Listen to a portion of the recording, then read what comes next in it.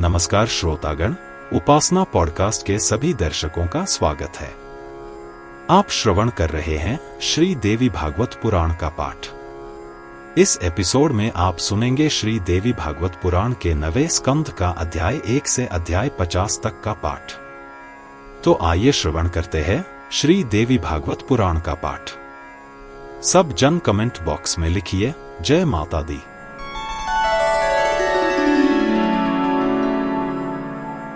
अध्याय 1 प्रकृति तत्व विमर्श। प्रकृति के अंश, कला एवं कलांश से उत्पन्न देवियों का वर्णन।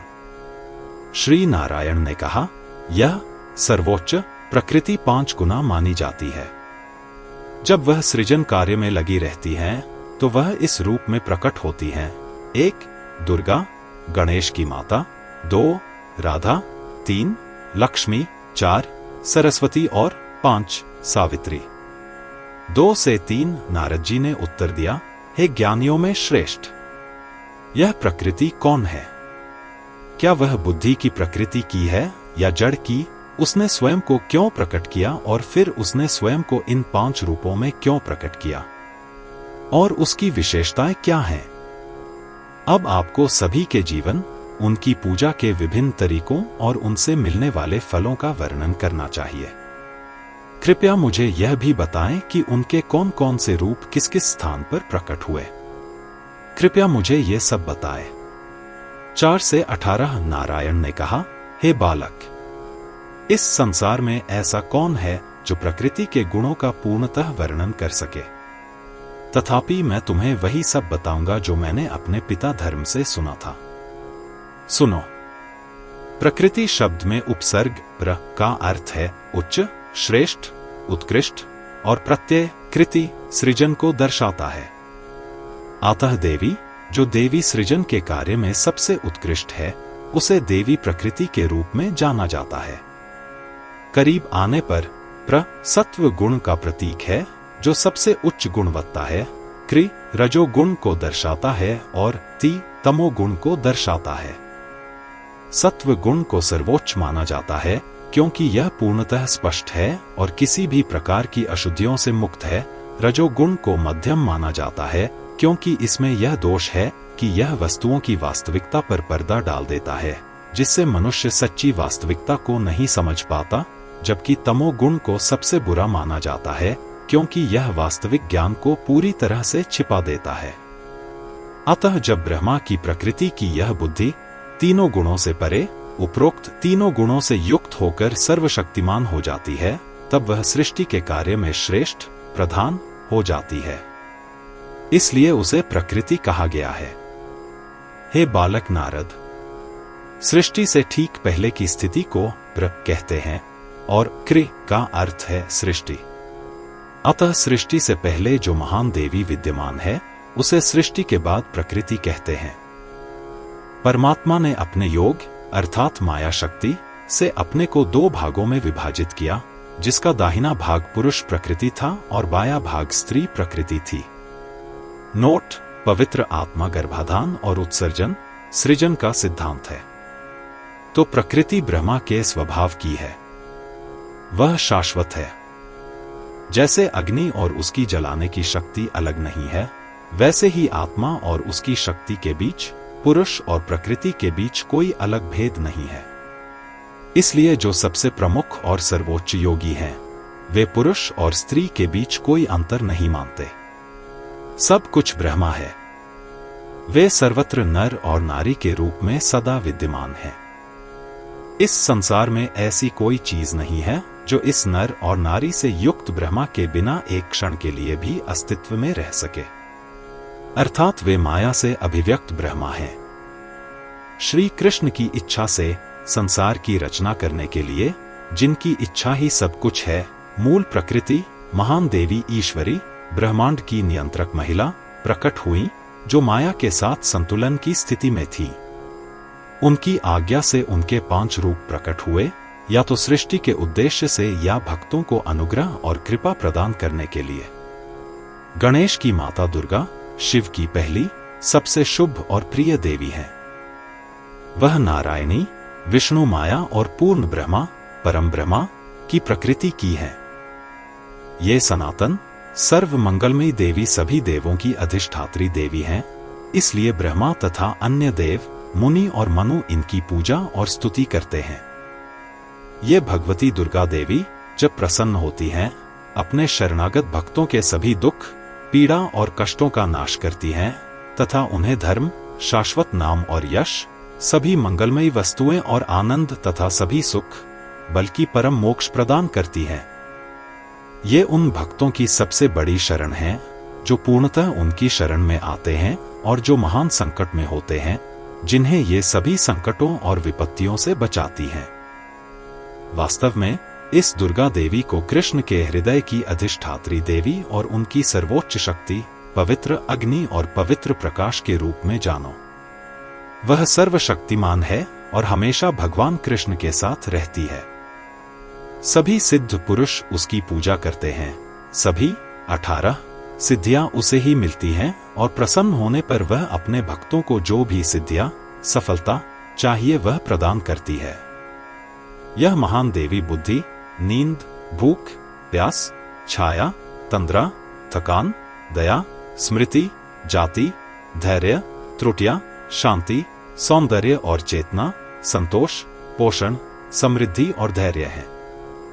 वेदों और अन्य शास्त्रों में उनकी स्तुति की गई है। ब्रह्मांड की प्रकृति की महामाया के रूप में। वास्तव में वे ब्रह्मांड की सर्वशक्ति हैं और वे कृष्ण की शक्ति हैं। इन सभी गुणों का उल्लेख वेदों में भी किया गया है। यहां जो बताया गया है वह वेदों की तुलना में केवल 10वां हिस्सा है। उसके अनंत गुण हैं। अब अन्य शक्तियों के बारे में सुनो। परमात्मा की दूसरी शक्ति का नाम पद्मा, लक्ष्मी है। वह शुद्ध सत्व, सत्व गुण से भी उच्च प्रकृति की है और कृष्ण की सभी धन और समृद्धि की अधिष्ठात्री देवी है। ये अत्यंत सुंदर लक्ष्मी देवी इंद्रियों की पूर्ण स्वामिनी है। वे अत्यंत शांत स्वभाव वाली, अच्छे मूड वाली और सर्वमंगलमयी है।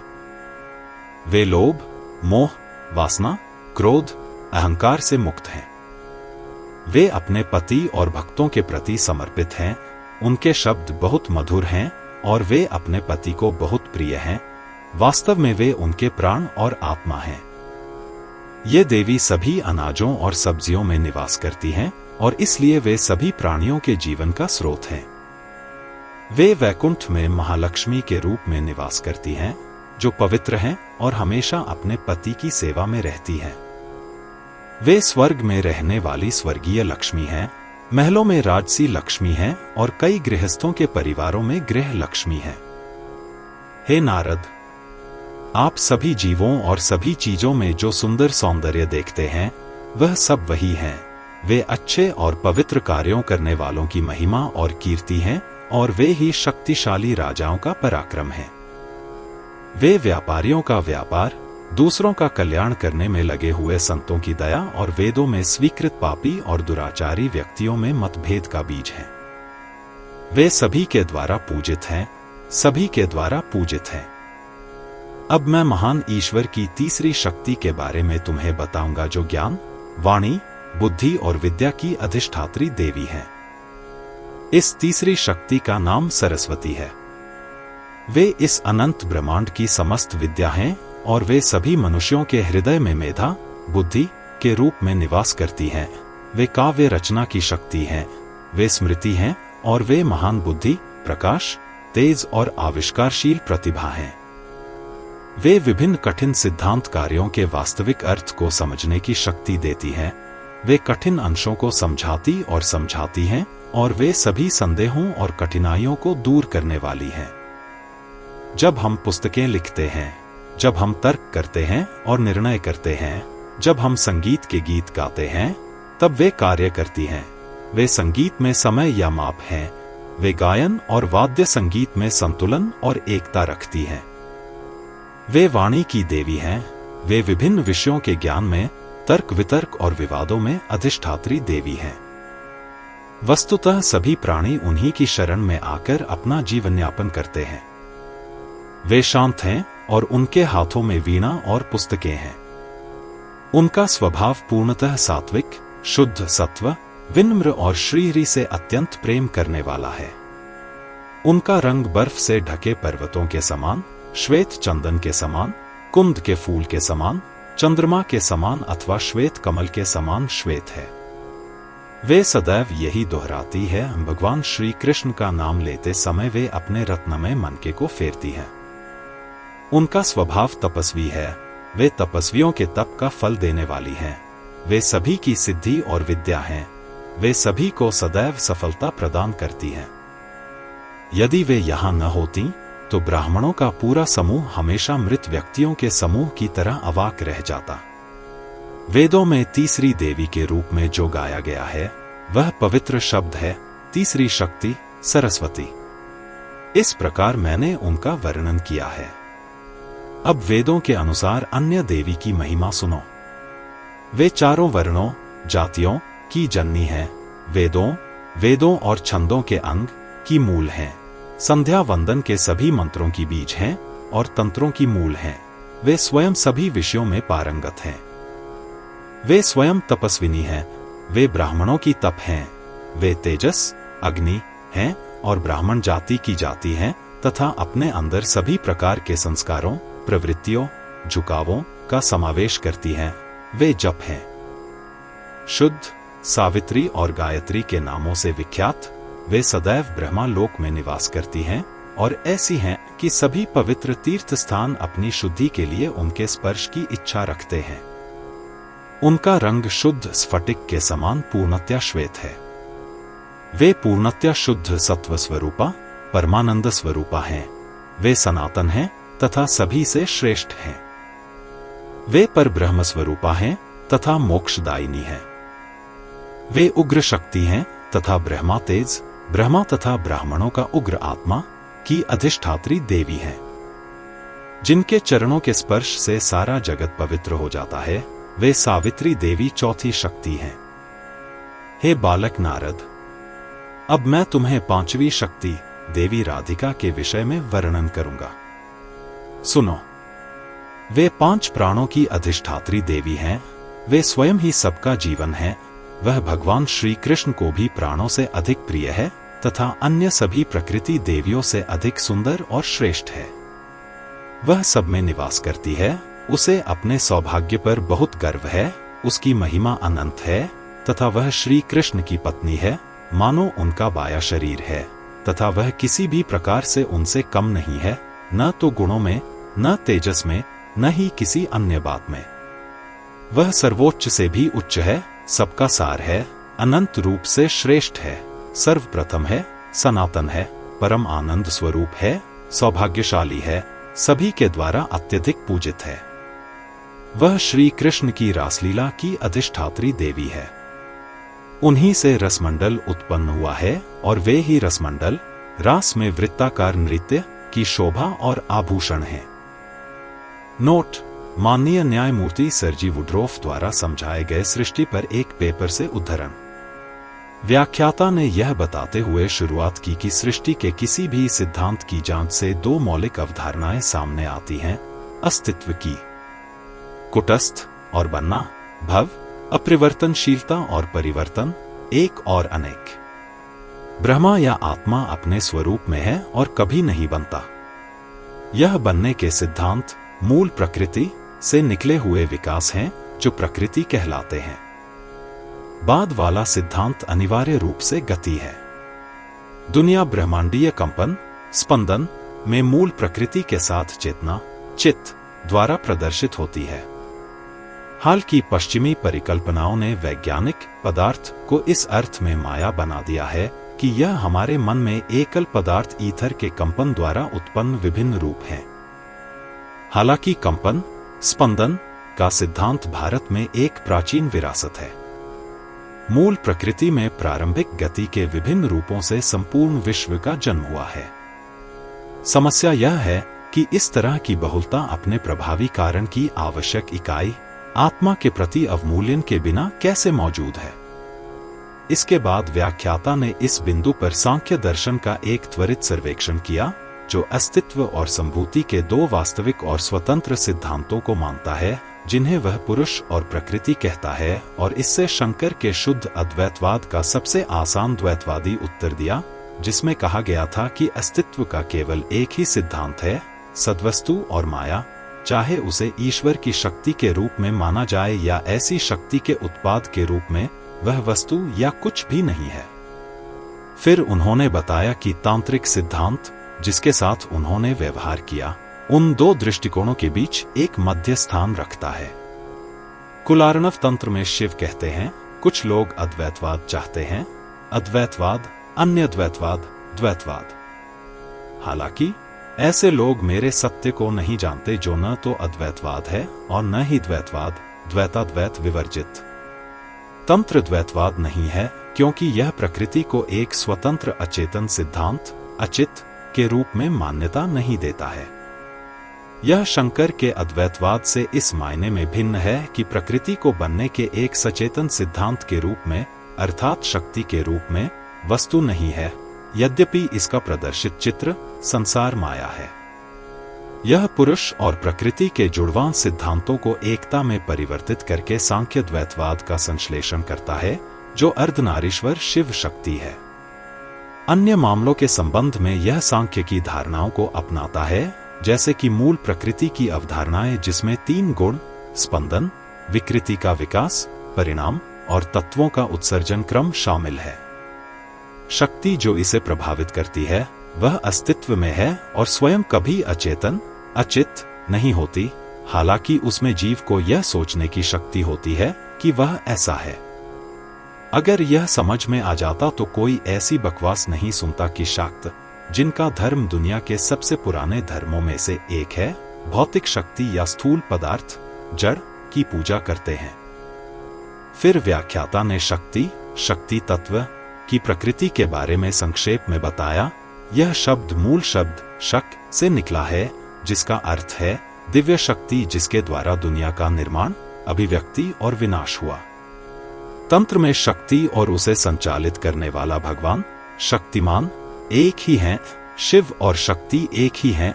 शिव ब्रह्मा है, शक्ति ब्रह्मा है।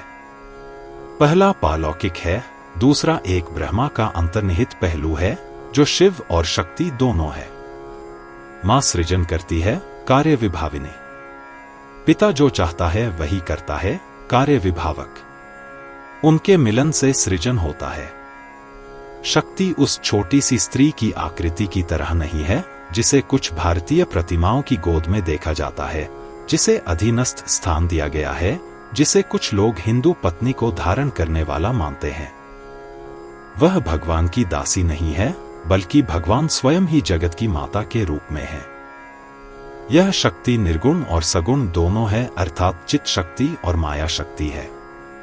इसके बाद शक्ति की प्रकृति को परिभाषित करते हुए, जिसके द्वारा दुनिया का निर्माण हुआ, व्याख्याता ने ब्रह्मांड के रूप में इसकी अभिव्यक्ति का विवरण शुरू किया, मुख्य रूप से शारदा तिलक का अनुसरण करते हुए, जिसे 11वीं शताब्दी में लक्ष्मणाचार्य ने लिखा था, जो प्रसिद्ध कश्मीरी तांत्रिक अभिनव गुप्त के गुरु थे।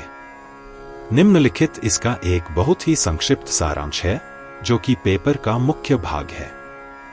व्याख्याता ने सबसे पहले अघ्ना अवस्था की स्थिति का उल्लेख किया, जो कि निष्कल शिव थी, और इस प्रश्न को छूते हुए कि शिव सकल कला से जुड़ा और रचनात्मक क्यों बन गए, उन्होंने कला शब्द और तंत्र द्वारा सिखाई गई आदि सृष्टि के सिद्धांत की व्याख्या की, जैसा कि अन्य शास्त्रों ने किया है। पहला सांख्य मूल प्रकृति के अनुसार है, वेदांत के अनुसार अविद्या और शिव तंत्र के अनुसार शक्ति। उत्तरार्ध सिद्धांत है कि सृजन की प्रेरणा जीवों के कर्म के कारण होती है। यह कर्म का बीज है, जिसमें जीवन के लिए ब्रह्मांडीय इच्छा का बीज होता है। जब कर्म परिपक्व हो जाता है, तो ईक्षणा नामक अवस्था उत्पन्न होती है, और सृजनात्मक इच्छा और इच्छा के सूचक अन्य नाम भी होते हैं। तब एक विकास होता है, जो तंत्र के लिए विशिष्ट है, जिसे सदृश परिणाम कहा जाता है, जो एक प्रकार का विवर्त है।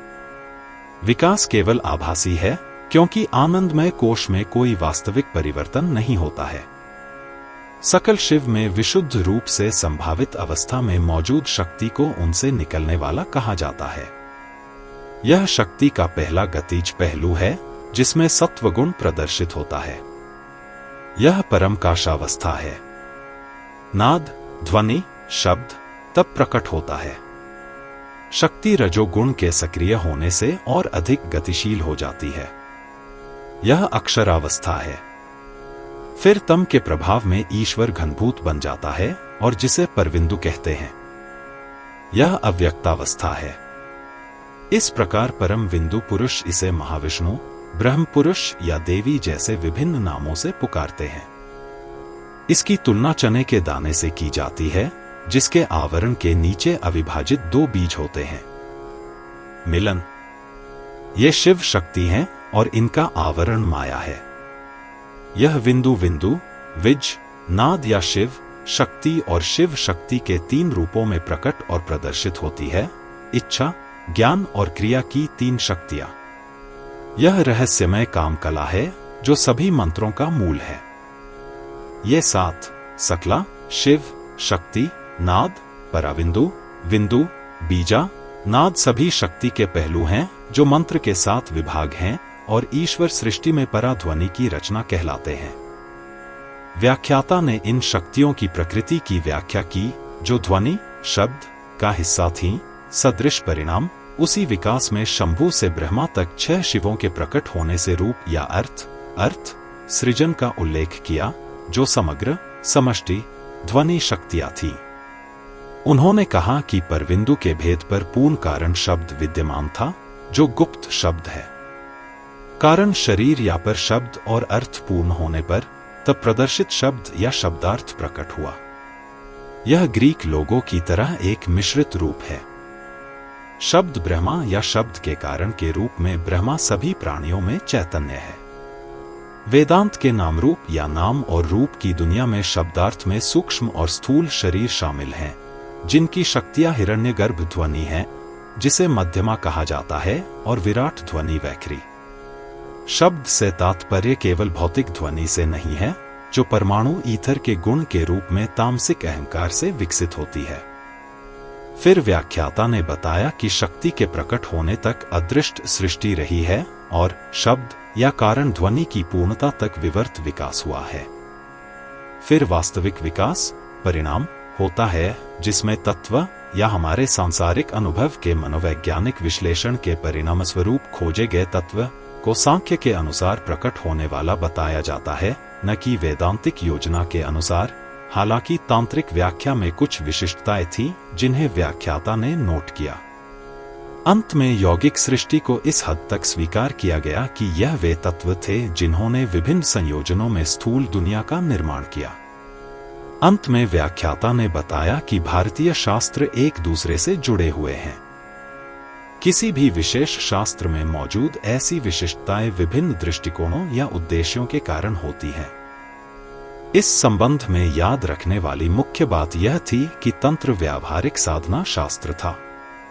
जहां शंकर ने इस विषय को ज्ञान कांड के दृष्टिकोण से देखा, वहीं तंत्र ने इसे उपासना कांड के दृष्टिकोण से देखा। तांत्रिक सिद्धांत विभिन्न तत्वों से मिलकर बना है, जिनमें से कुछ अन्य शास्त्रों के साथ साझा किए गए हैं, जिनमें से कुछ इसके अपने हैं। संपूर्ण सिद्धांत एक विधि और शब्दावली के अनुसार प्रस्तुत किया गया है जो अपने आप में विशिष्ट है। वे रासलीला की स्वामिनी हैं, प्रसन्नचित्त, विनोदी, मजाकिया, व्यक्तियों में अग्रणी हैं और हमेशा रास में रहती हैं। उनका निवास गोलोक में है और उनसे सभी गोपिकाएं उत्पन्न हुई हैं। रास कृष्ण और वृंदावन की गोपियों का वृत्ताकार नृत्य। उनका स्वरूप परम आनंद, परम संतोष और अत्यधिक प्रसन्नता है। वे सत्व, रजो और तमो तीनों गुणों से परे हैं और निराकार हैं, बिना किसी विशेष रूप के, लेकिन वे सभी जगह रहती हैं, लेकिन किसी से भी जुड़ी नहीं हैं। वे सभी की आत्मा हैं। वे कुछ भी करने के लिए प्रयास नहीं करती हैं और अहंकार से रहित हैं। वे केवल अपने भक्तों पर कृपा दिखाने के लिए रूप धारण करती हैं। बुद्धिमान विद्वान पुरुष, पंडित, वेदों के अनुसार उनका ध्यान करते हुए उनकी महिमा का पाठ करते हैं। देवों के प्रमुख और मुनि उन्हें कभी नहीं देख सकते। उनके वस्त्र अग्निरोधी हैं और वे अपने पूरे शरीर में कई आभूषणों से सुसज्जित हैं। उनका शरीर ऐसा दिखता है जैसे कि करोड़ों चंद्रमा एक साथ उग आए हों। वे कृष्ण की भक्ति देने वाली हैं, कृष्ण की सेवा करती हैं और वे सभी धन और समृद्धि प्रदान करती हैं। वराह कल्प में अर्थात जब वराह अवतार हुआ तो उन्होंने वृषभानु नामक एक गोप गाय पालक की पुत्री के रूप में अवतार लिया और पृथ्वी उनके चरणों के स्पर्श से धन्य हो गई। वह ब्रह्मा के समान है और अन्य देवता उन्हें अपनी किसी भी इंद्रिय से नहीं देख सकते, फिर भी वृंदावन में सभी ने उन्हें बहुत आसानी से देखा। वह स्त्रियों में रत्न है और जब वह कृष्ण के वक्षस्थल पर दिखाई देती है तो ऐसा प्रतीत होता है मानो आकाश में बादलों के नीले समूह में बिजली चमक रही हो। पूर्वकाल में ब्रह्मा ने उसके चरण के नखों को देखकर स्वयं को शुद्ध करने के लिए 60,000 वर्षों तक अनेक तपस्या की थी, परंतु उसे देखना तो दूर, वह स्वप्न में भी उसे नहीं देख सके। अंत में वे वृंदावन में उसे देखने में सफल हुए और धन्य हो गए। हे बालक नारद, यह 5वीं प्रकृति है और उसे राधा कहा गया है। प्रत्येक ब्रह्मांड की प्रत्येक स्त्री श्री राधा के किसी अंश से अथवा उसके किसी अंश से उत्पन्न हुई है। हे नारद, इस प्रकार मैंने तुम्हें 5 सर्वोच्च प्रकृतियों दुर्गा तथा अन्य का वर्णन किया है। अब मैं उन प्रकृतियों का वर्णन करने जा रहा हूं जो इन प्रकृतियों के अंश हैं। सुनो। गंगा भगवान विष्णु के चरण कमलों से निकली है, उसका स्वरूप तरल है, वह सनातन है और वह पापियों के पापों को जलाने वाली साक्षात प्रज्वलित अग्नि है। वह स्नान करने और पीने में मधुर है, वह जीवों को अंतिम मोक्ष प्रदान करती है और सुगमता से गोलोक की ओर ले जाती है। वह तीर्थों में सबसे पवित्र है और बहने वाली नदियों में प्रथम है। वह महादेव के सिर के जटाओं में मोतियों की पंक्ति है और वह भारतवर्ष के तपस्वियों की तपस्या का अवतार है। यह गंगा तीनों लोकों को पवित्र करती है और मूल प्रकृति का अंग है। वह पूर्ण चंद्रमा की तरह चमकती है, श्वेत कमल के समान श्वेत और दूध के समान है। वह शुद्ध सत्व है, स्पष्ट है, किसी भी अहंकार से मुक्त है, पवित्र है और तुलसी देवी भगवान विष्णु की पत्नी है। वे भगवान नारायण की आभूषण हैं और उनके चरण कमलों में सदैव निवास करती हैं। उनके द्वारा ही समस्त पूजा, तप और संकल्प संपन्न किए जाते हैं। वे सभी पुष्पों में श्रेष्ठ हैं, पवित्र हैं और दूसरों को पुण्य प्रदान करने में समर्थ हैं। उनके दर्शन और स्पर्श से निर्वाण प्राप्त होता है और यदि वे न होती तो इस कलयुग में पापों को जलाने के लिए कोई अन्य अग्नि नहीं हो सकती। वे स्वयं अग्नि के समान हैं और जिनके चरण कमलों के स्पर्श से पृथ्वी पवित्र हो जाती है, सभी तीर्थ उनके दर्शन और स्पर्श की इच्छा रखते हैं और उनके बिना इस संसार में सभी कर्म निष्फल हो जाते हैं। वे मोक्ष चाहने वालों को मोक्ष प्रदान करती हैं, अनेक लोगों की सभी प्रकार की कामनाओं को पूर्ण करती हैं, जो स्वयं कल्प वृक्ष के समान हैं, जो भारतवर्ष के सभी वृक्षों की अधिष्ठात्री देवी हैं तथा जो भारतवर्ष की स्त्रियों को तृप्ति प्रदान करने के लिए यहाँ आई हैं तथा भारतवर्ष के सभी भागों में श्रेष्ठ मानी जाती हैं। ये तुलसी देवी मूल प्रकृति की प्रधान कारक हैं। फिर मनसा देवी आती हैं, जो कश्यप की पुत्री हैं। वे शंकर की प्रिय शिष्या हैं और इसलिए शास्त्रों की बहुत विद्वान हैं। वे नागों के स्वामी अनंत देव की पुत्री हैं और सभी नाग उनका बहुत आदर करते हैं। वे स्वयं बहुत सुंदर हैं, नागों की स्वामिनी हैं, नागों की माता हैं और नाग उन्हें धारण करते हैं। वे नागों के आभूषणों से सुसज्जित हैं, नागेंद्र उनका सम्मान करते हैं और वे नागों की शैया पर सोती हैं। वे सिद्ध योगिनी हैं, विष्णु की भक्त हैं और विष्णु की पूजा में सदैव तत्पर रहती हैं। वे तपस्विनी हैं और तप के फल प्रदान करने वाली हैं। स्वयं तपस्वी, उन्होंने 3 लाख वर्ष देव माप के अनुसार बिताए और भारतवर्ष में तपस्वियों में अग्रणी बन गईं। वे सभी मंत्रों की अधिष्ठात्री देवी हैं। उनका पूरा शरीर ब्रह्मतेज, ब्रह्मा की पवित्र अग्नि से चमकता है। स्वयं ब्रह्मा की प्रकृति होने के कारण वे फिर से ब्रह्मा का ध्यान करती हैं। वे श्री कृष्ण के एक अंश से उत्पन्न हुई हैं और जरत्कारु मुनि की पवित्र पत्नी है, जो महान मुनि आस्तिक की माता हैं। वे मूल प्रकृति का अंश हैं। हे बालक नारद, अब षष्ठी देवी आती हैं, जो देवसेना की माता हैं। वे गौरी और 16 मातृकाओं में सबसे श्रेष्ठ हैं। यह पतिव्रता स्त्री तीनों लोकों में पुत्र पौत्रों को देने वाली तथा सबकी पालनहारिणी है। यह मूल प्रकृति का छठा अंश है, इसलिए षष्ठी कहलाती है। यह प्रत्येक बालक के पास वृद्धा योगिनी के रूप में रहती है। इसकी पूजा वैशाख आदि 12 महीनों में सर्वत्र होती है। जब बालक का जन्म होता है तो छठे दिन शयन कक्ष में इसकी पूजा की जाती है तथा पुनः 21वें दिन 20 दिन बीत जाने के बाद इसकी सबसे शुभ पूजा की जाती है। मुनिगण श्रद्धा पूर्वक इसे प्रणाम करते हैं तथा प्रतिदिन इसके दर्शन करना चाहते हैं। वे सभी बालकों की सदैव माता के समान स्नेहमय हृदय से रक्षा करती हैं। ये षष्ठी देवी भी मूल प्रकृति का ही अंग हैं। फिर प्रकट होती हैं देवी मंगला चंडिका। वे एक घर से दूसरे घर, भूमि पर, जल में या वायु में जाती हैं और उनका बहुत भला करती हैं। वे प्रकृति देवी के मुख से प्रकट हुई हैं और इस जगत का सदैव सब प्रकार से भला करती हैं। इनका नाम मंगला चंडी इसलिए है क्योंकि सृष्टि के समय ये सर्व मंगलमयी होती हैं और प्रलय के समय अत्यंत उग्र रूप धारण कर लेती हैं। ऐसा पंडित कहते हैं।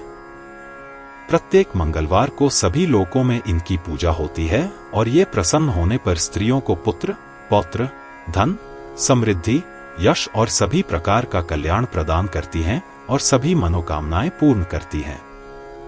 ये मंगला चंडिका भी मूल प्रकृति का ही अंग है। अब कमलनेत्र वाली माहेश्वरी काली आती हैं, जो क्रोधित होने पर एक क्षण में इस पूरे ब्रह्मांड को नष्ट कर सकती हैं, जो मूल प्रकृति दुर्गा के माथे से 2 राक्षसों शुंभ और निशुंभ का वध करने के लिए प्रकट हुई थी। वह दुर्गा का आधा भाग हैं और उन्हीं की तरह तेजोमय और ऊर्जावान है। उनके शरीर की सुंदरता और तेज से ऐसा लगता है मानो लाखों सूर्य एक साथ उग आए हों।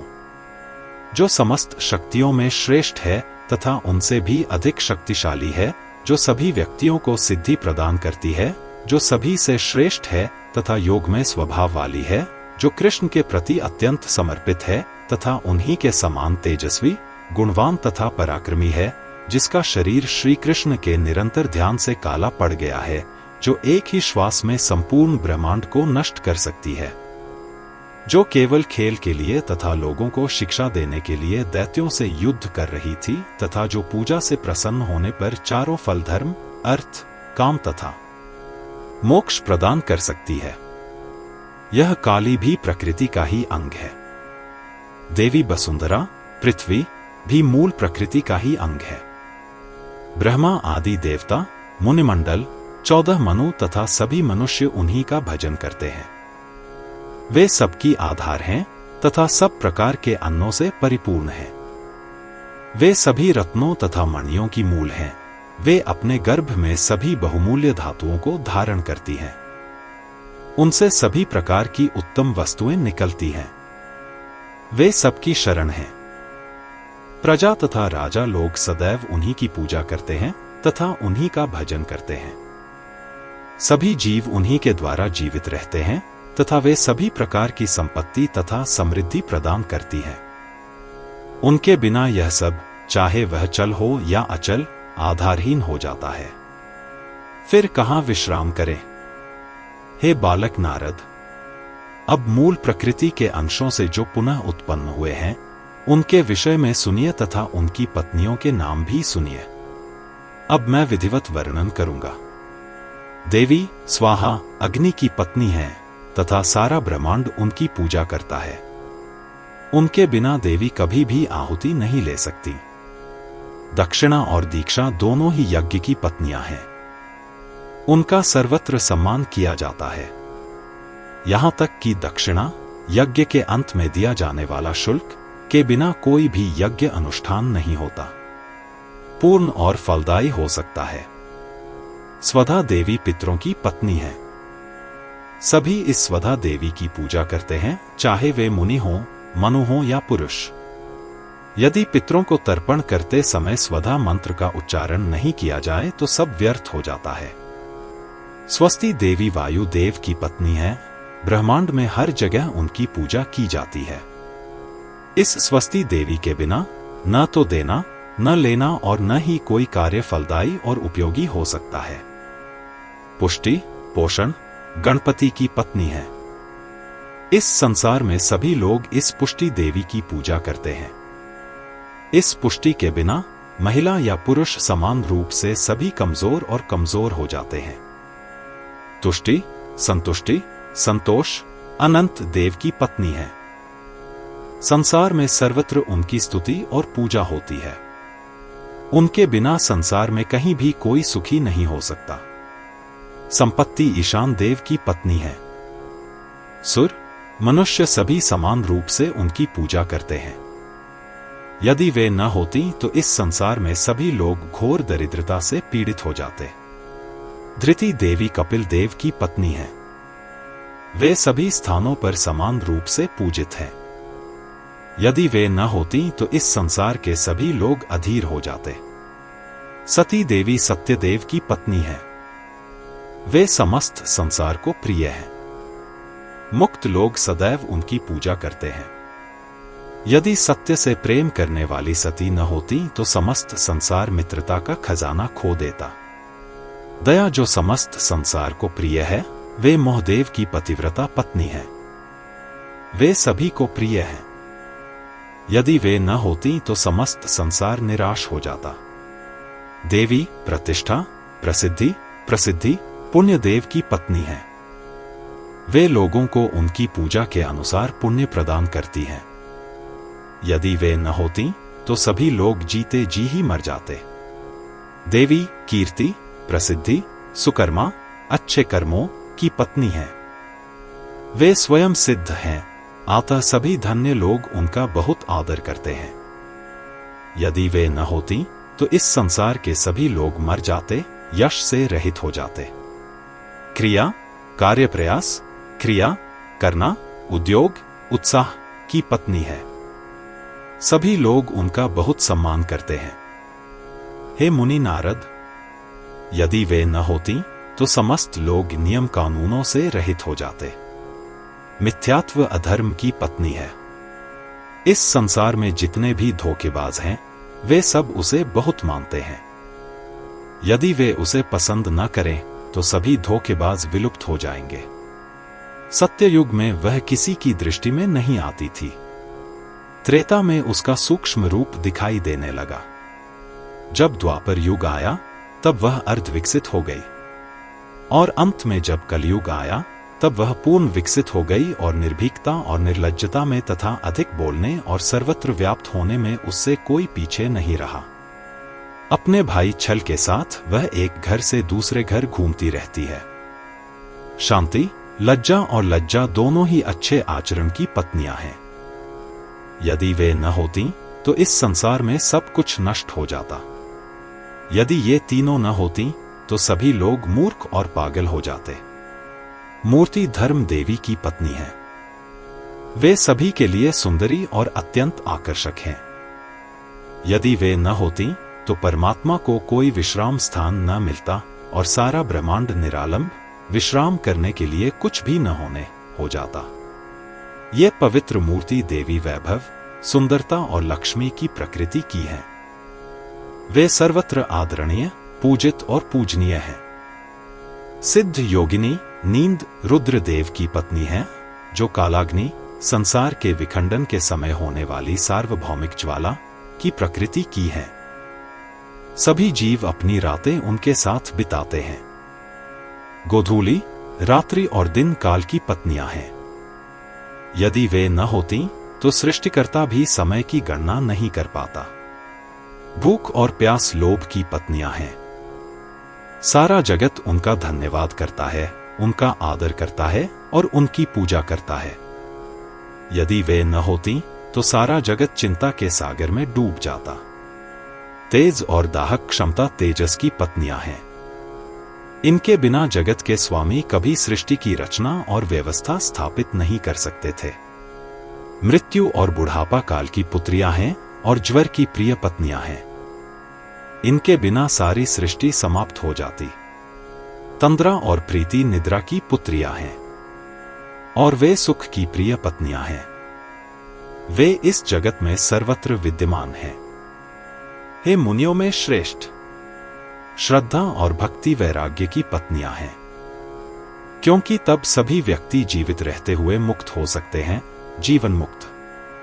इनके अलावा देवताओं की माता अदिति, गायों की माता सुरभि, दैत्यों की माता दिति, नागों की माता कद्रू, पक्षियों के राजकुमार गरुड़ की माता विंता और दानवों की माता दनु हैं। ये सभी सृष्टि के लिए बहुत उपयोगी हैं, लेकिन ये सभी मूल प्रकृति के अंग हैं। अब मैं प्रकृति के कुछ अन्य अंगों का उल्लेख करूंगा। सुनो।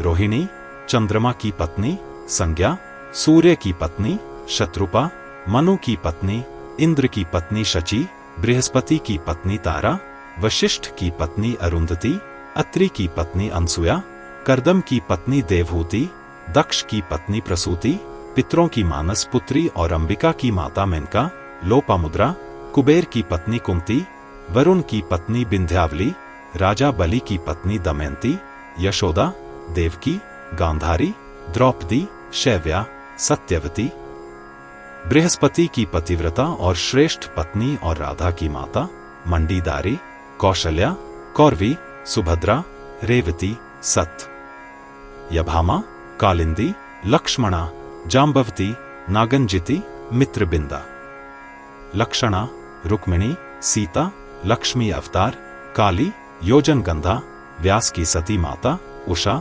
वाण की पुत्री, उनकी सखी चित्रलेखा, प्रभावती, भानुमती, सती मायावती, रेणुका, परशुराम की माता, रोहिणी, बलराम की माता, एकानंदा तथा श्री कृष्ण की बहन, सती दुर्गा तथा अनेक अन्य स्त्रियां प्रकृति के अंश हैं तथा ब्रह्मांड में सर्वत्र व्याप्त सभी स्त्रियां प्रकृति के अंशों से उत्पन्न हुई हैं।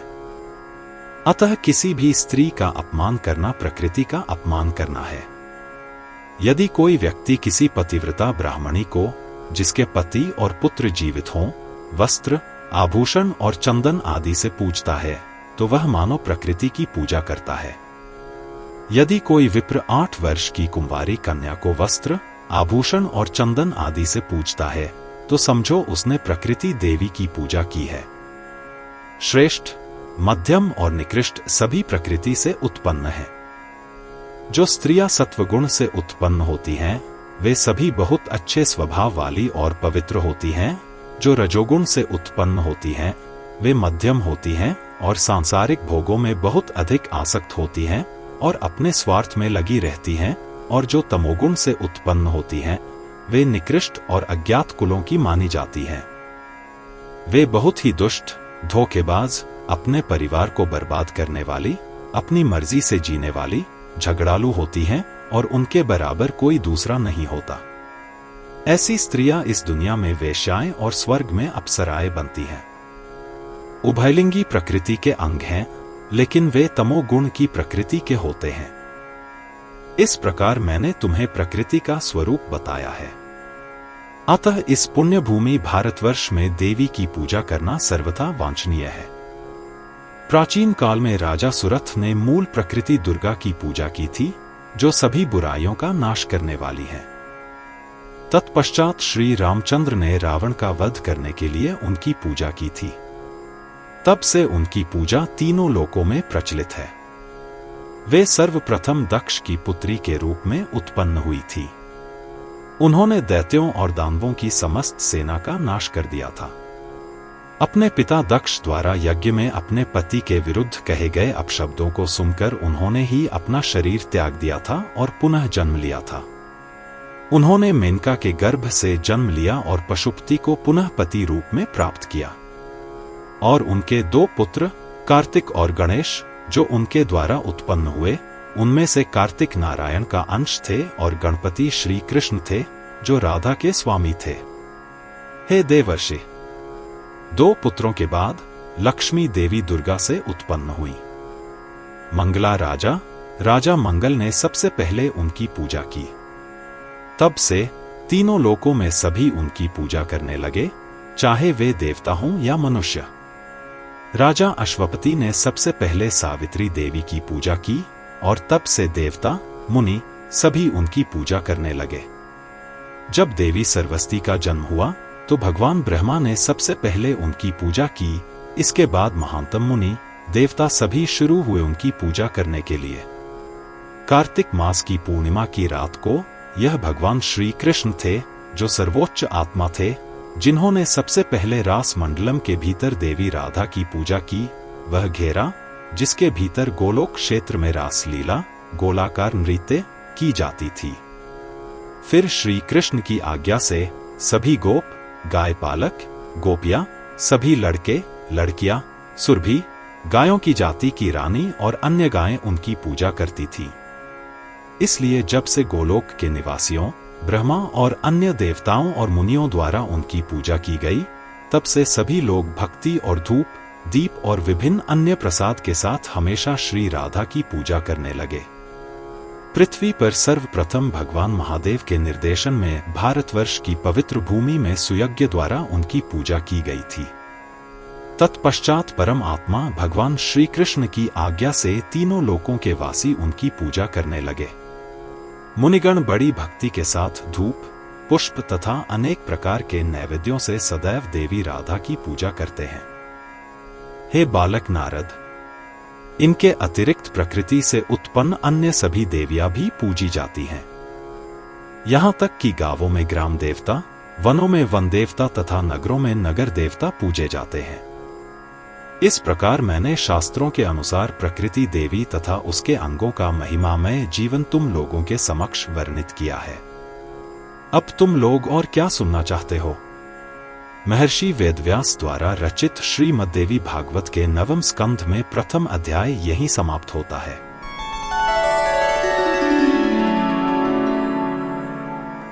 अध्याय 2 पर ब्रह्म श्री कृष्ण और श्री राधा से प्रकट चिन्मय देवताओं एवं देवियों का वर्णन। नारद जी बोले, हे प्रभु, प्रकृति देवी के विषय में आपने जो कुछ संक्षेप में कहा वह मैंने सुन लिया। अब विस्तार से वर्णन कीजिए। इस पंचतत्वमय जगत की रचना के पूर्व मूल प्रकृति आद्या शक्ति की उत्पत्ति क्यों हुई? वह 3 गुणों से युक्त होकर भी किस प्रकार 5 भागों में विभक्त हुई? मैं यह सब विस्तार से सुनना चाहता हूं। अब कृपा करके उनके शुभ जन्म, पूजा पद्धति, ध्यान, स्तोत्र, कवच, महिमा और शक्ति का विस्तार से वर्णन कीजिए। नारायण बोले, हे देवर्षि, पर ब्रह्म की माया के स्वरूप वाली मूल प्रकृति एक नित्य सत्ता, नभो मंडल है। काल, 10 दिशाएं, ब्रह्मांड, गोलोक और इससे भी नीचे वैकुंठ धाम, ये सब नित्य वस्तुएं हैं। आत्मा और प्रकृति एक दूसरे से अभिन्न है, जैसे अग्नि और उसकी दाहक क्षमता, चंद्रमा और उसकी सुंदरता, कमल और उसकी शोभा, सूर्य और उसकी किरणें एक दूसरे से अभिन्न हैं। जैसे सुनार सोने के आभूषण नहीं बना सकता, मूल प्रकृति में स्वर्ण नहीं है, और जैसे कुम्हार मिट्टी के बिना मिट्टी के बर्तन नहीं बना सकता, वैसे ही आत्मा भी इस सर्वशक्तिमान प्रकृति की सहायता के बिना कोई कार्य नहीं कर सकती। सा अक्षर ऐश्वर्यम अर्थात समृद्धि, दिव्य शक्तियों का सूचक है और क्ति शक्ति का सूचक है, और चूंकि वह उपरोक्त दोनों की दाता है, इसलिए मूल प्रकृति का नाम शक्ति है। भगज्ञान, समृद्धि, धन, यश का सूचक है, और चूंकि मूल प्रकृति में ये सभी शक्तियां हैं, इसलिए उसे भगवती भी कहा जाता है। और आत्मा सदैव इस भगवती के साथ युक्त रहती है, जो सर्वशक्तियां हैं, इसलिए उसे भगवान कहा जाता है। इसलिए भगवान कभी साकार होते हैं और कभी निराकार होते हैं। नोट: जब प्रकृति अव्यक्त हो जाती है तब भगवान निराकार होते हैं, जब प्रकृति व्यक्त होती है तब भगवान साकार होते हैं। योगीजन निराकार भगवान के प्रकाश में रूप का सदैव चिंतन करते हैं और उन्हें परम आनंदमय परब्रह्म ईश्वर घोषित करते हैं। यद्यपि वे अदृश्य हैं, सबके साक्षी हैं, सर्वज्ञ हैं, सबका कारण हैं, सबका दाता हैं तथा प्रत्येक रूप के हैं, फिर भी वैष्णव ऐसा नहीं कहते। वैष्णव घोषणा करते हैं कि जब इसके पीछे कोई उग्र, बलवान, ऊर्जावान व्यक्ति नहीं है तो अग्नि, शक्ति और ऊर्जा कैसे आ सकती है। इसलिए जो इस अग्निमय क्षेत्र के मध्य में चमकता है वह परब्रह्म है, वह अग्नि पुरुष है, वह सर्वोच्च से भी ऊंचा है, वह सर्व इच्छा है, वह सर्वरूप है, सभी कारणों का कारण है और उसका रूप अत्यंत सुंदर है। वह युवा है, वह अत्यंत शांत दिखता है और सभी को प्रिय है। वह सर्वोच्च है और उसका नीला शरीर नए वर्षा बादलों की तरह चमकता है। उनके दोनों नेत्र मध्याह्न के समय शरद ऋतु के कमलों की शोभा को चुनौती देते हैं। उनके दांतों की सुंदर पंक्तियां मोतियों की सारी श्रृंखला को अंधकारमय पृष्ठभूमि में डाल देती हैं। उनके मुकुट पर मोर का पंख दिखाई देता है, उनके गले में मालती पुष्पों की माला लटकती है, उनकी नाक अत्यंत सुंदर है, उनके होठों पर सदैव मधुर मुस्कान दिखाई देती है। भक्तों पर कृपा करने में उनके समान दूसरा कोई नहीं है। वे पीले वस्त्र पहनते हैं, मानो चारों ओर से प्रज्वलित अग्नि निकल रही हो। उनके दोनों हाथों में बांसुरी दिखाई देती है जो उनके घुटनों तक पहुंचती है। उनका शरीर रत्नों से सुशोभित है। वे इस विश्व के एकमात्र आश्रय हैं, सबके स्वामी, सर्वशक्तिमान और सर्वव्यापी हैं। उनमें किसी प्रकार की कमी नहीं दिखाई देती। वे स्वयं सिद्ध पुरुष हैं और सभी सिद्ध पुरुषों में अग्रणी हैं, सभी को सिद्धियां प्रदान करते हैं। वैष्णव सदैव उन सनातन श्री कृष्ण का ध्यान करते हैं जो देवों के देव हैं। वे जन्म, मृत्यु, बुढ़ापे, बीमारियों और दुखों के सभी भय को पूरी तरह से दूर कर देते हैं। ब्रह्मा की आयु उनकी आंख की पलक के समान है। उस सर्वोच्च आत्मा पर ब्रह्म को कृष्ण के रूप में अभिहित किया गया है। कृष्ण शब्द श्री कृष्ण की भक्ति को दर्शाता है और न अक्षर उनकी सेवा के प्रति समर्पण को दर्शाता है। इसलिए वे भक्ति और उनकी सेवा के प्रति समर्पण के दाता हैं। फिर से कृष्ण सभी को दर्शाता है, सब कुछ, और मां का अर्थ है मूल। अतः जो सबका मूल और रचयिता है वह श्री कृष्ण है। जब उन्होंने आदि में इस ब्रह्मांड की रचना करने की इच्छा की तब श्री कृष्ण के अतिरिक्त और कुछ भी नहीं था और अंत में काल अपनी ही रचना द्वारा प्रेरित होकर वे अपनी ओर से सृष्टि का कार्य करने के लिए तत्पर हो गए। भगवान जो कि सर्वसंकल्प हैं ने इच्छा करके अपने को दो भागों में विभाजित कर लिया। उनका बायां भाग स्त्री हो गया और दायां भाग पुरुष हो गया। तब उस सनातन परमेश्वर ने जो कि अत्यंत प्रेममय है स्त्री की ओर देखा। उनका बायां भाग प्रेम की समस्त सामग्री को धारण करने वाला एकमात्र पात्र आंखों को बहुत ही प्यारा और सुंदर कमल के समान दिख रहा था। इस स्त्री की कमर चंद्रमा को भी चुनौती दे रही थी। उसकी जांघें मैदान के वृक्षों को पृष्ठभूमि में रख रही थीं। उसके वक्ष सुंदर बेल के फल समझे जा रहे थे। फूल उसके सिर पर बालों के समान बिखरे हुए थे। उसका मध्य भाग बहुत पतला, देखने में बहुत सुंदर था, अत्यंत सुंदर, रूप बहुत शांत। उसके होठों पर मधुर मुस्कान छा रही थी। उसकी ओर लंबी दृष्टि, उसके वस्त्र अग्नि से शुद्ध किए हुए थे। उसका संपूर्ण शरीर रत्नों से अलंकृत था। उसके नेत्र भी चकोरा पक्षी के समान आनंद से श्री कृष्ण के मुख से चंद्रमा की किरणों को निरंतर पीने लगे, मानो करोड़ों चंद्रमाओं को चुनौती दे रहे हों। उसके मस्तक पर सिंदूर का बिंदु था, उसके ऊपर श्वेत चंदन का बिंदु था और उसके ऊपर कस्तूरी रखी हुई थी। उसके सिर के केशों की लटें कुछ टेढ़ी थीं, वे मालती की मालाओं से सुशोभित थीं।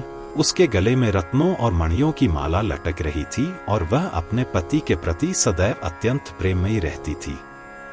उसके मुख को देखने से ऐसा प्रतीत होता था मानो करोड़ों चंद्रमा एक साथ उग आए हों। जब वह चलती है तो उसकी चाल से गंधर्व और हाथियों के भी बाल फीके पड़ जाते हैं। हे मुनि, रास नृत्य के स्वामी और रसक्रीड़ा में रस के स्वामी श्री कृष्ण ने कुछ देर तक उनकी ओर तिरछी दृष्टि से देखा और फिर उनका हाथ पकड़कर रास मंडल में चले गए और रासक्रीड़ा, कामुक लीला करने लगे। ऐसा प्रतीत हुआ कि उस समय कामुक लीलाओं के स्वामी वहां अवतरित हुए थे और कामुक वासनाओं और कामनाओं के विविध सुखों का आनंद ले रहे थे। इतना अधिक कि एक दिन ब्रह्मा भी उस क्रीड़ा में प्राण त्याग बैठे। तब जगतपिता भगवान थककर एक शुभ घड़ी में उनके गर्भ से गर्भवती हो गए, जो उनके बाएं भाग से उत्पन्न हुई थी। प्रकृति देवी भी श्री कृष्ण के आलिंगन से थक गई थी, इसलिए मैथुन के पश्चात उन्हें पसीना आने लगा और वे बार बार सांस लेने लगी। उनका पसीना जल में बदल गया और समस्त जगत जल से भर गया, और उसकी सांस हवा में बदल गई और सभी प्राणियों का जीवन बन गई। वायु के बाएं भाग से उत्पन्न हुई स्त्री उनकी पत्नी बन गई और उनके संपर्क से प्राण, अपान, समान, उदान और व्यान, ये 5 पुत्र हैं। ये सभी प्राणियों के 5 प्राण वायु हैं। इनके अतिरिक्त वायु की पत्नी के गर्भ से नाग और अन्य 4 निचले वायु उत्पन्न हुए। पसीने से जो जल निकला उसका अधिष्ठाता देवता वरुण देव थे, तथा वरुण देव के बाएं भाग से उत्पन्न हुई स्त्री वरुण की पत्नी बनी, जिसे वरुणानी कहा गया। दूसरी ओर श्री कृष्ण के ज्ञान स्वरूप शक्ति 100 मनवंतरों तक गर्भवती रही। उसका शरीर ब्रह्मतेज, ब्रह्मा की अग्नि से प्रकाशित हो गया। कृष्ण ही उसके प्राण थे और वह कृष्ण को उनके प्राणों से भी अधिक प्रिय थी। वह हमेशा श्री कृष्ण के साथ रहती थी, इतना कि वह हमेशा उनके वक्षस्थल पर ही रहती थी। जब 100 मनवंतर बीत गए तो उस सुंदरी ने एक स्वर्णिम अंडे को जन्म दिया। वह अंडा संपूर्ण ब्रह्मांड का भंडार था। कृष्ण की प्रियतमा को उस अंडे को देखकर बहुत दुख हुआ और क्रोध में आकर उन्होंने उसे ब्रह्मांड के मध्य में एकत्रित जल में फेंक दिया। यह देखकर श्री कृष्ण ने बहुत चिल्लाकर तुरंत उसे शाप दे दिया और कहा, हे क्रोधी, हे क्रूर, जब तूने क्रोध के कारण अपने इस जन्मे हुए पुत्र को त्याग दिया है, तब मैं कहता हूं कि तू आज से संतानहीन हो जा। इसके अतिरिक्त तेरे अंश से जो भी देव स्त्रियां उत्पन्न होंगी, वे भी संतानहीन हो जाएं तथा अपनी युवावस्था में ही स्थिर रहें। हे मुनि, जब श्री कृष्ण इस प्रकार शाप दे रहे थे, तब सहसा कृष्ण की प्रियतमा के मुख से एक सुंदर श्वेत वर्ण की कन्या निकली। उसके समस्त वस्त्र श्वेत थे, हाथों में वीणा और पुस्तक थी तथा उसका सारा शरीर रत्नों और मणियों के आभूषणों से सुशोभित था। वह समस्त शास्त्रों की अधिष्ठात्री देवी थी। श्री कृष्ण की प्रेयसी 2 भागों में विभक्त हो गई। उसके बाएं भाग से कमला और दाएं भाग से राधिका प्रकट हुई। इस बीच श्री कृष्ण ने अपने आप को 2 भागों में विभाजित कर लिया। उनके दाएं भाग से 2 भुजाओं वाला रूप प्रकट हुआ और बाएं भाग से 4 भुजाओं वाला रूप प्रकट हुआ। तब श्री कृष्ण ने हाथ में बांसुरी लिए हुए देवी वाणी को संबोधित किया, हे देवी, आप इस चतुर्भुजी पुरुष को पत्नी मानकर उसका पालन करें। और फिर राधा से बोले, हे राधे, आप एक संवेदनशील, गौरवशाली महिला हैं, आप मेरी पत्नी बन जाए, इससे आपको लाभ होगा। श्री कृष्ण ने लक्ष्मी से भी कहा कि वे प्रसन्नता पूर्वक चतुर्भुजी नारायण की पत्नी बन जाए। तब जगत के स्वामी नारायण लक्ष्मी और सरस्वती दोनों को वैकुंठ धाम ले गए। हे मुनि, राधा से उत्पन्न होने के कारण लक्ष्मी और सरस्वती दोनों निःसंतान हो गईं। नारायण के शरीर से उनके 4 भुजा वाले अनुचर उत्पन्न हुए। वे सभी रूप, योग्यता, आत्मा और आयु में उनके समान थी। दूसरी ओर कमला के शरीर से लाखों स्त्रियां उत्पन्न हुईं, जो रूप और योग्यता में उनके समान थी।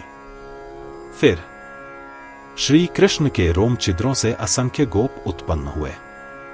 वे सभी रूप, गुण, बल और आयु में गोलोक के स्वामी के समान थे।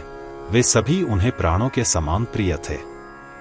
राधा के रोम छिद्रों से गोप कन्याएं निकली। वे सभी राधा के समान थीं, उनकी सेविकाएं थीं और मधुरभाषी थीं। उनके शरीर रत्नों के आभूषणों से सुशोभित थे, उनका यौवन स्थिर था। वे सभी निःसंतान थीं, क्योंकि श्री कृष्ण ने उन्हें ऐसा शाप दिया था। हे ब्राह्मण श्रेष्ठ, दूसरी ओर अनादि विष्णु की माया दुर्गा प्रकट हुई, जिनका विग्रह कृष्ण था। नोट: दुर्गा मूल प्रकृति की अवतार थी, राधा की नहीं, जैसे लक्ष्मी और सरस्वती थी। वे नारायणी हैं, वे ईशानी हैं, वे सबकी शक्ति हैं और वे श्री कृष्ण की बुद्धि की अधिष्ठात्री देवी हैं। उनसे अनेक देवियां उत्पन्न हुई हैं। वे मूल प्रकृति हैं और वे ईश्वरी हैं। उनमें कोई कमी या न्यूनता नहीं देखी जाती। वे तेजस, अग्नि की प्रकृति की हैं और वे तीनों गुणों की प्रकृति की हैं। उनका रंग पिघले हुए सोने के समान चमकीला है। उनकी चमक ऐसी दिखती है मानो करोड़ों सूर्य एक साथ उदय हो गए हों। वे सदैव कृपालु दिखती हैं। उनके होठों पर मधुर मुस्कान रहती है। उनके हाथ 1000 हैं। उनके सभी हाथों में नाना प्रकार के शस्त्र हैं। 3 नेत्रों वाली के वस्त्र अग्नि से पवित्र किए हुए उज्ज्वल हैं। वे रत्नों के आभूषणों से सुशोभित हैं। सभी स्त्रियां जो रत्न हैं, उनके अंगों से उत्पन्न हुई हैं और उनकी माया की शक्ति से संसार के सभी लोग मोहित हो जाते हैं। वे गृहस्थ को इच्छित सारा धन प्रदान करती हैं। वे कृष्ण के भक्तों को कृष्ण के प्रति भक्ति प्रदान करती हैं, बल्कि वे वैष्णवों की वैष्णवी शक्ति हैं। जो मोक्ष चाहते हैं उन्हें वे मोक्ष प्रदान करती हैं और जो सुख चाहते हैं उन्हें सुख प्रदान करती हैं। वे स्वर्ग की लक्ष्मी हैं, साथ ही वे प्रत्येक घर की लक्ष्मी हैं। वे तपस्वियों की तपस्विनी हैं, राजाओं के राज्यों की शोभा हैं, अग्नि की दाहक शक्ति हैं, सूर्य की प्रभा हैं, चंद्रमा की कोमल सुंदरता है, कमल की मनोहर सुंदरता है तथा परब्रह्म परमात्मा श्री कृष्ण की शक्ति है। उनकी शक्ति से ही आत्मा जगत सब शक्तिशाली है। उनके बिना सब कुछ नीरस मृत पिंड है। हे नारद, वे इस संसार रूपी वृक्ष की बीज हैं। वे नित्य हैं, वे ही आधार हैं, वे ही बुद्धि, फल, भूख, प्यास, दया, निद्रा, तंद्रा, क्षमा, धैर्य, शांति, लज्जा, पोषण, संतोष और तेज हैं। मूल प्रकृति श्री कृष्ण की स्तुति करती हुई उनके सामने खड़ी हो गई। तब राधिका के स्वामी ने उन्हें बैठने के लिए सिंहासन दिया। हे मुनि, उसी समय नाभि कमल से चतुर्मुख ब्रह्मा जी अपनी पत्नी सावित्री के साथ उत्पन्न हुए, जो अत्यंत सुंदरी थी। जब ज्ञानियों में श्रेष्ठ तपस्वी हाथ में कामंडलू लिए हुए भगवान श्री कृष्ण प्रकट हुए, तब उन्होंने अपने चारों मुखों से श्री कृष्ण की स्तुति करनी आरंभ की। दूसरी ओर 100 चंद्रमाओं के समान सुंदर, बड़ी सहजता से उत्पन्न हुई, अग्नि से शुद्ध किए हुए वस्त्र पहने तथा नाना प्रकार के आभूषणों से सुसज्जित देवी सावित्री ने जगत के एकमात्र कारण भगवान श्री कृष्ण की स्तुति की तथा अपने पति के साथ रत्नजटित सिंहासन पर प्रसन्नता पूर्वक विराजमान हुई। उस समय भगवान श्री कृष्ण ने अपने को 2 भागों में विभाजित कर लिया। उनका बायां भाग महादेव का स्वरूप हो गया तथा दायां भाग गोपिकाओं का स्वामी हो गया। महादेव के शरीर का रंग और तेज श्वेत स्फटिक के समान शुद्ध श्वेत है, मानो 100 सूर्य एक साथ उदय हो गए हों। उनके हाथों में त्रिशूल और पट्टिश है। वे व्याघ्रचर्म पहने हुए हैं। सिर पर पिघले हुए सोने के समान गहरे पीले रंग की जटाएं हैं। उनका शरीर भस्म से लिपटा हुआ है। उनके मुख पर मुस्कान है और माथे पर अर्धचंद्र है। उनकी कमर पर कोई वस्त्र नहीं है, इसलिए उन्हें दिगंबर, आकाश के कोने उनके वस्त्र हैं, कहा जाता है। उनकी गर्दन नीले रंग की है। सर्प उनके शरीर का आभूषण है और उनके दाहिने हाथ में अच्छी तरह से शुद्ध किए गए रत्नों की सुंदर माला है। जो अपने 5 मुखों से ब्रह्मा की सनातन ज्योति का निरंतर जप करते रहते हैं तथा जिन्होंने श्री कृष्ण की स्तुति करके मृत्यु को जीत लिया है, जो सत्य स्वरूप हैं, परम आत्मा हैं, भगवान हैं, सब पदार्थों के कारण हैं, जो शुभ और मंगलमय हैं, जो जन्म, मृत्यु, जरा और व्याधि के भय को नष्ट करने वाले हैं तथा जिन्हें मृत्युंजय, मृत्यु को जीतने वाले नाम से जाना जाता है। उन महादेव ने रत्नों, हीरे, पन्ने आदि से बने सिंहासन पर अपना आसन ग्रहण किया। महर्षि वेदव्यास रचित श्रीमद्देवी भागवत के 9वें स्कंध का 2रा अध्याय यहीं समाप्त होता है।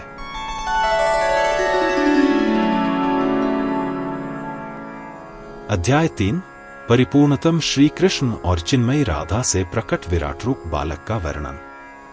नारायण ने कहा, हे देवर्षि, मूल प्रकृति से उत्पन्न वह अंडा जो ब्रह्मा के जीवन काल के बराबर समय तक जल में तैरता रहा था, अब काल के पूर्ण होने पर 2 भागों में विभक्त हो गया। उस अंडे के अंदर एक शक्तिशाली बालक था जो 1 करोड़ सूर्यों के समान तेजस्वी था। यह बालक माता का दूध नहीं पी सकता था क्योंकि माता ने उसे त्याग दिया था। अतः भूख से व्याकुल होकर वह बालक क्षण भर के लिए बार बार रोने लगा। वह बालक जो असंख्य ब्रह्मांडों का स्वामी बनेगा, अब अनाथ, न पिता न माता, जल से ऊपर की ओर देखने लगा। जब वह बालक स्थूल हो गया, तब उसे महाविराट नाम से जाना गया। स्थूलतर, जैसे रेडियम से सूक्ष्मतर कुछ नहीं है, वैसे ही महाविराट से स्थूलतर कुछ भी नहीं है। इस महाविराट की शक्ति भगवान श्री कृष्ण की शक्ति का 16वां हिस्सा है। लेकिन यह बालक प्रकृति राधा से उत्पन्न इस सारे ब्रह्मांड का एकमात्र आधार है और उसे महाविष्णु नाम से जाना जाता है। उसके हर रोम में असंख्य ब्रह्मांड विद्यमान हैं। इतना कि श्री कृष्ण भी उन्हें गिन नहीं सकते। यदि धूल के कणों की संख्या गिनना संभव होता तो ब्रह्मांडों की संख्या गिनना असंभव होता। इसलिए ब्रह्मा, विष्णु और महेश्वर अनंत हैं। प्रत्येक ब्रह्मांड में ब्रह्मा, विष्णु और महेश हैं। प्रत्येक ब्रह्मांड पाताल से ब्रह्मलोक तक फैला हुआ है। वैकुंठ का निवास उससे भी ऊंचा है, अर्थात वह ब्रह्मांड के बाहर स्थित है। फिर गोलोक का निवास वैकुंठ से 50 कोटि योजन, 50x 10x 4x 2 मिलियन मील ऊंचा है। यह गोलोक धाम सनातन और वास्तविक है, जैसे कि श्री कृष्ण सनातन और वास्तविक है। 7 द्वीपों से बना यह संसार 7 समुद्रों से घिरा हुआ है। यहाँ 49 उपद्वीप, उनके निकटवर्ती छोटे द्वीप विद्यमान हैं। इसके अलावा यहाँ असंख्य पर्वत और वन हैं। इस पृथ्वी से भी ऊपर ब्रह्मलोक है, जिसके 7 स्वर्ग हैं और उसके नीचे 7 पाताल हैं। यह ब्रह्मांड की सीमा है। इस पृथ्वी से भी ऊपर भूलोक है, उसके ऊपर भुवलोक है, फिर स्वलोक है, फिर जनलोक है, फिर तपलोक है, फिर सत्यलोक है और उसके ऊपर ब्रह्मलोक है। ब्रह्मलोक की शोभा पिघले हुए सोने के समान है।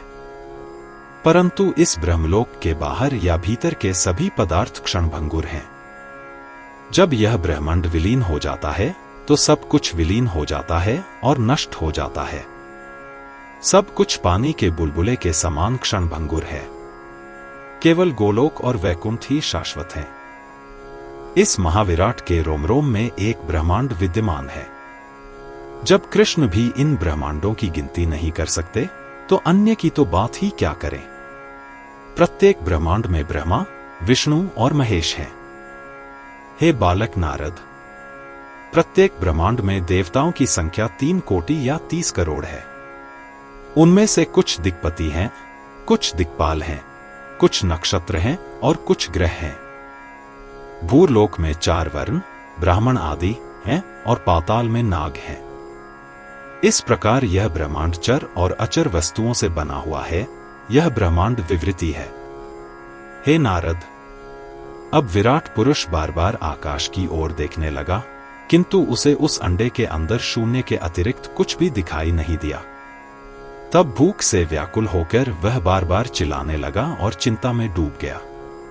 अगले ही क्षण अपनी चेतना वापस पाकर वह परम पुरुष श्री कृष्ण का चिंतन करने लगा और उसने तुरंत वहां ब्रह्मा का शाश्वत प्रकाश देखा। उसने वहां उनका रूप देखा जो नए वर्षा बादल के समान गहरे नीले रंग का था। 2 हाथ, पीले रंग का वस्त्र, चेहरे पर मधुर मुस्कान, हाथ में बांसुरी और भक्तों पर कृपा करने के लिए वे बहुत उत्सुक लग रहे थे। अपने पिता भगवान की ओर देखकर वह बालक प्रसन्न हो गया और मुस्कुराने लगा। वरदाता भगवान ने उसे उस क्षण के लिए उपयुक्त वरदान दिए। हे बालक, तू मेरे समान ज्ञानवान हो, तेरी भूख प्यास मिट जाए, तू प्रलय काल तक असंख्य ब्रह्मांडों का स्वामी हो। तू स्वार्थरहित, निर्भय और सबको वर देने वाला हो। बुढ़ापा, मृत्यु, रोग, शोक या कोई अन्य व्याधि तुझे पीड़ित न करे। ऐसा कहकर उन्होंने उसके कान में वेदों द्वारा अंगारों से पूजित षडाक्षर महामंत्र कृष्णाय स्वाहा 3 बार दोहराया, जो कामनाओं का दाता और समस्त क्लेशों और विपत्तियों का नाश करने वाला है। हे ब्रह्मा के पुत्र, इस प्रकार मंत्र देकर श्री कृष्ण ने उसके भोजन की व्यवस्था इस प्रकार की, प्रत्येक ब्रह्मांड में जो कुछ भी भगवान श्री कृष्ण को अर्पण किया जाएगा उसका 16वां भाग वैकुंठ के स्वामी नारायण को तथा 15-16वां भाग इस बालक विराट को मिलेगा। श्री कृष्ण ने अपने लिए कोई भाग नहीं दिया। वे स्वयं सभी गुणों से परे हैं, पूर्ण हैं, वे सदैव अपने में संतुष्ट रहते हैं। अब और अर्पण की क्या आवश्यकता है? लोग जो कुछ भी भक्ति पूर्वक अर्पण करते हैं, लक्ष्मीपति विराट उसे खा जाते हैं। भगवान श्री कृष्ण ने विराट को वर और मंत्र देते हुए कहा, हे बालक, जो कुछ भी तुम चाहते हो कहो, मैं तुम्हें वह तुरंत दे दूंगा। भगवान श्री कृष्ण के इस प्रकार के वचन सुनकर विराट बालक बोला, हे सर्वव्यापक, मेरी कोई भी कामना नहीं है सिवाय इसके कि जब तक मैं जीवित रहूं, चाहे अल्पकाल के लिए हो या दीर्घकाल के लिए, आपकी चरण कमलों में मेरी शुद्ध भक्ति बनी रहे। इस संसार में वह जीवन मुक्त है जो आपका भक्त है, और वह मोहग्रस्त मूर्ख जो आपकी भक्ति से रहित है, वह जीते जी ही मरा हुआ है।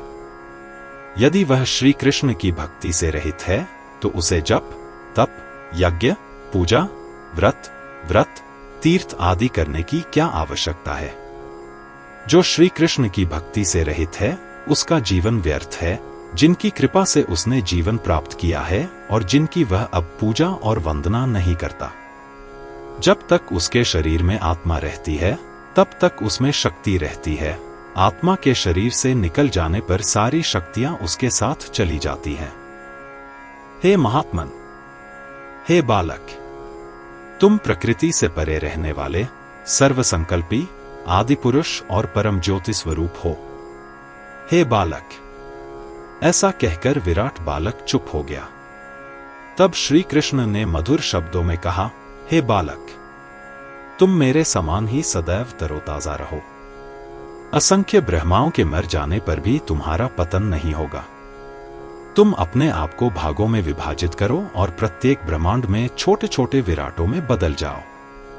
ब्रह्मा तुम्हारी नाभि से निकलेंगे और सृष्टि करेंगे। ब्रह्मांड के विनाश के लिए उस ब्रह्मा के मस्तक से 11 रुद्र प्रकट होंगे, किंतु वे सभी शिव के अंश होंगे। इन 11 रुद्रों में से कालाग्नि नामक रुद्र इस संपूर्ण विश्व का नाश करने वाले होंगे। इसके अतिरिक्त तुम्हारे प्रत्येक उपविभाग से विष्णु की उत्पत्ति होगी और वे भगवान विष्णु इस विश्व के पालन करता होंगे। मैं कहता हूं कि मेरी कृपा से तुम सदैव मेरे प्रति भक्ति से परिपूर्ण रहोगे और मेरा ध्यान करते ही तुम मेरे मनोहर रूप को देख सकोगे। इसमें कोई संदेह नहीं है, और मेरी छाती में निवास करने वाली तुम्हारी माता को देखना तुम्हारे लिए कठिन नहीं होगा। तुम यहां सुखपूर्वक रहो। अब मैं गोलोक जाता हूं। ऐसा कहकर जगत के स्वामी श्री कृष्ण अंतर्धान हो गए। अपने धाम में जाकर उन्होंने सृष्टि संहार के कार्य में निपुण ब्रह्मा तथा शंकर से तुरंत कहा, हे बालक ब्रह्मा, तुम शीघ्र जाओ और महान विराट के रोमों से उत्पन्न होने वाले प्रत्येक छोटे विराट की नाभि से अंशों में जन्म लो। हे बालक महादेव, जाओ और सृष्टि के संहार के लिए प्रत्येक ब्रह्मांड में प्रत्येक ब्रह्मा के ललाट से अंशों में जन्म लो, किंतु ध्यान रहे कि भूल न जाओ और बहुत समय तक तपस्या करो। हे सृष्टिकर्ता ब्रह्मा के पुत्र। ऐसा कहकर जगत के स्वामी चुप हो गए। ब्रह्मा तथा शुभ शिव भगवान को प्रणाम करके अपने अपने कार्य पर चले गए। दूसरी ओर महान विराट जो ब्रह्मांड के जल में तैर रहे थे, उन्होंने अपने प्रत्येक रोम से प्रत्येक छोटे विराट की रचना की। हे नारद, तब तुम्हारे पिता बहुत चिंतित हो उठे और अपने पूर्व स्थान पर आकर श्री कृष्ण के चरण कमलों का ध्यान करने लगे। फिर उन्होंने ध्यानपूर्वक अपने अंतर्मुखी नेत्र से पहले लघु विराट को देखा, फिर जलशय्या पर लेटे हुए अनंत विराट को देखा, जिसके रोमकूपों में ब्रह्मांड स्थित हैं, और फिर उन्होंने गोलोक में गोपियों सहित भगवान श्री कृष्ण को देखा। जब गोलोक के स्वामी ने आपके पिता को वरदान दिया, तब उन्होंने उनकी स्तुति करना आरंभ किया और वे सृष्टि का कार्य करने लगे। आपके पिता के मन से पहले शनक और अन्य भाई उत्पन्न हुए और फिर उनके माथे से 11 रुद्र उत्पन्न हुए।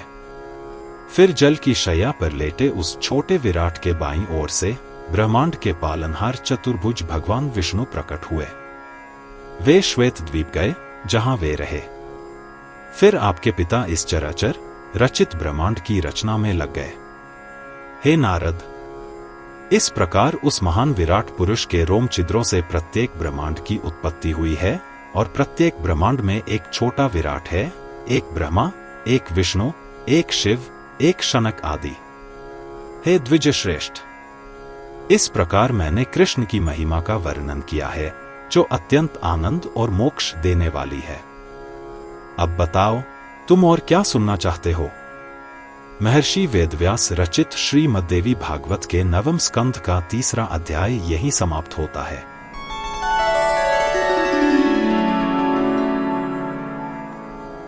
अध्याय 4 सरस्वती की पूजा का विधान तथा कवच। नारद जी बोले, आपकी कृपा से मैंने सब वस्तुओं की उत्पत्ति के विषय में अमृत के समान मधुर बातें सुनी हैं। अब मैं आपसे पूछता हूं कि इन 5 प्रकृतियों में से किस देवी की पूजा किस मंत्र से की गई है और किसने की है? उनमें से प्रत्येक की स्तुति किस प्रकार की गई है और किसने की है? इस संसार में उनकी मूर्तियों की पूजा किस प्रकार प्रचलित हुई है? इनके स्तोत्र, ध्यान की महिमा और प्राण क्या हैं? साथ ही प्रत्येक देवी किस प्रकार का वरदान देती है और किसे देती है? कृपया इन सब का विस्तार पूर्वक वर्णन करें। नारायण ने कहा, हे बालक, गणेश जी की माता दुर्गा, राधा, लक्ष्मी, सरस्वती और सावित्री, ये 5 प्रकृतियां मूल प्रकृति से उत्पन्न हुई हैं। इनकी पूजा विधि, अद्भुत यशस्वी कार्य, उत्तम स्तोत्र तथा सबके लिए कल्याणकारी तथा अमृत के समान मधुर इनका जीवन, ये सब वेद, पुराण, तंत्र तथा अन्य शास्त्रों में विस्तृत रूप से लिखा हुआ है। अतः यहां इनका पुनः वर्णन करने की आवश्यकता नहीं है। अब मैं प्रकृति के अंशों और कलाओं से उत्पन्न इनके शुभ चरित्र का विस्तार पूर्वक वर्णन कर रहा हूं। ध्यान पूर्वक सुनो। काली, वसुंधरा, गंगा, षष्ठी, मंगल चंडिका, तुलसी, मनसा, निद्रा, स्वधा, स्वाहा और दक्षिणा ये प्रकृति के अंग हैं। आगे चलकर मैं पुण्य देने वाले और सुनने में सुखद चरित्रों का संक्षेप में वर्णन करूंगा। इनके साथ ही मैं जीवों के कर्मों और दुर्गा और राधा के महान जीवन का वर्णन करूंगा। अब मैं सरस्वती के चरित्र का वर्णन कर रहा हूं। सुनो, हे मुनि, इस भारत में सर्वप्रथम श्री कृष्ण ने वीणा धारण करने वाली देवी सरस्वती की पूजा का प्रवर्तन किया, जिनके प्रभाव से अशिक्षित मूर्ख व्यक्तियों के हृदय ज्ञान से प्रकाशित हो जाते हैं। राधा के मुख से प्रेममयी देवी सरस्वती उत्पन्न हुई थी, अतः उन्होंने प्रेमास्पद भावना से कृष्ण से विवाह करने की इच्छा की। सबके हृदयों के नियंत्रक श्री कृष्ण ने तुरंत ही यह जान लिया और जन्माता से उनके लिए उचित तथा अंत में उनके लिए हितकर सत्य वचन कहे। हे पतिव्रता, चतुर्भुज नारायण मेरे अंश से उत्पन्न हुए हैं, वे युवा उत्तम शरीर वाले हैं। हे प्रियतम, यदि तू मेरे साथ विवाह करके रहना चाहता है तो इससे तुझे कोई लाभ नहीं होगा, क्योंकि राधा मेरे निकट है, वह तुझसे अधिक शक्तिशाली है। यदि कोई मनुष्य दूसरे से अधिक शक्तिशाली हो तो वह अपने आश्रय में आए हुए को बचा सकता है, परंतु यदि वह दुर्बल हो तो स्वयं दुर्बल होकर अपने आश्रित को दूसरों से कैसे बचा सकता है? यद्यपि मैं सबका स्वामी हूं, सब पर शासन करता हूं, तथापि मैं राधा को वश में नहीं कर सकता, क्योंकि वह शक्ति में, सौंदर्य में, योग्यता में सब प्रकार से मेरे समान है। फिर मेरे लिए राधा को छोड़ना असंभव है, क्योंकि वह मेरे जीवन की अधिष्ठात्री देवी है। कौन जीवन को त्याग सकता है? यद्यपि पुत्र अपने पिता को बहुत प्रिय होता है, फिर भी यह प्रश्न उठता है कि क्या वह पिता के प्राणों से भी अधिक प्रिय है? अतः हे मंगलमय, तुम वैकुंठ धाम जाओ, वहां तुम्हारी सभी इच्छाएं पूर्ण होंगी। तुम अपने पति के रूप में वैकुंठ के स्वामी को प्राप्त करोगी और तुम सदैव सुखपूर्वक रहोगी। यद्यपि लक्ष्मी वहां निवास करती हैं, तथापि वे तुम्हारी तरह काम, क्रोध, लोभ, मोह और अहंकार के वश में नहीं है। वे भी रूप, गुण और बल में तुम्हारे समान ही हैं। अतः तुम उनके साथ बड़े आनंद से रहोगे और वैकुंठ के स्वामी हरि तुम दोनों के साथ समान व्यवहार करेंगे।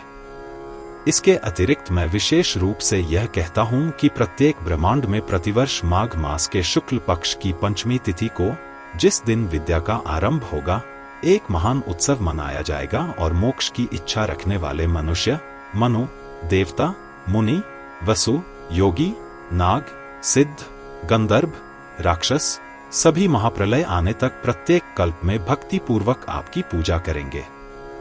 सभी को जितेंद्रिय, अपनी इंद्रियों को वश में रखने वाले और संयमी, मन को एकाग्र करने वाले और धार्मिक व्रत वाले होना चाहिए और वे आपको घड़े या पुस्तक पर रखकर आह्वान करेंगे और फिर यजुर्वेद की कण्व शाखा में वर्णित अनुसार ध्यान करेंगे और फिर आपकी पूजा करेंगे और आपके भजन गाएंगे।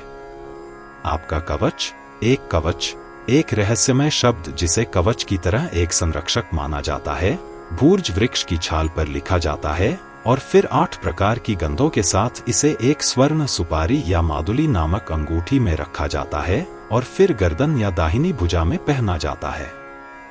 विद्वानों को पूजा के समय आपके स्तोत्रों का पाठ करना चाहिए। ऐसा कहकर पुराण ब्रह्मा श्री कृष्ण ने स्वयं देवी सरस्वती की पूजा की।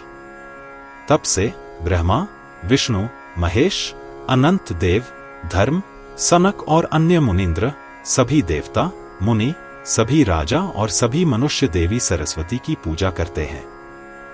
हे नारद, इस प्रकार तीनों लोकों में शाश्वत देवी की पूजा प्रचलित है। नारद जी बोले, हे वेदों के ज्ञाताओं में श्रेष्ठ, अब आप मुझे ध्यान, कवच, स्तोत्र, पूजन आदि की विधि बताइए। पूजा में आवश्यक पुष्प, चंदन तथा अन्य अच्छी चीजें अर्पित करना जो सुनने में बहुत मधुर लगती हैं। मैं इन्हें सुनने के लिए सदैव उत्सुक तथा आतुर रहता हूं।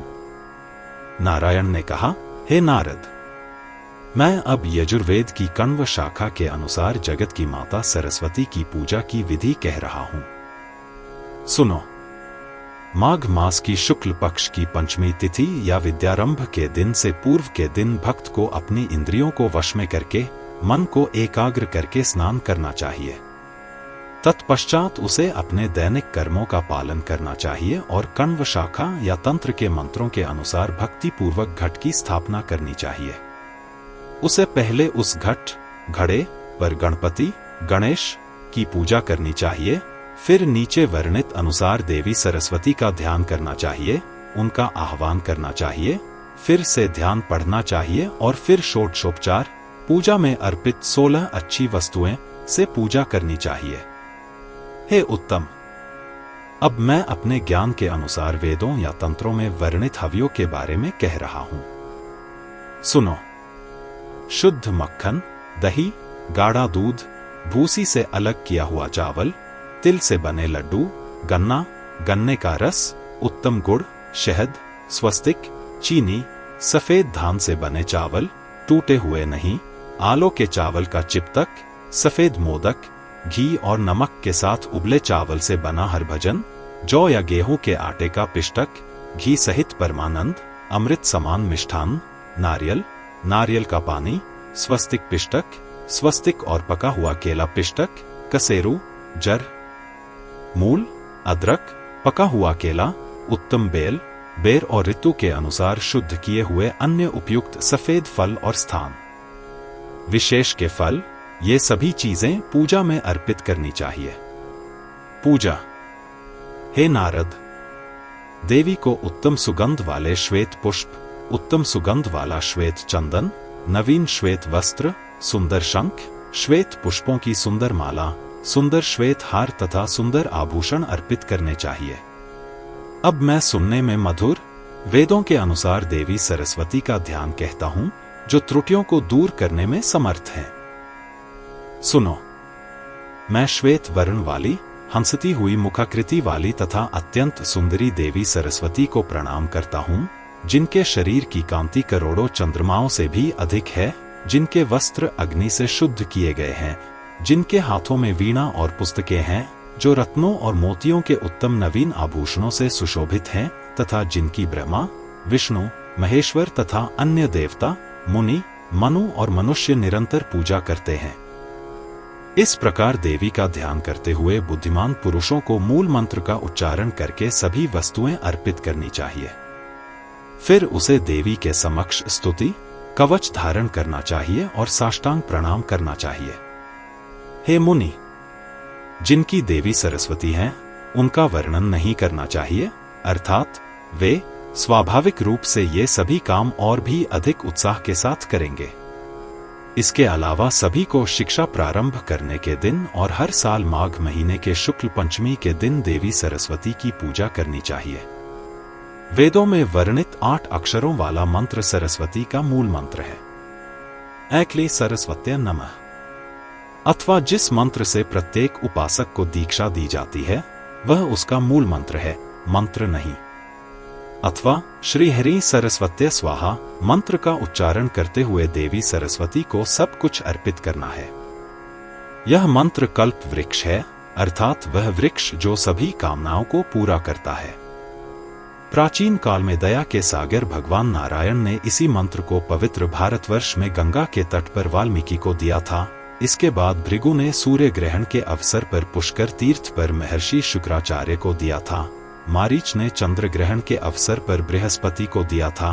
ब्रह्मा ने वाद्रिका आश्रम में भृगु को दिया था। जरत्कारा ने क्षीरोद सागर के तट पर आस्तिक को दिया था। विभांडक ने इसे सुमेरु पर्वत पर बुद्धिमान ऋष्यशृंग को दिया। शिव ने इसे कणाद और गौतम को दिया। सूर्य ने इसे याज्ञवल्क्य और कात्यायन को दिया। अनंत देव ने इसे पाणिनि को दिया, बुद्धिमान भारद्वाज को दिया और पाताल में बलि की सभा में शाकत्यायन को दिया। यदि इस मंत्र का 4 लाख बार जप किया जाए तो सभी मनुष्य सिद्धि प्राप्त करते हैं, और जब वे इस मंत्र से सिद्ध हो जाते हैं तो वे बृहस्पति के समान शक्तिशाली हो जाते हैं। पूर्वकाल में सृष्टिकर्ता ब्रह्मा ने गंधमादन पर्वत पर भृगु को विश्वजय नामक कवच दिया था। अब मैं उसी के बारे में कहता हूं, सुनो। एक समय भृगु ने सबके स्वामी और सबके पूज्य ब्रह्मा जी से इस प्रकार पूछा, हे ब्राह्मण, आप वेदों को जानने वालों में श्रेष्ठ हैं। वेदों के ज्ञान के विषय में आपके समान कोई नहीं है, यहाँ तक कि ऐसा कुछ भी नहीं है जो आपसे ज्ञात न हो, क्योंकि ये सब आपसे ही उत्पन्न हुए हैं। अब देवी सरस्वती के विश्वजय कवच के विषय में कहिए, जो उत्तम है, दोष रहित है और जिसमें सभी मंत्रों के गुण समाहित हैं। ब्रह्मा जी ने कहा, हे बालक, तुमने सरस्वती के उस कवच के विषय में जो पूछा है, जो सुनने में मधुर है, वेदों द्वारा विहित और पूजित है तथा समस्त मनोवांछित फलों को देने वाला है, अब उसे सुनो। सर्वव्यापक श्री कृष्ण ने, जो रसमंडल के स्वामी हैं, आदिकाल में रासमंडल में रास के समय पवित्र वृंदावन वन में मुझसे इस कवच का वर्णन किया था। यह अत्यंत गुप्त है। इसमें पवित्र, अनसुने, अद्भुत मंत्र भरे हुए हैं। इस कवच को पढ़कर तथा इसे भुजा पर धारण करके बृहस्पति बुद्धि के विषयों में श्रेष्ठ हो गए हैं। इस कवच के बल से शुक्राचार्य दैत्यों पर उसका प्रभुत्व है। श्रेष्ठ मुनि वाल्मीकि वाक्पटु और भाषा में निपुण हो गए हैं तथा कवींद्र और स्वयंभुव मनु बन गए हैं। इस कवच को धारण करके वे सर्वत्र सम्मानित हुए हैं। कणाद, गौतम, कण्व, पाणिनि, शाक्टायन, दक्ष और कात्यायन सभी इस कवच के कारण महान लेखक हुए हैं। कृष्ण द्वैपायन वेद व्यास ने वेदों का वर्गीकरण किया और 18 पुराणों की रचना की। शतप, संवर्त, वशिष्ठ, पराशर और याज्ञवल्क्य इस सरस्वती कवच को धारण करके और पढ़कर लेखक बन गए थे। ऋष्यशृंग, भारद्वाज, आस्तिक, देवल, जगिशव्य और ययाति सभी इस कवच के कारण सर्वत्र सम्मानित हुए। हे द्विज, स्वयं प्रजापति इस कवच के ऋषि हैं, बृहति इसकी चंड हैं और शारदा अंबिका इसकी अधिष्ठात्री देवी हैं। इसका प्रयोग, विनियोग आध्यात्मिक ज्ञान प्राप्ति में, किसी भी इच्छा या आवश्यकता की पूर्ति में, काव्य रचना में या जहां भी सफलता की आवश्यकता हो वहां होता है। श्री हरि सरस्वत्यै स्वाहा मेरे मस्तक की पूर्ण रक्षा करें। श्री वाग्देवताय स्वाहा मेरे माथे की।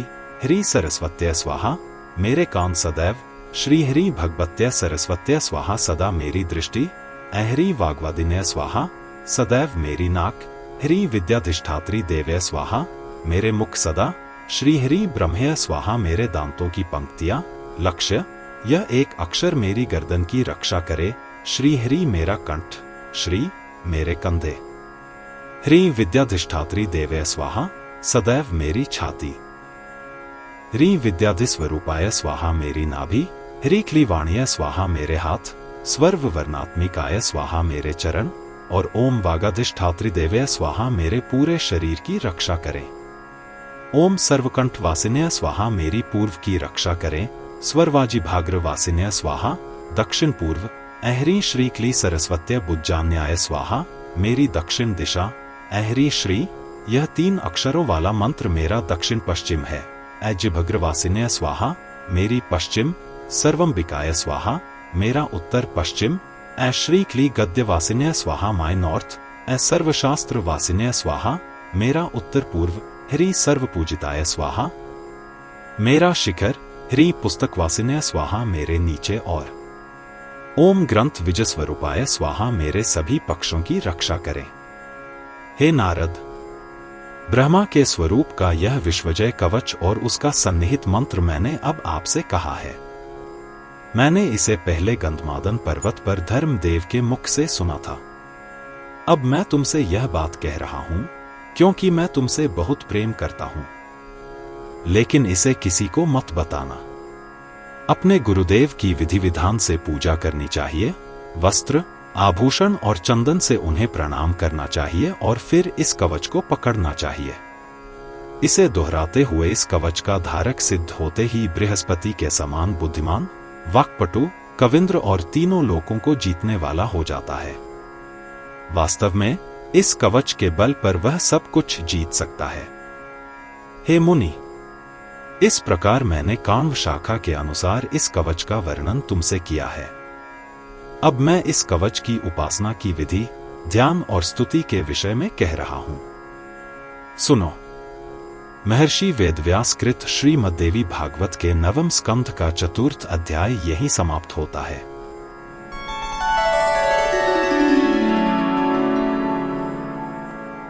अध्याय 5 याज्ञवल्क्य द्वारा भगवती सरस्वती की स्तुति।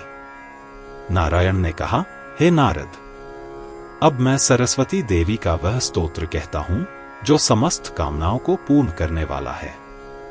यह स्तोत्र ऋषियों में श्रेष्ठ याज्ञवल्क्य ने प्राचीन काल में सरस्वती देवी को सुनाया था। गुरु के शाप से मुनि याज्ञवल्क्य समस्त वेदों को भूल गए और बड़े दुखी मन से महान पुण्य देने वाले सूर्य के पास चले गए। वहां उन्होंने कुछ समय तक तपस्या की। जब उन्हें लोलाख्य सूर्य दिखाई दिए तब वे महान दुख से अभिभूत होकर बार बार रोने लगे और फिर उन्होंने उनके लिए स्तोत्र गाए।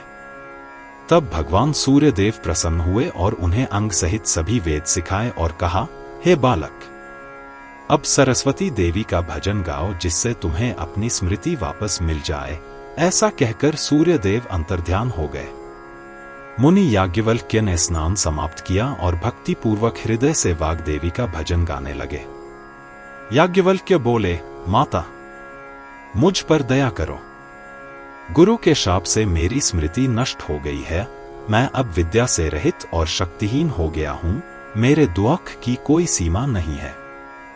मुझे ज्ञान, विद्या, स्मृति, शिष्यों को ज्ञान देने की शक्ति, पुस्तकें लिखने की शक्ति और प्रतिभा से युक्त अच्छे शिष्य दो, ताकि अच्छे और विद्वानों की सभा में मेरी बुद्धि, तर्क और निर्णय की शक्ति पूरी तरह से जानी जाए। मैंने अपने दुर्भाग्य से जो कुछ खो दिया है वह सब मेरे हृदय में वापस आ जाए और नया हो जाए, जैसे राख के ढेर से फिर से अंकुर निकलते हैं। हे मां, आप ब्रह्मा के स्वरूप वाली हैं, सबसे श्रेष्ठ हैं।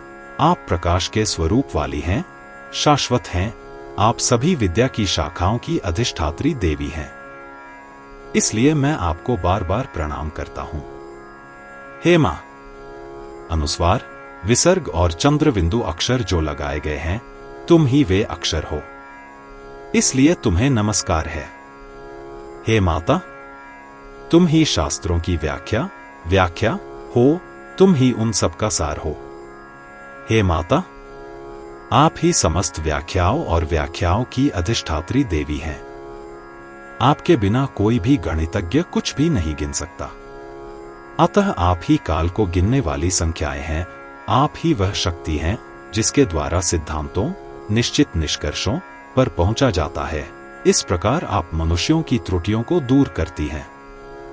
अतः आपको बार बार नमस्कार है।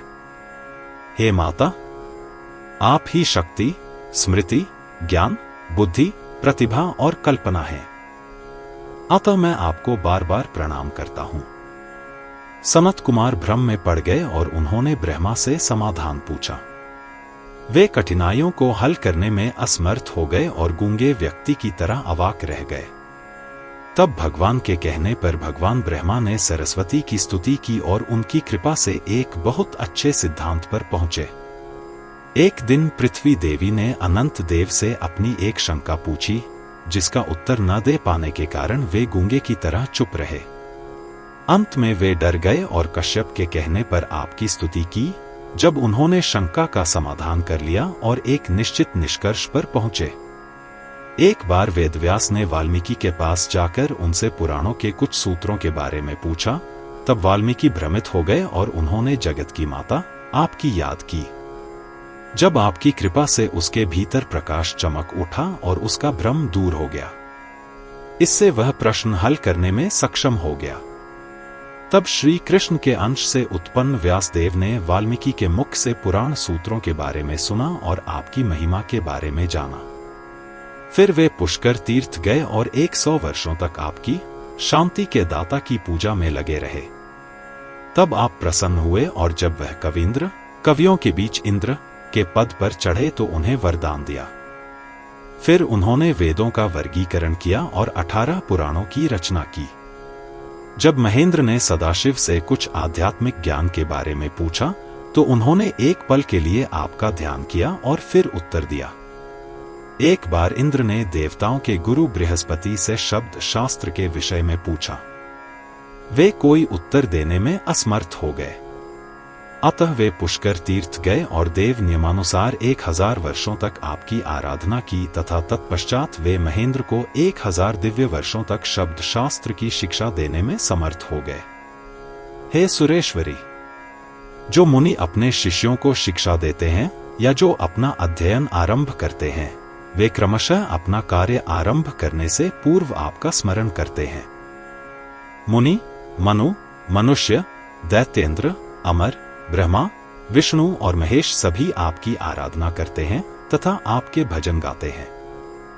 जब विष्णु अपने 1000 मुखों से आपकी स्तुति करते हैं तो वे अंततः निष्क्रिय हो जाते हैं। इसी प्रकार महादेव भी तब निष्क्रिय हो जाते हैं जब वे अपने 5 मुखों से स्तुति करते हैं और ब्रह्मा भी अपने 4 मुखों से। जब महान व्यक्ति ऐसा नहीं करते तो मुझ एक साधारण मनुष्य के विषय में क्या कहना, जिसके पास केवल एक मुख है। ऐसा कहकर उपवास करने वाले महर्षि याज्ञवल्क्य ने बड़ी भक्ति के साथ देवी सरस्वती को प्रणाम किया और बार बार रोने लगे। तब प्रकाश के स्वरूप वाली महामाया सरस्वती स्वयं को छिपा नहीं सकी। वे उन्हें दिखाई दी और बोली, हे बालक, तुम अच्छे कविंद्र, कवियों के इंद्र बनो। उसे यह वरदान देकर वह वैकुंठ चली गई। जो याज्ञवल्क्य द्वारा रचित सरस्वती के इस स्तोत्र का पाठ करता है, वह बृहस्पति के समान अच्छा कवि, वाक्पटु और बुद्धिमान बन जाता है। यदि कोई बहुत बड़ा अनपढ़ भी 1 वर्ष तक इस सरस्वती स्तोत्र का पाठ करता है तो वह सहज ही एक अच्छा पंडित, बुद्धिमान और अच्छा कवि बन जाता है। महर्षि वेदव्यास कृत श्रीमद्देवी भागवत में 9वें स्कंध का 5वां अध्याय यहीं समाप्त होता है।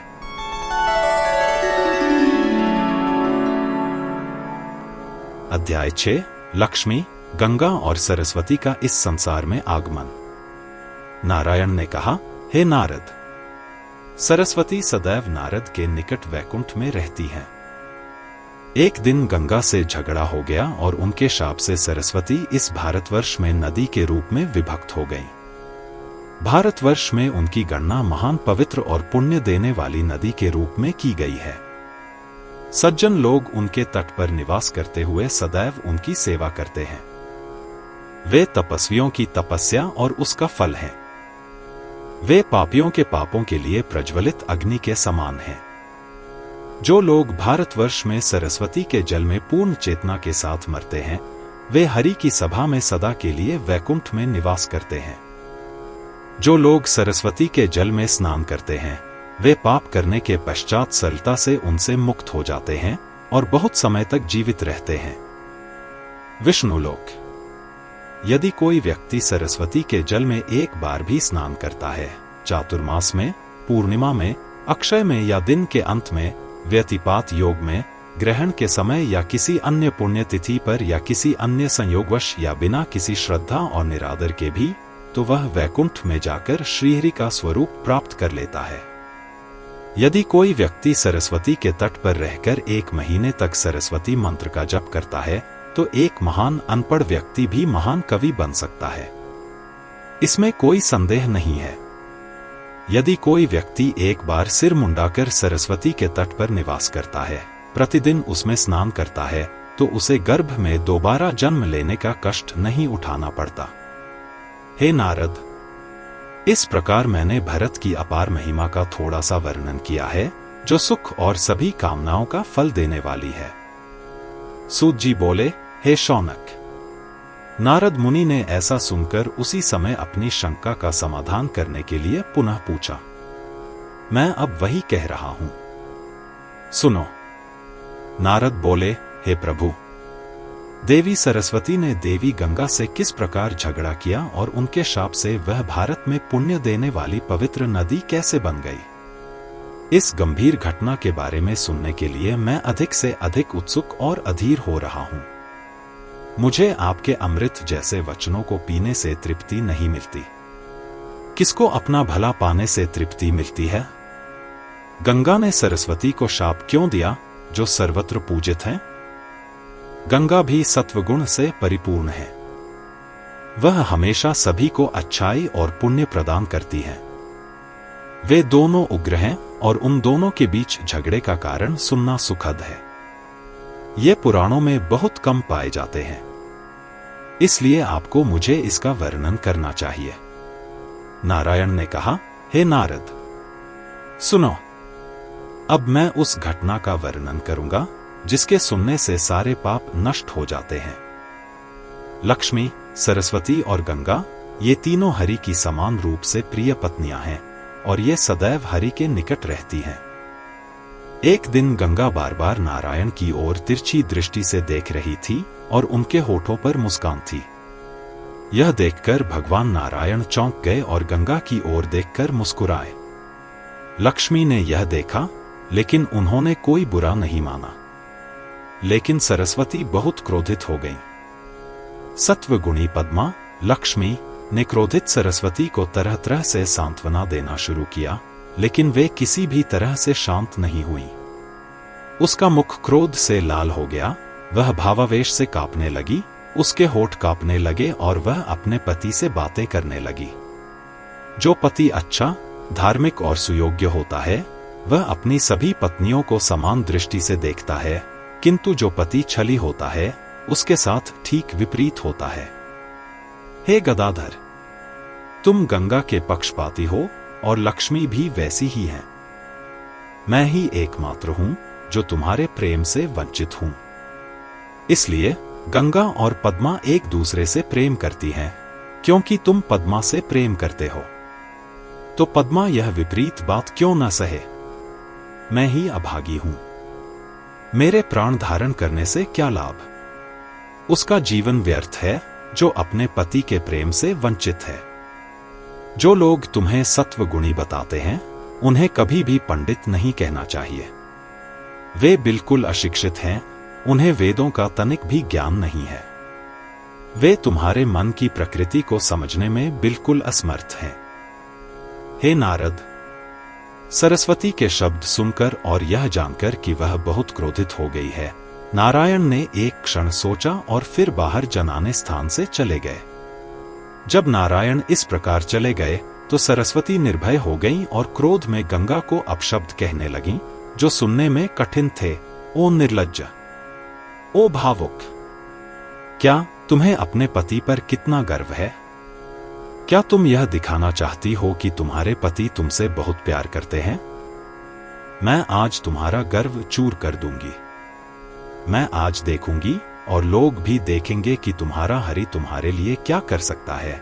ऐसा कहकर सरस्वती उठ खड़ी हुई और उन्होंने गंगा के बालों को जोर से पकड़ लिया। पद्मा ने हस्तक्षेप करके उन्हें रोका। सरस्वती बहुत क्रोधित हो गईं और उन्होंने लक्ष्मी को शाप दे दिया, इसमें कोई संदेह नहीं है कि तुम एक पेड़ और एक नदी में बदल जाओगी। गंगा के इस अनुचित व्यवहार को देखते हुए तुम इस सभा में कुछ भी बोलने के लिए आगे नहीं बढ़ती हो, जैसे कि तुम एक पेड़ या नदी हो। पद्मा ने जब उपरोक्त शाप के बारे में सुना तब भी वह बिल्कुल भी क्रोधित नहीं हुई। वह दुखी हो गईं और सरस्वती का हाथ पकड़कर चुप हो गईं।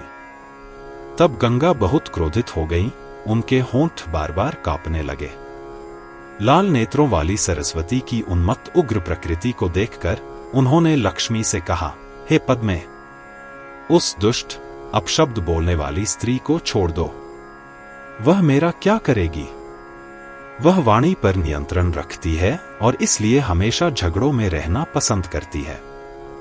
उसे अपना बल दिखाने दो कि वह मुझसे कहां तक झगड़ सकती है। वह हमारी शक्ति की परीक्षा लेना चाहती है, इसलिए उसे छोड़ दो। आज सभी को हमारी शक्ति और पराक्रम का पता चले। ऐसा कहकर गंगा सरस्वती को शाप देने के लिए तैयार हो गईं और लक्ष्मी को संबोधित करते हुए बोलीं, हे पद्मे, जैसे उस स्त्री ने तुम्हें नदी हो जाने का शाप दिया है, वैसे ही मैं भी उसे शाप देती हूं कि वह भी नदी बन जाए और मनुष्यों के लोक, पापियों के लोक में जाकर उनके पापों का ढेर ले जाए।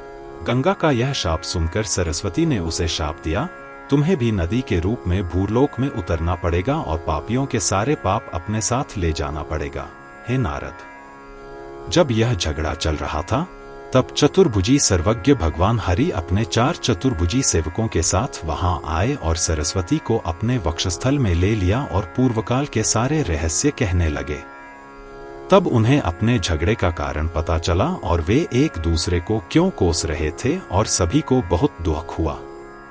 उस समय भगवान हरि ने उन्हें एक एक करके बताया, हे लक्ष्मी, तुम संसार में किसी भी योनि से जन्म लिए बिना ही राजा धर्मध्वज के घर में पुत्री के रूप में जन्म लो। इस कुयोगवश तुम्हें वहां वृक्ष का रूप धारण करना पड़ेगा। वहां मेरे अंश से उत्पन्न असुरों के इंद्र शंखचूड़ तुमसे विवाह करेंगे। उसके बाद तुम यहां आकर मेरी पत्नी बनोगी, इसमें कोई संदेह नहीं है। भारतवर्ष में तुम्हारा नाम तुलसी होगा, जो तीनों लोकों को पवित्र करने वाली है। हे सुंदरी, अब शीघ्र ही वहां जाओ और अपने अंशों में पद्मावती नाम से नदी बनो। हे गंगे, तुम्हें भी भारतवर्ष में नदी के रूप में अवतार लेना होगा, जो समस्त लोकों को पवित्र करेगी तथा यमदूतों के पापों का नाश करेगी। हे भारती, तुम भी जाओ और गंगा के शाप से भारत में अंश रूप में अवतार लो। हे सुदर्शन, अब तुम पूर्ण अंश सहित ब्रह्मा के पास जाओ और उनकी पत्नी बनो। गंगा भी अपने पूर्ण अंश सहित शिव के पास जाओ। पद्मा मेरे पास रहे। पद्मा शांत स्वभाव वाली, क्रोध से रहित, मुझमें समर्पित और सात्विक स्वभाव वाली है। पद्मा के समान पतिव्रता, अच्छे स्वभाव वाली, सौभाग्यशाली और धार्मिक स्त्रियां बहुत दुर्लभ हैं। पद्मा के अंश से उत्पन्न वे स्त्रियां बहुत ही धार्मिक तथा पतिव्रता होती हैं। वे शांत स्वभाव वाली तथा सर्वत्र पूजित होती हैं। एक ही स्थान पर 3 स्त्रियां, 3 नौकर, 3 भिन्न स्वभाव वाली सहेलियां रखना वेदों के विरुद्ध ही है। इनसे कभी कल्याण नहीं होता। ये सब ईर्ष्या और कलह की फलदायक हैं। जिस कुल में स्त्रियां पुरुषों के समान शक्तिशाली हों तथा पुरुष स्त्रियों के अधीन हो, वहां पुरुष का जन्म व्यर्थ है। उसे पग पग पर कष्ट और कटु अनुभव होते हैं। जिसकी स्त्री दुष्टभाषी, कुजन्म वाली तथा कलहप्रिय हो, उसे वन में चले जाना चाहिए। उसके लिए घर से भी महान वन श्रेष्ठ है। उस पुरुष को अपने घर में पैर धोने के लिए जल, बैठने के लिए आसन, खाने के लिए फल आदि कुछ भी नहीं मिलता, परंतु वन में ये सब कुछ अप्राप्य नहीं है। दुष्ट स्त्री के साथ रहने से तो हिंसक पशुओं के बीच रहना या अग्नि में प्रवेश करना अच्छा है। हे सुंदरी, बीमारी या विष की पीड़ा तो सहनीय है, लेकिन बुरी पत्नी के शब्द सहनीय नहीं है। मृत्यु उससे कहीं बेहतर है। जो लोग अपनी पत्नियों के वश में हैं, वे जानते हैं कि जब तक वे चिता पर नहीं चढ़ जाते, उन्हें कभी भी मन की शांति नहीं मिलती। वे जो कुछ भी करते हैं, उसका फल उन्हें कभी नहीं मिलता। उन्हें कहीं भी यश नहीं मिलता, न इस लोक में न परलोक में। अंत में फल यही मिलता है कि उन्हें नरक में जाकर वहीं रहना पड़ता है। जो नाम और यश से रहित है, उसका जीवन सचमुच भारी बोझ है। बहुत सी सहेलियों का एक स्थान पर रहना कदापि अच्छा नहीं है। जब एक पत्नी रखने से ही पुरुष सुखी नहीं होता, तो सोचो बहुत सी पत्नियां रखना कितना दुखदायी है। हे गंगे, शिव के पास जाओ। हे सरस्वती, ब्रह्मा के पास जाओ। कमल पर रहने वाली सत्वगुणी कमला मेरे पास रहे। जिसकी पत्नी पतिव्रता और आज्ञाकारी है, उसे इस लोक में सुख और धर्म मिलता है और परलोक में मुक्ति मिलती है। जिसकी पत्नी पतिव्रता है, वही मुक्त, पवित्र और सुखी है, और जिसकी पत्नी दुराचारी है, वह जीते जी अपवित्र, दुखी और मरा हुआ है। महर्षि वेदव्यास कृत श्रीमद्देवी भागवत का 9वें स्कंध का 6वां अध्याय यहीं समाप्त होता है।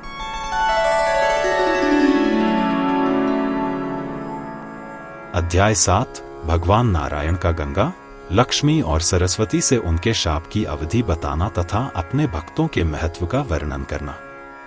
नारायण ने कहा, हे नारद, ऐसा कहकर जगत के स्वामी रुक गए, और लक्ष्मी, गंगा और सरस्वती एक दूसरे को गले लगाकर फूट फूट कर रोने लगीं।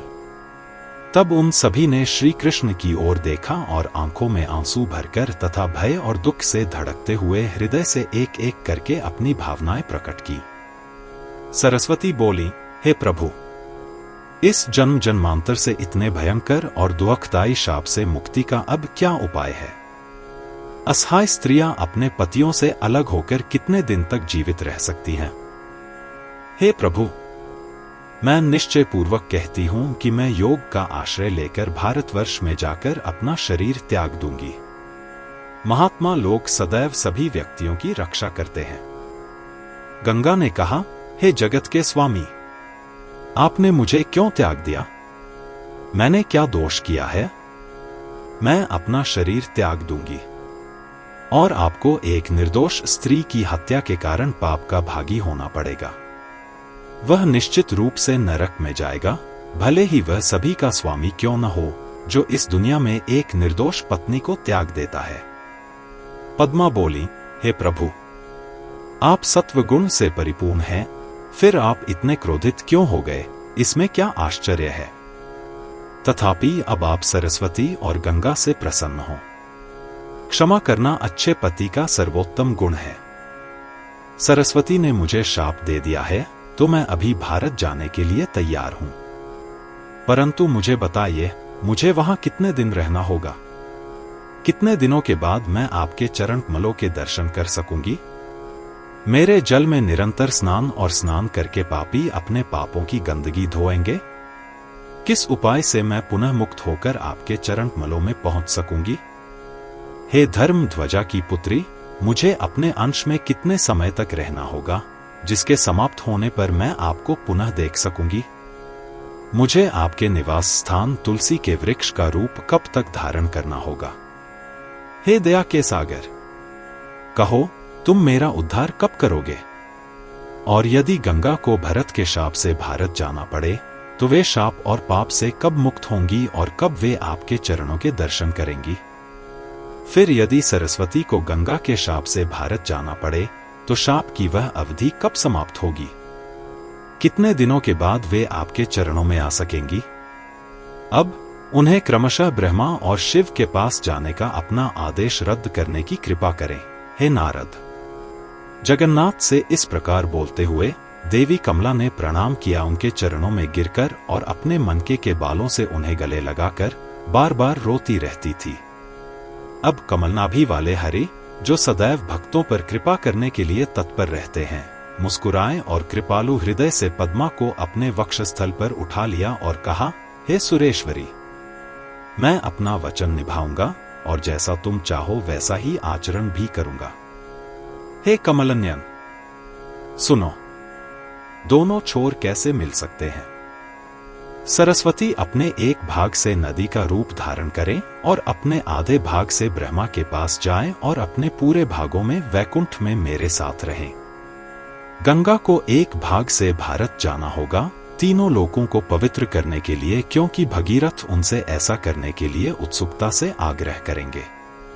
और वह अपने एक भाग में बड़ी कठिनाई से प्राप्त चंद्रशेखर, माथे पर चंद्रमा वाले महादेव की जटाओं में रहेंगी और इसलिए अपनी स्वाभाविक शुद्ध अवस्था से भी अधिक शुद्ध रहेंगी। और वह पूरी तरह से मेरे साथ रहें। हे पद्मे, हे मनोहर नेत्रों वाली, तुम अत्यंत निर्दोष हो, अतः तुम्हारा एक भाग भारतवर्ष में जाएगा और वह पद्मावती नदी बनेगी तथा तुम तुलसी वृक्ष बनोगी। कलयुग के 5000 वर्ष बीत जाने पर तुम्हारा शाप समाप्त हो जाएगा। तुम सब पुनः मेरे धाम में आओगे। हे पद्मे, विपत्तियां ही देहधारियों के सुख का कारण है।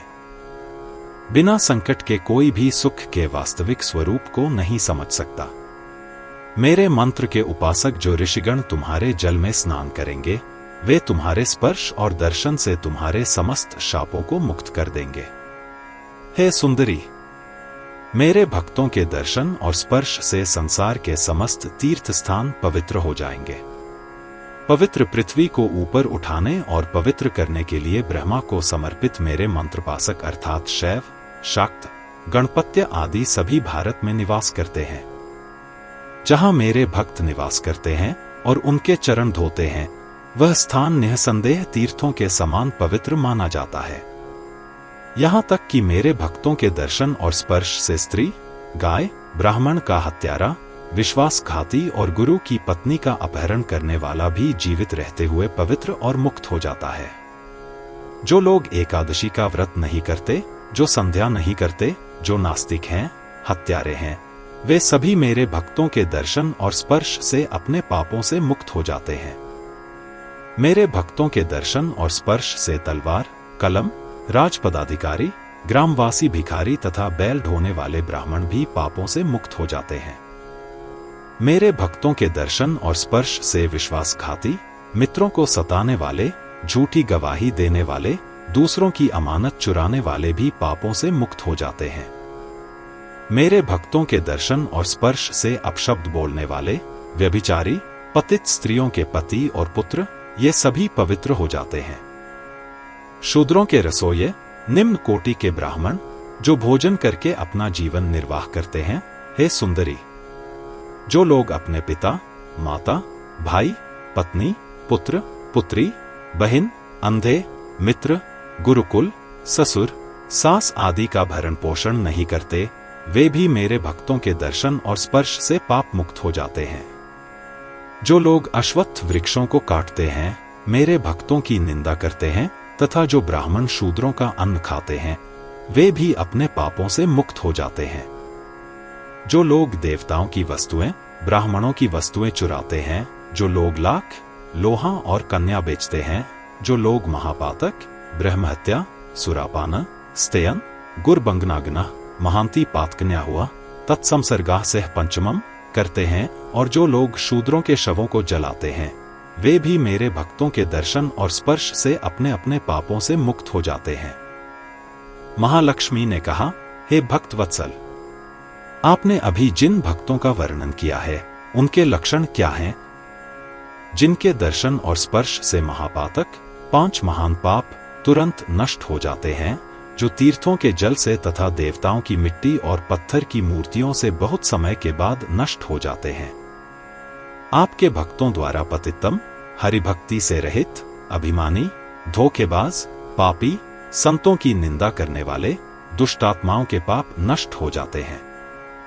जिनके स्पर्श और भस्म से तीर्थों के पवित्र स्थान पवित्र हो जाते हैं, जिनके चरणों की धूल और जल के स्पर्श से पृथ्वी पवित्र हो जाती है, जिनके दर्शन के लिए भारत के भक्त सदैव प्रार्थना करते हैं, और उन भक्तों के मिलन से बढ़कर कोई अन्य वस्तु नहीं है। सूत जी बोले, हे महर्षि। इस प्रकार महालक्ष्मी के वचन सुनकर भगवान मुस्कुराए और भक्तों के गुप्त लक्षणों के विषय में बोलने लगे। हे लक्ष्मी, भक्तों के लक्षण श्रुति और पुराणों में गुप्त रूप से वर्णित हैं। ये बहुत पवित्र करने वाले, पापों का नाश करने वाले, सुख, भक्ति और मोक्ष देने वाले हैं। ये कपटी लोगों को कभी नहीं बताने चाहिए। ये सार हैं और इन्हें छिपाकर रखना चाहिए। परंतु आप बहुत सरल हैं और मेरे जीवन के समान हैं।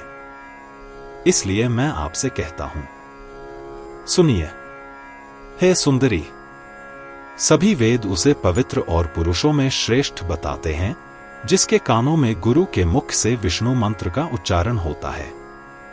इस संसार में जन्म लेते ही उस व्यक्ति की 100 पीढ़ी पहले, चाहे वे उस समय स्वर्ग में हों या नरक में, उन्हें तत्काल मुक्ति मिल जाती है। और यदि उनमें से कोई जीव के रूप में जन्म लेता है तो वह जीवित रहते ही तुरंत मुक्त हो जाता है और अंत में विष्णुपद, विष्णु का स्थान को प्राप्त होता है।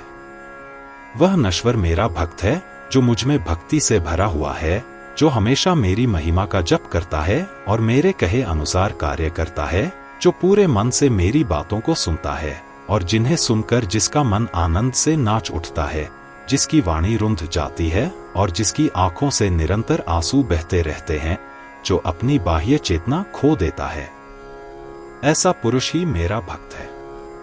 मेरे भक्त न तो सुख चाहते हैं, न मुक्ति चाहते हैं, न सालोक्य, सायुज्य, सामीप्य और साष्टि, न ब्रह्मत्व चाहते हैं, न देवत्व चाहते हैं। वे केवल मेरी सेवा करना चाहते हैं और वे केवल इसी में लगे रहते हैं। स्वप्न में भी वे इंद्रपद, मनुष्यत्व, ब्रह्मापद की इच्छा नहीं करते, जो कि अत्यंत कठिन है। न वे राज्य और स्वर्ग का भोग चाहते हैं। मेरे भक्त मेरी महिमा सुनने के लिए उत्सुक होकर भारत में विचरण करते हैं और मेरे मधुर यशस्वी कार्यों का वर्णन करने में सदैव प्रसन्न रहते हैं। भारत में ऐसे भक्तों का जन्म होना अत्यंत दुर्लभ है। वे जगत को पवित्र करते हैं और अंत में मेरे धाम को जाते हैं, जो सभी तीर्थों में श्रेष्ठ है। इस प्रकार मैंने वह सब कह दिया है जो तुम सुनना चाहती थी। अब तुम जैसा चाहो वैसा करो। तब गंगा और अन्य सभी श्रीहरि की आज्ञा का पालन करने के लिए चले गए, जो अपने धाम को चले गए। महर्षि वेदव्यास कृत श्रीमद् देवी भागवत का 9वें स्कंध का 7वां अध्याय यहीं समाप्त होता है।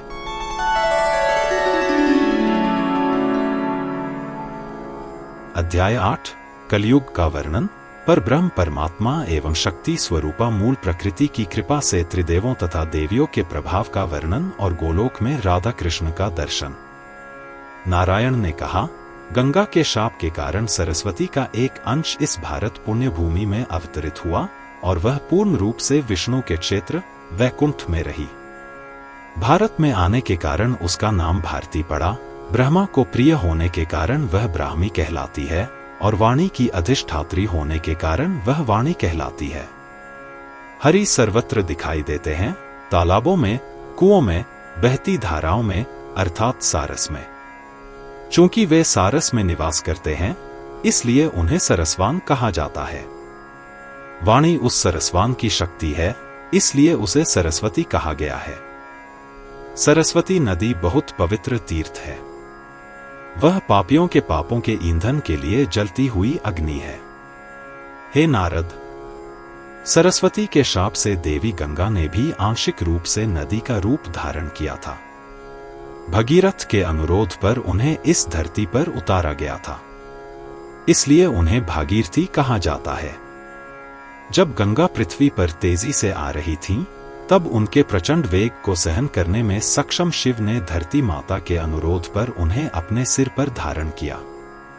लक्ष्मी भी सरस्वती के शाप से पद्मावती नदी के रूप में भारत के कुछ हिस्सों में आईं, लेकिन वे हरि के साथ पूर्ण रूप से रहीं। लक्ष्मी अपने दूसरे भाग में भारत के राजा धर्मध्वज की सुप्रसिद्ध पुत्री तुलसी के रूप में भी प्रकट हुई। अंत में भारती के शाप से तथा श्रीहरि की आज्ञा से वह तुलसी वृक्ष बन गई, जिससे सारा जगत पवित्र हो गया। कलयुग में 5000 वर्ष तक रहने पर वे सभी नदी रूप त्याग कर हरि के पास वापस चले जाएंगे। श्रीहरि की आज्ञा से काशी और वृंदावन को छोड़कर शेष सभी तीर्थ उनके साथ वैकुंठ चले जाएंगे। इसके बाद कलयुग के 10,000 वर्ष बीत जाने पर शालग्राम शिला, नारायण के रूप में पूजित पत्थर का टुकड़ा, शिव शक्ति और पुरुषोत्तम जगन्नाथ भारत की धरती को छोड़कर अपने अपने स्थानों को चले जाएंगे, अर्थात उनके महात्म्य भारत से विलुप्त हो जाएंगे। तब शिव शाक्त, गाणपत्य और वैष्णव संप्रदाय के साधु संत 18 पुराण, शंखनाद, शुभ संकेत, श्राद्ध, तर्पण और वेदों द्वारा बताए गए सभी अनुष्ठान समाप्त हो जाएंगे। देवताओं की पूजा और महिमा, उनकी स्तुति का पाठ, उनके नाम विलुप्त हो जाएंगे। वेद और उनके अगमों का अब कोई उल्लेख नहीं होगा। ये सब उनके साथ ही लुप्त हो जाएंगे। साधुओं की सभा, सच्चा धर्म, चारों वेद, गांव के देवता और देवियां, व्रत, प्रतिज्ञा, तपस्या का अभ्यास, उपवास सब लुप्त हो जाएंगे। सभी लोग वामाचार, वामपंथी तांत्रिक पूजा पद्धति, जिसका व्यंग्यात्मक अर्थ शराब पीना और मांस खाना आदि है, के आदि हो जाएंगे। वे झूठ बोलेंगे और छल करेंगे। यदि कोई पूजा भी करेगा तो उसकी पूजा में तुलसी के पत्ते नहीं होंगे। प्रायः सभी लोग छली, क्रूर, घमंडी, अहंकारी, चोर और दुष्ट होंगे। पुरुष एक दूसरे से मतभेद रखेंगे, स्त्रियां एक दूसरे से मतभेद रखेंगी, विवाह संबंधों में कोई भय नहीं रहेगा। संपत्ति केवल उन्हीं की होगी जो उसे बनाएंगे, अर्थात पिता से पुत्र को उत्तराधिकार नहीं मिलेगा, इत्यादि। पति अपनी पत्नियों के आज्ञाकारी होंगे, हर घर में पतित स्त्रियां होंगी। पत्नियां निरंतर शोर मचाकर और डांटकर अपने पतियों को डांटेंगी। पत्नियां ही घरों की स्वामिनी होंगी और पति उनके सामने हाथ जोड़कर नौकरों की तरह खड़े रहेंगे। ससुर और सास उनके नौकर होंगे। पत्नियों के भाई और उनके मित्र घर के कामों के प्रबंधक होंगे, लेकिन अपने ही सहपाठियों के साथ कोई मित्रता नहीं होगी। घर के मालिकों के भाई और मित्र बिल्कुल अजनबी लगेंगे, जैसे कि वे नए आए हों। गृहिणियों की आज्ञा के बिना घर के मालिक कुछ भी करने में असमर्थ होंगे।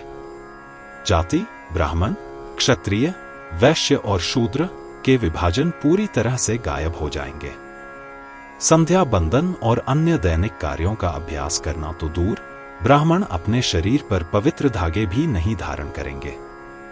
4 वर्ण वर्ग म्लेच्छों के कार्यों का अभ्यास करेंगे, म्लेच्छों के शास्त्रों को पढ़ेंगे और अपने स्वयं के शास्त्रों को त्याग देंगे। ब्राह्मण, क्षत्रिय और वैश्य शूद्रों के दास बन जाएंगे, उनके रसोइये, धावक और भैंसों के वाहक बन जाएंगे। हर कोई सत्य से रहित हो जाएगा। पृथ्वी पर अन्न नहीं उगेगा, वृक्षों में फल नहीं लगेंगे, स्त्रियां संतानहीन हो जाएंगी। गायें दूध नहीं देंगी, थोड़ा बहुत दूध होगा भी तो उसमें से घी नहीं निकलेगा। पति पत्नी का स्नेह समाप्त हो जाएगा, परिवार सत्य से रहित हो जाएंगे। राजा के पास कोई शक्ति नहीं रहेगी, प्रजा करों से लदी रहेगी। सदा बहने वाली बड़ी नदियां, छोटी छोटी नदियां, पर्वतों की गुफाएं, इन सब में धीरे धीरे जल समाप्त हो जाएगा। चारों वर्ण धर्म और पुण्य से रहित हो जाएंगे। 1 लाख में एक ही पुण्यवान हो सकता है, उसके बाद वह भी समाप्त हो जाएगा। पुरुष, स्त्री, बालक सभी कुरूप और विकृत हो जाएंगे। वे बुरे शब्द और गंदी बातें बोलेंगे।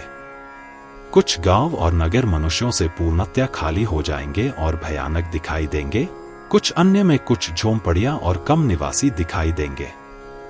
गांव और नगर जंगल हो जाएंगे और जंगल मनुष्यों से भर जाएंगे।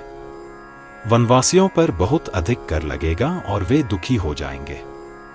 वर्षा के अभाव में नदियों और तालाबों के तल सूख जाएंगे और उनमें खेती की जाएगी। उच्च कुलों के कुलीन बहुत ही निम्न हो जाएंगे।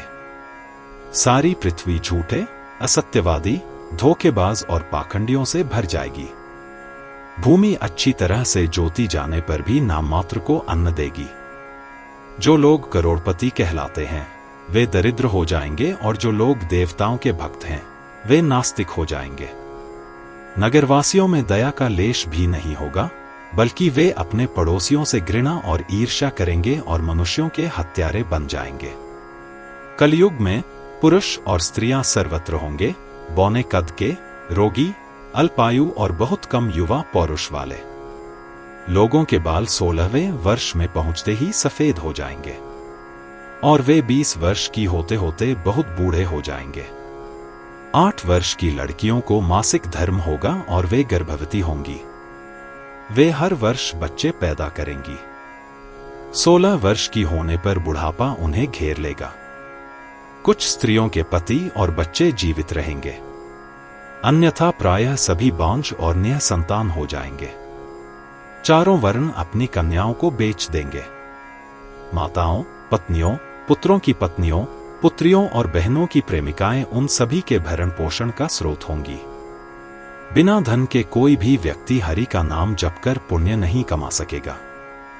लोग नाम और यश के लिए दान करेंगे और अंततः दान के रूप में जो कुछ दिया है उसे वापस ले लेंगे। यदि कोई व्यक्ति स्वयं या अपने पूर्वजों द्वारा या देव प्रयोजन के लिए या ब्राह्मणों के लिए या गुरुओं के परिवारों के लिए कोई दान करता है तो उसे वापस लेने का प्रयास अवश्य किया जाएगा।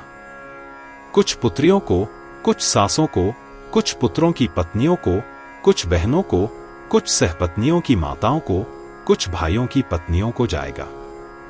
प्रत्येक घर में जो लोग मेल मिलाप के योग्य नहीं हैं, उन्हें मेल मिलाप कराया जाएगा, सिवाय अपनी माता के। कलयुग में कौन किसकी पत्नी है और कौन किसका पति है, कोई निश्चितता नहीं होगी। कौन किसका विषय है और कौन सा गांव किसका है। कोई निश्चितता नहीं होगी कि अमुक संपत्ति अमुक व्यक्ति की है। सभी झूठे, लंपट, चोर, दूसरों की पत्नियों से ईर्ष्या करने वाले और पुरुषों के हत्यारे निकलेंगे। ब्राह्मण, क्षत्रिय और वैश्य, 3 उच्च जातियों के घरों में पाप की धारा बहेगी। वे शास्त्रों द्वारा निषिद्ध लाख, लोहा और नमक बेचकर जीवन यापन करेंगे। ब्राह्मण भैंसों को हाँकेंगे, शूद्रों के शवों को जलाएंगे, शूद्रों का अन्न खाएंगे और पतित स्त्रियों के पास जाएंगे। 5 ऋषि यज्ञों में अब कोई आस्था नहीं रहेगी। प्रायः सभी ब्राह्मण अमावस्या के व्रत का पालन नहीं करेंगे। पवित्र धागे त्याग दिए जाएंगे। संध्या वंदन, पवित्रता और अच्छे आचरण बिल्कुल बंद हो जाएंगे।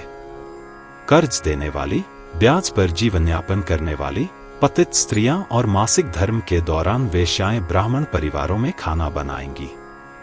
भोजन का भेद नहीं रहेगा, गर्भ का भेद नहीं रहेगा, आश्रम का भेद नहीं रहेगा, व्यक्ति का भेद नहीं रहेगा। सभी म्लेच्छ हो जाएंगे। हे नारद, इस प्रकार जब कली का प्रकोप होगा तब सारा जगत म्लेच्छों से भर जाएगा। वृक्ष 1 हाथ ऊंचे हो जाएंगे और मनुष्य अंगूठे के बराबर हो जाएंगे।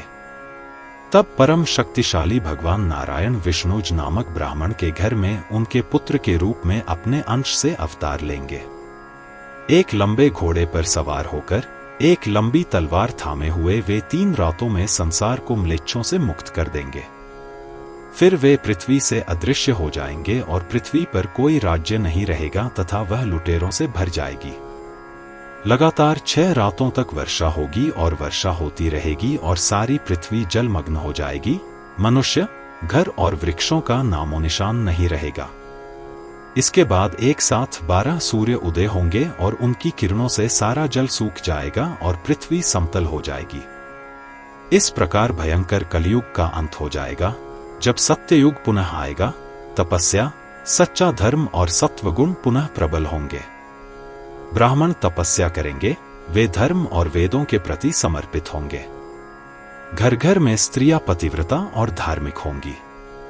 फिर से ब्राह्मणों के प्रति समर्पित बुद्धिमान क्षत्रिय राज सिंहासन पर आसीन होंगे और उनका पराक्रम, धर्म के प्रति समर्पण और अच्छे कर्मों के प्रति प्रेम बढ़ेगा। वैश्य फिर से अपने व्यापार और अपने व्यापार के प्रति समर्पण के साथ आगे बढ़ेंगे और ब्राह्मण फिर से स्थापित होंगे। शूद्र भी फिर से पुण्यवान होंगे और ब्राह्मणों की सेवा करेंगे। फिर से ब्राह्मण, क्षत्रिय और वैश्य और उनके परिवार देवी के प्रति भक्ति रखेंगे, देवी मंत्रों में दीक्षित होंगे और सभी देवी का ध्यान करेंगे। फिर से वेदों, स्मृतियों का ज्ञान फैलेगा और पुराणों के अनुसार सभी लोग मासिक धर्म के दौरान अपनी पत्नियों के पास जाएंगे। कोई अधर्म नहीं रहेगा और धर्म पूरे रूप में राज्य करेगा, जिसमें सभी भाग, कलाएं पूर्ण होंगी। जब त्रेता युग आएगा तो धर्म 3 पैरों वाला होगा, जब द्वापर युग आएगा धर्म 2 पैरों वाला होगा, और जब कली शुरू होगा तो धर्म 1 पैर वाला होगा, और जब कली सर्वोच्च होगा तो कोई धर्म नहीं रहेगा, यहां तक कि नाम मात्र का भी। हे नारद, अब मैं समय की बात करूंगा। सप्ताह के 7 दिन, रविवार आदि, 16 तिथियां, प्रतिपदा आदि, 12 महीने वैशाख आदि, 6 ऋतुएं ग्रीष्म आदि, 2 पखवाड़े, अंधेरा और शुक्ल, और 2 अयन, उत्तरी और दक्षिणी प्रचलित हैं। एक दिन में 4 प्रहर होते हैं, एक रात में 4 प्रहर होते हैं, एक दिन और एक रात मिलकर एक दिन बनता है। ऐसे 30 दिन मिलकर एक मास बनता है। कालगणना में 5 प्रकार के वर्ष पहले ही बताए जा चुके हैं 8वें स्कंध में। जैसे सत्य, त्रेता, द्वापर और कली बारी बारी से चलते हैं, वैसे ही दिन, मास और वर्ष भी बारी बारी से चलते हैं।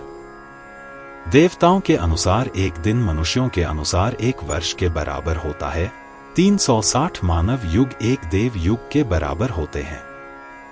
71 देव युग मिलकर एक मनवंतर बनाते हैं। शची के देवता इंद्र का जीवनकाल 1 मनवंतर होता है। 28 इंद्र हिरण्यगर्भ ब्रह्मा के 1 दिन के बराबर जीवित रहते हैं। ऐसे 108 वर्ष एक ब्रह्मा के जीवन के बराबर होते हैं। जब यह ब्रह्मा मरते हैं तब प्राकृत प्रलय होती है। तब पृथ्वी दिखाई नहीं देती। प्रकृति का प्रलय होता है। संपूर्ण ब्रह्मांड जल से निमज्जित हो जाता है। ब्रह्मा, विष्णु, महेश्वर तथा अन्य ऋषिगण पर ब्रह्म में विलीन हो जाते हैं, जिनका सार तत्व सब सत्य और चेतना है। उस समय प्रकृति देवी भी पर ब्रह्म में लीन हो जाती है।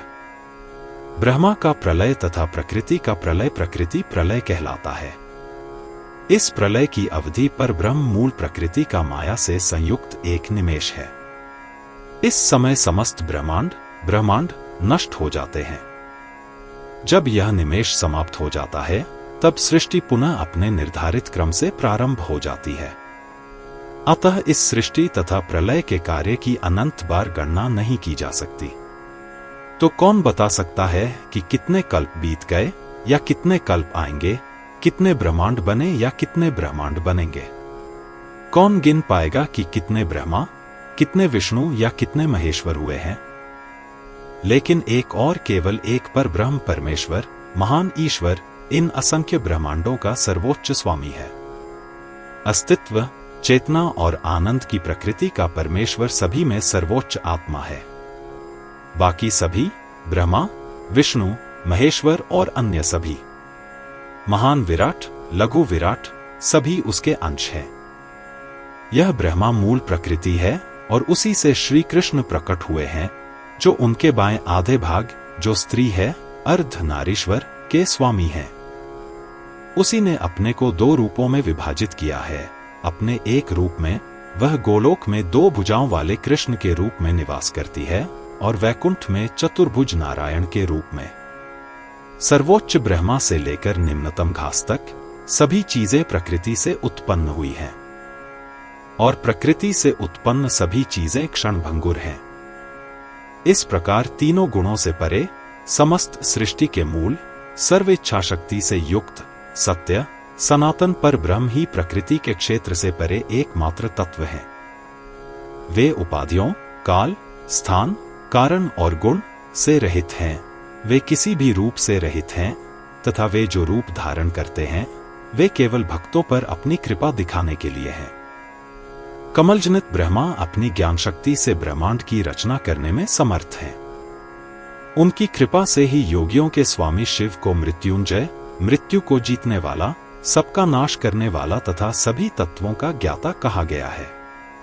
शिव ने अपने तप से परब्रह्म को प्राप्त किया है और इसलिए वे सबके स्वामी, सर्वज्ञ, महान विभूतियों से युक्त, सबके दृष्टा, सर्वव्यापी, सबके रक्षक, सभी समृद्धि के दाता बन गए हैं।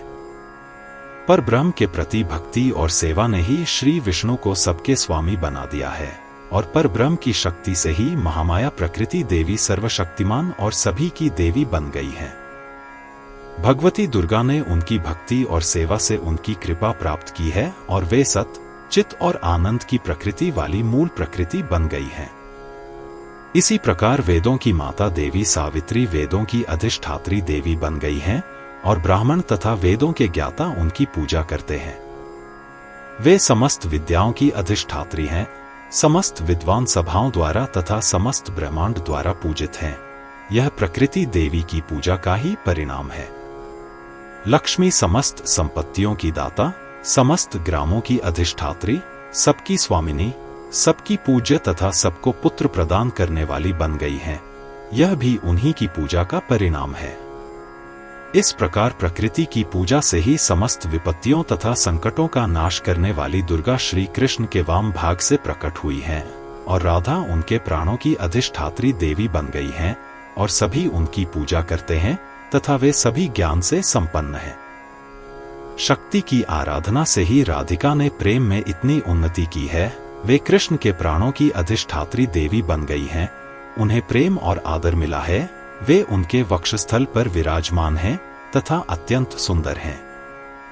कृष्ण को अपने पति के रूप में पाने के उद्देश्य से उन्होंने मूल प्रकृति की कृपा पाने के लिए भारतवर्ष में शतशृंग पर्वत पर 1000 देव वर्षों तक कठोर तपस्या की और जब शक्ति मूला प्रकृति उस पर कृपा पूर्वक प्रसन्न हो गई, तब श्री कृष्ण ने राधा को अर्धचंद्र के समान सुंदरता में बढ़ते हुए देखा और उन्हें अपने वक्षस्थल से लगा लिया और कोमलता से रो पड़े तथा उन्हें अन्यों के लिए अत्यंत दुर्लभ सर्वोच्च वरदान प्रदान किए और कहा, हे सुंदरी, बेहतर है कि तुम सदैव मेरे वक्षस्थल में रहो और मेरी सभी पत्नियों में मेरी ही समर्पित रहो। तुम सौभाग्य, सम्मान, प्रेम और यश में उन सभी से श्रेष्ठ रहो। आज से तुम मेरी सबसे बड़ी श्रेष्ठ पत्नी हो। मैं उन सभी में तुम्हें सर्वश्रेष्ठ मानकर प्रेम करूंगा। हे प्रिय, मैं सदैव तुम्हारे अधीन रहूंगा और तुम जो कहोगी उसे पूरा करूंगा। ऐसा कहकर श्री कृष्ण ने बिना किसी सहपत्नी के उन्हें अपनी पत्नी के रूप में चुना और उन्हें अपने हृदय में प्रिय बना लिया। मैं क्या कहूं, जो कोई तपस्या करता है उसे उसका फल मिलता है। भगवती दुर्गा ने 1000 देव वर्षों तक हिमालय की तपस्या की और मूल प्रकृति के चरण कमलों का ध्यान किया, इसलिए वे सभी के द्वारा पूजित हुई हैं। देवी सरस्वती ने 1,00,000 देव वर्षों तक तपस्या की और सभी के द्वारा पूजित हुई हैं। देवी लक्ष्मी ने 100 दिव्य युगों तक पुष्कर में तपस्या की और मूल प्रकृति की कृपा से सभी को धन प्रदान करने वाली बनी है। देवी सावित्री ने मलय पर्वत पर 60,000 दिव्य वर्षों तक शक्ति की आराधना की और सभी के द्वारा पूजित हुई है। हे विभु, ब्रह्मा, विष्णु और महेश्वर ने 100 मनवंतरों तक शक्ति की आराधना की और इस प्रकार वे इस जगत के पालनहार आदि बन गए। श्री कृष्ण ने 10 मनवंतरों तक घोर तपस्या की और इस प्रकार गोलोक में स्थान प्राप्त किया और आज भी वहां परम आनंद में रह रहे हैं। धर्मदेव ने 10 मनवंतरों तक भक्ति पूर्वक शक्ति की आराधना की और वे सबके प्राण, सबके पूज्य और सबके आगार बन गए। हे मुनि, इस प्रकार सभी ने, चाहे वे देवता हों, मुनि हों, राजा हों, ब्राह्मण हों, सभी ने इस जगत में शक्ति की आराधना करके अपना सम्मान पाया है। हे देवर्षि, मैंने अपने गुरु के मुख से जो कुछ सुना था उसे वेदों के अनुसार इस प्रकार तुमसे कह दिया। अब तुम और क्या सुनना चाहते हो? महर्षि वेदव्यास द्वारा रचित श्रीमद् देवी भागवतम के 9वें स्कंध के 8वां अध्याय यहीं समाप्त होता है।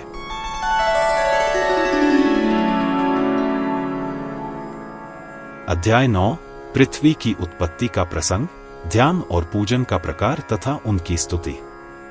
श्री नारद जी ने कहा, देवी की पलक झपकते ही प्रलय हो जाता है और उसी समय ब्रह्मांड भी विलीन हो जाता है, जिसे प्रकृति की प्रलय कहते हैं।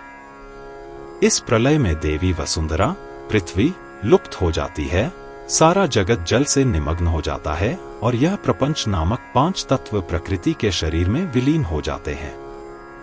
अब इस प्रकार लुप्त हुई वसुंधरा पृथ्वी कहाँ रहती है और सृष्टि के आरंभ में वह पुनः कैसे प्रकट होती है?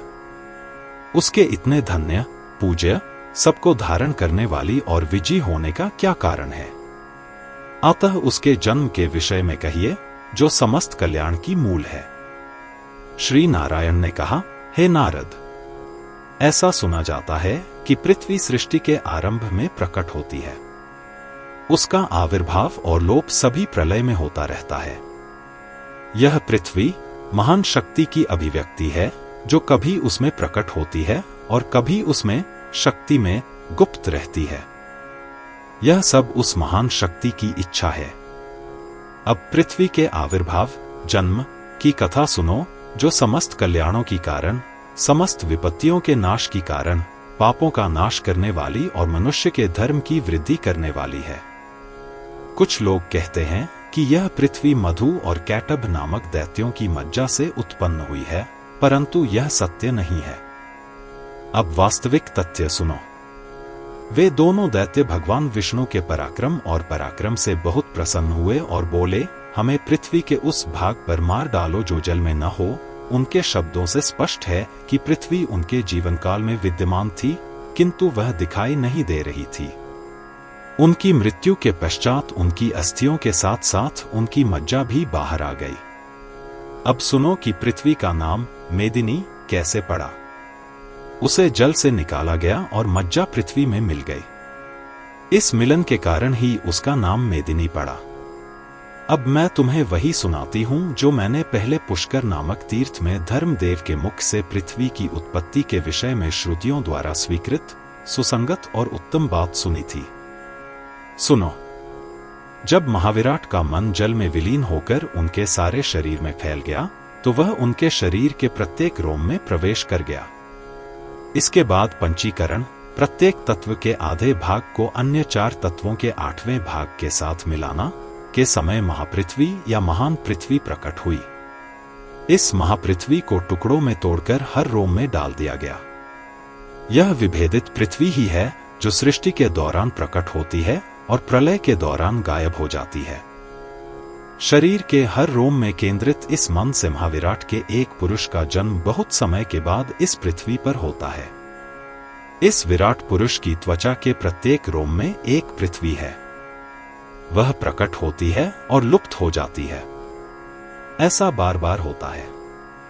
जब वह प्रकट होती है तब जल पर तैरती है और जब लुप्त हो जाती है तब जल में विलीन हो जाती है।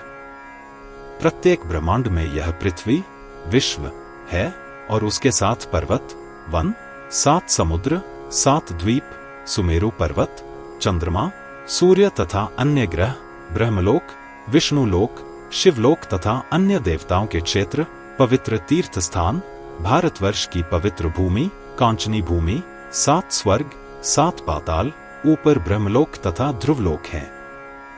यह नियम प्रत्येक ब्रह्मांड में प्रत्येक लोक में लागू होता है। अतः प्रत्येक ब्रह्मांड माया का कार्य है और इसलिए यह क्षणभंगुर है। प्रकृति के विलय के समय ब्रह्मा का पतन हो जाता है। पुनः जब सृष्टि होती है तब भगवान श्री कृष्ण से महाविराट प्रकट होता है। सृष्टि, पालन और संहार का यह प्रवाह शाश्वत है। काल, कष्ट का यह प्रवाह शाश्वत है। ब्रह्मा, विष्णु और महेश आदि का यह प्रवाह शाश्वत है तथा वसुंधरा का यह प्रवाह शाश्वत है, जिसकी पूजा वराह कल्प में सुर, मुनि, विप्र, गंधर्व आदि करते हैं। श्रुति कहती है कि इस शाश्वत पृथ्वी की अधिष्ठात्री देवी भगवान विष्णु की वराह रूप वाली पत्नी है। मंगल उस पृथ्वी का पुत्र है और मंगल का पुत्र घटेश है। नारद जी ने कहा, वराह कल्प में देवताओं ने पृथ्वी की किस रूप में पूजा की थी? चराचर सभी वस्तुओं की धारण करने वाली वराह जी किस प्रकार प्रकट हुई? मूल प्रकृति से पंचीकरण की किस विधि से? इस भूलोक में तथा स्वर्गलोक में उनकी पूजा की क्या विधि है? हे प्रभु, मंगल के शुभ जन्म के बारे में भी विस्तार से बताइए। नारायण बोले, प्राचीन काल में वराह कल्प में ब्रह्मा द्वारा अनुनय और स्तुति किए जाने पर वराह देव सुअर अवतार ने दैत्य हिरण्याक्ष को मार डाला और पृथ्वी को रसातल के पाताल से छुड़ाया। फिर उन्होंने पृथ्वी को जल पर रख दिया जहां वह कमल के पत्ते की तरह तैरने लगी। इस बीच ब्रह्मा ने पृथ्वी की सतह पर अद्भुत सृष्टि की रचना शुरू कर दी। भगवान हरि ने अपने वराह रूप में 10 करोड़ सूर्यों के समान तेजस्वी कामुक भावनाओं से युक्त पृथ्वी के अधिष्ठाता देवता के सुंदर और मनमोहक रूप को देखा। फिर उन्होंने एक बहुत ही सुंदर रूप धारण किया जो कामुक आलिंगन के लिए उपयुक्त था। फिर उन्होंने अपना संभोग किया और यह 1 देव वर्ष तक दिन रात चलता रहा। सुंदर पृथ्वी सुखद कामुक क्रीड़ाओं में बेहोश हो गई, क्योंकि प्रेमी और प्रेमिका का समागम अत्यंत सुखदायी होता है। और उसी समय भगवान विष्णु भी प्रेमिका के सुखदायी स्पर्श से अत्यंत थक गए थे। पृथ्वी के शरीर में उसे यह भी पता नहीं चला कि दिन और रात कैसे बीत गए। जब पूरा 1 वर्ष बीत गया तो उन्हें होश आया और तब उस कामुक व्यक्ति ने अपनी प्रेमिका को छोड़ दिया। उसने आसानी से अपना पुराना वराह रूप धारण कर लिया और देवी के अवतार के रूप में उसकी पूजा की, धूप, दीप, भोजन के प्रसाद, सिंदूर, चंदन, वस्त्र, फूल और विभिन्न प्रकार के भोजन के प्रसाद आदि के साथ। फिर उन्होंने कहा, हे मंगलमय, आप सभी वस्तुओं के पात्र बने। सभी मुनि, मनु, देव, सिद्ध, दानव आदि प्रसन्नता पूर्वक आपकी पूजा करेंगे। जिस दिन अंबुवाची अनुष्ठान समाप्त होगा, जिस दिन गृह निर्माण अर्थात नींव रखी जाएगी, जिस दिन नवनिर्मित घरों में प्रथम प्रवेश किया जाएगा, जब कुआं या तालाब की खुदाई शुरू होगी और जिस दिन भूमि जोतने का कार्य शुरू होगा, सभी आपकी पूजा करेंगे। जो मूर्ख इस व्रत का पालन नहीं करेंगे वे अवश्य ही नरक में जाएंगे। पृथ्वी बोली, हे प्रभु, आपकी आज्ञा से मैं वाराही मादा सुअर का रूप धारण करूंगी और अपनी पीठ पर इस चराचर जगत को आसानी से धारण करूंगी, लेकिन निम्न चीजें मोती, छोटे गोले, शालग्राम, एक काला पत्थर आमतौर पर गोल गंडकी नदी में पाया जाता है और विष्णु के रूप में पूजा जाता है, शिव का लिंग या प्रतीक, देवी की मूर्तियां, शंख, दीपक, रोशनी, यंत्र, रत्न, हीरे, पवित्र उपनयन धागे, फूल, पुस्तकें, तुलसी के पत्ते, मन का जपमाला, फूलों की माला, सोना, कपूर, गोरोचन, गाय के मूत्र या पित्त से तैयार किया गया चमकीला पीला रंग, चंदन और शालग्राम को धोने के बाद का पानी मैं पत्थर नहीं उठा पाऊंगा। अगर मैं इन्हें अपने ऊपर ले लूं तो मुझे बहुत तकलीफ होगी। श्री भगवान ने कहा, हे सुंदरी, जो मूर्ख आपकी पीठ पर उपरोक्त वस्तुएं रखेंगे वे 100 दिव्य वर्षों तक कालसूत्र नरक में जाएंगे। हे नारद, ऐसा कहकर भगवान नारायण चुप हो गए। अब पृथ्वी गर्भवती हो गई और शक्तिशाली ग्रह मंगल का जन्म हुआ। श्री हरि की आज्ञा से सभी लोग कण्वशाखा में वर्णित अनुसार पृथ्वी का ध्यान करने लगे और उनकी स्तुति करने लगे। मूल मंत्र का उच्चारण करते हुए भोजन का प्रसाद दिया गया। इस प्रकार तीनों लोकों में उनकी पूजा और स्तुति प्रचलित हो गई। नारद जी बोले, हे भगवान, पृथ्वी का ध्यान, स्तोत्र और मूल मंत्र अत्यंत पवित्र हैं। मैं उन्हें सुनने के लिए अत्यंत व्याकुल हूं। कृपया इसका विस्तार पूर्वक वर्णन करें। नारायण ने कहा, पृथ्वी की पूजा सर्वप्रथम वराह देव ने की थी, तत्पश्चात ब्रह्मा ने उसकी पूजा की। तत्पश्चात सभी मुनि, देवता, मनु और मनुष्यों ने उसकी पूजा की।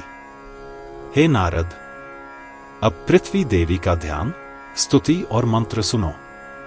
भगवान विष्णु ने सर्वप्रथम पृथ्वी की पूजा इस मूल मंत्र से की थी, ओन्हरी श्री क्ली वसुंधराय स्वाहा। फिर उन्होंने कहा, हे देवी पृथ्वी, हे मुस्कुराती हुई, मैं आपकी पूजा करता हूं जो तीनों लोकों द्वारा पूजित हैं, जिनका रंग श्वेत कमल के समान श्वेत है, जिनका मुख शरद के चंद्रमा के समान सुंदर है, जो सभी रत्नों और मणियों की भंडार हैं, जिनके गर्भ में सभी बहुमूल्य रत्न और मोती समाये हुए हैं और जिन्होंने अग्नि से शुद्ध किया हुआ वस्त्र धारण किया है। तब सभी लोग इस मंत्र से उनकी पूजा करने लगे। श्री नारायण ने कहा, अब कण्व शाखा के अनुसार उनके समक्ष गाया जाने वाला स्तोत्र सुनो। हे विजय के दाता, जल के धारक, जल से संपन्न, विजय से पूर्ण, वराह अवतार की पत्नी, विजय की वाहक, मुझे विजय प्रदान करो। हे मंगलमय, सभी शुभों के भंडार, हे सभी मंगलों के अवतार, मंगलदाता, हे सभी प्रकार के कल्याण को प्रदान करने वाले सभी शुभों के स्रोत, इस संसार में मेरे लिए सभी अच्छे और शुभ चीजें प्रदान करें। हे पृथ्वी देवी, आप सभी को ग्रहण करने वाली, सभी को जानने वाली, सर्वशक्तिमान, सभी कामनाओं को प्रदान करने वाली हैं। आप मुझे मेरी इच्छानुसार फल दीजिए।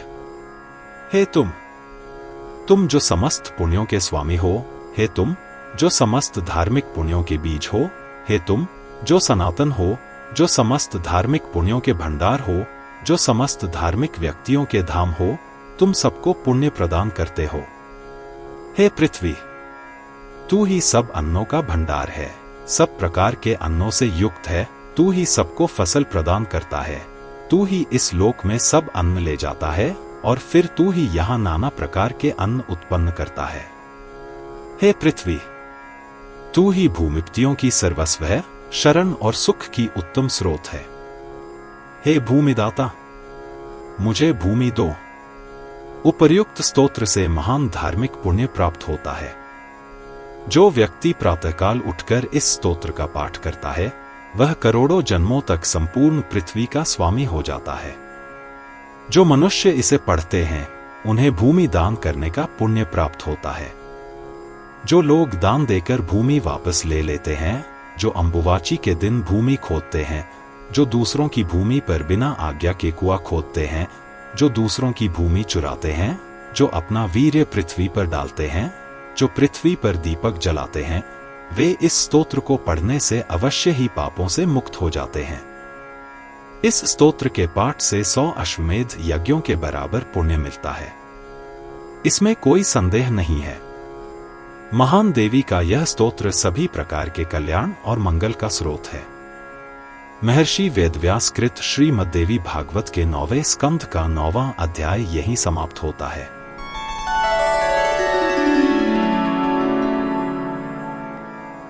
अध्याय 10 पृथ्वी के प्रति शास्त्र विपरीत व्यवहार करने पर नरकों की प्राप्ति का वर्णन। नारद जी बोले, अब मैं भूमिदान से होने वाले पुण्य, भूमि चुराने से होने वाले पाप, दूसरों के कुओं में कुआं खोदने से होने वाले पाप, अंबुवाची के दिन भूमि खोदने से होने वाले पाप, पृथ्वी पर वीर्यपात करने से होने वाले पाप, तथा पृथ्वी पर दीपक और बत्ती जलाने से होने वाले पाप, तथा पृथ्वी पर अन्य प्रकार से गलत कार्य करने से होने वाले पाप और उनके निवारण के बारे में सुनने की इच्छा रखता हूँ। श्री नारायण ने कहा, यदि कोई इस भारत में वितस्ती, अंगूठे और कनिष्ठिका के बराबर की लंबाई भूमि किसी ऐसे ब्राह्मण को दान करता है जो दिन में 3 बार संध्या करता है और इस प्रकार शुद्ध हो जाता है, तो वह शिव लोक में जाता है और रहता है। यदि कोई ब्राह्मण को अन्न से भरी हुई भूमि दान में देता है, तो वह देने वाला अंत में भूमि में धूल के कणों की संख्या के अनुसार अवधि तक विष्णु लोक में जाता है और रहता है।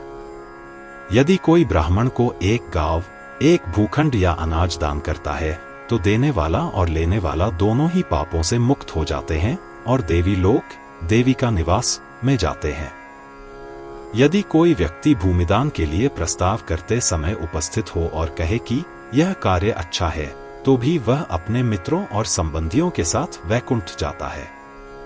जो व्यक्ति स्वयं या किसी अन्य व्यक्ति द्वारा ब्राह्मण को दिया गया दान वापस ले लेता है या चुरा लेता है, वह सूर्य और चंद्रमा के रहने तक कालसूत्र नरक में रहता है। उसके पुत्र, पौत्र आदि भी भूमि, वैभव, पुत्र और धन से वंचित हो जाते हैं और रौरव नामक भयंकर नरक में रहते हैं। यदि कोई व्यक्ति गायों के लिए चरागाह जोतता है और उससे अन्न की फसल प्राप्त करता है, तो वह कुंभीपाक नरक में 100 दिव्य वर्षों तक रहता है। यदि कोई व्यक्ति गायों के लिए कोई बाड़ा या तालाब जोतता है और उसमें अन्न उगाता है, तो वह 14 इंद्र के गिरने के बराबर अवधि तक असिपत्र नरक में रहता है। जो व्यक्ति दूसरे के तालाब में 5 मुट्ठी मिट्टी निकाले बिना स्नान करता है, वह नरक में जाता है और उसका स्नान बिल्कुल निष्फल होता है। यदि कोई कामातुर होकर गुप्त रूप से भूमि पर वीर्यपात कर दे, तो उस भूमि पर जितने धूलकण होंगे, उतने वर्षों तक उसे नरक की यातनाएं भोगनी पड़ेंगी। यदि कोई अंबुवाची के दिन भूमि खोदता है, तो वह 4 युगों तक नरक में रहता है। यदि कोई मूर्ख व्यक्ति कुएं या तालाब के स्वामी की अनुमति के बिना उस पुराने कुएं या तालाब को साफ करके उसमें मिट्टी खोदता है, तो उसे नरक में रहना पड़ता है। जो व्यक्ति नीचे से कीचड़ भरी मिट्टी को निकालता है, उसका श्रम व्यर्थ जाता है। उसका पुण्य उसके असली स्वामी को मिलता है। और जो व्यक्ति इतना श्रम करता है, वह 14 इंद्र के जीवन काल तक तप्त कुंड नरक में जाता है। जो कोई दूसरे के कुंड से 5 मुट्ठी मिट्टी निकालकर उसमें स्नान करने जाता है, वह उन मुट्ठी मिट्टी के कणों के बराबर वर्षों तक ब्रह्मा लोक में निवास करता है। अपने पिता या दादा के श्राद्ध समारोह के समय यदि कोई भूमि के स्वामी को कोई भोजन पिंड अर्पित किए बिना पिंड अर्पित करता है, तो श्राद्धकर्ता अवश्य ही नरक में जाता है। यदि कोई नीचे कोई सहारा दिए बिना सीधे पृथ्वी पर प्रदीप स्थापित करता है, तो वह 7 जन्मों तक अंधा हो जाता है। और इसलिए यदि कोई शंख को जमीन पर रखता है, तो उसे अगले जन्म में कोढ़ हो जाता है। यदि कोई मोती, मणि, हीरे, सोना और जवाहरात 5 कीमती चीजें जमीन पर रखता है, तो वह अंधा हो जाता है। यदि कोई शिव का लिंग प्रतीक, शिवानी की मूर्ति, शालग्राम पत्थर जमीन पर रखता है, तो वह 100 मनवंतरों तक कीड़ों द्वारा खाया जाता है। शंख, यंत्र, शक्ति उपासकों के लिए आरेख, शिलाओं, पत्थरों को धोने के बाद का पानी यानी चरणामृत, फूल, तुलसी के पत्ते अगर जमीन पर रखे जाते हैं, तो इन्हें रखने वाले को नरक की ओर ले जाते हैं। माला, पुष्पमाला, गोरोचन, गाय के मूत्र या पित्त से बना एक चमकीला पीला रंग और कपूर जब भूमि पर रखे जाते हैं, तो उन्हें रखने वाले को नरक की यातनाएं भोगनी पड़ती हैं। चंदन, रुद्राक्ष की माला और कुशा की जड़ भी यदि भूमि पर रख दी जाए, तो कर्ता को 1 मनवंतर तक नरक में रहना पड़ता है। पुस्तकें, पवित्र उपनयन सूत्र जब भूमि पर रखे जाते हैं, तो कर्ता ब्राह्मण जन्म के अयोग्य हो जाता है, बल्कि वह ब्राह्मण की हत्या के बराबर पाप में लिप्त हो जाता है। पवित्र उपनयन सूत्र जब गांठ लगाकर धारण करने योग्य हो जाता है, तो वह सभी जातियों के लिए पूज्य होता है। मनुष्य को अपने यज्ञों को पूर्ण करने के बाद भूमि पर दही, दूध आदि छिड़कना चाहिए। यदि कोई ऐसा नहीं करता है, तो उसे 7 जन्मों तक भयंकर यातनाएं भोगनी पड़ती हैं।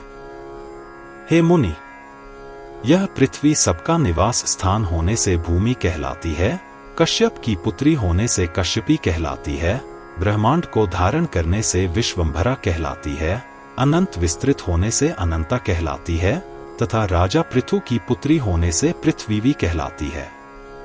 महर्षि वेदव्यास कृत श्रीमद्देवी भागवत के 9वें स्कंध का 10वां अध्याय यहीं समाप्त होता है।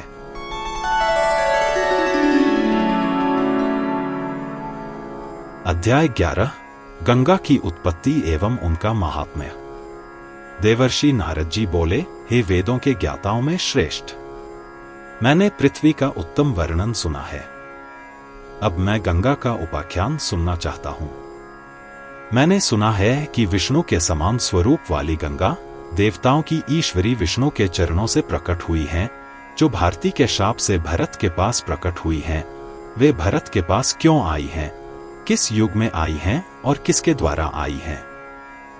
हे प्रभु, अब मुझे पापों का नाश करने वाली और धर्म पुण्य देने वाली इस शुभ कथा का वर्णन कीजिए। नारायण ने कहा, हे बालक, प्राचीन काल में सूर्यवंश में एक यशस्वी सम्राट हुआ था। उसकी 2 सुंदर पत्नियां थीं, एक का नाम वैदर्भी और दूसरी का नाम शैव्या था। शैव्या ने एक अत्यंत सुंदर पुत्र को जन्म दिया, उसका नाम असमंज था। दूसरी ओर रानी वैदर्भी ने पुत्र प्राप्ति की इच्छा से भूतों के स्वामी शंकर की आराधना की, जिससे प्रसन्न होकर रानी ने उसकी प्रार्थना स्वीकार कर ली और वैदर्भी गर्भवती हो गई। 100 वर्ष के गर्भ के पश्चात उसने एक मांस पिंड को जन्म दिया। यह देखकर रानी अत्यंत दुखी हुई और महादेव की शरण लेकर बार बार रोने लगी। तब भगवान शंकर वहां ब्राह्मण रूप में प्रकट हुए और उस मांसपिंड को 1000 टुकड़ों में काट डाला। उन 1000 टुकड़ों से 1000 अत्यंत शक्तिशाली पुत्र उत्पन्न हुए। उनके शरीर मध्याह्न के सूर्य से भी अधिक तेजस्वी प्रतीत होते थे, किंतु कपिल मुनि के शाप से वे सब भस्म हो गए। राजा ने अत्यंत विलाप किया और वन में चले गए। असमंज ने कालांतर में शरीर त्यागने के पश्चात 1,00,000 वर्ष तक तपस्या की थी। उनके पुत्र अंशुमान ने भी गंगा को भरत के पास लाने के लिए 1,00,000 वर्ष तक तपस्या की और वे भी मर गए।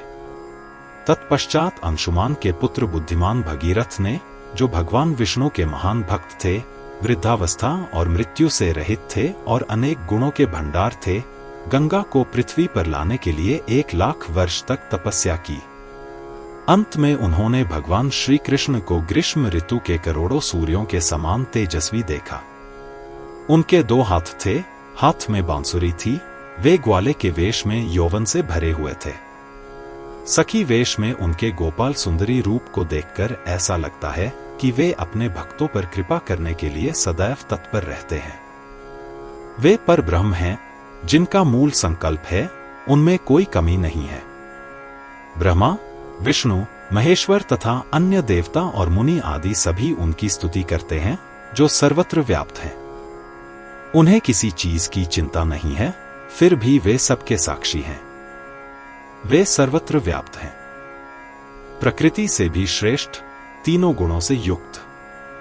उनके मुख पर सदैव मधुर मुस्कान रहती है, जो उसे और भी अधिक मनोहर बनाती है। भक्तों पर कृपा करने में उनके समान कोई नहीं है। उनके वस्त्र अग्नि द्वारा शुद्ध, अधनीय हैं तथा वे रत्नों, मणियों तथा आभूषणों से सुसज्जित हैं। राजा भगीरथ ने उस अप्रत्याशित रूप को देखा, झुककर प्रणाम किया तथा बार बार स्तुति करने लगे। उनका पूरा शरीर आनंद से भर गया। फिर उन्होंने स्पष्ट रूप से बताया कि वे अपने परिवार के उद्धार के लिए क्या चाहते हैं। तब भगवान श्री कृष्ण ने गंगा से कहा, हे सुरेश्वरी, तुम शीघ्र जाओ और भारती के शाप के अधीन भारत में प्रकट हो जाओ। मेरी आज्ञा से शीघ्र जाओ और सगर के पुत्रों को पवित्र करो। वे सभी गंगा के संपर्क में आने वाली हवा के स्पर्श से पवित्र हो जाएंगे और दिव्य विमानों पर चढ़कर मेरे जैसे रूप धारण कर मेरे धाम में आ जाएंगे। वे वहां हमेशा मेरे सेवक के रूप में रहेंगे और वे अपने पिछले जन्मों में किए गए पापों में शामिल नहीं होंगे। हे नारद, ऐसा वेदों में कहा गया है कि यदि मनुष्य आत्माएं भारत में जन्म लेकर लाखों करोड़ों जन्मों तक पाप करती हैं, तो गंगा के कणों के संपर्क में आने वाली और ले जाने वाली हवा को छूने से उनके पाप पूरी तरह से नष्ट हो जाएंगे। गंगा का दर्शन और गंगा के पानी का स्पर्श भगवान के स्पर्श से 10 गुना अधिक धार्मिक पुण्य देता है। गंगाजल के संपर्क में आने वाली वायु को शुद्ध करने से मनुष्य को तत्काल पापों से मुक्ति मिल जाती है, विशेषकर यदि वह गंगा में स्नान करे।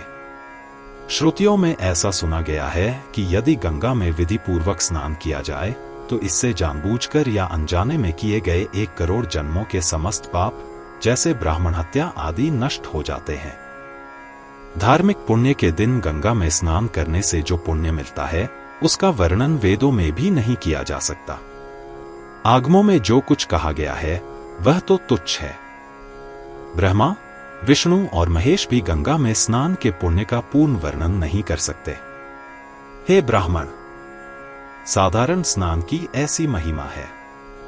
अब मैं संकल्प पूर्वक किए गए गंगा स्नान के फल का वर्णन करूंगा, सुनो। संकल्प पूर्वक गंगा स्नान करने से साधारण स्नान की अपेक्षा 10 गुना अधिक फल मिलता है, और जिस दिन सूर्य एक राशि से दूसरी राशि में प्रवेश करता है, उस दिन स्नान करने से 30 गुना अधिक पुण्य मिलता है। अमावस्या के दिन गंगा स्नान से उपर्युक्त पुण्य मिलता है, किंतु जब सूर्य दक्षिणायन में होता है तो 2 गुना पुण्य मिलता है, और जब सूर्य उत्तरायण में होता है तो 10 गुना अधिक पुण्य मिलता है। चतुर्मास, पूर्णिमा, अक्षय नवमी या अक्षय तृतीया में गंगा स्नान करने से अगणित पुण्य मिलता है। और यदि उपर्युक्त पर्व, वर्ष के विशेष काल जिसमें कुछ विशेष कर्म करने का विधान है के दिन स्नान और तर्पण दोनों ही किए जाएं तो पुण्य की प्राप्ति होती है। दान से भी अधिक पुण्य मिलता है। साधारण स्नान से 100 गुना पुण्य मिलता है। मनवंतर तिथि, युगाद्या, माघ मास की शुक्ल सप्तमी, भीष्माष्टमी, अशोकाष्टमी तथा श्रीराम नवमी को गंगा स्नान से महान पुण्य मिलता है। नंदा उत्सव में गंगा स्नान करने से भी इनसे दुगुना पुण्य मिलता है। दशहरा दशमी तिथि को किया गया गौगे स्नान युगाद्या स्नान के बराबर पुण्य देता है। और यदि महानंदा या महावारुणी के दिन स्नान किया जाए तो 4 गुना अधिक पुण्य मिलता है। महावारुणी के दिन गंगा स्नान से साधारण स्नान की अपेक्षा 10 लाख गुना अधिक पुण्य मिलता है। सूर्य ग्रहण में गंगा स्नान से चंद्र ग्रहण की अपेक्षा 10 गुना अधिक पुण्य मिलता है। इसके अतिरिक्त अर्धोदय योग में स्नान से सूर्य ग्रहण की अपेक्षा 100 गुना अधिक पुण्य मिलता है। भगीरथ के सामने गंगा से ऐसा कहकर देवों के देव भगवान चुप हो गए। देवी गंगा ने भक्ति से सिर झुकाकर कहा। गंगा ने कहा, यदि मैं आपकी आज्ञा के अनुसार तथा भारती द्वारा पूर्व में दिए गए शाप के अधीन भरत के पास जाऊं तो मुझे बताइए कि पापियों द्वारा मुझ पर लगाए गए पापों से मैं कैसे मुक्त होंगी। मुझे वहां कितने समय तक रहना होगा? हे प्रभु, मैं कब भगवान विष्णु के सर्वोच्च स्थान पर वापस जा सकूंगी? हे आप सबके अंतर्यामी, हे सर्वज्ञ, हे प्रभु, मैं और जो कुछ भी चाहती हूं आप उन सब को जानते हैं। अतः इन सब बातों का मुझे उपदेश देने की कृपा करें। भगवान श्रीहरि ने कहा, हे सुरेश्वरी, मैं तुम्हारी सभी इच्छाओं को जानता हूं। जब तुम द्रव रूप धारण करोगी तब लवण सागर तुम्हारा पति होगा। वह मेरा अंश है और तुम लक्ष्मी स्वरूप हो। अतः संसार में प्रेमी और प्रेमी का मिलन सुखमय और योग्य होगा। भारतवर्ष में जितनी भी नदियां हैं जो समुद्र में जाकर मिलती हैं, उनमें तुम श्रेष्ठ और परम सौभाग्यशाली हो। आज से तुम्हें भारती के शाप के अधीन 5000 वर्ष तक भारत में रहना पड़ेगा। तुम समुद्र के साथ प्रतिदिन और सदैव सुख भोग सकोगी। हे देवी, जैसे तुम चतुर स्त्री हो वैसे ही वह भी योग्य और निपुण है। भारत के निवासी भगीरथ द्वारा रचित स्तोत्र के द्वारा आपकी स्तुति और पूजा बड़ी भक्ति से करेंगे। जो कण्वशाखा के अनुसार आपका ध्यान करेगा और प्रतिदिन आपकी पूजा, स्तुति और प्रणाम करेगा, उसे एक अश्वमेध यज्ञ का फल मिलेगा। यदि कोई गंगा गंगा आदि का उच्चारण भी करेगा तो भी वह गंगा से 100 योजन दूर होने पर भी सभी पापों से मुक्त होकर विष्णु लोक को जाएगा। आप में स्नान करने वाले 1000 पापियों द्वारा आप पर लगाए गए पाप प्रकृति देवी के भक्तों के स्पर्श से नष्ट हो जाएंगे। भले ही हजारों पापी मृत शरीरों को छूकर आप में स्नान करते हैं, वे सभी तब नष्ट हो जाएंगे जब देवी भक्त, भुवनेश्वरी और मायाविज के उपासक आकर आपका स्पर्श करेंगे। हे मंगलमय, आप सरस्वती आदि श्रेष्ठ नदियों के साथ भारत में निवास करके पापियों के पापों को धो देंगे। वह तुरंत ही एक पवित्र तीर्थ स्थान बन जाएगा जहां आपकी महिमा का कीर्तन किया जाएगा। आपकी धूल के स्पर्श से पापी तुरंत शुद्ध हो जाएगा और वह देवीलोक मणिद्वीप में उतने वर्षों तक निवास करेगा जितने वर्षों तक वहां की धूल होगी। देवी भुवनेश्वरी की जय हो। जो व्यक्ति पूर्ण चेतना के साथ और मेरा नाम स्मरण करते हुए आपकी गोद में अपना शरीर छोड़ेगा, वह निश्चित रूप से मेरे धाम को जाएगा और अनंत काल तक मेरा मुख्य सेवक बनकर रहेगा। वह असंख्य प्राकृतिक लय देखेगा। जब तक मनुष्य ने बहुत से धार्मिक पुण्यों का संग्रह न कर लिया हो, तब तक वह गंगा में नहीं मर सकता, और यदि वह गंगा में मरता है तो वह तब तक वैकुंठ जाता है जब तक इस संसार में सूर्य उदय होता है। मैं उसके लिए अनेक शरीर लाता हूं जहां वह अपने कर्मों का फल भोग सकता है, और फिर मैं उसे अपना स्वरूप, मेरा जैसा रूप देकर अपना सेवक बना लेता हूं। यदि कोई अज्ञानी मनुष्य ज्ञान से रहित होकर केवल आपके जल को स्पर्श करके अपना शरीर त्याग देता है, तो मैं उसे सालोक्य, मेरे धाम में स्थान देकर अपना सेवक बना लेता हूं। यदि कोई आपका नाम लेते हुए दूर किसी स्थान पर भी अपना शरीर त्यागता है, तो भी मैं उसे ब्रह्मा के एक जन्म के लिए अपने धाम में स्थान देता हूँ। और यदि वह भक्ति पूर्वक आपका स्मरण करता है और दूसरे स्थान पर अपने शरीर का त्याग करता है, तो मैं उसे अनंत प्राकृतिक लय के लिए सारूप्य, मेरा सारूप, प्रदान करता हूँ। वह तुरंत रत्नजटित विमान पर चढ़कर मेरे सेवकों के साथ गोलोक में चला जाता है और मेरे जैसा रूप प्राप्त करता है। जो लोग प्रतिदिन मेरे मंत्र का पूजन करते हैं, जो मुझे अर्पित किए गए भोजन के बचे हुए भाग को खाकर अपना दिन व्यतीत करते हैं, उन्हें तीर्थ में मरने या न मरने में कोई भेद नहीं रहता। वे स्वयं ही तीनों लोकों को आसानी से पवित्र कर सकते हैं। रत्नजटित उत्तम और श्रेष्ठ विमान पर चढ़कर वे गोलोक में जाते हैं। हे पतिव्रता, मेरे भक्तों के मित्र यदि पशु योनि में भी जन्म लें, तो भी वे मेरी भक्ति से पवित्र हो जाएंगे और रत्नजटित विमान पर चढ़कर कठिनतम गोलोक में जा सकेंगे। भक्तगण चाहे कहीं भी हों, यदि वे भक्ति पूर्वक मेरा स्मरण करें, तो मेरी भक्ति के बल से जीवित रहते हुए वे मुक्त हो जाएंगे। गंगा से ऐसा कहकर भगवान श्रीहरि ने भगीरथ से कहा, हे बालक, अब भक्ति पूर्वक गंगा देवी की पूजा करो और उनके भजन गाओ।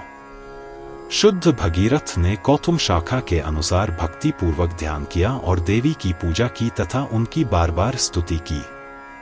तब गंगा और भगीरथ ने श्री कृष्ण को प्रणाम किया और वे तुरंत उनकी दृष्टि से अदृश्य हो गए। देवर्षि नारद ने कहा, हे वेदों के ज्ञाताओं में श्रेष्ठ, कैसे, किस कुथुमा शाखा द्वारा कुलीन राजा भगीरथ देवी गंगा का ध्यान किया, उन्होंने कौन सा स्तोत्र पढ़ा और किस विधि से उन्होंने गंगा की पूजा की? नारायण ने कहा, हे नारद, मनुष्य को चाहिए कि पहले स्नान करके स्वच्छ धुले हुए वस्त्र पहनकर नित्य कर्म करने चाहिए। फिर अपने पर संयम रखकर भक्ति पूर्वक गणेश, सूर्य, अग्नि, विष्णु, शिव और शिवानी इन 6 देवताओं की पूजा करनी चाहिए। इस प्रकार मनुष्य पूजा का अधिकारी बनता है। विघ्नों के नाश के लिए सबसे पहले गणेश की पूजा करनी चाहिए, फिर स्वास्थ्य के लिए सूर्य की पूजा करनी चाहिए, फिर शुद्धि के लिए अग्नि की पूजा करनी चाहिए, फिर धन और बल की प्राप्ति के लिए विष्णु की पूजा करनी चाहिए, ज्ञान के लिए शिव की पूजा करनी चाहिए और मुक्ति के लिए शिवानी की पूजा करनी चाहिए। जब इन देवताओं की पूजा की जाती है, तो मनुष्य देवता की पूजा करने का अधिकारी बन जाता है, अन्यथा परिणाम विपरीत हो जाते हैं। अब मैं बता रहा हूं कि भगीरथ ने देवी गंगा के प्रति क्या ध्यान किया था। महर्षि वेदव्यास कृत श्रीमद्देवी भागवत के 9वें स्कंध का 11वां अध्याय यहीं समाप्त होता है।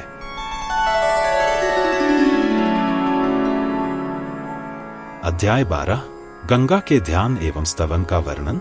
गोलोक में श्री राधा कृष्ण के अंश से गंगा के प्रादुर्भाव की कथा। नारायण ने कहा, हे नारद, अब कण्व शाखा के अनुसार देवी गंगा के ध्यान के विषय में, जो सभी पापों का नाश करने वाली है। हे गंगे, श्वेत कमल के समान श्वेत रंग वाली, तुम मनुष्यों के सभी पापों का नाश करने वाली हो। तुम श्री कृष्ण के शरीर से प्रकट हुई हो। तुम उनके समान शक्तिशाली हो। तुम बहुत पवित्र और शुद्ध हो। तुमने ज्वलनशील वस्त्र धारण किए हैं और रत्नों से अलंकृत हो। तुम 100 शरद चंद्रमाओं से भी अधिक चमकदार हो। तुम्हारे होठों पर मुस्कान भी प्रसन्न करती है और तुम हमेशा स्थिर युवा सौंदर्य, जो कभी कम नहीं होता, से युक्त रहती हो। तुम नारायण को प्रिय हो, शांत और शांत स्वभाव की हो और उनके सौभाग्य से उनकी होने पर गर्व करती हो। तुम केशों की चोटी रखती हो, मालती पुष्पों की मालाओं से सजी हो।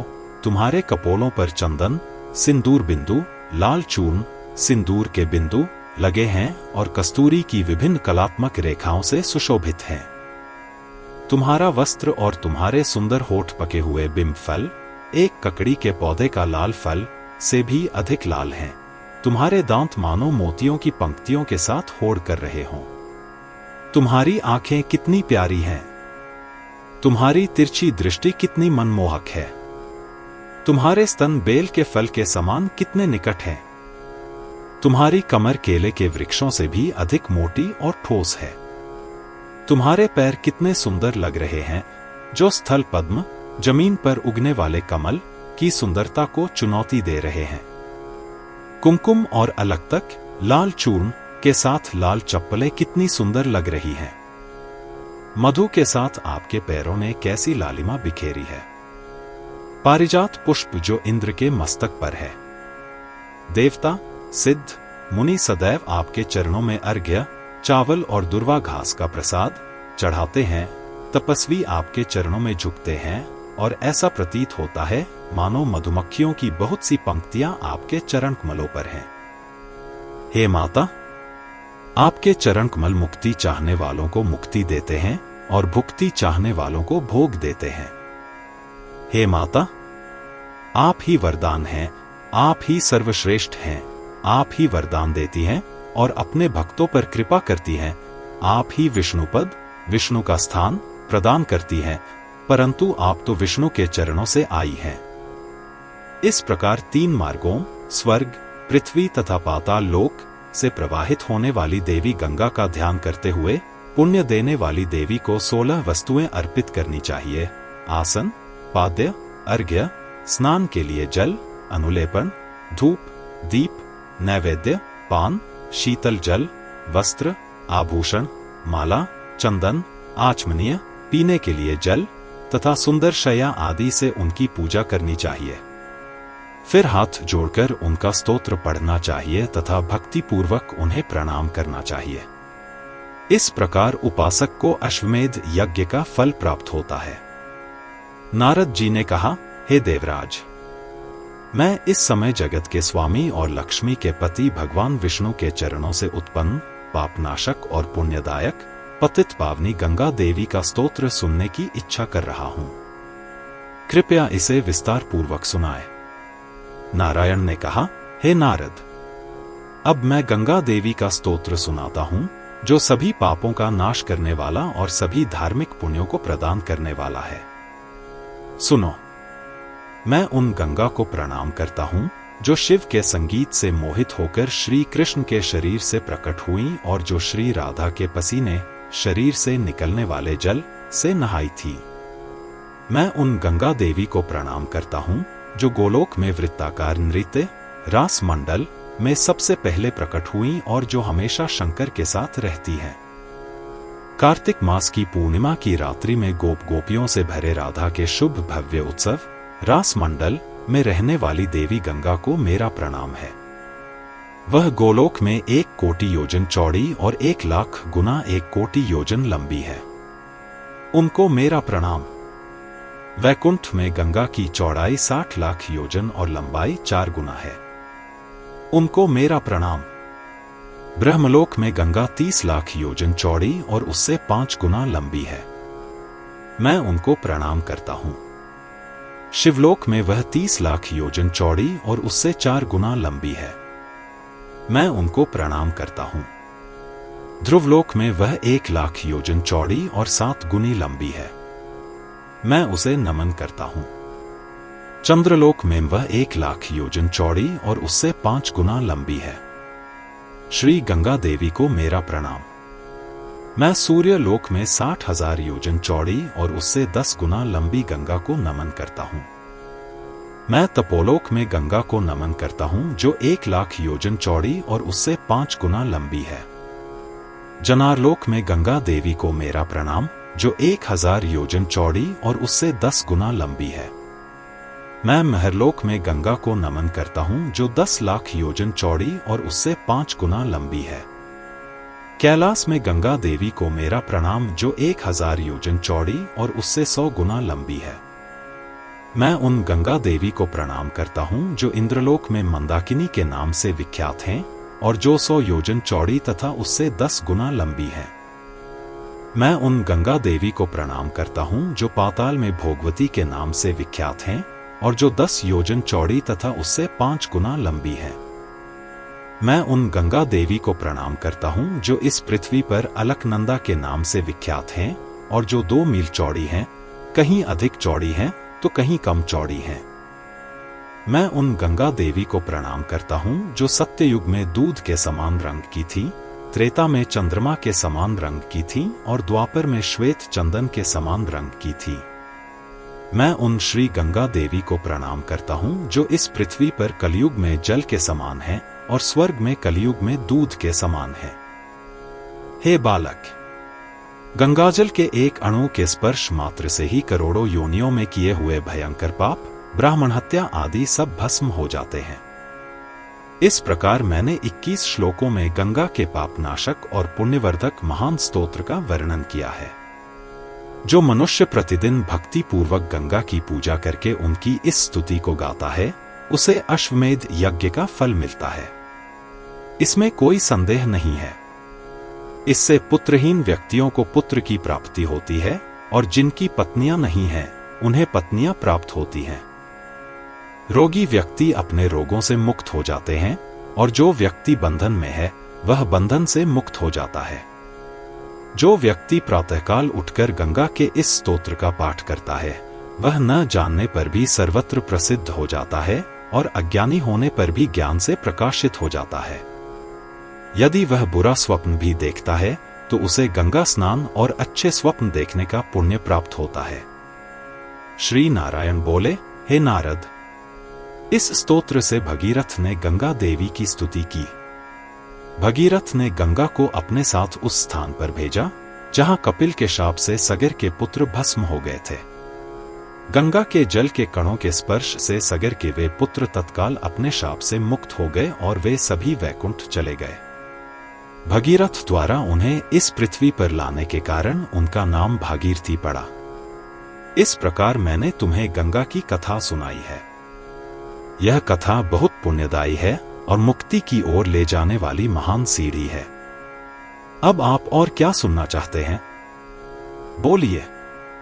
नारद जी ने कहा, हे प्रभु, गंगा किस प्रकार 3 मार्गों से तीनों लोकों में प्रवाहित होकर उन्हें पवित्र करने लगी, उन्हें किस प्रकार ले जाया गया और किन स्थानों पर पहुंचाया गया, उन स्थानों के लोगों ने उनका किस प्रकार आदर किया, कृपया इन सब का विस्तार पूर्वक वर्णन करें।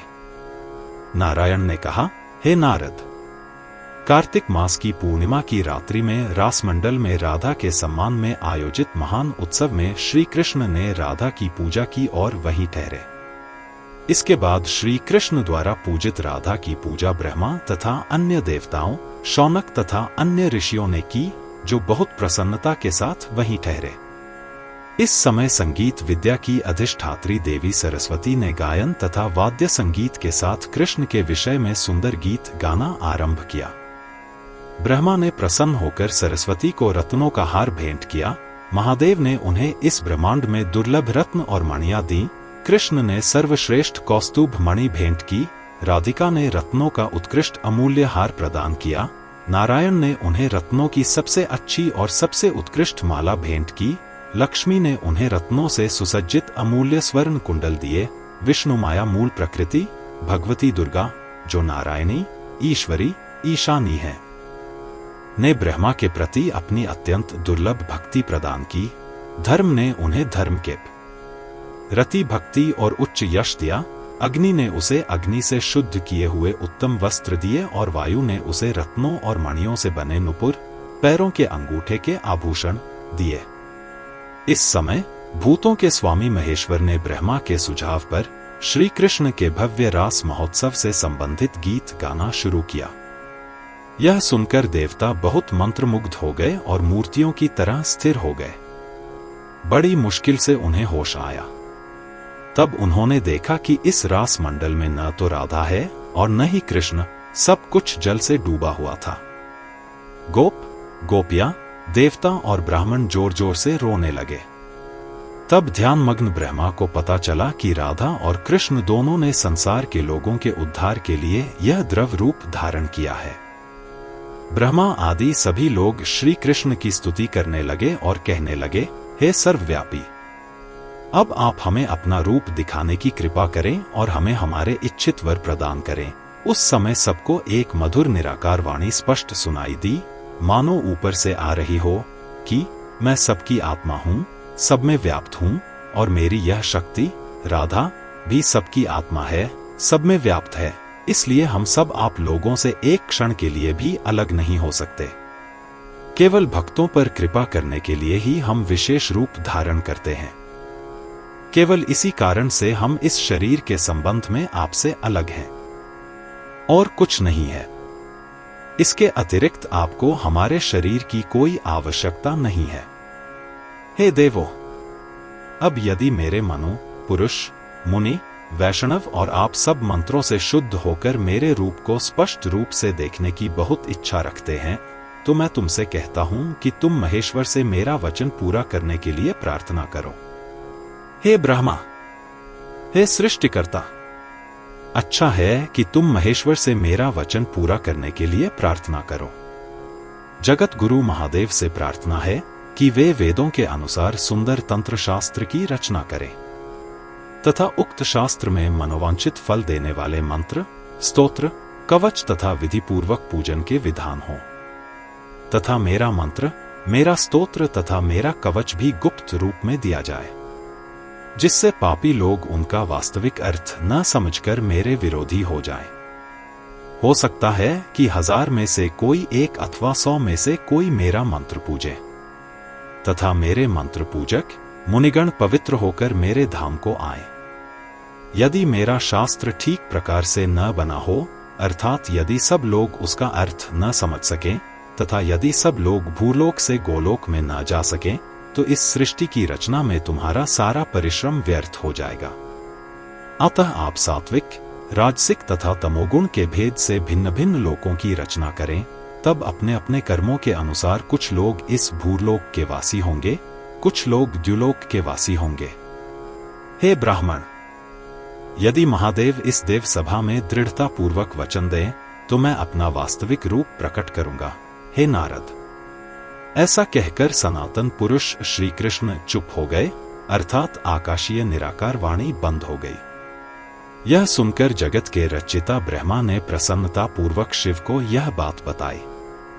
जब ज्ञान के स्वामी, ज्ञानियों में श्रेष्ठ भूतनाथ ने रचयिता के वचन सुने, तो उन्होंने गंगाजल हाथ में लेकर शपथ ली कि मैं राधा मंत्रों से युक्त तथा वेदों के विरुद्ध न होने वाला तंत्र शास्त्र पूर्ण करूंगा।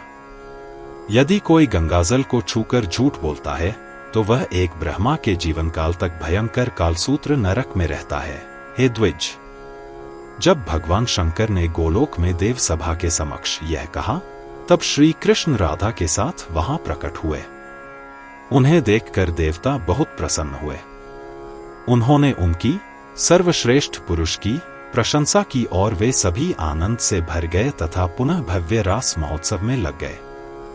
कुछ समय बाद महादेव ने मुक्ति की मशाल जलाई, अर्थात वादे के अनुसार उनके द्वारा तंत्र शास्त्र प्रकाशित किया गया।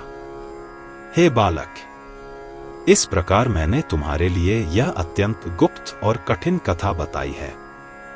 इस प्रकार श्री कृष्ण स्वयं वास्तव में गोलोक में प्रवाहित तरल गंगा हैं।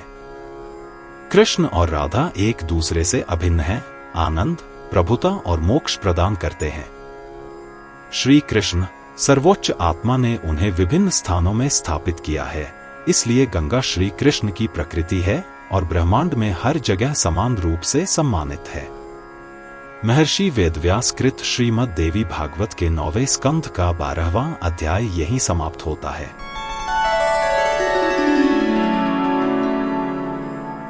अध्याय 13 श्री राधा जी के रोष से भयभीत गंगा का श्री कृष्ण के चरण कमलों की शरण लेना, श्री कृष्ण के प्रति राधा का उपालंब, ब्रह्मा जी की स्तुति से राधा का प्रसन्न होना तथा गंगा का प्रकट होना।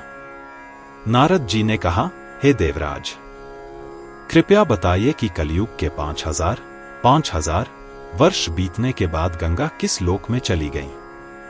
नारायण ने कहा, भारती के शाप से भगीरथी गंगा भारत में आई, और जब शाप की अवधि समाप्त हो गई तो वह भगवान की इच्छा से वैकुंठ लोक लौट गई।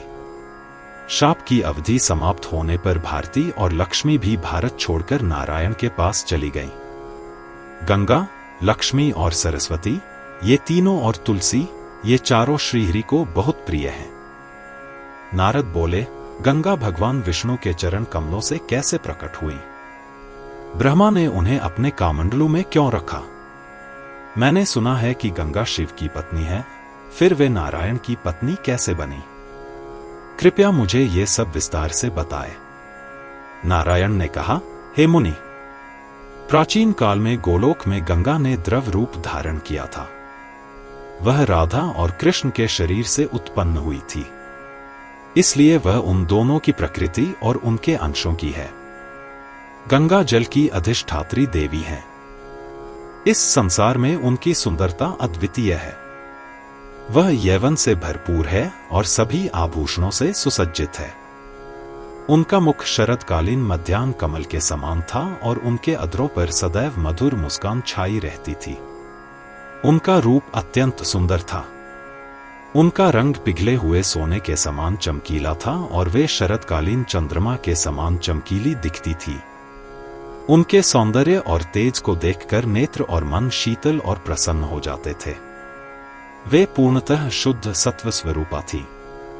उनकी कमर मोटी और कठोर थी और उनका सारा शरीर उत्तम वस्त्रों से ढका हुआ था। उनके स्तन मोटे और उभरे हुए थे। वे उठे हुए, कठोर और सुंदर गोल थे। उनकी आंखें अत्यंत आकर्षक थीं, जो सदैव तिरछी दृष्टि डालती रहती थी। उनके केशों की लटें थोड़ी सी तिरछी थीं और उनके ऊपर मालती पुष्पों की माला उन्हें अत्यंत सुंदर बना रही थी। उनके मस्तक पर सॉल्पिस्ट और सिंदूर की बिंदी दिख रही थी। उनके कपोलों पर कस्तूरी के पत्ते लगे हुए थे और उनके होठ बंदूक पुष्पों के समान लाल थे, जो मनमोहक लग रहे थे। उनके दांतों की पंक्तियां पके हुए अनारों की पंक्तियों के समान लग रही थी। उसके वस्त्र के सिरे अग्नि से जलने योग्य नहीं थे, जिसे कमर के चारों ओर एक गांठ में बांधा गया था। वह कृष्ण के पास बैठी थी, कामुक इच्छाओं से भरी हुई और लज्जित थी। उसने अपने वस्त्र के सिरे से अपना चेहरा ढक लिया और स्थिर दृष्टि से भगवान के चेहरे को देख रही थी और वह अमृत पी रही थी। श्री कृष्ण के मुख पर अत्यंत प्रसन्नता छा गई। प्रथम प्रणय आलिंगन की आशा से उनका मुख कमल सा खिल उठा और वे आनंदित हो उठी।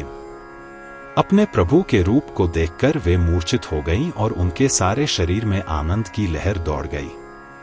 इसी बीच राधा जी वहां आ पहुंची। राधा के साथ 30 कोटि गोपियां थीं। वे करोड़ों चंद्रमाओं के समान तेजस्वी लग रही थी।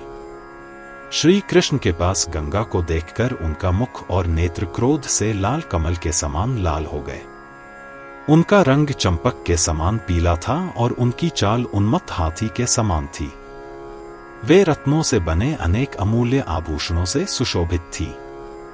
उनकी कमर में वस्त्र बंधे हुए थे। वे अमूल्य रत्नों से अलंकृत थे और अग्नि से जलने योग्य नहीं थे, अग्निरोधक। श्री कृष्ण द्वारा अर्पित अर्घ्य उनके चरण कमलों पर था, जो पुष्पित झाड़ी के समान रंग के थे, और वे धीरे धीरे कदम दर कदम चल रही थी। रत्नजटित उत्तम विमान से उतरकर ज्यों ही वे चलने लगीं, ऋषियों ने श्वेत चमर से उन्हें पंखा झलना शुरू कर दिया। सिर के बालों के विभाजन के स्थान के नीचे उनके माथे पर सिंदूर का बिंदु था। वह दीप की ज्वाला के समान चमकीला दिख रहा था। इस सिंदूर बिंदु के दोनों ओर कस्तूरी का बिंदु और चंदन का बिंदु दिखाई दे रहा था। जब वे क्रोध से कांपने लगीं, तब उनकी पारिजात माला से युक्त वेणी भी कांपने लगी। सुंदर रंगों से सजे उनके होठ भी कांपने लगे। वे क्रोधित होकर श्री कृष्ण के पास रत्नजटित सिंहासन पर बैठ गईं। उनके सेवकों ने अपने अपने स्थान पर आसन ग्रहण किया। श्री कृष्ण राधा को देखकर तुरंत ही अपने आसन से उठ खड़े हुए और मुस्कुराते हुए उनसे मधुर वाणी में वार्तालाप करने लगे। गोपियां अत्यंत भयभीत होकर तथा सिर झुकाकर भक्तिपूर्वक श्री राधा का भजन करने लगीं। श्री कृष्ण भी स्तोत्रों द्वारा उनकी स्तुति करने लगे। इसी समय गंगा देवी उठ खड़ी हुईं और उन्होंने नाना प्रकार के स्तोत्रों द्वारा उनकी स्तुति की तथा भयभीत होकर तथा विनीत शब्दों में उनका कुशलक्षेम पूछा। भय के कारण उनका कंठ, होठ और तालु सूख गए। वे विनीत भाव से श्री कृष्ण के चरणों में शरण लेने लगी। तब श्री कृष्ण ने देवी गंगा को अपने वक्षस्थल पर ले लिया, जब वह शांत और स्थिर हो गईं। इस अंतराल में सुरेश्वरी गंगा ने राधा को देखा, जो सिंहासन पर बैठी थी, मनोहर और मधुर, मानो वह ब्रह्मा अग्नि से जल रही हों। सृष्टि के आरंभ से ही वे असंख्य ब्रह्माओं की एकमात्र महिला हैं और वे शाश्वत हैं। पहली नजर में वे 12 वर्ष की युवा लग रही थी। किसी भी ब्रह्मांड में इतनी सुंदर और इतनी योग्य महिला कहीं नहीं देखी जा सकती। वह शांत और स्थिर, मनोहर, अनंत और न आदि न अंत वाली थी।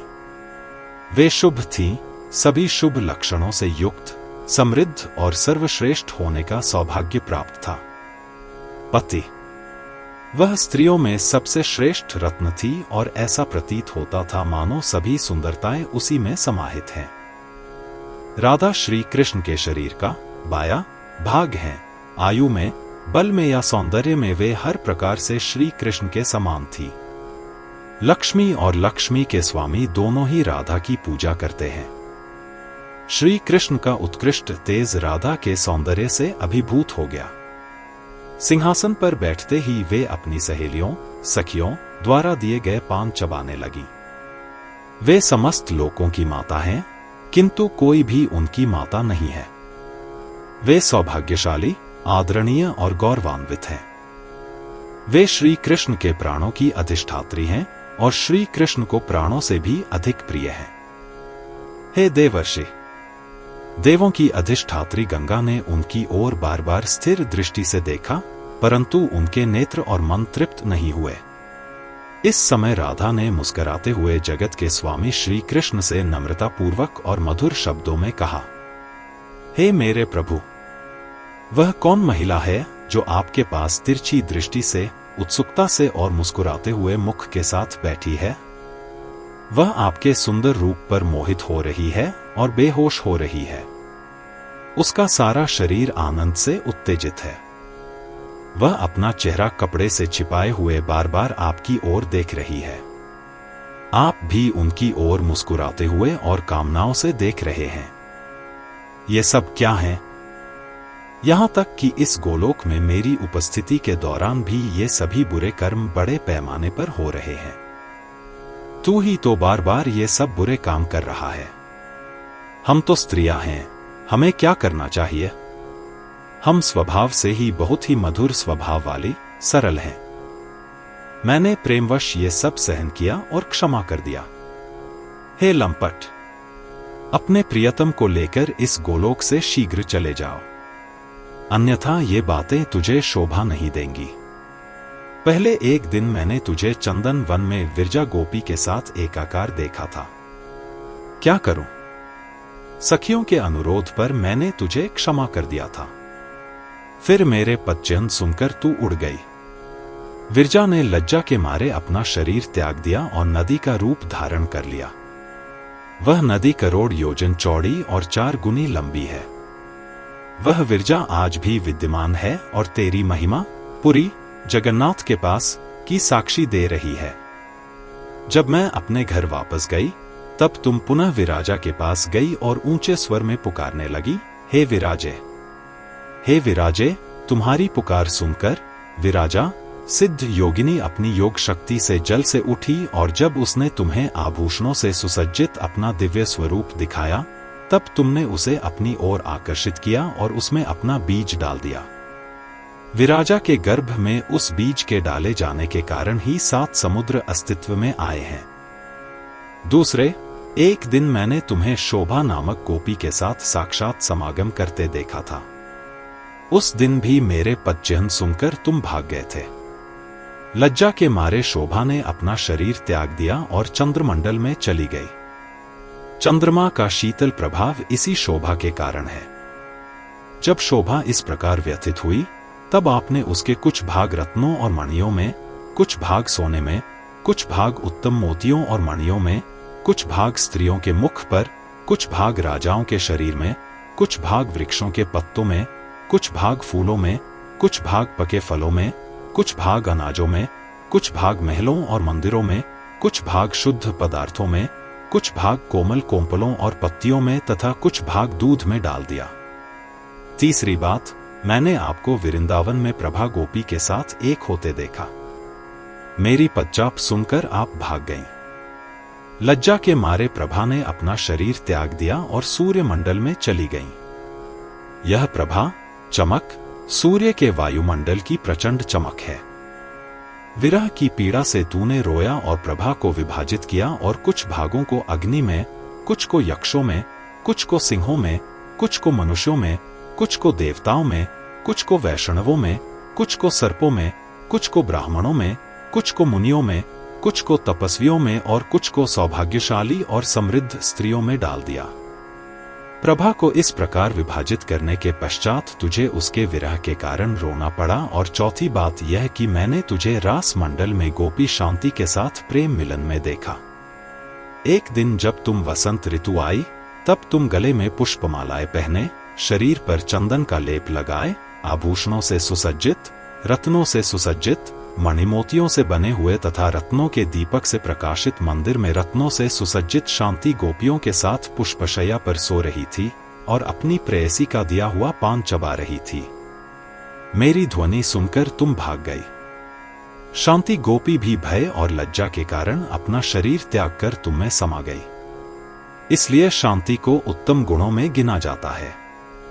वियोग की पीड़ा से तुमने शांति के शरीर को विभाजित कर दिया और कुछ भाग वन में, कुछ भाग ब्रह्मा को, कुछ भाग मुझे, कुछ भाग शुद्ध सत्व लक्ष्मी को, कुछ भाग अपने मंत्र उपासकों को, कुछ भाग मेरे मंत्र उपासकों को, कुछ भाग तपस्वियों को, कुछ भाग धर्म को और कुछ भाग धार्मिक व्यक्तियों को बांट दिया।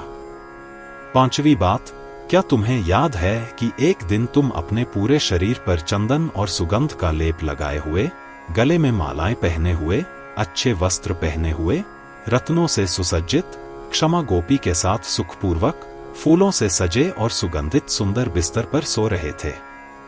ताजा संभोग के बाद तुम नींद से इतने अधिक प्रभावित थे कि जब मैंने जाकर तुम्हें परेशान किया, तब तुम दोनों मीठी नींद से जाग गए। मैंने आपके पीले वस्त्र, सुंदर मुरली, बांसुरी, वन पुष्पों की मालाएं, कौस्तुभ मणियां, मोतियों और मणियों की अमूल्य कुंडलियां ले ली। सखियों के आग्रह पर मैंने उन्हें आपको लौटा दिया। आपका शरीर पाप और भयंकर लज्जा से काला पड़ गया। तब क्षमा ने लज्जा के मारे अपना शरीर त्याग दिया और स्वर्ग में चली गई।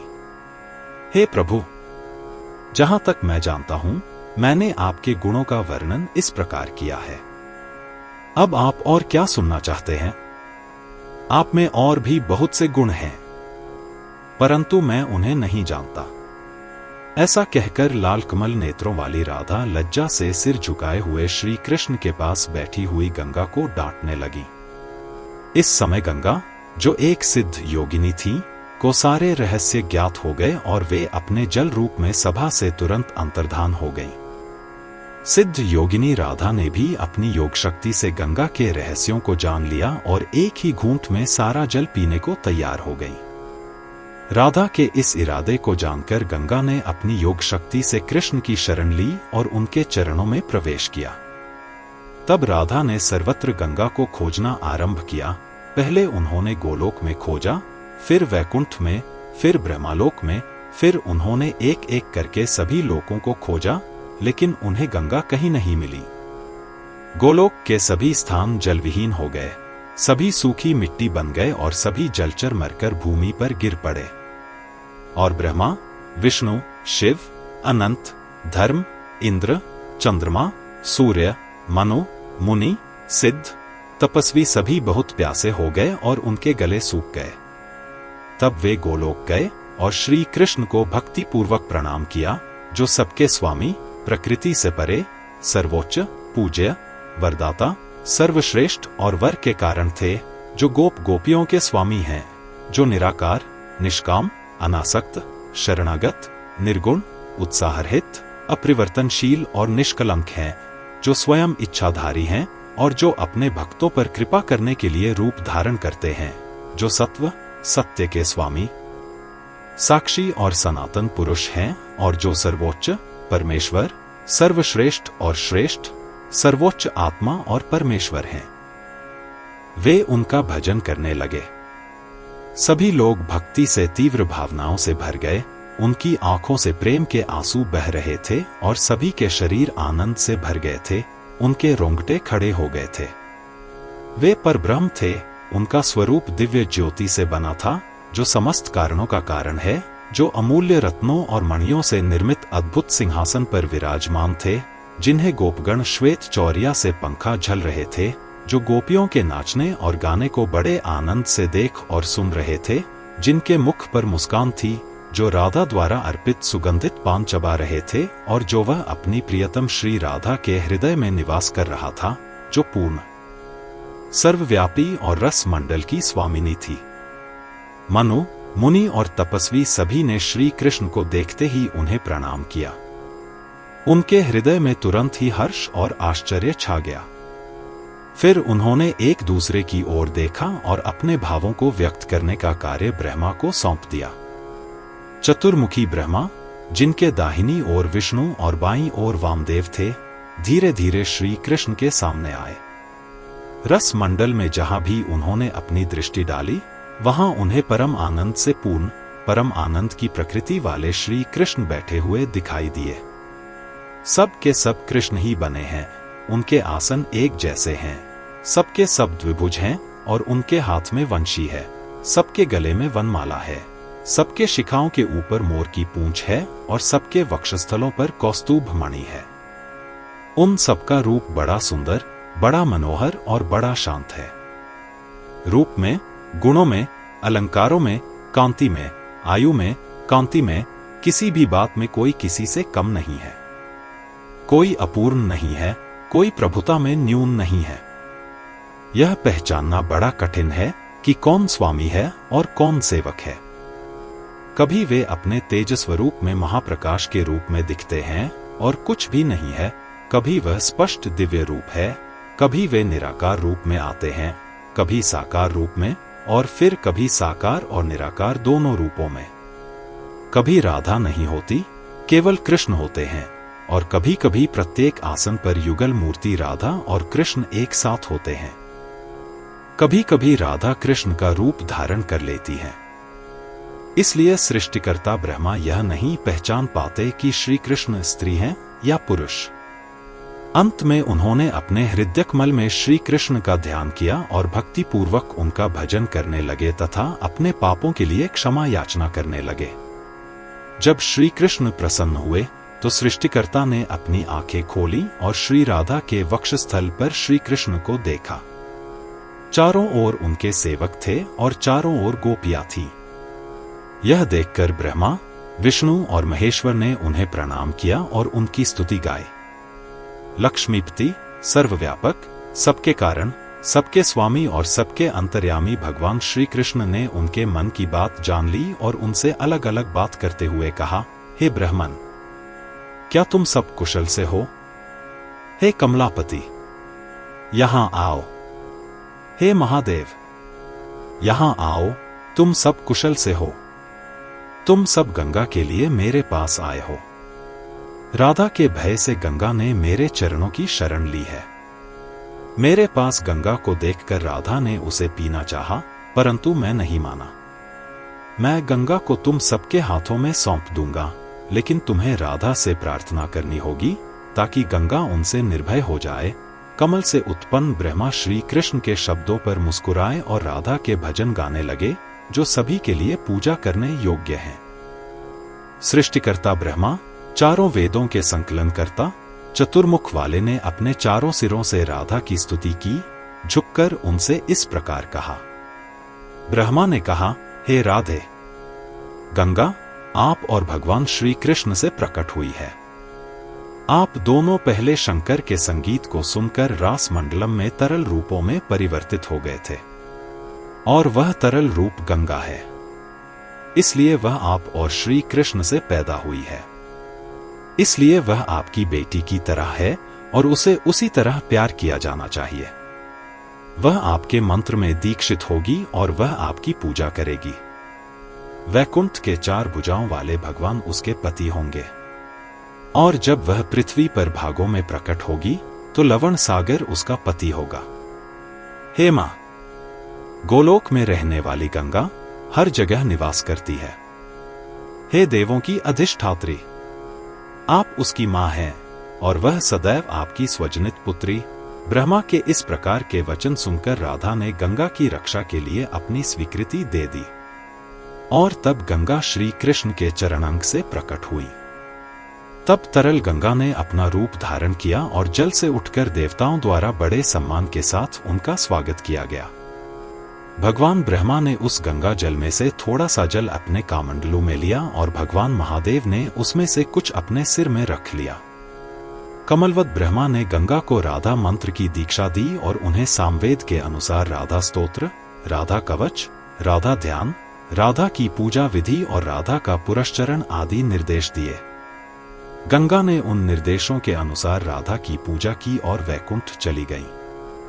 हे मुनि, लक्ष्मी, सरस्वती, गंगा और जगत को पवित्र करने वाली तुलसी, ये चारों नारायण की पत्नियां बनी। तब कृष्ण मुस्कुराए और ब्रह्मा को काल का इतिहास समझाया, जो अन्य किसी के लिए समझना कठिन था। फिर वे बोले, हे ब्रह्मा, हे विष्णु, हे महेश्वर, अब आप गंगा को ले जाइए और मैं आपको बताऊंगा कि इस समय क्या परिवर्तन हुआ है।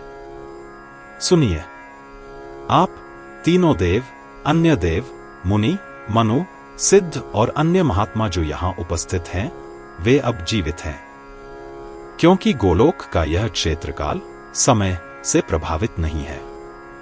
अब कल्प समाप्त होने वाला है। अतः गोलोक और वैकुंठ के अलावा अन्य क्षेत्रों में ब्रह्मा आदि जो अन्य सभी ब्रह्मांडों में विद्यमान थे, वे सभी अब मेरे शरीर में विलीन हो गए हैं। हे कमल जन्मे, गोलोक और वैकुंठ को छोड़कर सभी अब जल में हैं, पृथ्वी की पूर्व स्थिति में। बेहतर है कि तुम जाओ और अपना स्वयं का निर्माण करो। ब्रह्मांड और गंगा उस नवनिर्मित ब्रह्मांड में जाएंगे। मैं अन्य लोकों और उनके ब्रह्माओं का भी निर्माण करूंगा।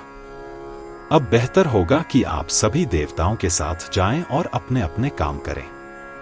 आप सभी ने यहां लंबे अंतराल तक प्रतीक्षा की है। जितने ब्रह्मा गिर गए हैं, वे सभी फिर से प्रकट होते हैं। ऐसा कहकर श्री कृष्ण राधा के स्वामी अपने अंतःकक्ष में चले गए। देवता भी तुरंत वहां से चले गए और सृष्टि कार्य में लग गए। तब तक श्री कृष्ण की आज्ञा से गंगा गोलोक, वैकुंठ, शिवलोक, ब्रह्मलोक तथा अन्य स्थानों में यथावत रही। भगवान विष्णु के चरणों से प्रकट होने के कारण उनका नाम विष्णुपदी पड़ा। इस प्रकार मैंने तुम्हें मुक्ति की ओर ले जाने वाली गंगा की यह मनोहर सारगर्भित कथा सुनाई। अब तुम और क्या सुनना चाहते हो? बोलो। महर्षि वेदव्यास रचित श्रीमद्देवी भागवत के 9वें स्कंध में 13वां अध्याय यहीं समाप्त होता है।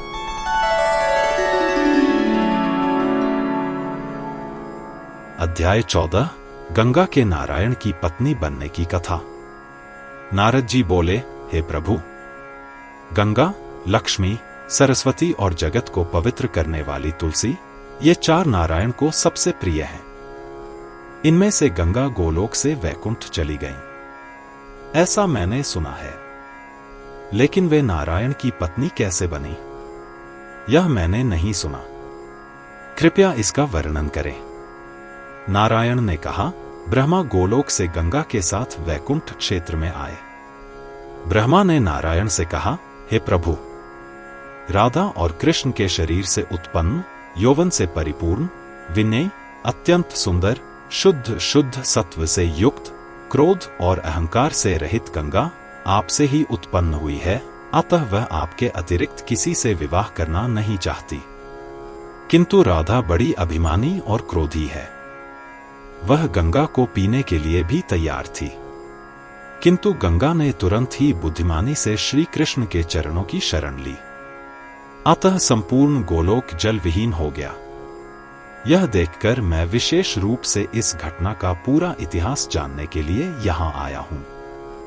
तब सबके हृदयों के ज्ञाता और शासक श्री कृष्ण ने मेरे हृदय को जान लिया और तुरंत ही अपने चरण से गंगा को उत्पन्न करके मुझे सौंप दिया। मैंने श्री कृष्ण को प्रणाम किया और अब मैं गंगा के साथ आपके पास आया हूं। अब आप गंधर्व विवाह नियम के अनुसार सुरेश्वरी गंगा से विवाह करें। जैसे आप देवों की सभा में सुरुचिपूर्ण और विनोदी देव हैं, वैसे ही गंगा भी हैं। जैसे आप पुरुषों में रत्न हैं, वैसे ही वह स्त्रियों में रत्न है। और विनोदी पुरुष और विनोदी स्त्री का मिलन अत्यंत सुखद होता है।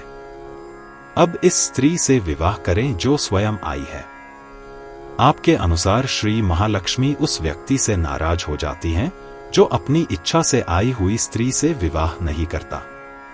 इसमें कोई संदेह नहीं है। बुद्धिमान पुरुष कभी भी प्रकृति का अपमान नहीं करते। सभी पुरुष प्रकृति से उत्पन्न होते हैं और सभी स्त्रियां प्रकृति के अंग हैं। इसलिए प्रकृति और पुरुष दोनों अविभाज्य हैं और वास्तव में एक ही हैं।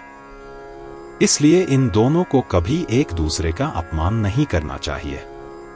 यदि आप कहते हैं कि गंगा कृष्ण से जुड़ी हुई है, तो आप उनसे कैसे विवाह कर सकते हैं? उत्तर है, जैसे श्री कृष्ण गुणों से परे और प्रकृति से परे हैं, वैसे ही आप भी प्रकृति से ऊपर हैं। श्री कृष्ण का आधा भाग 2 भुजाओं वाला है, श्री कृष्ण का दूसरा भाग 4 भुजाओं वाला है। राधा श्री कृष्ण के बाएं भाग से प्रकट हुई है। वे स्वयं दाहिना भाग हैं और पद्मा उनका बायां भाग है। जैसे राधा और कमला में कोई अंतर नहीं है, वैसे ही श्री कृष्ण और आप में भी कोई अंतर नहीं है। इसलिए चूंकि गंगा आपके शरीर से उत्पन्न हुई है, इसलिए वह आपसे विवाह करना चाहती है।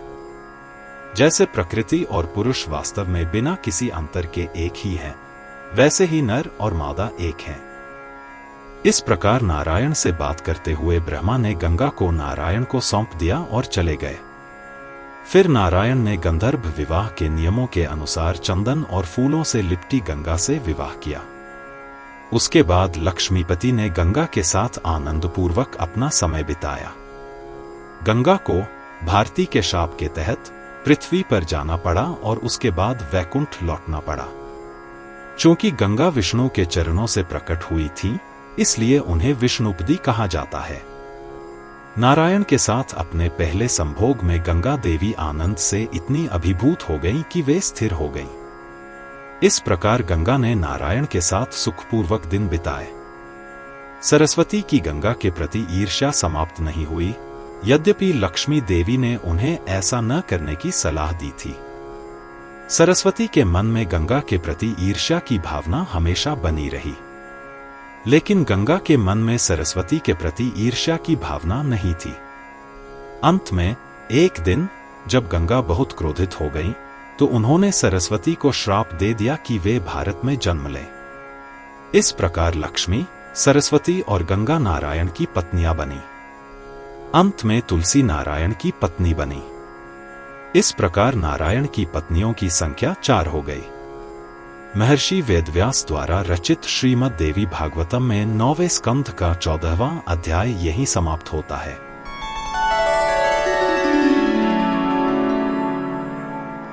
अध्याय 15 तुलसी के कथा प्रसंग में राजा वृषध्वज का चरित्र वर्णन। नारद बोले, हे भगवान, शुद्ध सती तुलसी कैसे नारायण की पत्नी बनी? उनका जन्म स्थान कहाँ था? और वे अपने पूर्व जन्म में क्या थी? वे किस कुल की थी? वे किसकी पुत्री थी?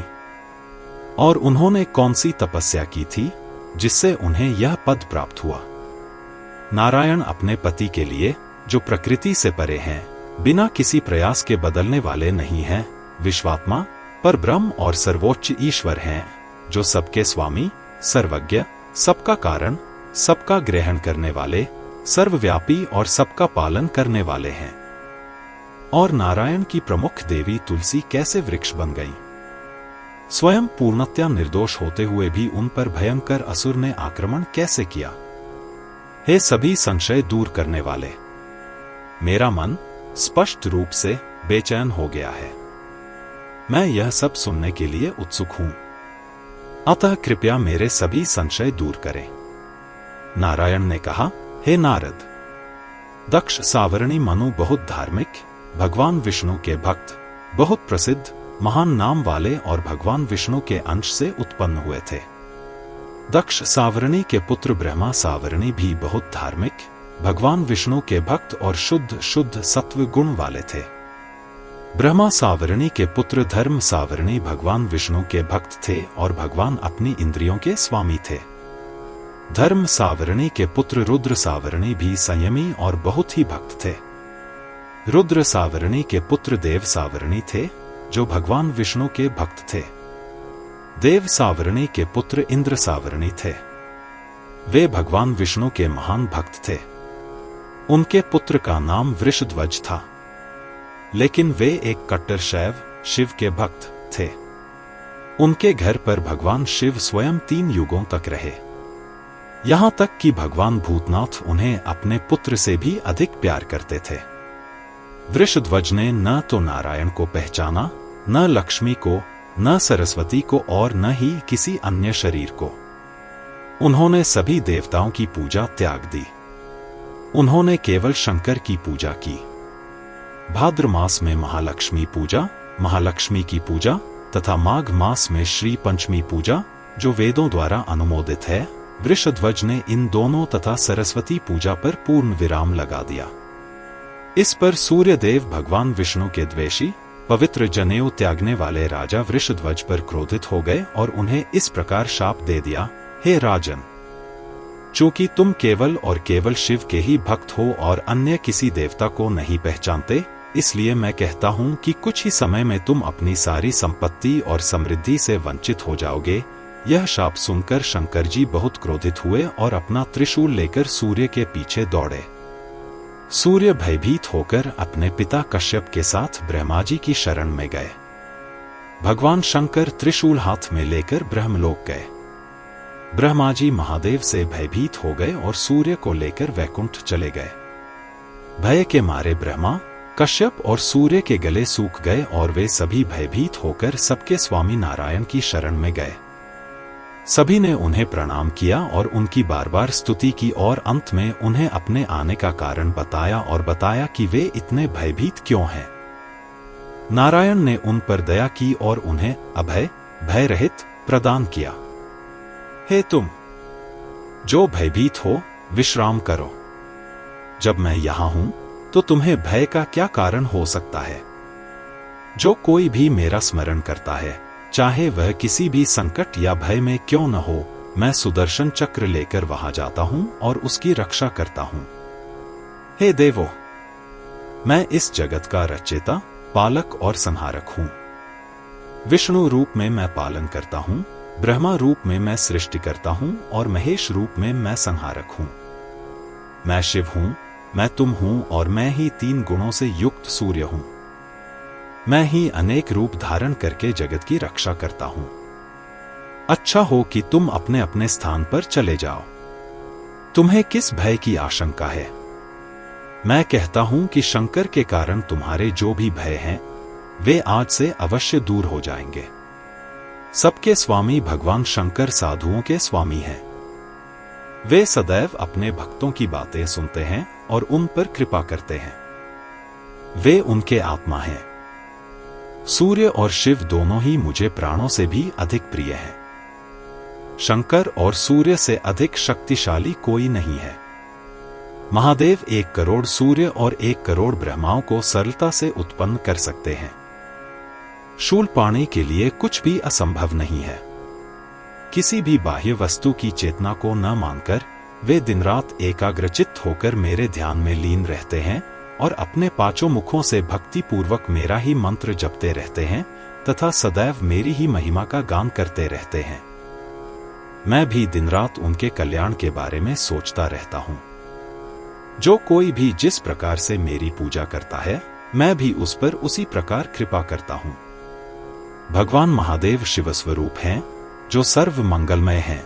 वे शिव के अर्थात मोक्ष के अधिष्ठाता देवता हैं।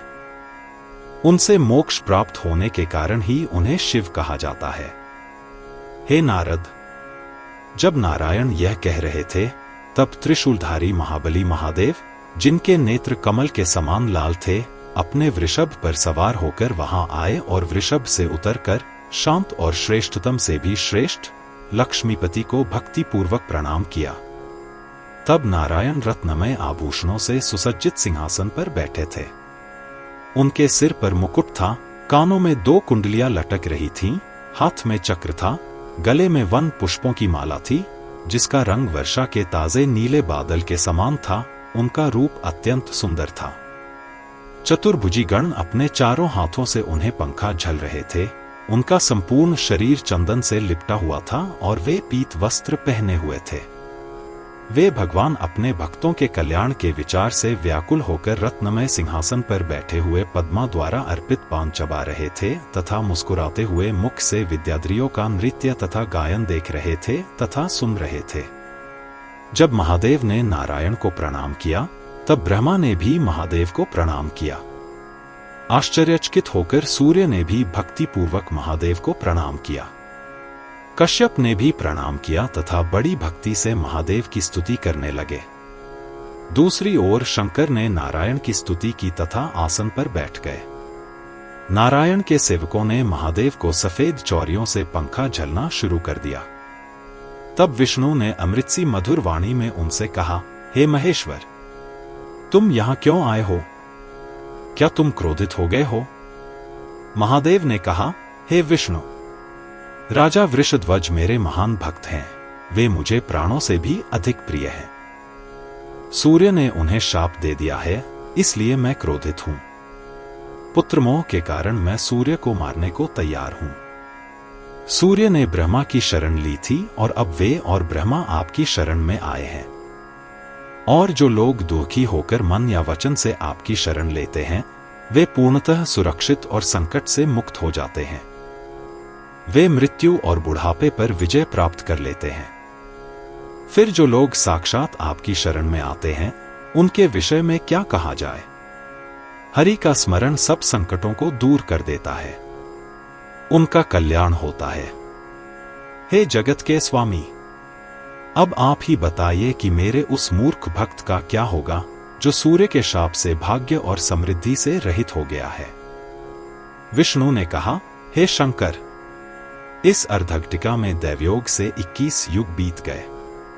अब तुम शीघ्र अपने धाम जाओ। क्रूर दैवयोग से वृषध्वज की मृत्यु हो गई। उसका पुत्र रथध्वज भी मर गया।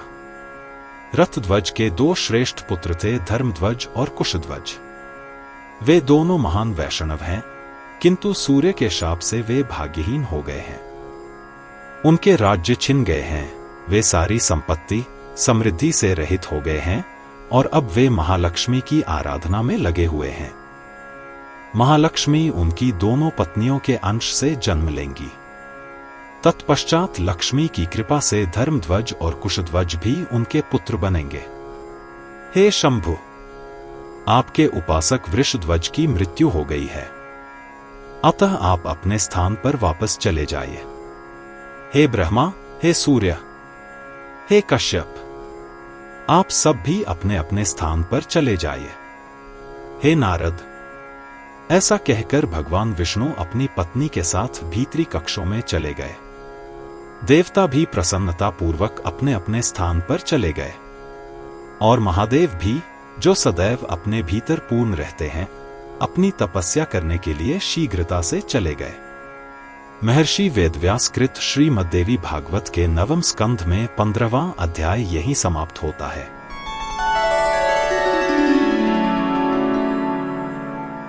अध्याय 16 वेदवती की कथा।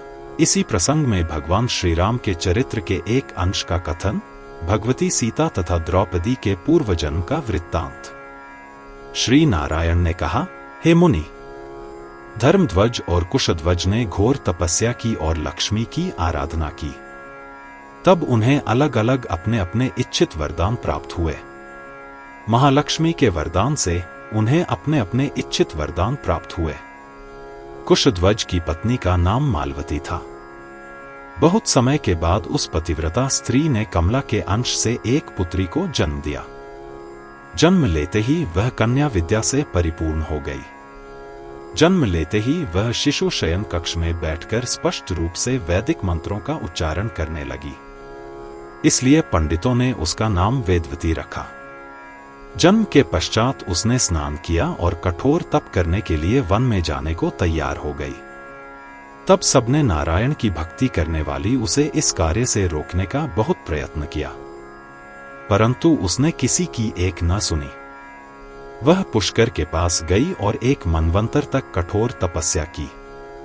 फिर भी उसका शरीर तनिक भी दुबला नहीं हुआ, बल्कि अधिक मोटा और मोटा होता गया। धीरे धीरे उसके शरीर में यौवन के लक्षण दिखाई देने लगे। एक दिन उसने ऊपर आकाश से एक निराकार आवाज सुनी, हे सुंदरी, अगले जन्म में ब्रह्मा और अन्य देवताओं द्वारा पूजित श्रीहरि तुम्हारे पति होंगे। यह सुनकर उसके हर्ष की सीमा न रही। वह पुनः तपस्या करने के लिए गंधमादन पर्वत की एकांत गुफा में चली गई। जब इस तपस्या में बहुत समय बीत गया तो एक दिन वहां अप्रतिरोध्य रावण अतिथि के रूप में आया। वेदवती ने जैसे ही अतिथि को देखा, उसने भक्तिभाव से उसे पैर धोने के लिए जल, स्वादिष्ट फल और पीने के लिए ठंडा जल दिया। दुष्ट ने आतिथ्य स्वीकार किया और वहीं बैठकर पूछने लगा, हे शुभ्र, आप कौन हैं? सुंदर दांतों वाली, शरद कमल के समान खिले हुए मुख वाली, भारी कमर वाली और भरे हुए वक्ष वाली उस सुंदर मुस्कुराती हुई स्त्री को देखकर वह दुष्ट कामातुर हो गया। वह पूरी तरह से बेहोश हो गया और उस पर हिंसा करने को तैयार हो गया। यह देखकर पवित्र वेदवती क्रोधित हो गई और अपने तप के प्रभाव से उसे चकित कर दिया और उसे हिलने डुलने से अचेत कर दिया। वह एक निर्जीव शरीर की तरह निश्चल हो गया। वह न तो अपने हाथ न पैर हिला सकता था और न ही बोल सकता था। उस दुष्ट ने तब मन ही मन उसकी स्तुति की, और उच्च शक्ति की स्तुति कभी व्यर्थ नहीं जाती। वह प्रसन्न हो गई और उसे अगले संसार में धार्मिक गुण प्रदान किए। किंतु उसने यह शाप भी दिया कि जब तू कामवश मेरे शरीर को स्पर्श करेगा, तब मेरे कारण अपने कुल सहित नष्ट हो जाएगा। अब मेरी शक्ति देख, हे नारद। रावण से ऐसा कहकर वेदवती ने योगबल से अपना शरीर त्याग दिया। फिर रावण ने उसका शरीर लेकर गंगा में प्रवाहित कर दिया और स्वयं अपने घर लौट गया। किंतु रावण ने इस विषय पर बार बार विचार किया और कहा, मैंने क्या आश्चर्य देखा है। ओह, इस स्त्री ने क्या चमत्कार किया है। रावण ने इस प्रकार विलाप किया। शुद्ध चरित्र वाली इस वेदवती ने आगे चलकर सीता के रूप में जन्म लिया, जो कि सीता की पुत्री थी। जनक। इस सीता के लिए रावण अपने समस्त परिवार सहित नष्ट हो गया। उस तपस्विनी ने अपने पूर्व जन्म के पुण्यों से पूर्णतम भगवान हरि श्री रामचंद्र को पति रूप में प्राप्त किया और बहुत समय तक जगत के स्वामी के साथ महान आनंद में रही, जो प्राप्त होना अत्यंत कठिन है। यद्यपि वह जतिस्मरा थी, जो अपने पूर्व जन्मों को सब जानती हो, तथापि पूर्व जन्म में कठोर तप करने के कारण उसे कोई दुख नहीं हुआ, क्योंकि जब दुखों का फल मिलता है तब दुखों का अनुभव ही नहीं होता। सीता ने अपनी नवीन युवावस्था में अपने पति के साथ नाना प्रकार के सुख भोगे, जो सुंदर, शांत, विनोदी और बुद्धिमान, देवों के प्रधान, स्त्रियों के प्रिय, सुयोग्य और उनकी इच्छानुसार थे। परंतु सर्वशक्तिमान काल तो अप्रतिरोध्य है। सत्यवादी रामचंद्र, रघुवंश के वंशज, को अपने पिता द्वारा दिए गए वचन को निभाना था और इसलिए उन्हें काल के आदेशानुसार वन में जाना पड़ा। वे सीता और लक्ष्मण के साथ समुद्र के किनारे रहे। एक बार अग्निदेव ने ब्राह्मण के रूप में उन्हें दर्शन दिए। ब्राह्मण रूप में अग्नि ने रामचंद्र को उदास देखा और स्वयं भी दुखी हो गए। तब सत्यनिष्ठ अग्नि ने सत्यनिष्ठ रामचंद्र को संबोधित किया, हे भगवान रामचंद्र, अब मैं आपको बताता हूं कि अब आपका समय कैसा आ रहा है। अब वह समय आ गया है जब आपकी सीता चुरा ली जाएगी। हे भगवान, अब समय आ गया है कि आप अपनी सीता को चुरा लें। हे भगवान, अब समय आ गया है कि आप अपनी सीता को चुरा लें। भाग्य का मार्ग अप्रतिरोध्य है। काल, भाग्य से अधिक शक्तिशाली कोई नहीं है। इसलिए अपनी सीता, जगत जननी को मुझे सौंप दो और इस छाया सीता, झूठी सीता को अपने पास रखो। जब सीता की अग्नि परीक्षा का समय आएगा तो मैं उसे तुम्हें लौटा दूंगा। देवताओं ने मिलकर मुझे तुम्हारे पास भेजा है। मैं वास्तव में ब्राह्मण नहीं हूं, बल्कि मैं अग्निदेव, आहुति खाने वाला हूं। रामचंद्र ने अग्नि की आवाज सुनी और अपनी सहमति दे दी, लेकिन उनका हृदय टूट गया। उन्होंने लक्ष्मण से इस बारे में कुछ नहीं कहा। अग्नि ने योगबल से एक माया सीता की रचना की। हे नारद, यह माया सीता असली सीता के बिल्कुल समान थी। तब अग्नि ने इस माया सीता को रामचंद्र के हाथों में सौंप दिया। हुतासन अग्नि ने असली सीता को ले लिया और कहा, यह रहस्य किसी और को कभी मत बताना, और चले गए। किसी और को रहस्य बताने की तो बात ही क्या, लक्ष्मण भी इसे नहीं जान सके। इस समय तक राम ने एक हिरण देखा जो पूरी तरह सोने का बना था। उस हिरण को सावधानी से अपने पास लाने के लिए सीता ने बड़ी उत्सुकता से रामचंद्र को भेजा। सीता को लक्ष्मण के संरक्षण में रखकर राम ने स्वयं उस वन में जाकर एक बाण से उस मृग को छेद दिया। उस माया मृग ने जादुई शक्तियों से उत्पन्न मृग छेदे जाने पर हा लक्ष्मण कहकर पुकारा और हरि को अपने सामने देखकर तथा हरि का नाम स्मरण करके वन से चले गए। वह मृग शरीर लुप्त हो गया और उसके स्थान पर एक दिव्य शरीर प्रकट हुआ। यह नया शरीर रत्नों से बने एक हवाई जहाज पर सवार होकर वैकुंठ में चला गया। वह माइक मृग अपने पिछले जन्म में वैकुंठ के 2 द्वारपालों का सेवक था, लेकिन किसी आपात स्थिति के कारण उसे यह राक्षस जन्म लेना पड़ा। वह फिर से वैकुंठ के 2 द्वारपालों का सेवक बन गया। दूसरी ओर सीता देवी ने हा लक्ष्मण पुकार सुनकर बहुत व्याकुल होकर लक्ष्मण को राम की खोज में भेजा। जैसे ही लक्ष्मण आश्रम से बाहर निकले, अदम्य रावण सीता को सहर्ष हर कर लंका नगरी सिलोन ले गया। अब वन में मार्ग में लक्ष्मण को देखकर रामचंद्र शोक के सागर में लीन हो गए और बिना समय गवाए शीघ्रता पूर्वक आश्रम में पहुंचे, जहां उन्हें सीता नहीं मिली। वे तुरंत ही अचेत होकर भूमि पर गिर पड़े और बहुत समय के पश्चात जब उन्हें होश आया, तब वे विलाप करते हुए सीता की खोज में इधर उधर भटकने लगे। कुछ दिनों के पश्चात गोदावरी नदी के तट पर सीता के विषय में सूचना पाकर उन्होंने अपनी वानर सेना की सहायता से समुद्र पर एक पुल बनाया। फिर वे अपनी सेना सहित लंका में घुस गए और रावण को उसके सभी मित्रों सहित बाणों से मार डाला। जब सीता की अग्नि परीक्षा हुई, तब अग्नि ने असली सीता को रामचंद्र को सौंप दिया। छाया सीता ने तब अग्नि और रामचंद्र से विनम्रता पूर्वक कहा, हे प्रभु, अब मुझे क्या करना चाहिए? मेरा मामला निपटा दीजिए।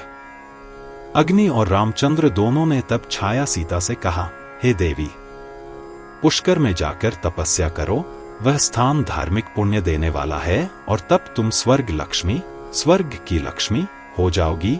यह सुनकर छाया सीता चली गई और 3 दिव्य लाख वर्षों तक तपस्या की और महालक्ष्मी बन गई।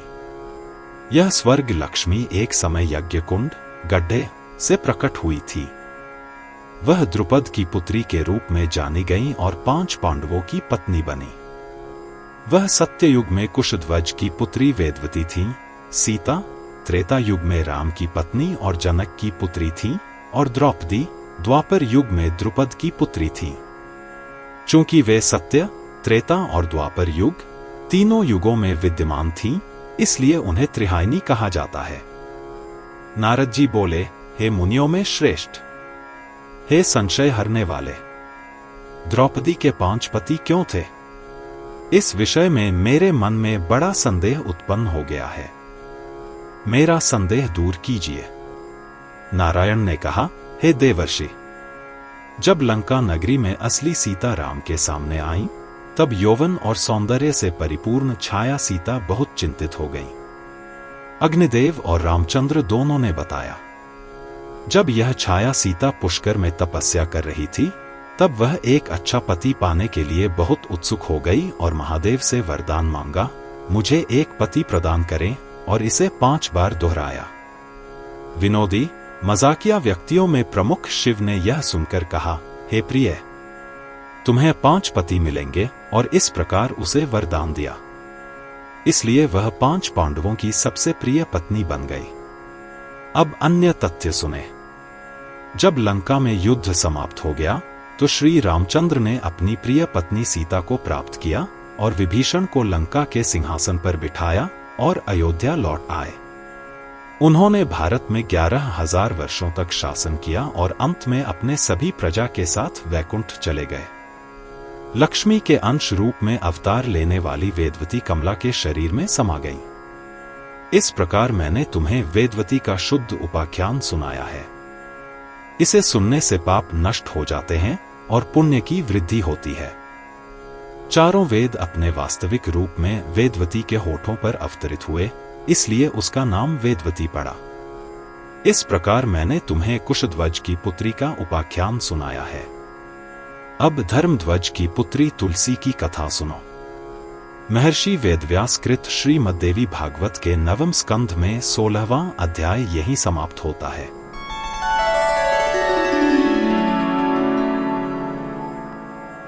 अध्याय 17 भगवती तुलसी के प्रादुर्भाव का प्रसंग। श्री नारायण ने कहा, हे नारद, धर्मध्वज की पत्नी माधवी थी। वह गंधमादन पर्वत पर जाकर राजा धर्मध्वज के साथ बड़े आनंद से भोग विलास करने लगी। शैया सजाई गई, फूलों से सजाई गई और चंदन से सुगंधित की गई। उसने अपने पूरे शरीर पर चंदन का लेप किया। चंदन की मधुर सुगंध के संपर्क में आने वाले फूल और ठंडी हवा शरीर को शीतलता प्रदान करने लगी। माधवी स्त्रियों में रत्न थी। उसका पूरा शरीर अत्यंत मनोहर था। साथ ही वह रत्नजटित आभूषणों से सुशोभित था।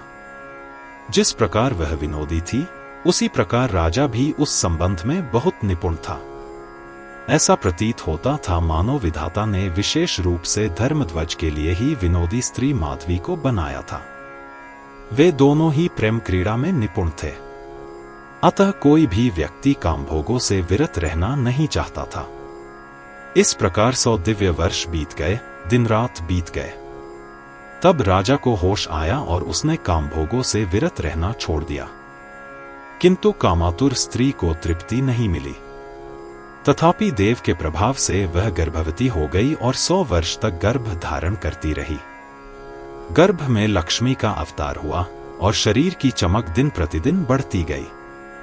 तब शुभ दिन, शुभ घड़ी, शुभ योग, शुभ लग्न, शुभ अंश और शुभ ग्रह संयोग में शासकों और उनके घरों में उसने कार्तिक माह की पूर्णिमा की रात को एक सुंदर पुत्री को जन्म दिया, जो लक्ष्मी का अंशावतार थी। बच्ची का चेहरा शरद के चंद्रमा जैसा लग रहा था। उसकी दोनों आंखें शरद के कमल के समान थीं और उसके ऊपरी और निचले होंठ पके बिंब फल के समान सुंदर लग रहे थे। बेटी ने पैदा होते ही शयन कक्ष के चारों ओर देखना शुरू कर दिया। हथेली और पैर का निचला भाग लाल था। नाभि गहरी थी और उसके नीचे 3 झुर्रियां थीं। उसकी कमर गोलाकार थी। उसका शरीर सर्दियों में गर्म और गर्मियों में ठंडा रहता था और छूने में सुखद था। उसके सिर के बाल अंजीर के पेड़ की जड़ों की तरह लटक रहे थे। उसका रंग चंपक की तरह उज्ज्वल था। वह स्त्रियों के बीच एक रत्न थी। पुरुष और महिलाएं उसकी सुंदरता की तुलना नहीं कर सकते। पवित्र बुद्धिमान पुरुषों ने उसका नाम तुलसी रखा। जैसे ही वह पैदा हुई, वह हर तरह से पूर्ण स्त्रीलिंग की तरह लग रही थी। सबके बार बार रोकने पर भी वे तपस्या करने के लिए बद्री वन में चली गईं। वहां उन्होंने 1 लाख दिव्य वर्षों तक कठोर तपस्या की। उनका मुख्य उद्देश्य अपने पति के लिए नारायण को प्राप्त करना था। ग्रीष्म ऋतु में वे पंचतप, चारों ओर अग्नि से घिरी हुई करती थीं। शीत ऋतु में जल में रहती थीं और वर्षा ऋतु में खुली हवा में रहकर वर्षा की बौछारें सहती थीं। इस प्रकार वे फल और जल खाकर मर गईं। 30,000 वर्षों तक वे केवल वृक्षों के पत्ते खाकर जीवित रहीं। जब 40,000वां वर्ष आया, तब वे केवल वायु पर निर्वाह करने लगीं और उनका शरीर दिन प्रतिदिन क्षीण होता गया। तत्पश्चात 10,000 वर्षों तक उन्होंने कुछ भी खाना पीना छोड़ दिया और निष्काम भाव से केवल एक पैर पर खड़ी रहीं। उस समय कमलवत ब्रह्मा ने यह देखकर उन्हें वरदान देने के लिए वहां प्रकट हुए। उन्हें देखते ही तुलसी ने तुरंत ब्रह्मा को प्रणाम किया, जो अपने वाहन हंस पर सवार चतुर्मुख वाले थे। नोट: देवताओं का वाहन सिद्धांत मिस्र से आया है। पहले देवता बिना वाहन के थे और उनका मुख अर्धपशुओं जैसा था। फिर उन्हें मनुष्य बना दिया गया और उनके वाहनों को पशु माना गया। दुर्गा देवी का मुख बाघ जैसा माना गया। फिर उन्होंने उसे संबोधित किया और कहा, हे तुलसी, जो वरदान तुम्हें पसंद हो वह मांगो, चाहे वह हरि की भक्ति हो, हरि की दास्ता हो, बुढ़ापे से मुक्ति हो या मृत्यु से मुक्ति हो, मैं तुम्हें वह प्रदान करूंगा। तुलसी ने कहा, पिताजी, अब मैं आपसे अपने मन की बात कहती हूं। सुनिए, जो अपने हृदय में स्थित सब कुछ जानता है, उससे भय या लज्जा के कारण अपने विचार छिपाने से क्या लाभ है। मैं तुलसी गोपी हूं, मैं पहले गोलोक में रहती थी। मैं कृष्ण की प्रेयसी राधिका की प्रिय सेविका थी। मैं भी उन्हीं से पैदा हुई थी, उनकी सखियां मुझसे प्रेम करती थी। एक बार रास मंडल में गोविंद ने मेरा आनंद लिया था, लेकिन मैं तृप्त नहीं हुई और जब तक मैं अचेत अवस्था में लेटा हुआ था, तभी रास मंडल की मुख्य अधिष्ठात्री राधा वहां आई और उन्होंने मुझे उस अवस्था में देखा। उन्होंने गोविंद को डांटा और क्रोध में आकर मुझे शाप दे दिया कि जाओ और तुरंत मनुष्य योनि में जन्म लो। इस पर गोविंदा ने मुझसे कहा, यदि तुम भारतवर्ष में जाकर तप करो तो ब्रह्मा प्रसन्न होंगे और तुम्हें वरदान देंगे। जब तुम मुझसे उत्पन्न चतुर्भुज नारायण को अपने पति के रूप में प्राप्त करोगी, हे पिता। ऐसा कहकर श्री कृष्ण अदृश्य हो गए। राधा के भय से मैंने अपना शरीर त्याग दिया और अब इस संसार में जन्म ले रहा हूं। अब मुझे यह वरदान दो कि मुझे शांत, मनोहर, सुंदर नर ही पति के रूप में मिले। ब्रह्मा जी ने कहा, हे बालक तुलसी, गोप सुदामा श्री कृष्ण के शरीर से उत्पन्न हुए थे। इस समय वे बहुत तेजवान हैं। वे भी राधा के शाप से दानवों के बीच आकर जन्मे हैं। उनका नाम शंखचूड़ा है। बल में कोई भी उनके समान नहीं है। गोलोक में जब उन्होंने तुम्हें देखा था, तब वे तुम्हारे प्रति कामविह्वल हो गए थे। केवल राधा के प्रभाव के कारण वे तुम्हें गले नहीं लगा सके। वे सुदामा जातिस्मर हैं, अपने पूर्व जन्मों के बारे में सब कुछ जानते हैं और तुम भी जातिस्मर हो। तुम्हारे लिए कुछ भी अज्ञात नहीं है। हे सुंदरी, अब तुम उनकी पत्नी बनोगी। तत्पश्चात तुम्हें सुंदर और मनोहर नारायण प्राप्त होंगे। हे नारद, ब्रह्मा जी के इस वचन को सुनकर देवी तुलसी अत्यंत प्रसन्न हुई। उनके मुख पर मुस्कान छा गई। फिर उसने सृष्टिकर्ता को प्रणाम किया और कहा, हे पिता, मैं अब आपसे सत्य कहता हूं कि मैं चतुर्भुज नारायण के प्रति उतना समर्पित नहीं हूं जितना कि द्विभुज श्याम सुंदर के प्रति हूं।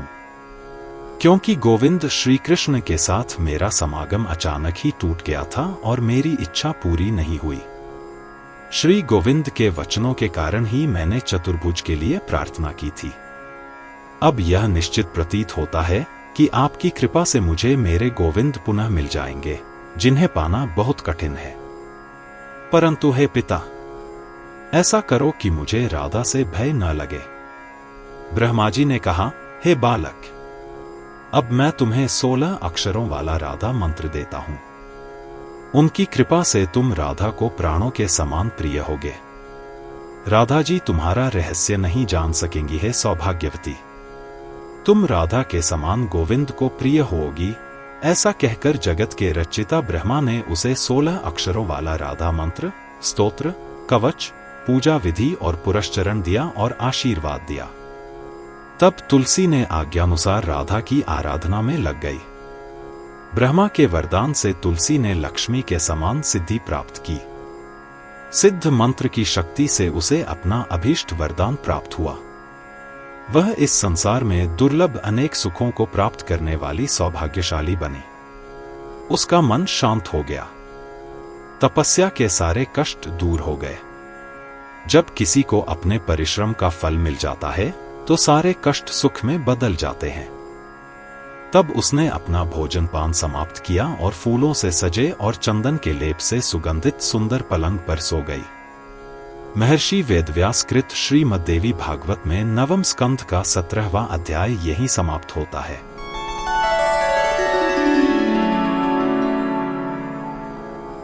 अध्याय 18 तुलसी को स्वप्न में शंखचूड़ का दर्शन, ब्रह्माजी का शंखचूड़ तथा तुलसी को विवाह के लिए आदेश देना।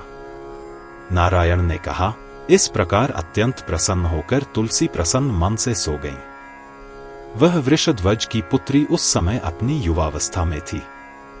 सोते समय कामदेव ने उस पर, जिनसे मोहित होकर मूर्छित हो जाते हैं, 5 बाण चलाए।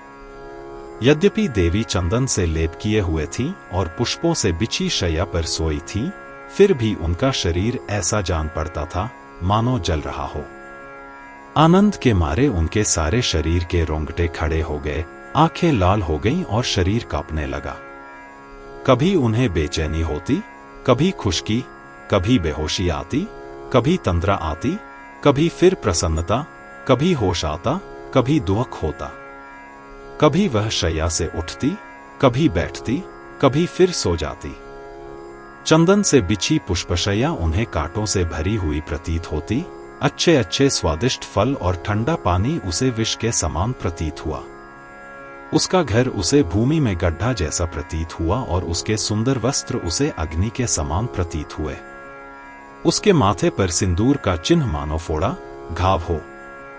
वह स्वप्न में देखने लगी कि एक सुंदर सुंदर वस्त्रधारी, विनोदी, होठों पर मुस्कान लिए हुए युवक उसे दिखाई दिया। उसका शरीर चंदन से लिपटा हुआ और उत्तम आभूषणों से सुसज्जित था।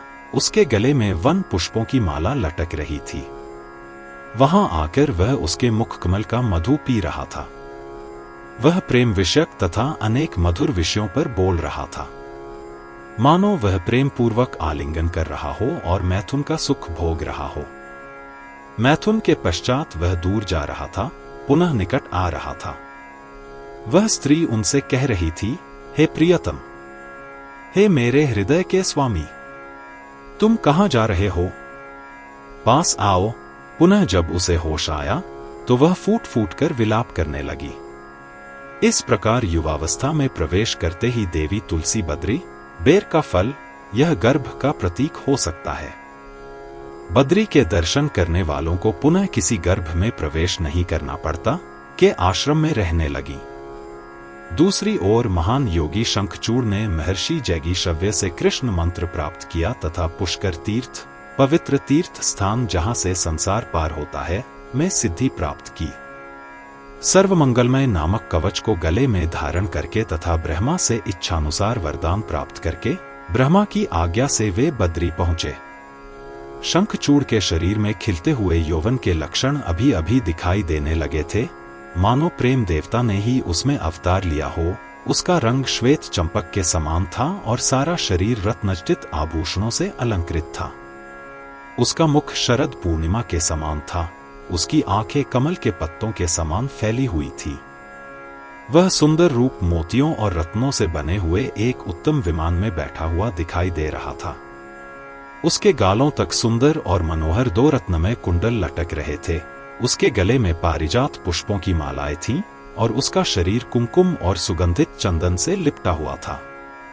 हे नारद, शंखचूड़ को अपने पास आते देख तुलसी ने अपने वस्त्र से अपना मुख छिपा लिया और वह मुस्कुराती हुई मुखाकृति से बार बार उसकी ओर तिरछी दृष्टि से देखने लगी और नए समागम की आशा में लज्जित होकर सिर झुकाने लगी। उसका वह निर्मल मुख कितना सुंदर था।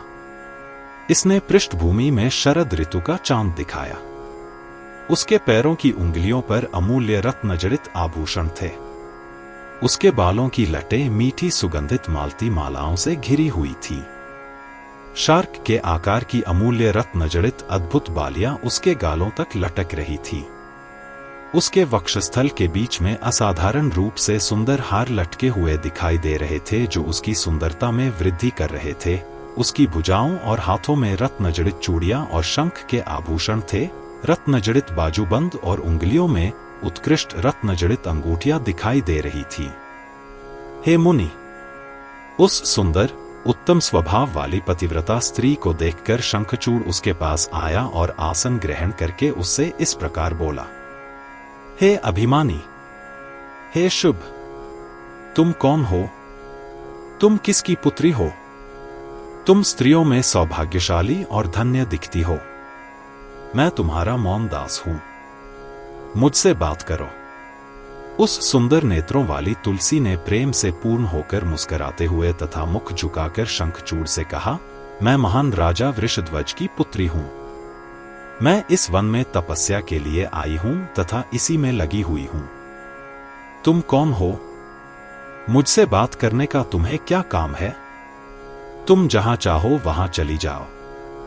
मैंने सुना है, शास्त्रों में कहा गया है कि कुलीन परिवार में जन्मे व्यक्ति को कभी भी प्रतिष्ठित परिवार की स्त्रियों से एकांत में बात नहीं करनी चाहिए। जो व्यभिचारिणी हैं, धर्मशास्त्रों के ज्ञान से रहित हैं, वेद ज्ञान से रहित हैं और कुलीन नहीं हैं, वे ही स्त्रियों से एकांत में बात करना पसंद करते हैं। और जो स्त्रियां बाहर से सुंदर दिखती हैं पर बहुत कामुक और पुरुषों की मृत्यु हैं, जो मीठी वाणी वाली हैं पर हृदय में विष भरी हैं, जो बाहर से मीठी हैं पर भीतर से तलवार के समान हैं, जो सदैव अपने स्वार्थ के लिए तुली रहती हैं और जो अपने स्वार्थ के लिए पति की आज्ञाकारी बन जाती हैं, अन्यथा जैसा चाहे वैसा व्यवहार करती हैं, जो भीतर से गंदी चीजों से भरी हैं और बाहर से उनके चेहरे और आंखें अच्छी लगती हैं, जिनका चरित्र अपवित्र घोषित किया गया है, उन पर कौन बुद्धिमान, विद्वान और श्रेष्ठ चित्त पुरुष भरोसा कर सकता है? वे स्त्रियां यह भेद नहीं करती कि कौन उनका मित्र है और कौन उनका शत्रु। वे सदैव नए नए व्यक्तियों को चाहती हैं।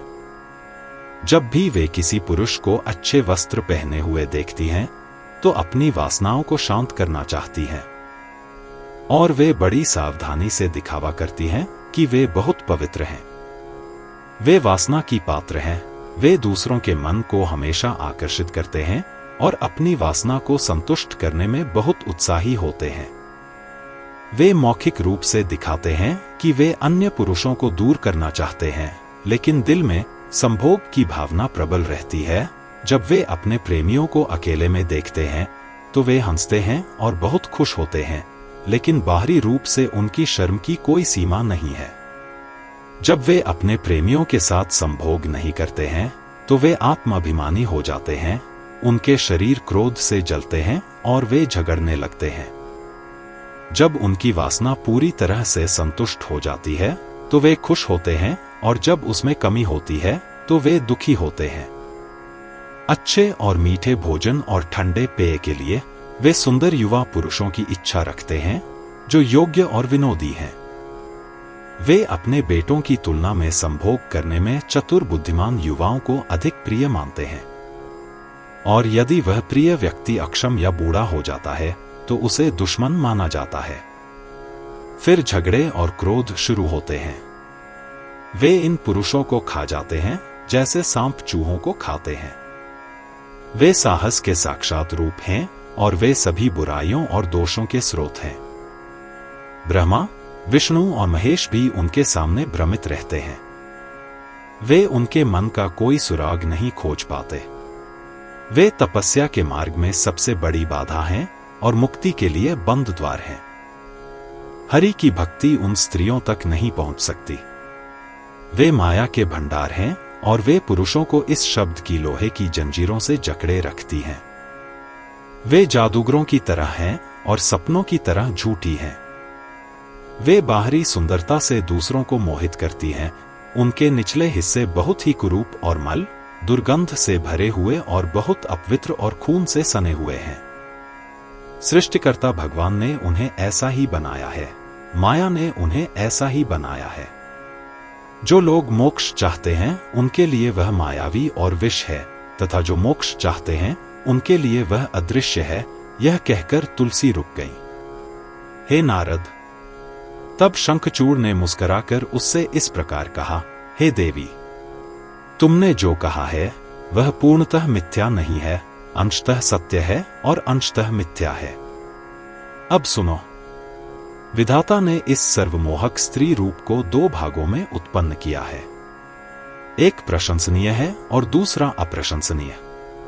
उसने लक्ष्मी, सरस्वती, दुर्गा, सावित्री और राधा आदि को सृष्टि के आदि कारणों के रूप में उत्पन्न किया है। इस प्रकार ये प्रमुख रचनाएं हैं। जो स्त्रियां इनके अंश से उत्पन्न होती हैं वे शुभ, महिमावान और अत्यंत प्रशंसनीय हैं।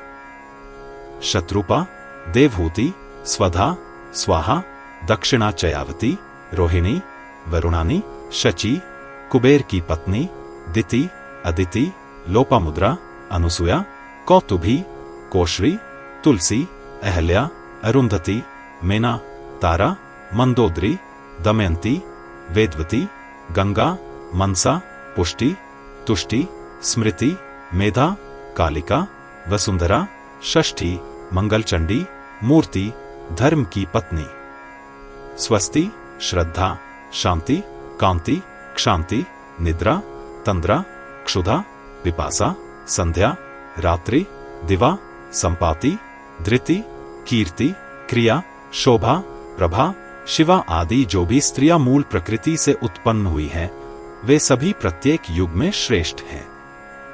स्वर्ग की वेश्याएं भी अपने अंशों में उपर्युक्त स्त्रियों से उत्पन्न हुई हैं। वे ब्रह्मांड में प्रशंसनीय नहीं हैं, वे सभी व्यभिचारिणी स्त्रियां मानी जाती हैं। जो स्त्रियां सत्वगुण वाली हैं, वे सभी श्रेष्ठ और प्रभाव से संपन्न हैं। ब्रह्मांड में वे अच्छी, पवित्र और प्रशंसनीय हैं। यह मिथ्या नहीं है।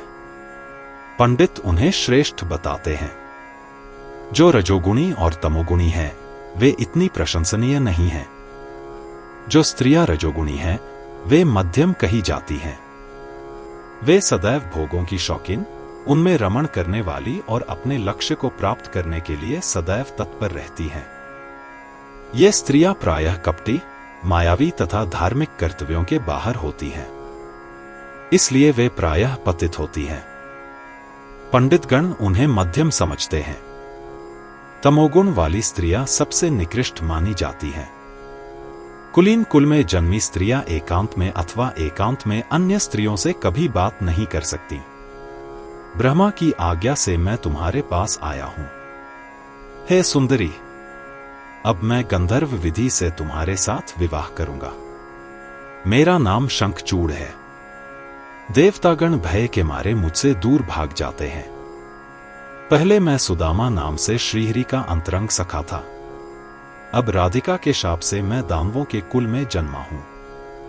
मैं श्री कृष्ण का पार्षद, सेवक था और 8 गोपों में प्रमुख था। अब राधिका के शाप से मैं दानवों के इंद्र शंखचूड़ के रूप में जन्मा हूं। श्री कृष्ण की कृपा और उनके मंत्र से मैं जतिस्मरा हूं। मेरे पिछले जन्मों को जानो। तुम भी जतिस्मरा तुलसी हो। श्री कृष्ण ने पहले तुम्हारा आनंद लिया था। हे राधिका के क्रोध से अब तुम भरत के घर जन्मे हो। उस समय मैं तुम्हारा भोग करने के लिए बहुत उत्सुक था, परंतु राधिका के भय से मैं ऐसा न कर सका। ऐसा कहकर शंखचूड़ रुक गया। तब तुलसी ने प्रसन्नतापूर्वक और मुस्कुराते हुए उत्तर दिया, ऐसे व्यक्ति तुम्हारे जैसे इस संसार में प्रसिद्ध हैं। अच्छी स्त्रियां ऐसे पति की इच्छा करती हैं। सचमुच अब मैं तुम्हारे द्वारा तर्क में पराजित हो गई हूं। जो पुरुष स्त्रियों द्वारा वश में किया जाता है, वह बहुत ही अशुद्ध होता है और समाज द्वारा निंदित होता है। पितृलोक, देवलोक और गंधर्व लोक भी स्त्रियों द्वारा वश में किए गए पुरुषों को नीच और तुच्छ समझते हैं। यहां तक कि पिता, माता, भाई आदि भी उनसे मानसिक रूप से घृणा करते हैं। वेदों में कहा गया है कि जन्म और मृत्यु के समय की अशुद्धियां ब्राह्मणों के लिए 10 दिन के व्रत से, क्षत्रियों के लिए 12 दिन के व्रत से, वैश्यों के लिए 15 दिन के व्रत से और शूद्रों और अन्य निम्न जातियों के लिए 1 महीने के व्रत से दूर हो जाती है। लेकिन जो पुरुष स्त्रियों द्वारा वश में किया जाता है, उसकी अशुद्धता उसके मृत शरीर के अलावा किसी और उपाय से दूर नहीं हो सकती। स्त्रियों द्वारा वशीभूत पुरुषों द्वारा अर्पित पिंड तथा तर्पण को पितर कभी भी स्वेच्छा से स्वीकार नहीं करते। यहां तक कि देवता भी उनके द्वारा अपने नाम से अर्पित पुष्प, जल आदि को स्वीकार करने में संकोच करते हैं। जिनका हृदय पुरुषों के वशीभूत हो गया है, वे अपने ज्ञान, तपस्या, जप, अग्निहोत्र, पूजन, विद्या तथा यश से कोई फल प्राप्त नहीं करते। मैंने तुम्हारी विद्या में शक्ति देखने के लिए तुम्हारी परीक्षा ली थी। अपने पति का चयन उसके गुणदोष देखकर करना बहुत ही उचित है।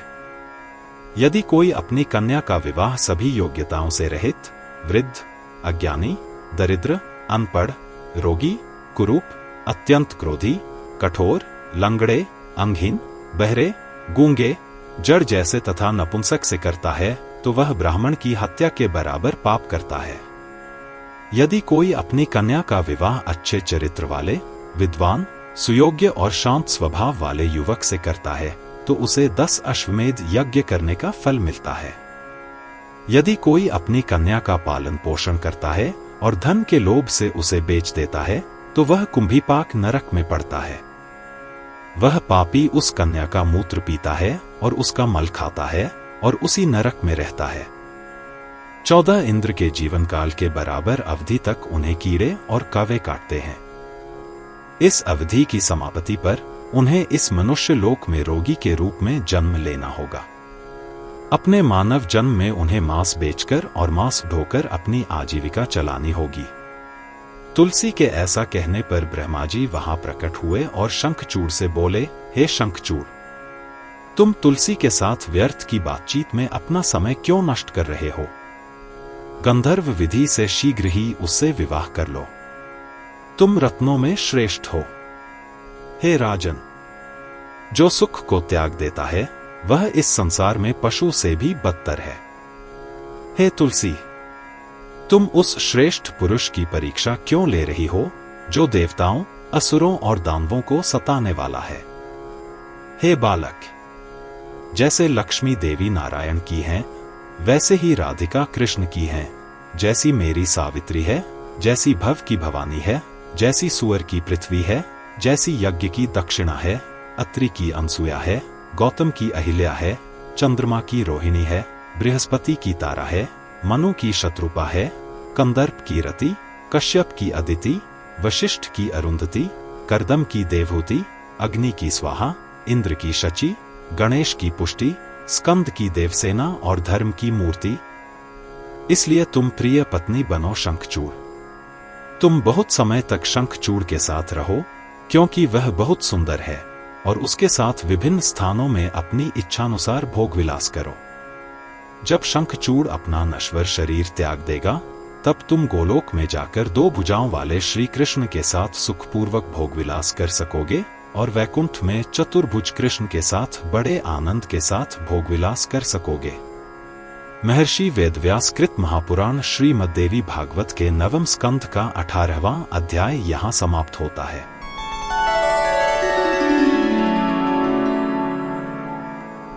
अध्याय 19 तुलसी के साथ शंखचूड़ का गांधर्व विवाह, देवताओं का ब्रह्मा तथा शंकर जी के साथ वैकुंठ धाम जाना। नारद बोले, हे भगवान, आपने जो कथा कही है वह अद्भुत है। मेरे कान तृप्त नहीं हो रहे हैं, अतः इसके बाद जो हुआ वह मुझे बताइए। नारायण ने कहा, हे नारद, सृष्टिकर्ता ब्रह्मा ने उन्हें आशीर्वाद देकर अपने धाम को प्रस्थान किया। दानव ने गंधर्व विधि से तुलसी से विवाह किया। दिव्य नगाड़े बजे और पुष्पों की वर्षा हुई। सुंदर मनोहर घर में दानवेंद्र पूर्ण आनंद में लीन रहे। तुलसी भी नए नए संभोग में व्यस्त होने के कारण उनके पीछे लगभग पागल हो गई। पवित्र तुलसी और शंखचूड़ दोनों अपने संभोग में आनंद के सागर में डूब गए और 64 प्रकार की कामुक क्रीड़ाओं का आनंद लेने लगे। प्रेम संबंधों के शास्त्रों में अंगों के साथ अंगों के जितने भी संबंध बताए गए हैं, जैसे प्रेमी और प्रेमिका की इच्छा, उन दोनों ने पूरी स्वतंत्रता और आनंद के साथ उनका आनंद लिया। वह स्थान एकांत था, इसके अलावा दृश्य भव्य और मनोरम था। इस प्रकार प्रेम सुख के विविध स्वादों में से कुछ भी आस्वादित नहीं रह गया। नदी के तट पर पुष्प वाटिकाओं में चंदन लेप से पुष्य बिछौने पर वे सोते थे और प्रेम सुख का आनंद लेते थे। दोनों ही सुशोभित थे। रत्नजटित आभूषण, दोनों ही कामक्रीड़ा में निपुण थे, इसलिए किसी ने मना नहीं किया। पतिव्रता तुलसी ने अपनी युवावस्था के कारण, अपनी चपलता के कारण सहज ही अपने पति के हृदय को ग्रस लिया। शंखचूड़ भी दूसरों के काम भाव को जानने में महान निपुण था। उसने तुलसी का हृदय आकर्षित कर लिया। तुलसी ने राजा के वक्षस्थल से चंदन के चिन्ह तथा नाक से तिलक का चिन्ह मिटा दिया। राजा ने तुलसी के माथे से सिंदूर तथा अलका के चिन्ह भी मिटा दिए तथा उसके गोल गोल वक्षस्थल पर नाखूनों के चिन्ह लगा दिए। तुलसी ने अपने कंगनों से राजा के बाएं भाग को भी चोट पहुंचाई। तब राजा ने तुलसी के होठ काट लिए। इस प्रकार वे दोनों एक दूसरे से लिपट गए, एक दूसरे को चूमने लगे और एक दूसरे की जांघें, पैर आदि चंपू करने लगे। जब इस प्रकार दोनों ने अपना समय प्रेम क्रीड़ा में व्यतीत कर लिया, तब वे उठकर अपनी इच्छानुसार वस्त्र पहनने लगे। तुलसी ने शंखचूड़ की नाक में केसर मिला लाल चंदन लगाया, शरीर पर सुगंधित चंदन लगाया, मुख में सुगंधित पान दिया, अग्नि से प्राप्त दिव्य वस्त्र पहनाए, गले में रोग और बुढ़ापे को नष्ट करने वाले पारिजात पुष्पों की अद्भुत माला पहनाई, हाथों में अमूल्य मणिमय कुंडलियां पहनाई और तीनों लोकों में दुर्लभ उत्तम रत्न भेंट करते हुए कहा, हे प्रभु, मैं आपकी दासी हूं, और ऐसा कहकर भक्ति पूर्वक अपने पति के चरणों में बार बार प्रणाम किया। फिर वह उठकर मुस्कुराती हुई उनके मुख की ओर स्थिर दृष्टि से देखने लगी। तदंतर राजा शंखचूड़ ने अपनी प्रिय तुलसी को अपने वक्षस्थल से लगा लिया और उसके मुख से पर्दा हटाकर देखने लगे। फिर तुरंत ही उसके गालों और होठों को चूमा और उसे वरुण के घर से लाए हुए एक जोड़ा वस्त्र, तीनों लोकों में दुर्लभ रत्नों का हार, अग्नि की पत्नी स्वाहा के झंकार, सूर्य की पत्नी छाया के कियूर, बाजूबंद, चंद्रमा की पत्नी रोहिणी के दोनों कुंडल, कामदेव की पत्नी रति की अंगूठियां और विश्वकर्मा का दिया हुआ अद्भुत सुंदर शंख, मोतियों और रत्नों से जड़ित उत्तम शैया और नाना प्रकार के आभूषण दिए। और जब उन्होंने उसे ये सब वस्तुएं दी, तब वे मुस्कुराए। राजा ने तुलसी के केशों में माला पहनाई, उसके गालों पर सुंदर रंग बिरंगी अलकाएं, अलकाओं में सुगंधित चंदन की 3 अर्धचंद्राकार रेखाएं, उसके चारों ओर केसर के बिंदु, ज्वाला के समान चमकीला सिंदूर का चिन्ह, पैरों और अंगूठों में लाल आलता। फिर उन चरणों को वक्षस्थल पर रखकर बार बार कहा, मैं आपकी दासी हूं, और फिर उसे वक्षस्थल पर धारण कर लिया। फिर वे उसी अवस्था में आश्रम से निकलकर विभिन्न स्थानों की यात्रा करने लगे। मलय पर्वत पर, पर्वतों पर, एकांत पुष्प वाटिकाओं में, पर्वत की गुफाओं में, सुंदर समुद्र तटों पर, पुष्पभद्रा नदी के तट पर, शीतल शीतल जल में, विष्पंदन वन में अनेक नदियों और तटबंधों में जलमय वायु प्रवाहित हो रही थी तथा वसंत ऋतु के पक्षियों का मधुर संगीत गूंज रहा था। फिर वे विष्पंदन वन से सुरसन वन में, सुरसन वन से नंदन वन में, नंदन वन से सुंदर चंदन वन में, चंदन वन से चंपक, केतकी, माधवी कुंड, मालती, कुमुदा तथा कमल वन में चले गए। वहां से वे कल्प वृक्ष वन तथा पारिजात वृक्षों के वन में चले गए। फिर वे एकांत स्थान कंचन में गए, वहां से कांची वन में, फिर वे किंजलक वन में गए, वहां से कंचनाकर, सोने की खान में गए, फिर कंचुक और अन्य अनेक वन कोयल की मधुर ध्वनि से गूंजने लगे। वहां फूलों से लदे और चंदन के लेप से सुगंधित बिस्तरों पर वे दोनों एक दूसरे के साथ जी भरकर और बड़े आनंद से भोग करते थे। लेकिन उनमें से कोई भी, चाहे शंखचूड़ हो या तुलसी, अपनी प्यास से नहीं बुझी, बल्कि उनकी वासनाएं उस आग की तरह भड़क उठी जिस पर यज्ञ में घी डाला जाता है। तब दानवों के राजा ने तुलसी को अपने राज्य में ले आया और वहां अपने सुंदर उद्यान के घर में उसने लगातार उसका आनंद लिया। इस प्रकार दानवों के शक्तिशाली राजा ने अपने राज्य का आनंद लेते हुए एक मनवंतर व्यतीत कर दिया। उन्होंने देवताओं, असुरों, दानवों, गंधर्वों, किन्नरों और राक्षसों पर अपना आधिपत्य फैलाया। देवता अपने राज्य से वंचित होकर भिखारियों की तरह हर जगह भटकने लगे। अंत में वे एक समूह में एकजुट हुए और ब्रह्मा की सभा में गए और वहां उन्होंने रोना शुरू कर दिया और फिर सारा इतिहास सुनाया कि कैसे दानव शंखचूड़ ने उन पर अत्याचार किया। यह सब सुनकर ब्रह्मा उन्हें शंकर के पास ले गए और उन्हें मामले का पूरा इतिहास बताया। जब महादेव ने यह सब सुना तो वे उन सभी को सबसे ऊंचे स्थान, वृद्धावस्था और मृत्यु से रहित वैकुंठ में ले गए। नारायण के निवास के पहले प्रवेश द्वार की ओर जाते हुए उन्होंने द्वारपालों को द्वार पर पहरा देते हुए रत्नजटित सिंहासनों पर अपना आसन लेते देखा। वे सभी तेजस्वी दिख रहे थे, पीत वस्त्र पहने हुए, रत्नजटित आभूषणों से सुसज्जित, वन पुष्पों की माला पहने हुए, सबके सब श्याम सुंदर, गहरे नीले, अत्यंत सुंदर शरीर वाले थे। वे चतुर्भुज थे, अपने हाथों में शंख, गदा, चक्र और पद्म धारण किए हुए थे। उनके मुख पर मधुर मुस्कान थी और नेत्र कमल के पत्तों के समान सुंदर थे। ब्रह्मा द्वारा सभा में प्रवेश करने के लिए कहने पर उन्होंने सिर हिलाकर स्वीकृति दी। तत्पश्चात वे देवताओं के साथ एक एक करके 16 द्वार पार करके अंत में नारायण के समक्ष पहुंचे। वहां पहुंचकर उन्होंने देखा कि सभा देवर्षियों और चतुर्भुज नारायण जैसे पार्षदों से पूर्णतः भरी हुई थी, जो कौस्तुभ मणियों से अलंकृत थे। सभा को देखकर ऐसा लगता है मानो चंद्रमा अभी अभी उदित हुआ हो और चारों ओर अपनी तेजोमय किरणों को बिखेर रहा हो। श्रीहरि की इच्छा से उत्तम हीरे, अमूल्य रत्न तथा रत्नों के हार उत्पन्न हुए। सभा में जगह जगह पर मोतियों की पंक्तियां रखी हुई थीं, जैसे रत्नों और मणियों की मालाएं अपनी शोभा और चमक बिखेर रही हों। कहीं पर दर्पण गोलाकार में रखे हुए थे, तो कहीं पर अनंत अद्भुत कलात्मक रेखाएं खींची हुई थी। कहीं पर पद्मराग नामक मणियां कलात्मक ढंग से इस प्रकार सजाई गई थीं, जैसे कमल वहां पर अपनी चमक बिखेर रहे हों। कई स्थानों पर अद्भुत श्यामंतक मणियों की पंक्तियां बनी हुई थी। सभा के चारों ओर इंद्रनील रत्नों से निर्मित उत्कृष्ट स्तंभ थे। उन स्तंभों पर एक स्तंभ से दूसरे स्तंभ तक चंदन की पत्तियां डोरी में पिरोई हुई थी। जगह जगह पर जल से भरे हुए स्वर्ण के घड़े रखे हुए थे। चारों ओर पारिजात पुष्पों की मालाएं दिखाई दे रही थी। सभा में केसर और कस्तूरी के समान लाल, सुगंधित चंदन के वृक्ष लगे हुए थे। चारों ओर सुगंध फैल रही थी। विद्याधरी जगह जगह पर नृत्य कर रहे थे। सभा भवन 1000 योजन विस्तार का था। असंख्य सेवक विभिन्न कार्यों में लगे हुए थे। ब्रह्मा, शंकर तथा अन्य देवताओं ने देखा कि श्रीहरि बीच में अमूल्य रत्न सिंहासन पर बैठे हैं, जैसे चंद्रमा तारों से घिरा हुआ दिखाई देता है। उनके सिर पर मुकुट, कानों में कुंडल, गले में जंगली फूलों की माला, शरीर पर चंदन का लेप तथा हाथ में केली पद्म, एक प्रकार का कमल, धारण किए हुए थे। वे मुस्कुराते हुए मुख से अपने सामने हो रहे नृत्य और संगीत को देख रहे थे। वे सरस्वती के स्वामी थे, शांत चित्त थे।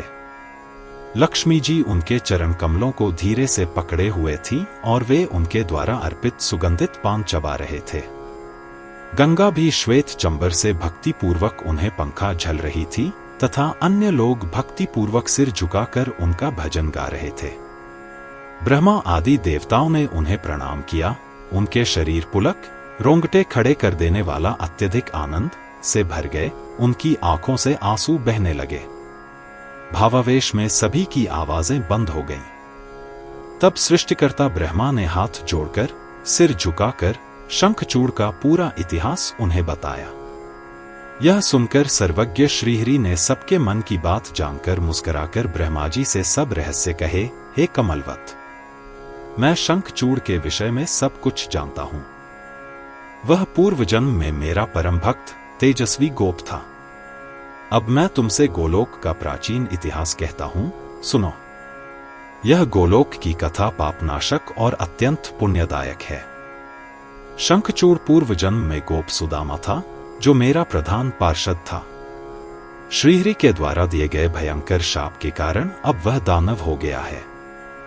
राधा, एक दिन जब मैं विरजा गोपी के साथ अपने धाम से रासमंडल में जा रही थी, तब मेरी प्रिय राधा ने एक दासी से यह समाचार सुना और अपनी समस्त सखियों के साथ तुरंत वहां आ पहुंची। क्रोधित होकर रासमंडलम, गोलोक में नृत्य में गई और मुझे न देख पाने पर विरजा को नदी में बदल दिया। उसने सोचा कि मैं अदृश्य हो गया हूं, इसलिए वह अपनी सखियों के साथ अपने धाम लौट गई। लेकिन जब मैं सुदामा के साथ घर लौटा तो राधा ने मुझे बहुत डांटा। मैं चुप रहा, लेकिन सुदामा सहन नहीं कर सका और उसने मेरे सामने राधा को डांटा, जो उसकी गरिमा के लिए बिल्कुल असहनीय बात थी। इस फटकार को सुनते ही राधा की आंखें क्रोध से लाल हो गईं और उन्होंने तुरंत अपनी सखियों को उसे भगाने का आदेश दिया। सुदामा डर से कांपने लगा। तुरंत उसकी आज्ञा पर लाखों लाखों सखियां तुरंत उठ खड़ी हुईं और उस उग्र अप्रतिरोध्य सुदामा को भगा दिया। सुदामा ने अपनी चिढ़ और दहाड़ को दोहराया। यह सुनकर उन्होंने उसे शाप दे दिया कि अच्छा होगा कि तू दानवी के गर्भ में जन्म ले। भयंकर शाप सुनकर सुदामा ने मुझे प्रणाम किया और रोते हुए चले गए। तब दयालु राधा दया से द्रवित हो गईं। उन्होंने उसे बार बार मना किया कि वह न जाए। राधा ने रोते हुए कहा, हे बालक, ठहरो, तुम कहां जा रहे हो? अब तुम्हें नहीं जाना है, लौट जाओ। ऐसा कहकर वे बहुत व्याकुल हो गईं। गोप गोपियां भी रोने लगीं। तब मैंने उन्हें समझाया, लगभग आधे क्षण में सुदामा शाप की शर्तों को पूरा करते हुए वापस आ जाएगा। हे सुदामा, शाप समाप्त होने पर यहां आना। तब उन्होंने राधा को भी प्रसन्न किया। जान लो कि गोलोक में एक क्षण पृथ्वी पर एक मनवंतर के बराबर है। माया में पारंगत और बहुत शक्तिशाली योगी शंखचूड़ शीघ्र ही पृथ्वी से लौटेंगे। मेरा यह शस्त्र शूल लेकर शीघ्र ही भारतवर्ष में जाओ। शिव इस शूलास्त्र से दानव का वध करेंगे। दानव सदैव अपने गले में मेरा शुभ कवच धारण करता है, इसलिए वह ब्रह्मांड का विजेता बन जाएगा। जब तक उसके पास उपरोक्त कवच रहेगा, तब तक कोई भी उसे नहीं मार सकेगा। इसलिए सबसे पहले मैं ब्राह्मण का रूप धारण करके उसके पास जाऊंगा और उससे कवच मांगूंगा। हे विधाता, आपने उसे यह वरदान भी दिया था कि उसकी मृत्यु तब होगी जब उसकी पत्नी का सतीत्व नष्ट हो जाएगा। मैं जाकर उसकी पत्नी के साथ संभोग करूंगा, तब उसकी मृत्यु अवश्य होगी। मृत्यु के पश्चात मेरी पत्नी आएगी और मेरी प्रिय पत्नी बनेगी। ऐसा कहकर नारायण ने महादेव को शूलास्त्र सौंप दिया। फिर वे प्रसन्नतापूर्वक अपने अंतर्यामी कक्ष में चले गए। दूसरी ओर ब्रह्मा, रुद्र तथा अन्य देवों ने भारत में अवतार लिया। महर्षि वेदव्यास कृत श्रीमद्देवी भागवत में 19वां अध्याय यहीं समाप्त होता है।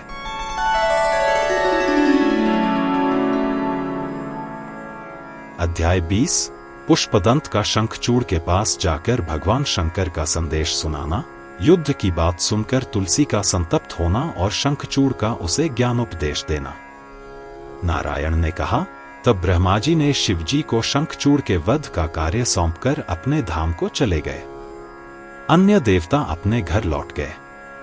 यहाँ चंद्रभागा नदी के तट पर सुंदर बट वृक्ष के नीचे महादेव ने अपना विशाल तंबू खड़ा किया और देवताओं की विजय के लिए स्वयं डेरा डाला। फिर उन्होंने गंधर्वों के स्वामी चित्ररथ को दानवों के स्वामी शंखचूड़ के पास दूत बनाकर भेजा। महादेव की आज्ञा से चित्ररथ दैत्यों के राजा के नगर में गया, जो इंद्र के नगर से भी अधिक सुंदर और कुबेर के भवन से भी अधिक धनी था। वह नगर 5 योजन चौड़ा और उससे दुगुना लंबा था। उसका निर्माण मोतियों और रत्नों के स्फटिकों से हुआ था।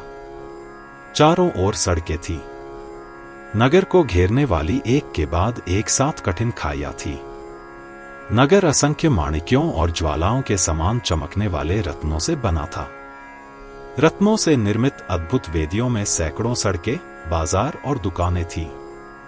चारों ओर व्यापारियों और सौदागरों के भव्य महल थे, जिनमें नाना प्रकार की वस्तुएं भरी हुई थी। वहां सैकड़ों कोटि सुंदर भवन थे, जो नाना प्रकार के अलंकरणों से सुसज्जित थे और सिंदूर के समान लाल रंग के पत्थरों से बने थे। इस प्रकार आगे बढ़ते हुए उसने देखा कि बीच में चंद्रमंडल के समान गोलाकार शंखचूड़ का भवन था। उसके घर को एक के बाद एक अग्नि की ज्वालाओं से भरी हुई 4 खाइयां घेरे हुए थी। अतः शत्रु किसी भी प्रकार से उन्हें पार नहीं कर सकते थे, परंतु मित्र आसानी से वहां जा सकते थे। ऊपर रत्नों से निर्मित बुर्ज दिखाई दे रहे थे, जो स्वर्ग तक ऊंचे उठ रहे थे। द्वारपाल 12 द्वारों पर निगरानी रख रहे थे। बीच में लाखों की संख्या में रत्नजटित उत्कृष्ट भवन बने हुए थे। प्रत्येक कक्ष में रत्नजटित सीढ़ियां और सीढ़ियां थीं तथा सभी स्तंभ रत्नों, जवाहरातों और मोतियों से बने हुए थे। पुष्पदंत, चित्ररथ ने यह सब देखा और फिर पहले द्वार पर जाकर देखा कि एक भयानक व्यक्ति, तांबे के रंग का, भूरी आंखों वाला, हाथ में त्रिशूल लिए और मुस्कुराते हुए चेहरे वाला बैठा हुआ था। उसने बताया कि वह एक दूत के रूप में आया है और उसे प्रवेश मिल गया। इस प्रकार चित्ररथ एक के बाद एक सभी प्रवेश द्वारों पर गया। उसे किसी भी तरह से मना नहीं किया गया, यद्यपि उसने बताया कि वह युद्ध सेवा के लिए एक दूत के रूप में आया है। गंधर्व एक के बाद एक अंतिम द्वार पर पहुंचे और बोले, हे द्वारपाल, शीघ्र जाकर दैत्यों के स्वामी को आसन्न युद्ध की सूचना दो। दूत के ऐसा कहने पर द्वारपाल ने उसे अंदर जाने की अनुमति दे दी। अंदर जाकर गंधर्व ने देखा कि उत्तम रूप वाले शंखचूड़ राजसभा के मध्य में स्वर्णमय आसन पर बैठे हुए हैं। सिंहासन पर बैठे राजा के सिर पर एक सेवक ने दिव्य उत्तम रत्नों से सुसज्जित छत्र धारण किया हुआ था। छत्र की भीतरी छड़ रत्नों से बनी थी तथा रत्नों से बने कृत्रिम फूलों से सजी हुई थी। सेवक सुंदर सफेद चमारों से उन्हें पंखा झल रहे थे। वह सुंदर और मनमोहक वस्त्र पहने हुए थे तथा रत्नों से सजे हुए थे। उन्हें सुंदर माला पहनाई गई थी तथा उन्होंने सुंदर दिव्य वस्त्र पहने हुए थे। 3 कोटि दानव उन्हें घेरे हुए थे तथा 7 कोटि दानव सभी सशस्त्र इधर उधर घूम रहे थे। पुष्पदंत ने जब दानव को ऐसा देखा तो वह अचंभित हो गया और उसने उससे इस प्रकार कहा, हे राजन, मैं शिव का सेवक हूं, मेरा नाम पुष्पदंत है। सुनो, शिव ने मुझे तुमसे क्या कहने की आज्ञा दी है। बेहतर होगा कि तुम अब देवताओं को उनके पहले के अधिकार लौटा दो। देवता श्रीहरि के पास गए और उनकी शरण ली। श्रीहरि ने शिव को एक शूल अस्त्र दिया और देवताओं को चले जाने को कहा। वर्तमान में 3 नेत्रों वाला देव पुष्पभद्रा नदी के तट पर एक बट वृक्ष की छाया में निवास कर रहा है। उसने मुझसे तुमसे यह कहने के लिए कहा, या तो देवताओं को उनके अधिकार दे दो या मुझसे युद्ध करो। कृपया उत्तर दो और मैं उनसे तदनुसार बात करूंगा। दूत की बातें सुनकर शंखचूड़ हंसा और बोला, कल प्रातःकाल मैं युद्ध के लिए तैयार होकर चलूंगा। बेहतर होगा कि आज ही चले जाऊं। दूत शिव के पास गया और उन्हें उत्तर दिया। इस बीच निम्नलिखित व्यक्ति शिव के साथ जुड़ गए और रत्नों और मणियों से निर्मित उत्कृष्ट विमान पर बैठे रहे। निम्नलिखित व्यक्ति थे स्कंद, वीरभद्र, नंदी, महाकाल, सुभद्रक, विशालाक्ष, बाण, पिंगलक्ष, विकंपन, विरूप, विचित्र, मणिभद्र, वास्कल, कपिलाक्ष, दीर्घ, दंगस्त्र, विकट, ताम्रलोकन, कालकंठ, बलिभद्र, कालाजिहब, कुटीचर, बालोन्मत्ता, राणाश्लाघी, दुर्जय, दुर्गम, ये 8 भैरव, 11 रुद्र, 8 वसु, इंद्र, 12 आदित्य, अग्नि, चंद्रमा, विश्वकर्मा, 2 अश्विन, कुबेर, यम, जयंत, नल कुबर, वायु, वरुण, बुध, मंगल, धर्म, शनि, ईशान, शक्तिशाली कामदेव, उग्रदंष्ट्र, उग्रचंड, कोटर, कैताभी और 8 भुजाओं वाली भयानक देवी भद्रकाली। काली ने रक्तिम लाल वस्त्र पहने थे और उन्होंने अपने पूरे शरीर पर लाल चंदन का लेप लगाया था। नाचती, हंसती, सुर में गीत गाती, बहुत प्रसन्न, वह अपने भक्तों को सारा भय त्यागने को कहती है और शत्रुओं को भयभीत करती है। उसका होठ भयानक, लटकता हुआ है और 1 योजन तक फैला हुआ है। अपनी 8 भुजाओं में वह शंख, चक्र, गदा, कमल, कुल्हाड़ी, खाल, धनुष और बाण धारण करती है। वह अपने हाथों में कटोरे के आकार की मानव खोपड़ी पकड़े हुए थी, जो बहुत गहरी और 1 योजन चौड़ी थी। उसका त्रिशूल स्वर्ग तक पहुंचता था। उसका शक्ति नामक हथियार 1 योजन तक फैला हुआ था। इसके अलावा मुदगर भी थे। गदा, मूसल, गदा, वज्र, खेटा, गदा, चमकीला फलक, ढाल, वैष्णव अस्त्र, वरुण अस्त्र, आग्नेयास्त्र, अग्नि अस्त्र, नागपाश, सांपों का फंदा, नारायण अस्त्र, गंधर्व अस्त्र, ब्रह्मा के अस्त्र, गरुडास्त्र, पर्जन्यास्त्र, पाशुपतास्त्र, जृंभनास्त्र, पार्वतास्त्र, महेश्वरस्त्र, वायव्यास्त्र, तथा सम्मोहन दंड तथा अन्य अनेक अचूक दिव्य अस्त्र। इसके अतिरिक्त सैकड़ों अन्य दिव्य अस्त्र उनके पास थे। 3 कोटि योगिनियां तथा 3.5 कोटि भयंकर डाकिनियां भद्रकाली के पास उपस्थित थी।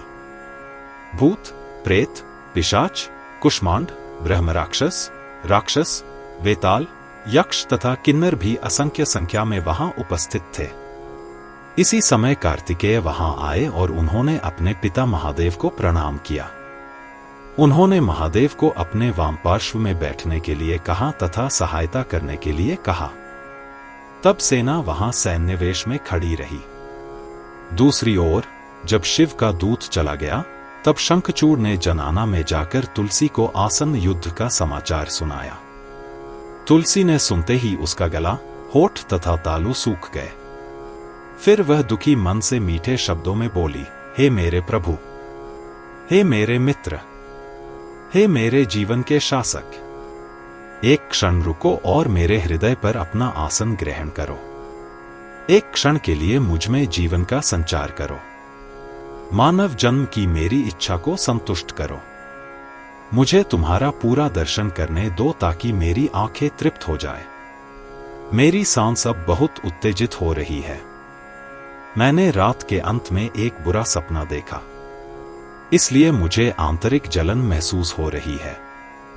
इस प्रकार तुलसी के वचन सुनकर राजा शंखचूड़ ने भोजन समाप्त किया और तुलसी को शुभ तथा अशुभ फल देने वाला काल ही है।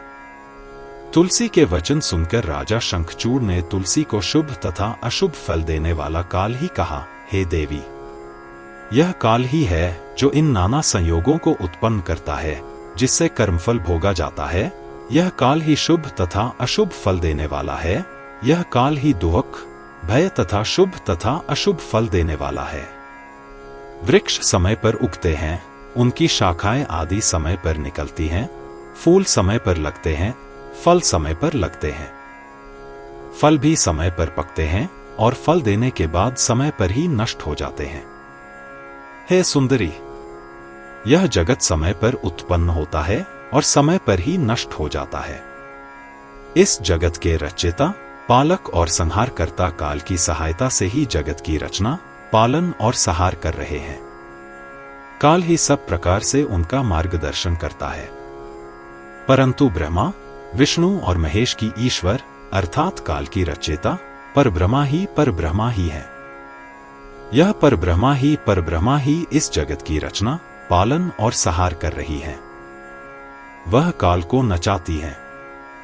अपनी इच्छा मात्र से ही उसने अपनी अविभाज्य प्रकृति को माया में रूपांतरित कर दिया है और इस प्रकार चराचर सभी वस्तुओं की रचना कर रही है। वह सबकी अधिष्ठात्री है, वह सबका रूप है और वह सर्वोच्च ईश्वर है। उसके द्वारा ही यह सृष्टि की जा रही है। व्यक्ति व्यक्ति का यह संरक्षण और व्यक्ति व्यक्ति का यह विनाश। अतः अब तुम परम प्रभु की शरण में जाओ। जानो कि उन्हीं की आज्ञा से वायु चलती है, उन्हीं की आज्ञा से सूर्य समय पर गर्मी देता है, उन्हीं की आज्ञा से इंद्र वर्षा करता है, उन्हीं की आज्ञा से मृत्यु प्राणियों पर चलती है, उन्हीं की आज्ञा से अग्नि सब कुछ जला देती है और उन्हीं की आज्ञा से शीतल चंद्रमा परिक्रमा करता है।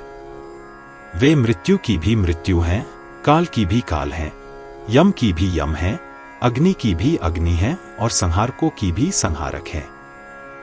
अतः उनकी शरण में जाओ। संसार में कौन किसका मित्र है, यह तुम नहीं खोज सकते और निश्चित नहीं कर सकते। अतः उनसे प्रार्थना करो जो परम प्रभु हैं, जो सबके मित्र हैं। अरे, मैं कौन हूं और तुम भी कौन हो? विधाता हम दोनों को मिलाने वाला है, अतः वह हमारे कर्मों के अनुसार हम दोनों को अलग कर देगा।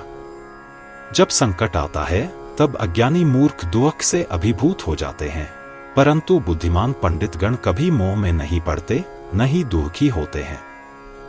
कालचक्र के द्वारा प्राणियों को कभी सुख की ओर, कभी दुख की ओर ले जाया जाता है। तुम अवश्य ही नारायण को पति रूप में प्राप्त करोगी, जिसके लिए तुमने पहले वद्री, गंगा का उद्गम, विष्णु के चरण के आश्रम में तपस्या की थी। मैंने अपनी तपस्या से ब्रह्मा को प्रसन्न किया है और उनके वरदान से तुम्हें पत्नी रूप में प्राप्त किया है। परंतु जिस उद्देश्य से तुमने तपस्या की थी कि हरि को पति रूप में प्राप्त करो, वह अवश्य ही पूर्ण होगा। तुम्हें वृंदावन में तथा गोलोक में गोविंद मिलेंगे। मैं भी जब इस राक्षस शरीर को त्याग दूंगा तब वहां जाऊंगा। अभी मैं तुमसे यहां बात कर रहा हूं, इसके पश्चात हम पुनः गोलोक में मिलेंगे। राधिका के शाप से मैं इस भारत में आया हूं, जो कि दुर्गम है। तुम भी इस शरीर को त्याग कर दिव्य रूप धारण करके श्रीहरि के पास जाओगे। इसलिए हे प्रियतम, तुम्हें दुखी होने की आवश्यकता नहीं है। हे मुनि, इस प्रकार दिन भर बातें करते करते संध्या हो गई। दैत्यराज शंखचूड़ ने तुलसी के साथ रत्न मंदिर में सुंदर पुष्पों से सुसज्जित तथा चंदन से लेप किए हुए पलंग पर शयन किया। यह रत्न मंदिर नाना प्रकार की संपत्तियों से सुशोभित था। रत्नदीप जलाए गए। शंखचूड़ ने अपनी पत्नी के साथ नाना प्रकार की क्रीड़ाओं में रात्रि व्यतीत की। दुबली पतली तुलसी अत्यंत दुखी मन से बिना कुछ खाए रो रही थी। सत्य स्वरूप को जानने वाले राजा ने उसे अपने वक्षस्थल से लगा लिया तथा अनेक प्रकार से उसे प्रसन्न किया। भांडीरा वन में श्री कृष्ण से उन्हें जो धर्म शिक्षा मिली थी, वे तत्व समस्त दुखों तथा मोहों का नाश करने में समर्थ थे। अब वे ध्यान पूर्वक तुलसी से कहने लगे, तुलसी। तब तुलसी के हर्ष की सीमा न रही। तब वह सब कुछ क्षणभंगुर समझने लगी और प्रसन्न मन से क्रीड़ा करने लगी। दोनों आनंद के सागर में डूब गए और दोनों के शरीर आनंद से भर गए और रोंगटे खड़े हो गए। फिर दोनों ने कामक्रीड़ा की इच्छा से एक हो गए और अर्धनारीश्वर के समान एक शरीर हो गए। जैसे तुलसी ने शंखचूड़ को अपना स्वामी माना था, वैसे ही दानव राजा ने तुलसी को अपने जीवन की प्रियतमा माना। वे अपने प्रेम संबंधों से उत्पन्न सुखमय भावनाओं से बेसुध हो गए। अगले ही क्षण उनमें दृढ़ता आ गई और दोनों प्रेम संबंधी बातें करने लगे। इस प्रकार दोनों कभी मीठी मीठी बातें करते, कभी हंसी मजाक करते, कभी प्रेम भावनाओं में पागल होकर अपना समय बिताते। जैसे शंखचूड़ काम संबंधों में चतुर था, वैसे ही तुलसी भी बहुत निपुण थी। इसलिए कोई भी प्रेम संबंधों से तृप्त नहीं होता था और कोई भी दूसरे से पराजित नहीं होता था। महर्षि वेदव्यास रचित श्रीमद्देवी भागवत में 9वें स्कंध का 20वां अध्याय यहीं समाप्त होता है।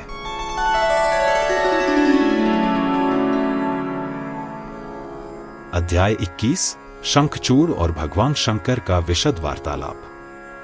श्री नारायण बोले, तब श्री कृष्ण का भक्त दानव प्रातःकाल ब्रह्म मुहूर्त में श्री कृष्ण का ध्यान करते हुए अपने फूलों से सजे हुए बिस्तर से उठा।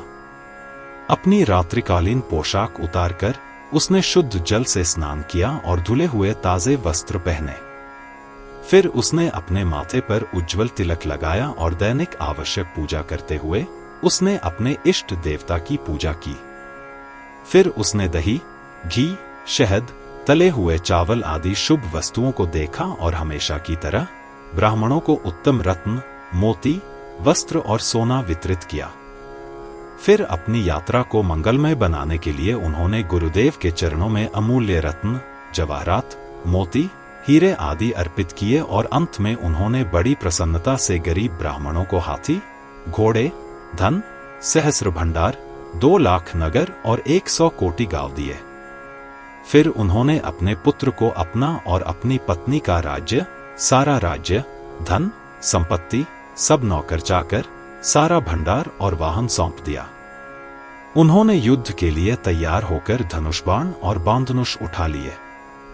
राजा की आज्ञा से सेनाएं एकत्र होने लगीं। 3 लाख घोड़े, 1 लाख हाथी, 1 अयुत रथ, 3 कोटि धनुर्धारी, 3 कोटि बख्तरबंद सैनिक और 3 कोटि त्रिशूलधारी सैनिक तैयार हो गए। फिर राजा ने अपनी सेना की गिनती की और एक सेनापति, महाराठ, नियुक्त किया जो युद्ध की कलाओं में निपुण था। इस प्रकार 3 लाख अक्षौहिणी सेना पर सेनापति नियुक्त किए गए तथा 300 अक्षौहिणी सैनिकों द्वारा उनका भोजन एकत्रित किया गया। तत्पश्चात उन्होंने श्रीहरि का स्मरण करते हुए अपनी विशाल सेना के साथ युद्ध के लिए प्रस्थान किया। नोट: एक अक्षौहिणी में 21,870 रथ, उतने ही हाथी, 65,610 घोड़े और 109,350 पैदलों की एक बड़ी सेना होती है।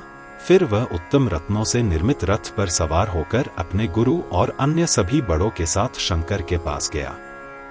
हे नारद, भगवान महादेव उस समय पुष्पभद्रा के तट पर निवास कर रहे थे। वह स्थान सिद्धाश्रम था, वह आश्रम जहां योगिक सिद्धियां प्राप्त हुई थीं और जहां भविष्य में सिद्धों के लिए आसानी से प्राप्त की जा सकती हैं, और साथ ही एक सिद्ध क्षेत्र भी है। यह वह स्थान था जहां मुनि कपिल ने भारत की पवित्र भूमि में तपस्या की थी। वह पूर्व में पश्चिमी महासागर से, पश्चिम में मलय पर्वत से, दक्षिण में श्री शैल पर्वत से तथा उत्तर में गंधमादन पर्वत से घिरी हुई थी। वह 5 योजन चौड़ी तथा 100 गुना लंबी थी। भारतवर्ष की यह शुभ नदी महान धार्मिक पुण्य प्रदान करने वाली तथा सदैव स्वच्छ, चमकते हुए बहते जल से परिपूर्ण रहती है। वह लवण सागर की प्रिय पत्नी है तथा परम सौभाग्यशाली है। सरस्वती हिमालय से निकलकर वह समुद्र में गिरती है। गोमती नदी को अपने बाएं ओर रखते हुए वह पश्चिम महासागर में गिरती है। वहां पहुंचकर शंखचूड़ ने महादेव को पीपल के वृक्ष की जड़ के नीचे उसकी जड़ के पास मुस्कुराते हुए देखा, जैसे एक कोटि सूर्य योग मुद्रा में बैठे हों। उनका रंग शुद्ध स्फटिक के समान श्वेत था, मानो ब्रह्मा की अग्नि उनके शरीर के प्रत्येक रोम से निकल रही हो, ब्रह्मतेज से जल रही हो। वे व्याघ्रचर्म पहने हुए थे और त्रिशूल तथा फरसा पकड़े हुए थे। वे अपने भक्तों के मृत्यु के भय को दूर कर रहे थे। उनका चेहरा एकदम शांत था। वे गौरी के स्वामी, तपस्या के फल के दाता और सभी धन संपदा के पुत्रों के दाता हैं। शुतोष, शीघ्र प्रसन्न होने वाले का मुस्कुराता हुआ चेहरा हमेशा भक्तों के कल्याण के बारे में सोचता रहता है। वे ब्रह्मांड के स्वामी, ब्रह्मांड के बीज, सर्वरूप, सर्वव्यापी और ब्रह्मांड के जन्मदाता हैं। वे सर्वव्यापी, इस ब्रह्मांड में सर्वश्रेष्ठ, इस ब्रह्मांड के संहारक, सभी कारणों के कारण और नरकों से तारणहार हैं। वे जागृत करने वाले और ज्ञान के दाता हैं, सभी ज्ञानों के बीज हैं और वे स्वयं ज्ञान और आनंद के स्वरूप हैं। उस सनातन पुरुष को देखकर दानवराज तुरंत अपने रथ से उतर आए और भक्तिपूर्वक उन्हें, उनके बाईं ओर स्थित भद्रकाली को तथा उनके आगे स्थित कार्तिकेय को प्रणाम किया। अन्य सेवकों ने भी ऐसा ही किया। शंकर, भद्रकाली तथा स्कंद सभी ने उन्हें आशीर्वाद दिया। नंदीश्वर तथा अन्य लोग अपने रथ से उठ खड़े हुए। दानव राजा को देखकर सभी लोग एक दूसरे से इस विषय पर बात करने लगे। राजा ने शिवजी से बात की और उनके पास बैठ गए। तब शांत स्वरूप भगवान महादेव ने उनसे इस प्रकार कहा, हे राजन, धर्म के ज्ञाता और जगत के रचयिता ब्रह्मा जी धर्म के पिता हैं। भगवान विष्णु के भक्त धर्मात्मा मरीचि ब्रह्मा जी के पुत्र हैं। धर्मात्मा प्रजापति कश्यप भी ब्रह्मा जी के पुत्र हैं। दक्ष ने प्रसन्नता पूर्वक अपनी 13 पुत्रियों का विवाह कश्यप जी से कर दिया।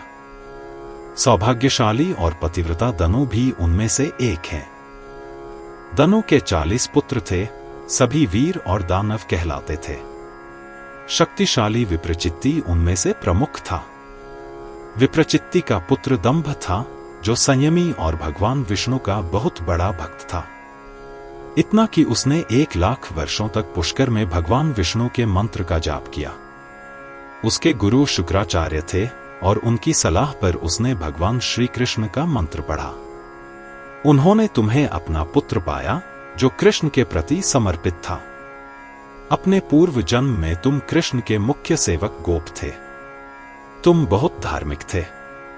अब राधिका के शाप से तुम भारत में दानवों के स्वामी, शक्तिशाली, वीर, पराक्रमी और शूरवीर के रूप में जन्मे हो। ब्रह्मा से लेकर घास के तिनके तक की सभी चीजों को वैष्णव बहुत तुच्छ समझते हैं, यहां तक कि अगर उन्हें हरि का सालोक्य, साष्टी, सायुज्य और सामीप्य भी मिल जाए तो भी वे उसकी परवाह नहीं करते। हरि की सेवा किए बिना वे उन चीजों को स्वीकार नहीं करते, भले ही वे उन पर थोपी गई हों। यहां तक कि ब्रह्मत्व और अमरता भी वैष्णवों के लिए कुछ भी मायने नहीं रखती। वे हरि की सेवा, सेवा भाव करना चाहते हैं।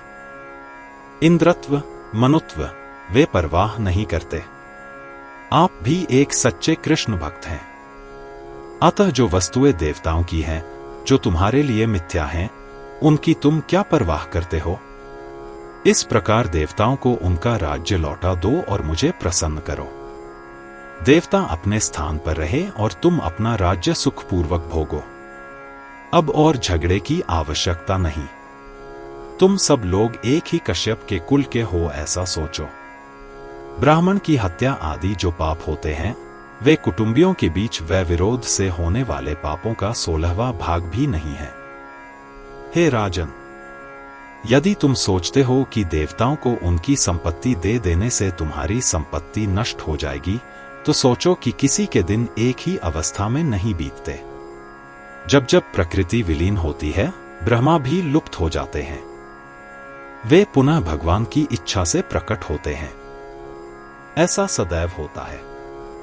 यह सच है कि सच्ची तपस्या से ज्ञान बढ़ता है, परंतु तब स्मृति नष्ट हो जाती है। यह निश्चित है। जो इस संसार का रचयिता है, वह अपनी ज्ञान शक्ति के द्वारा धीरे धीरे सृष्टि का निर्माण कार्य करता है। सत्ययुग में धर्म पूर्ण रूप से व्याप्त रहता है। त्रेता युग में 1/4 भाग कम हो जाता है, फिर द्वापर में केवल आधा रह जाता है और कलयुग में केवल 1/4 रह जाता है। इस प्रकार धर्म बढ़ता और घटता रहता है। अंत में धर्म की वृद्धि और ह्रास होता रहता है। काली धर्म बहुत कमजोर दिखाई देगा, क्योंकि अंधेरे की रात में चंद्रमा का चरण बहुत पतला दिखाई देता है। फिर से देखो, सूर्य गर्मियों में बहुत शक्तिशाली होता है, सर्दियों में ऐसा नहीं है। दोपहर में सूर्य बहुत गर्म होता है, यह सुबह और शाम को ऐसा नहीं रहता है। सूर्य एक समय में उदय होता है, फिर उसे युवा माना जाता है, दूसरे समय वह बहुत शक्तिशाली हो जाता है और तीसरे समय वह अस्त हो जाता है। फिर से संकट के समय यानी बादलों के दिनों में सूर्य पूरी तरह से अस्पष्ट हो जाता है। जब चंद्रमा राहु द्वारा चंद्र ग्रहण में खाया जाता है तो चंद्रमा कांपता है। फिर से जब चंद्रमा मुक्त हो जाता है, यानी जब ग्रहण बीत जाता है, वह फिर से उज्जवल हो जाता है। पूर्णिमा की रात में वह पूर्ण हो जाता है, लेकिन वह हमेशा ऐसा नहीं रहता है। अंधेरे पखवाड़े में वह हर दिन घटता है। शुक्ल पक्ष में वह हर दिन बढ़ता है। शुक्ल पक्ष में चंद्रमा स्वस्थ और समृद्ध होता है और कृष्ण पक्ष में चंद्रमा दुबला पतला होता जाता है, मानो उस पर क्षय रोग लग गया हो। ग्रहण के समय वह पीला पड़ जाता है और मेघाच्छादित होने पर वह अस्पष्ट हो जाता है। इस प्रकार चंद्रमा भी कभी शक्तिशाली और कभी क्षीण और पीला हो जाता है। बाली अब अपना सारा धन खोकर पाताल में रहता है, किंतु किसी समय वह देवेंद्र, देवों का स्वामी हो जाएगा। यह पृथ्वी कभी अन्न से आच्छादित और समस्त प्राणियों की विश्राम स्थली बन जाती है, तो किसी समय जल में डूब जाती है। यह जगत कभी प्रकट होता है और कभी लुप्त हो जाता है। चर और अचर सभी वस्तुएं कभी प्रकट होती हैं और कभी लुप्त हो जाती हैं। केवल ब्रह्मा ही एक रस रहते हैं। उन्हीं की कृपा से मेरा नाम मृत्युंजय पड़ा है। मैं भी अनेक प्राकृतिक प्रलय देख रहा हूं। मैंने अनेक प्रलय बार बार देखे हैं और भविष्य में भी अनेक प्रलय देखूंगा। परमात्मा प्रकृति के स्वरूप का हो जाता है। फिर वही पुरुष है, वही आत्मा है, वही जीव है। इस प्रकार वह अनेक रूप धारण करता है। और फिर देखो, वह सब रूपों से परे है। जो सदैव उसका नाम जपता है और उसकी महिमा गाता है, वह कभी न कभी मृत्यु पर विजय प्राप्त कर सकता है।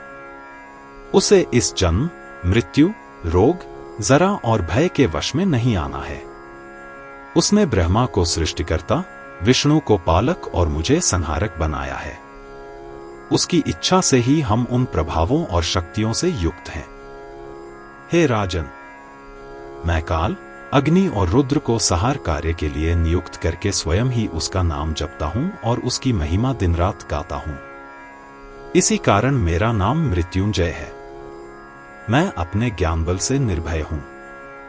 जैसे विंता के पुत्र गरुड़ को देखकर सर्प भाग जाते हैं, वैसे ही मृत्यु भी मुझसे दूर भाग जाती है।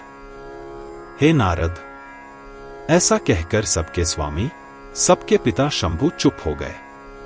शंभु के उपरोक्त वचन सुनकर राजा ने महादेव को बार बार धन्यवाद दिया और मधुर विनय पूर्वक बोले। शंखचूड़ ने कहा, आपके द्वारा कहे गए शब्द बिल्कुल सत्य हैं। फिर भी मैं कुछ शब्द कह रहा हूं, कृपया सुनिए। आपने अभी कहा है कि सगोत्रीय शत्रुता से बहुत बड़े पाप होते हैं। फिर ऐसा कैसे हुआ कि उन्होंने बाली को उसकी सारी संपत्ति से वंचित कर दिया और उसे पाताल में भेज दिया? गदाधर विष्णु बाली का तेज वापस नहीं ला सके, लेकिन मैंने वह कर दिया है। देवताओं ने हिरण्याक्ष और हिरण्यकशिपु, शुंभ और अन्य दानवों को क्यों मारा? पिछले दिनों जब समुद्र के मंथन से अमृत प्राप्त हुआ था, तब हमने कड़ी मेहनत की थी, लेकिन सबसे अच्छा फल देवताओं को ही मिला था। परंतु इन सबसे यह संकेत मिलता है कि यह जगत परमात्मा की क्रीड़ा भूमि मात्र है, जो प्रकृति के स्वरूप विद्युत प्रभाव उत्पन्न करने वाली एक ही धारा की ध्रुवता का हो गया है। वह जिसे यश और सौभाग्य देता है, उसे वही मिलता है। देवों और दानवों का झगड़ा शाश्वत है।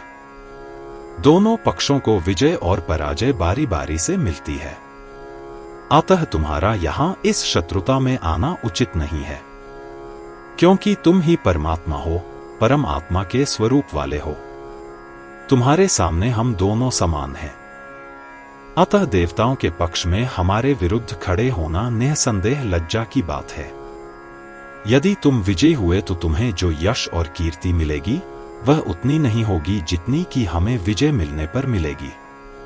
इसके विपरीत यदि तुम घोर पराजय प्राप्त करोगे तो तुम्हें जो अपयश और अपयश मिलेगा, वह हमारी पराजय से कहीं अधिक होगा, क्योंकि हम छोटे हैं और तू महान है। दैत्यों की बातें सुनकर महादेव बहुत हंसे और बोले, हे राजन, आप ब्राह्मण कुल के हैं, अतः यदि मैं आपसे युद्ध में पराजित हो जाऊं तो मुझे क्या शर्म आएगी। पूर्वकाल में मधु और कैटभ के बीच युद्ध हुआ था, फिर हिरण्यकश्यप और हिरण्याक्ष तथा श्रीहरि के बीच। मैंने असुर त्रिपुरा से भी युद्ध किया। फिर शुंभ और अन्य दैत्यों तथा सर्वोच्च प्रकृति देवी, जो सबकी शासक, सबकी जननी तथा सबकी संहारिणी है, के बीच भी भयंकर युद्ध हुआ। और तब आप सर्वोच्च आत्मा श्री कृष्ण के पार्षद सेवक थे। टिप्पणी: श्री कृष्ण गुणों से परे शाश्वत पुरुष हैं। वे प्रकृति की रचना करते हैं। सारी सृष्टि उन्हीं के द्वारा संचालित होती है। वे सभी शक्तियों के स्वामी हैं। ये शक्तियां उनसे आती हैं और उन्हीं में समा जाती हैं।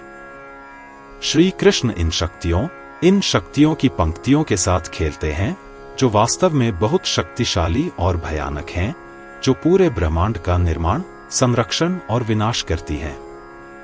इन शक्ति रेखाओं के 3 गुण हैं: 1 मूल, 2 दिशा और 3 परिमाण। और अंत में वे अपने मूल पर वापस आ जाती हैं। इससे एक कल्प, एक जीवन, एक क्षण, एक पूर्ण बनता है। गुण इन शक्ति रेखाओं से निकलते हैं। श्री कृष्ण महान भंडार है, शक्तियों का महान केंद्र, शक्तिशाली, प्यारा और भयानक। यहां वर्णित सभी घटनाएं मध्यवर्ती चरणों में दिखाई देती हैं, जब चौथा आयाम तीसरे आयाम में जाता है, आदि। चौथा आयाम एक बार में तीसरे आयाम में नहीं बदल जाता है, बल्कि यह धीरे धीरे होता है। यह हमारे सपनों, दर्शन आदि की व्याख्या करता है, जो अगर मन शुद्ध होने पर देखे जाते हैं तो सच हो जाते हैं। अतः जो दैत्य पहले मारे गए थे, उनकी तुलना आपसे नहीं की जा सकती। फिर मैं आपसे युद्ध करने में क्यों लज्जित हूं? मुझे श्रीहरि ने देवताओं को बचाने के लिए यहां भेजा है। अतः या तो देवताओं को उनकी संपत्ति लौटा दो या मुझसे युद्ध करो। ऐसी व्यर्थ बातें कहने की कोई आवश्यकता नहीं है। हे नारद, ऐसा कहकर भगवान शंकर चुप हो गए। शंखचूड़ अपने मंत्रियों सहित तुरंत उठ खड़ा हुआ। महर्षि वेदव्यास रचित श्रीमद्देवी भागवत में नवम स्कंध का 21वां अध्याय यहीं समाप्त होता है।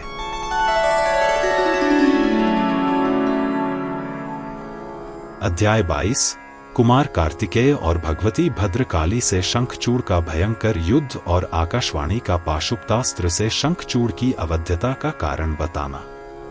श्री नारायण बोले, तब दानवों के राजा, जो बहुत शक्तिशाली थे, ने महादेव को प्रणाम किया और अपने मंत्रियों के साथ रथ पर चढ़ गए। महादेव ने अपनी सेना को तुरंत तैयार होने का आदेश दिया। शंखचूड़ ने वैसा ही किया।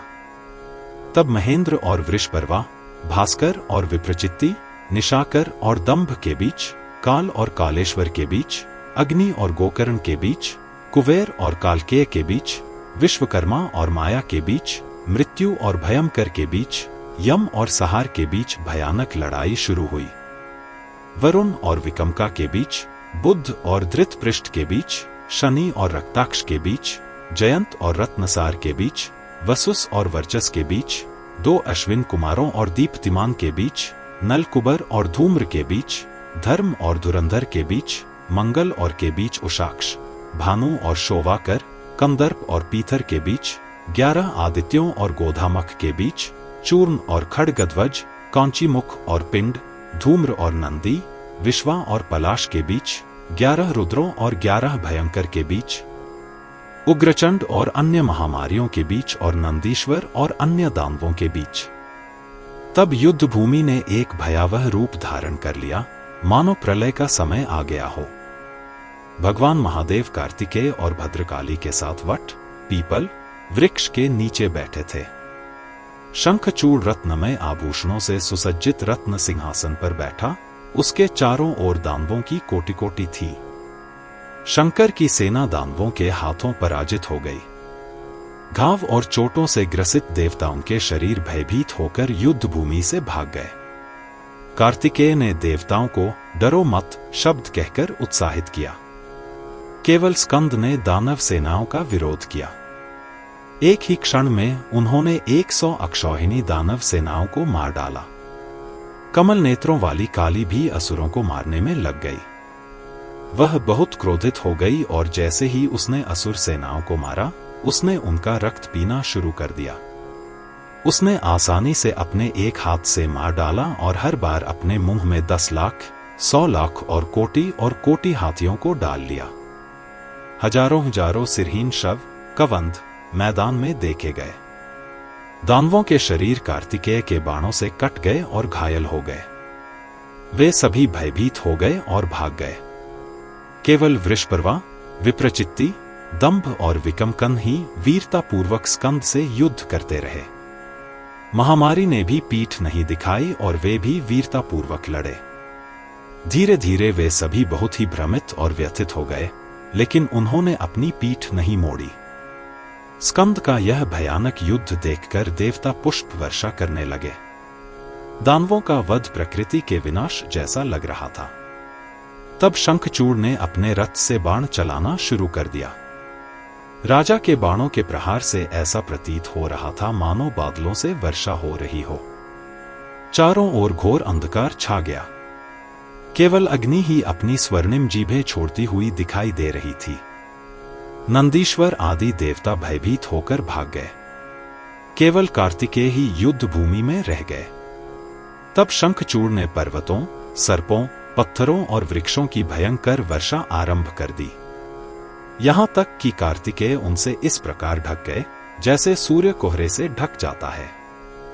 दैत्यराज ने स्कंद का भारी तरकश और आसन काट डाला तथा उनका रथ तोड़ डाला। दानवों के दिव्यास्त्रों से कार्तिकेय का वाहन मयूर थक गया। कार्तिकेय ने एक शक्ति दानव की छाती पर फेंकी, किंतु गिरने से पहले ही दानव ने सूर्य के समान तेजस्वी उस रथ को काट डाला और बदले में अपनी शक्ति का प्रहार किया। उस प्रहार से कार्तिकेय क्षण भर के लिए स्तब्ध हो गए, किंतु तुरंत ही वे होश में आ गए। तब उन्होंने भगवान विष्णु द्वारा दिया गया तरकश तथा अन्य अनेक अस्त्र शस्त्र उठा लिए और रत्नजटित दूसरे रथ पर चढ़कर भयंकर वीरतापूर्वक युद्ध करने लगे। क्रोधित होकर उन्होंने अपने दिव्य अस्त्रों से सर्पों, पर्वतों तथा वृक्षों की उन समस्त वर्षाओं का प्रतिरोध किया। उन्होंने अपने जलमय पर्यण्य अस्त्र से अग्नि का प्रतिरोध किया। फिर उन्होंने शंखचूड़ के रथ, धनुष, कवच, सारथी तथा उसके उज्ज्वल मुकुट को सरलता से काट डाला तथा उसकी छाती पर एक प्रज्वलित श्वेत शक्ति फेंकी। दानवेंद्र अचेत हो गए, किंतु दूसरे ही क्षण वे शीघ्र ही होश में आ गए, दूसरे रथ पर चढ़े तथा नया तरकश लिया। दानव अपनी जादुई शक्तियों में सबसे आगे था। उसने अपनी माया शक्ति से बाणों की इतनी वर्षा की कि कार्तिकेय उस विशाल बाण समूह से पूरी तरह ढक गए। तब दानव ने एक अजेय शक्ति ली जो 100 सूर्यों के समान तेजस्वी थी। ऐसा प्रतीत हो रहा था कि अग्नि की लपटें उठ रही थीं, मानो प्रलय का समय आ गया हो। क्रोध से जलकर दानव ने वह शक्ति कार्तिकेय पर फेंकी।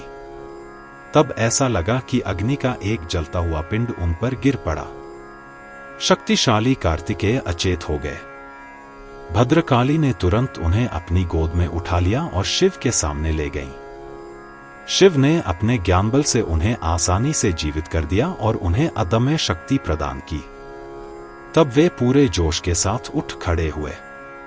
भद्रकाली कार्तिकेय की सेना को देखने के लिए मैदान में गईं। नंदीश्वर तथा अन्य वीर, देवता, गंधर्व, यक्ष, राक्षस तथा किन्नर उसके पीछे पीछे चले। सैकड़ों युद्धन गाड़े बज रहे थे और सैकड़ों लोग मधु, मदिरा लेकर चल रहे थे। युद्ध भूमि में जाकर उसने युद्ध घोष किया। उस घोष से दानव सेनाएं मूर्छित हो गईं। भद्रकाली ने जोर से अट्टहास किया। फिर उसने मधु पीकर युद्ध भूमि में नृत्य किया। उग्रदंष्ट्रा, उग्रचंडा, कोटवी, योगिनिया, डाकिनी और देवता सभी ने मधु, मदिरा पी। युद्ध भूमि में काली को देखकर शंखचूड़ फिर आया और भय से कांपते हुए दैत्यों को अभय का वरदान दिया। तब भद्रकाली ने प्रलय की अग्नि के समान प्रज्वलित अग्नि का प्रयोग किया, किंतु राजा ने तुरंत ही जल से उसे बुझा दिया। तब काली ने अत्यंत भयंकर तथा अद्भुत वरुणास्त्र का प्रयोग किया। दानव ने गांधर्वास्त्र से उसे आसानी से काट दिया। तब काली ने ज्वाला के समान महेश्वरास्त्र का प्रयोग किया। राजा ने वैष्णवास्त्र से उसे निष्फल कर दिया। तब देवी ने नारायणास्त्र को मंत्र से शुद्ध करके राजा पर फेंका। इस पर राजा तुरंत अपने रथ से उतरकर उसे दंडवत किया।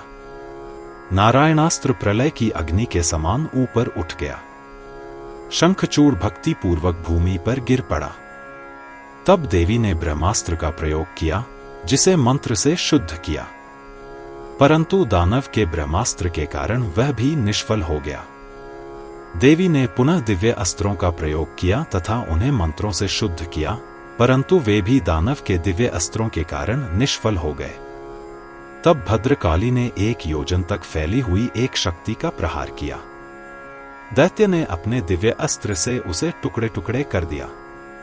तब देवी अत्यंत क्रोधित होकर पाशुपत अस्त्र का प्रयोग करने ही वाली थी कि तभी स्वर्ग से निराकार वाणी सुनाई दी, जिसने उसे मना करते हुए कहा, हे देवी, महापराक्रमी दानव पाशुपत अस्त्र से नहीं मारा जा सकेगा, क्योंकि ब्रह्मा ने उसे यह वरदान दिया था कि जब तक विष्णु का कवच उसके गले में रहेगा तथा जब तक उसकी पत्नी का सतीत्व भंग नहीं होगा, तब तक बुढ़ापा और मृत्यु उसे छू नहीं सकेंगे। यह दिव्य वाणी सुनकर देवी ने तुरंत अपना काम रोक दिया, लेकिन भूख के कारण उसने सैकड़ों लाखों दानवों को खा लिया। तब भयानक देवी काली शंखचूड़ को खाने के लिए बहुत तेजी से चली, लेकिन दानवों ने अपने तीखे प्रहार से उनका प्रतिरोध किया। दिव्य अस्त्र। तब देवी ने उस पर एक शक्तिशाली कुल्हाड़ी फेंकी, जो गर्मियों के सूर्य की तरह चमकदार थी, लेकिन दानव ने अपने दिव्य हथियार से इसे टुकड़े टुकड़े कर दिया। देवी यह देखकर बहुत क्रोधित हुई और उसे खाने के लिए आगे बढ़ी, लेकिन सभी सिद्धियों के स्वामी दानव राजा ने अपना शरीर बड़ा कर लिया। इस पर काली को बहुत गुस्सा आया और भयानक रूप धारण करके तेजी से गई और एक मुट्ठी के वार से उसके रथ को तोड़ दिया और सारथी को नीचे गिरा दिया। फिर उसने प्रलय की आग की तरह धधकते एक शूल हथियार को असुर पर फेंका। शंखचूड़ ने उसे आसानी से अपने बाएं हाथ से पकड़ लिया। देवी क्रोधित हो गई और दानव को अपनी मुट्ठी से मारा। दैत्य का सिर घूम गया और वह लुढ़कते हुए एक पल के लिए बेहोश हो गया। अगले ही पल होश में आने पर वह उठ खड़ा हुआ, लेकिन उसने देवी के साथ हाथापाई नहीं की, बल्कि उसने देवी को प्रणाम किया। उसके बाद देवी ने जो हथियार फेंके वे कुछ हद तक दानव द्वारा काट दिए गए और कुछ हद तक दानव द्वारा अपने में समाहित कर लिए गए और इस तरह व्यर्थ हो गए। तब भद्रकाली ने दानव को साहसपूर्वक पकड़ लिया और उसे गोल गोल घुमाते हुए ऊपर फेंक दिया। तब शक्तिशाली शंखचूड़ बहुत जोर से ऊपर से जमीन पर गिर पड़ा। वह तुरंत ही गिर पड़ा। उठकर उन्हें प्रणाम किया। फिर वे प्रसन्नतापूर्वक उत्तम रत्नों से निर्मित अपने सुंदर रथ पर सवार हुए। युद्ध में उन्हें कोई थकान महसूस नहीं हुई और वे युद्ध करते रहे। तब देवी भद्रकाली को भूख लगी और उन्होंने दानवों का रक्त पीना शुरू कर दिया तथा उनकी चर्बी और मांस खाया। वे महादेव के सामने आईं और युद्ध का आरंभ से अंत तक का पूरा इतिहास उन्हें सुनाया। दानवों के वध की बात सुनकर महादेव हंसने लगे। वे कहती रहीं, जब मैं दानवों को चबा रही थी तब मेरे मुंह से जो दानव निकले वे ही जीवित हैं। इनकी संख्या लगभग 1 लाख होगी। और जब मैंने दानव को मारने के लिए पाशुपत हथियार उठाया तो निराकार दिव्य आवाज बोली, वह तुम्हारे लिए अजेय है। लेकिन बहुत शक्तिशाली दानव ने मुझ पर कोई हथियार नहीं फेंका। उसने बस उन हथियारों को टुकड़े टुकड़े कर दिया जो मैंने उस पर फेंके थे। महर्षि वेदव्यास रचित श्रीमद्देवी भागवत के 9वें स्कंध का 22वां अध्याय यहाँ समाप्त होता है।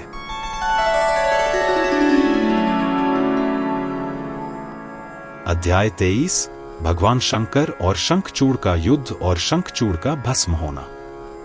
नारायण ने कहा, पर ब्रह्मज्ञानी शिवजी ने यह सब सुनकर अपनी पूरी सेना के साथ युद्ध के लिए प्रस्थान किया। उन्हें देखकर शंखचूड़ अपने रथ से उतर पड़ा और उनके सामने गिर पड़ा।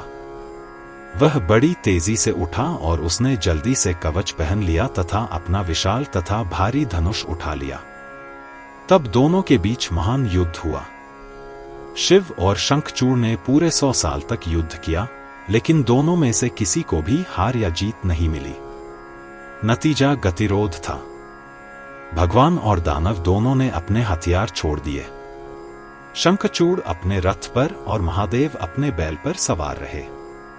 सैकड़ों दानव मारे गए, लेकिन असाधारण दैवीय शक्ति से संपन्न शंभू ने अपने दल के सभी मारे गए लोगों को जीवित कर दिया। इसी बीच एक वृद्ध ब्राह्मण जो अपने स्वरूप से बहुत व्यथित था, युद्ध भूमि में आया और दानवों के राजा शंखचूड़ से प्रार्थना की, हे राजन, मैं आपसे जो भी मांगता हूं वह मुझे दीजिए। आप सभी प्रकार की धन संपत्ति दान में देते हैं, मुझे भी वह दीजिए जो मैं चाहता हूं। मुझ ब्राह्मण को भी कुछ दीजिए। मैं एक शांत वृद्ध ब्राह्मण हूं जो बहुत प्यासा हूं। पहले आप अपना वचन दीजिए और फिर मैं आपसे अपनी इच्छा बताऊंगा। नोट: केवल ब्राह्मण ही धोखाधड़ी और ठगी स्वीकार करने के योग्य हैं। राजा शंखचूड़ ने कृपालु मुख और प्रसन्न नेत्रों से उसके सामने शपथ ली कि वह उसे वह सब देगा जो वह चाहेगा। तब ब्राह्मण ने बड़े प्रेम और माया के साथ राजा से कहा, मुझे आपका कवच चाहिए। तब राजा ने उसे कवच, एक भूर्ज की छाल पर लिखा मंत्र और एक सुनहरे कप में रखा हुआ ताबीज दिया। भगवान हरि उस ब्राह्मण के रूप में ने उस कवच को लिया और शंखचूड़ का रूप धारण करके तुलसी के पास आए। वहां आकर उन्होंने अपनी माया प्रकट की और उसके साथ संभोग किया। इस समय महादेव ने हरि का त्रिशूल उठाया, दानवों के राजा पर निशाना साधा। त्रिशूल गर्मियों के मध्याह्न सूर्य की तरह लग रहा था, जो प्रलय की आग की तरह जल रहा था। यह अनूठा और अजेय लग रहा था, मानो दुश्मनों को मारने के लिए काफी शक्तिशाली हो। तेज में यह सुदर्शन चक्र के समान था और सभी आयुधों में यह प्रमुख था। शिव और केशव के अलावा कोई भी ऐसा अस्त्र नहीं चला सकता था। शिव और केशव के अलावा सभी लोग इससे डरते थे। इसकी लंबाई 1000 धनुष और चौड़ाई 100 हाथ थी। यह सजीव ब्रह्मा के समान शाश्वत और ध्यान देने योग्य नहीं था कि यह कहां से और कैसे आया। यह अस्त्र अपनी स्वतंत्र लीला से सभी लोगों को नष्ट कर सकता था। जब शिव ने इसे ऊपर उठाया और शंखचूड़ को लक्ष्य करके उस पर फेंका तो दैत्यराज ने अपने धनुष बाण त्याग दिए और योग मुद्रा में मन को एकाग्र करके बड़ी भक्ति के साथ श्री कृष्ण के चरण कमलों का ध्यान करने लगे। उसी समय त्रिशूल घूमता हुआ शंखचूड़ पर गिरा और उसे तथा उसके रथ को जलाकर भस्म कर दिया। तब उसने 2 भुजाओं वाले गोप का रूप धारण किया, जो पूर्ण युवा, दिव्य, रत्नों से अलंकृत, बांसुरी लिए हुए, कोटि से घिरे हुए दिव्य रथ पर आरूढ़ थे। और गोलोक से आए गोपों की कोटि, जिनके शरीर उत्तम रत्नों से निर्मित थे, और शंखचूड़ फिर स्वर्गलोक, गोलोक, जहां मध्य में श्री वृंदावन स्थित है, में गया। वह रसों से भरा हुआ वृंदावन गया और भक्ति पूर्वक राधा कृष्ण के चरण कमलों में झुक गया। जब उन्होंने सुदामा को देखा तो वे दोनों प्रेम से भर गए और कृपालु मुख और प्रसन्न नेत्रों से उन्होंने सुदामा को अपनी गोद में उठा लिया। दूसरी ओर शूल अस्त्र बल और प्रसन्नता के साथ पुनः कृष्ण के पास आ गया। हे नारद, शंखचूड़ की हड्डियां शंखों में परिवर्तित हो गईं। देवताओं की पूजा में शंख को सदैव बहुत पवित्र और शुभ माना जाता है। शंख में भरा जल भी देवताओं को बहुत पवित्र और प्रसन्न करने वाला होता है। इससे भी बड़ी बात यह है कि शंख में भरा जल किसी भी तीर्थ के जल के समान पवित्र होता है। यह जल सभी देवताओं को अर्पित किया जा सकता है, परंतु शिव को नहीं। जहां शंख बजाया जाता है, वहां लक्ष्मी प्रसन्नता पूर्वक निवास करती हैं। यदि शंख के जल से स्नान किया जाए तो वह सभी तीर्थों में स्नान करने के बराबर होता है। शंख में भगवान हरि प्रत्यक्ष निवास करते हैं। जहां शंख रखा जाता है, वहां हरि निवास करते हैं। वहां लक्ष्मी भी निवास करती हैं और वहां से सभी अशुभ चीजें उड़ जाती हैं। जहां स्त्रियां और शूद्र शंख बजाते हैं, वहां लक्ष्मी क्रोधित हो जाती हैं और भयभीत होकर अन्य स्थानों पर चली जाती हैं। हे नारद, महादेव दानवों का वध करके अपने धाम को चले गए। जब वे अपनी पूरी सेना के साथ अपने वाहन बैल की पीठ पर सवार होकर चले गए, तो अन्य सभी देवता बड़ी प्रसन्नता के साथ अपने अपने स्थानों को चले गए। स्वर्ग में दिव्य नगाड़े बजने लगे, गंधर्व और किन्नर गान गाने लगे, और शिव के सिर पर फूलों की वर्षा होने लगी। सभी मुनि और देवता तथा उनके प्रमुख उनका भजन करने लगे। महर्षि वेदव्यास कृत श्रीमद् देवी भागवत के 9वें स्कंध के 23वें अध्याय का यहाँ समाप्त होता है।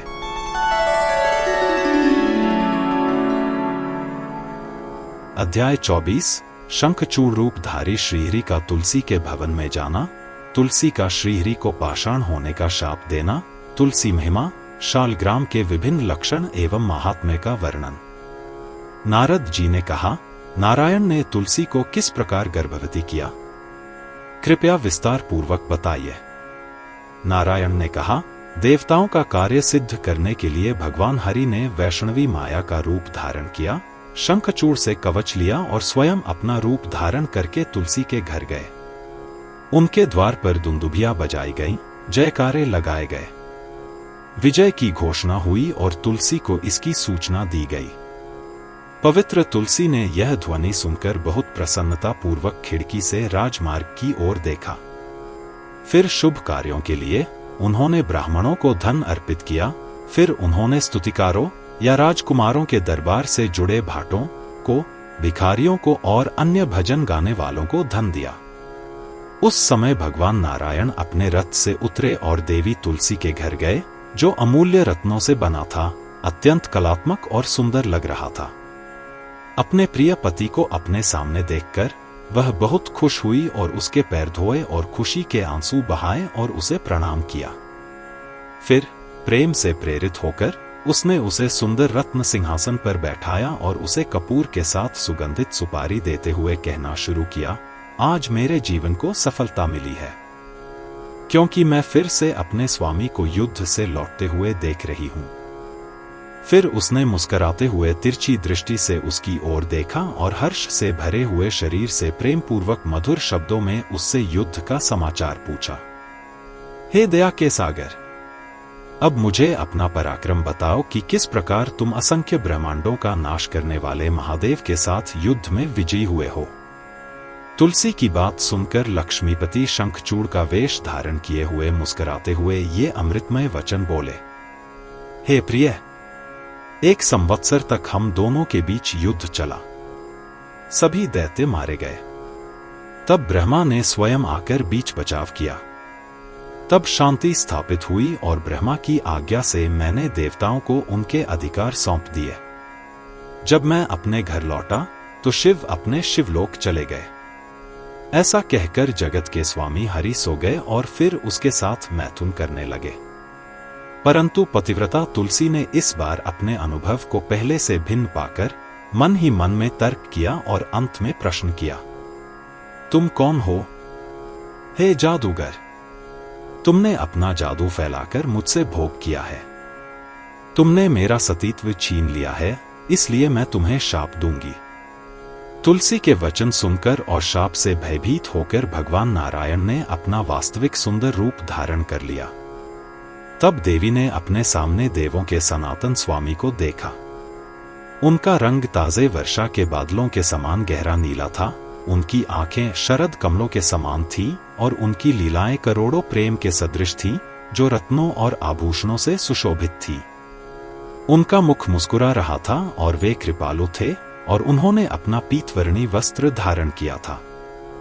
प्रेम में डूबी तुलसी ने उस मनोहर रूप को देखकर वासुदेव की पत्नी तुरंत ही अचेत हो गई और अगले ही क्षण होश में आकर बोलने लगी, हे प्रभु, आप पत्थर के समान हैं। आप में दया नहीं है। आपने कपट से मेरा सतीत्व नष्ट कर दिया है और इसी कारण आपने मेरे पति को मार डाला है। हे प्रभु, आप में दया नहीं है। आपका हृदय पत्थर के समान है, अतः आप भी पत्थर बन जाए। जो लोग आपको संत कहते हैं, वे निःसंदेह भूल कर रहे हैं। आपने दूसरों के हित के लिए अपने एक भक्त को बिना किसी दोष के क्यों मार डाला? ऐसा कहकर तुलसी शोक से अभिभूत हो उठी और बार बार विलाप करने लगी।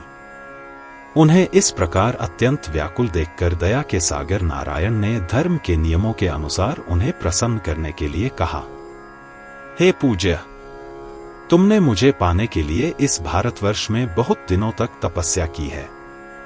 शंखचूड़ ने भी तुम्हें पाने के लिए बहुत दिनों तक तपस्या की है। उस तपस्या से शंखचूड़ ने तुम्हें पत्नी रूप में प्राप्त किया है। अब यह अत्यंत आवश्यक है कि मैं तुम्हें भी वह फल दूं जो तुमने मांगा था, इसलिए मैंने यह किया है। अब तुम इस पार्थिव शरीर को त्याग दो और दिव्य शरीर धारण करो और मुझसे विवाह करो। हे राम, लक्ष्मी के समान बनो।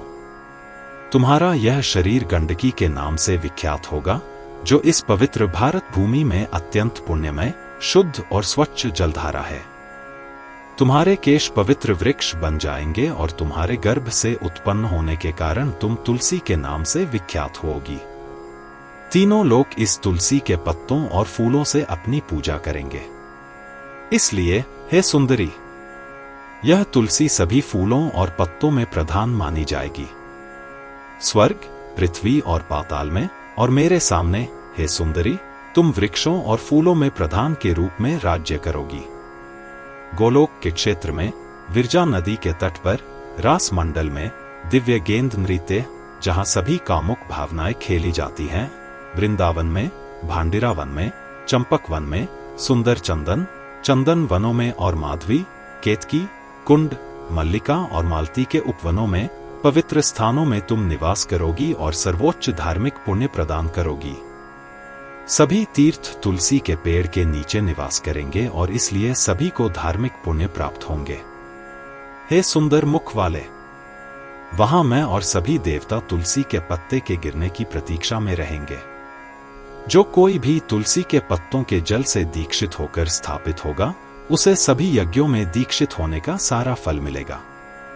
यदि उन्हें हजारों घड़े जल से भरकर अर्पित किया जाए तो उन्हें वही सुख प्राप्त होगा जो उन्हें एक तुलसी पत्र अर्पित करने से प्राप्त होगा। अयुक्त गायों को दान करने से जो फल प्राप्त होते हैं वही तुलसी पत्र देने से भी प्राप्त होते हैं। विशेषत कार्तिक मास में तुलसी के पत्ते दान करने से ऊपर बताए गए फल की प्राप्ति होती है। यदि कोई मृत्यु के समय तुलसी के पत्ते का जल पीता है या प्राप्त करता है तो वह सभी पापों से मुक्त हो जाता है और विष्णु लोक में पूजित होता है। जो व्यक्ति प्रतिदिन तुलसी के पत्ते का जल पीता है उसे 1,00,000 अश्वमेध यज्ञ का फल मिलता है। जो व्यक्ति तुलसी के पत्ते को अपने हाथ से तोड़कर या तोड़कर शरीर पर धारण करके तीर्थ में प्राण त्यागता है वह विष्णु लोक को जाता है। जो व्यक्ति तुलसी की लकड़ी से बनी माला अपने गले में धारण करता है उसे पग पग पर अश्वमेध यज्ञ का फल अवश्य मिलता है। जो व्यक्ति तुलसी का पत्ता हाथ में लेकर अपने वचन का पालन नहीं करता वह सूर्य और चंद्रमा रहने तक कालसूत्र नरक में जाता है। जो तुलसी पत्र के सामने झूठ बोलता है वह 14 इंद्रों के जीवन काल तक कुंभीपाक नरक में जाता है।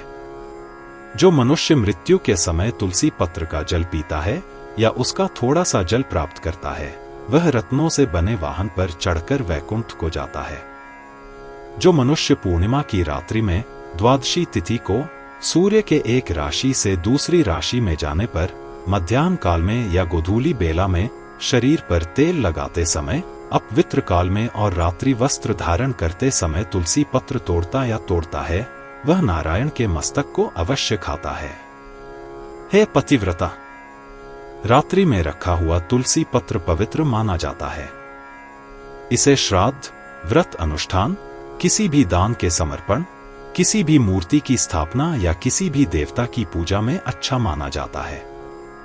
फिर अगर तुलसी का पत्ता जमीन पर गिरा हो या पानी में गिरा हो या विष्णु को चढ़ाया गया हो तो उसे धोकर पवित्र और अन्य प्रयोजनों में इस्तेमाल किया जा सकता है। इस प्रकार हे उत्तम, आप इस पृथ्वी पर वृक्ष के रूप में रहेंगे और गोलोक में उसके अधिदेवता के रूप में रहेंगे और प्रतिदिन कृष्ण के साथ क्रीड़ा का आनंद लेंगे। और आप गंडकी नदी की अधिदेवता भी होंगी और इस प्रकार भारत में धार्मिक पुण्य प्रदान करेंगी। आप लवण सागर की पत्नी होंगी जो मेरा ही अंश है। आप बहुत पवित्र हैं। वैकुंठ में आप मेरे साथ आनंद लेंगी जैसे राम मेरे साथ रहते हैं। और जहां तक मेरी बात है, मैं आपके शाप से पत्थर में बदल जाऊंगा। मैं भारत में गंडकी नदी के तट पर रहूंगा। वहां के पर्वतों की गुहाओं पर लाखों करोड़ों कीड़े अपने तीखे दांतों से छल्ले, शालग्राम या पवित्र पत्थरों में जो चक्र होते हैं बनाएंगे जो मेरे प्रतीक होंगे। इन पत्थरों में से जिनमें एक द्वार, प्रवेश छिद्र, 4 चक्र होंगे जो जंगली फूलों की माला से सुशोभित होंगे, इस तरह का चिन्ह होगा। और जो ताजे वर्षा बादल के समान दिखेंगे उन्हें लक्ष्मी नारायण मूर्तियां, रूप कहते हैं। और जिनमें एक द्वार, 4 चक्र होंगे और जो ताजे वर्षा बादल के समान दिखेंगे लेकिन कोई माला नहीं होगी, उन्हें लक्ष्मी जनार्दन चक्र कहते हैं। जिनमें 2 द्वार, 4 चक्र होंगे और जो गाय के खुर के समान चिन्ह से सुसज्जित होंगे और माला के चिन्ह से रहित होंगे, उन्हें रघुनाथ चक्र कहते हैं। वे आकार में बहुत छोटे होते हैं, 2 चक्रों वाले होते हैं और ताजी बारिश की तरह दिखते हैं। जो चक्र बादलों से युक्त हों तथा माला के चिन्हों से रहित हों, उन्हें वामन चक्र कहते हैं। जो चक्र बहुत छोटे हों, जिनमें 2 चक्र हों तथा माला का चिन्ह भी हो, उन्हें श्रीधर चक्र कहते हैं। ये घर में सदैव समृद्धि लाते हैं। जो बड़े, गोलाकार, माला के चिन्ह से रहित 2 गोलाकार चक्रों वाले हों, उन्हें दामोदर कहते हैं। जो आकार में मध्यम हों, जिनमें 2 चक्र हों तथा बाण से लगे हुए हों, जिनमें बाण तथा धनुष के चिन्ह हों, उन्हें राणाराम कहते हैं। जो मध्यम हों, जिनमें 7 चक्र हों, जिनमें छत्र तथा आभूषणों के चिन्ह हों, उन्हें राजराजेश्वर कहते हैं। वे व्यक्तियों को राजसी लक्ष्मी प्रदान करते हैं। जिनके चक्रों की संख्या दुगुनी हो तथा जो बड़े हों, ताजे वर्षा के बादलों के समान हों, उन्हें अनंत कहते हैं। वे चतुर्गुणित फल, धर्म, धन, कामना तथा मोक्ष प्रदान करते हैं। जो वलय के समान आकार वाले, 2 चक्रों वाले, सुंदर, वर्षा करने वाले बादलों के समान, गाय के खुरों के चिन्हों वाले तथा मध्यम आकार के होते हैं, उनका नाम मधुसूदन है। जिनका एक चक्र होता है, उन्हें सुदर्शन कहते हैं। जिनके चक्र छिपे होते हैं, उन्हें गदाधर कहते हैं। जिनके 2 चक्र होते हैं, जो घोड़े के मुख के समान दिखते हैं, वे हयग्रीव कहलाते हैं। हे पतित, जिनके मुख बहुत बड़े और फैले हुए होते हैं, जिनमें 2 चक्र होते हैं तथा जो बहुत भयानक होते हैं, वे नरसिंह कहलाते हैं। जो उनकी सेवा करते हैं, उनमें वे वैराग्य उत्पन्न करते हैं।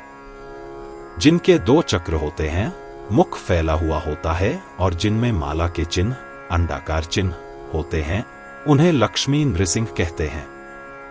वे अपने पूजने वाले गृहस्थों को सदैव आशीर्वाद देते हैं।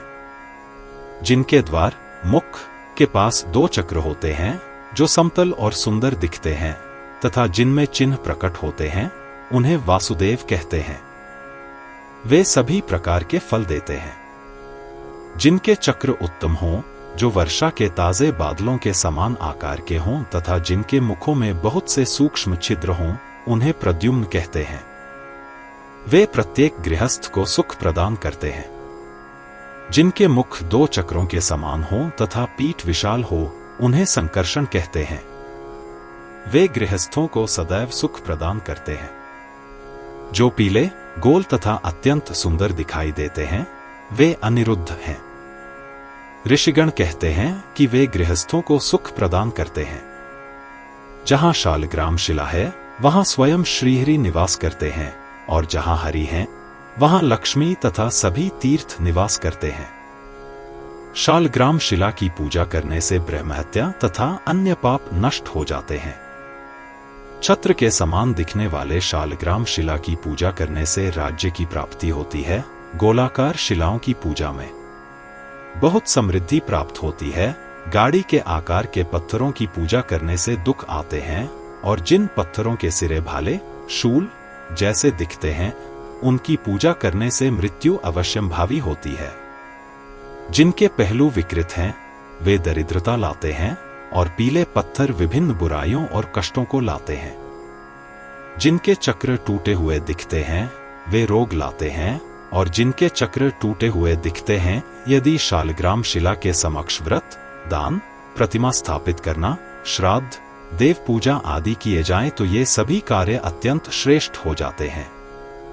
यदि कोई शालग्राम शिला की पूजा करता है, तो उसे सभी तीर्थों में स्नान करने तथा सभी यज्ञों में दीक्षित होने का पुण्य प्राप्त होता है। इससे बढ़कर और क्या है कि सभी यज्ञों, सभी तीर्थों, सभी व्रतों, सभी तपों तथा सभी वेदों के पठन से जो पुण्य प्राप्त होता है, वह सब पवित्र शालग्राम शिला की विधिवत पूजा करने से प्राप्त होता है। जो व्यक्ति सदैव शालग्राम जल से अभिषेक करता है, दीक्षा और स्थापना समारोह में शालग्राम जल से छिड़का जाता है, उसे सभी प्रकार के दान करने और पूरी पृथ्वी की परिक्रमा करने का धार्मिक पुण्य प्राप्त होता है। जो व्यक्ति इस प्रकार प्रतिदिन शालग्राम की पूजा करता है, उससे सभी देवता प्रसन्न होते हैं। इससे भी अधिक क्या, सभी तीर्थ उसके स्पर्श की इच्छा रखते हैं। वह जीवन मुक्त, जीवित रहते हुए मुक्त हो जाता है और बहुत पवित्र हो जाता है। अंततः वह श्रीहरि के लोक में जाता है और वहां हरि की सेवा में रहता है और असंख्य प्राकृतिक प्रलय तक उनके साथ रहता है। ब्रह्महत्या जैसे सभी पाप उससे दूर भाग जाते हैं, जैसे गरुड़ को देखकर सर्प भाग जाते हैं। देवी वसुंधरा, पृथ्वी, उसके पराक्रम की धूल के स्पर्श से पवित्र हो जाती है। उसके जन्म के समय उसके सभी पूर्वज संख्या में 1 लाख बच जाते हैं।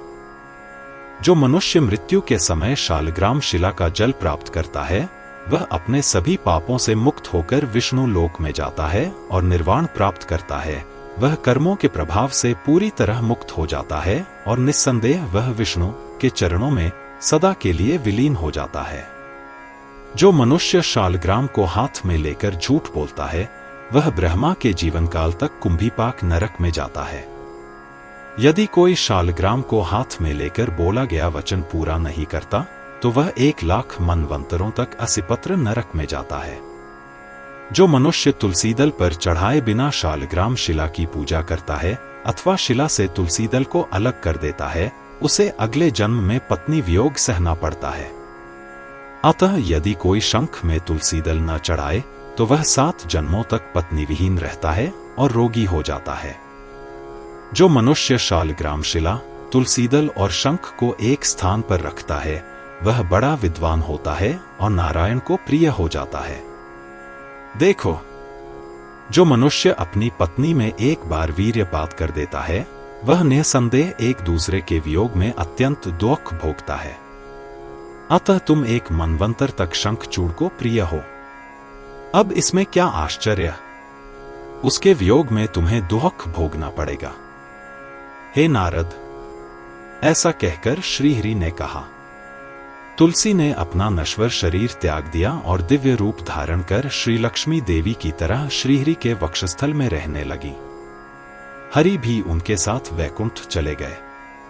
इस प्रकार लक्ष्मी, सरस्वती, गंगा और तुलसी चारों वैकुंठ चली गईं।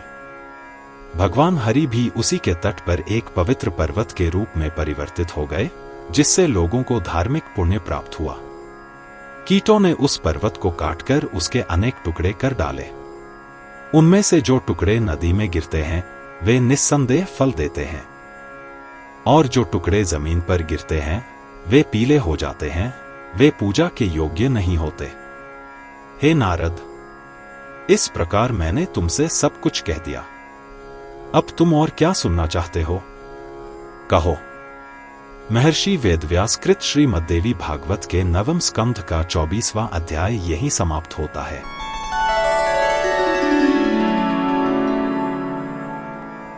अध्याय 25 तुलसी पूजन, ध्यान, नामाष्टक तथा तुलसी स्तवन का वर्णन।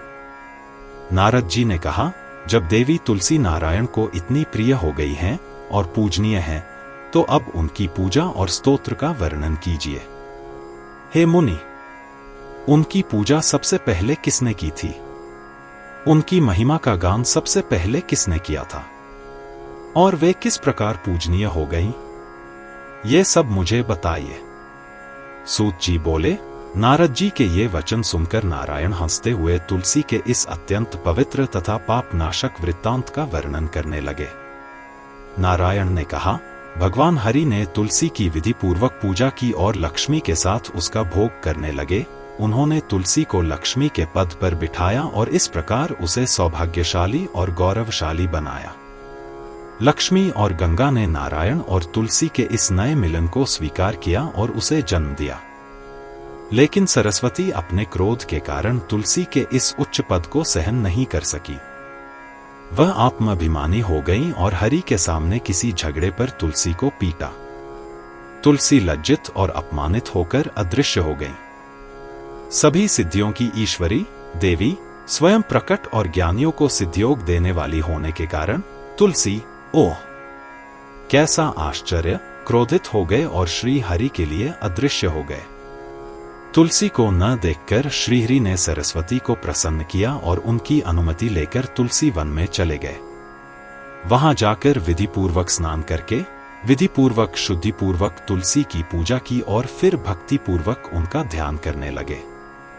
हे नारद, जो तुलसी की पूजा विधि पूर्वक 10 अक्षरों वाले मंत्र से करता है उसे निश्चय ही सभी सिद्धियां प्राप्त होती हैं। यह मंत्रों का राजा है जो कल्प वृक्ष के समान फल और संपूर्ण तृप्ति देने वाला है। हे नारद, पूजन के समय घी का दीपक जलाया जाता था। तुलसी को दीप जलाकर धूप, सिंदूर, चंदन, भोजन, पुष्प आदि अर्पित किए गए। हरि द्वारा इस प्रकार स्तुति किए जाने पर तुलसी प्रसन्न होकर वृक्ष से बाहर आ गई और उन्होंने प्रसन्नता पूर्वक उनके चरण कमलों की शरण ली। तब विष्णु ने उन्हें वरदान दिया कि तुम सभी द्वारा पूजित होगी, मैं तुम्हें अपने वक्षस्थल और सिर में रखूंगा तथा देवता भी तुम्हें अपने सिर पर धारण करेंगे। और तब वे उसे अपने धाम ले गए। नारद जी ने कहा, हे महाभाग्यवान, तुलसी का ध्यान, स्तोत्र और पूजन विधि क्या है? कृपा करके इन सब का वर्णन कीजिए। नारायण ने कहा, जब तुलसी लुप्त हो गई तो हरि उसके वियोग में बहुत व्याकुल हो गए और वृंदावन जाकर उसकी स्तुति करने लगे। भगवान ने कहा, तुलसी के वृक्ष बहुत से समूहों में एकत्रित होते हैं, इसलिए पंडित लोग उसे वृंदा कहते हैं। मैं उस प्रिय तुलसी की स्तुति करता हूं। प्राचीन काल में वह वृंदावन के वन में प्रकट हुई थी, इसलिए उसे वृंदावनी कहा जाता है। मैं उस सौभाग्यशाली और महिमावान की पूजा करता हूं। वह असंख्य ब्रह्मांडों में सदैव पूजित है, इसलिए उसे विश्व पूजिता, सबकी पूज्य कहा जाता है। मैं उस विश्व पूजिता की पूजा करता हूं, जिसके स्पर्श से वे असंख्य ब्रह्मांड सदैव शुद्ध और पवित्र हो जाते हैं, इसलिए उसे विश्व पावनी, सारे ब्रह्मांड को पवित्र करने वाली कहा जाता है। मैं उसके वियोग में दुखी होकर देवी का स्मरण करता हूं। तुलसी के बिना देवता प्रसन्न नहीं होते, भले ही उन पर अन्य पुष्प क्यों न चढ़ा दिए जाए, इसलिए उसे सभी पुष्पों का सार माना जाता है। अब मैं दुखी और संकट में हूं और मैं उस पवित्र स्वरूप वाली देवी के दर्शन के लिए बहुत उत्सुक हूं। जब भक्तगण उसे प्राप्त करते हैं तो सारा जगत प्रसन्न हो जाता है, इसलिए उसे नंदिनी कहा जाता है, इसलिए वह मुझ पर प्रसन्न हो। इस जगत में उसके समान कोई वस्तु नहीं है, इसलिए उसे तुलसी कहा जाता है। मैं उस निर्मल तुलसी की शरण लेता हूं। वह पवित्र प्रियतम कृष्ण का प्राण है, इसलिए उसे कृष्ण जीवनी कहा जाता है। अब वह मेरे प्राणों की रक्षा करे। हे नारद, इस प्रकार स्तुति करती हुई रमापति वहीं रुक गई। तब पवित्र तुलसी उनके सामने आई और उनके चरण कमलों में प्रणाम किया।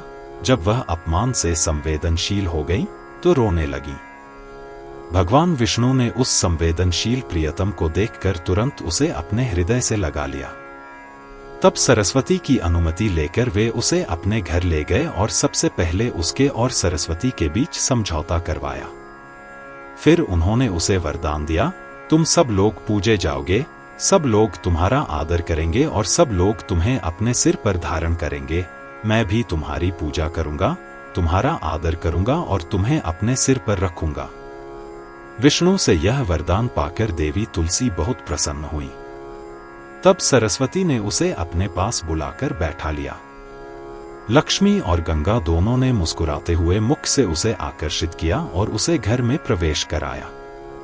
हे नारद, जो कोई भी उसके 8 नामों वृंदा, वृंदावनी, विश्व पूजिता, विश्व पावनी, तुलसी, पुष्पसारा, नंदिनी और कृष्ण जीवनी और उनके अर्थों से उसकी पूजा करता है और 8 श्लोकों वाले इस स्तोत्र को विधिपूर्वक गाता है, उसे अश्वमेध यज्ञ करने का पुण्य प्राप्त होता है।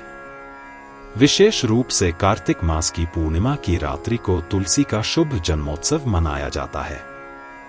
प्राचीन काल में भगवान विष्णु ने उस समय उसकी पूजा की थी। जो कोई उस पूर्णिमा के दिन भक्ति पूर्वक विश्व को पवित्र करने वाली तुलसी की पूजा करता है, वह सभी पापों से मुक्त होकर विष्णु लोक को प्राप्त होता है। कार्तिक मास में भगवान विष्णु को तुलसी दल अर्पित करने से अयुत गौओं को दान देने के बराबर पुण्य प्राप्त होता है। उस समय इस स्तोत्र को सुनने से पुत्रहीन को पुत्र, पत्नीहीन को स्त्री तथा मित्रहीन को मित्र प्राप्त होते हैं।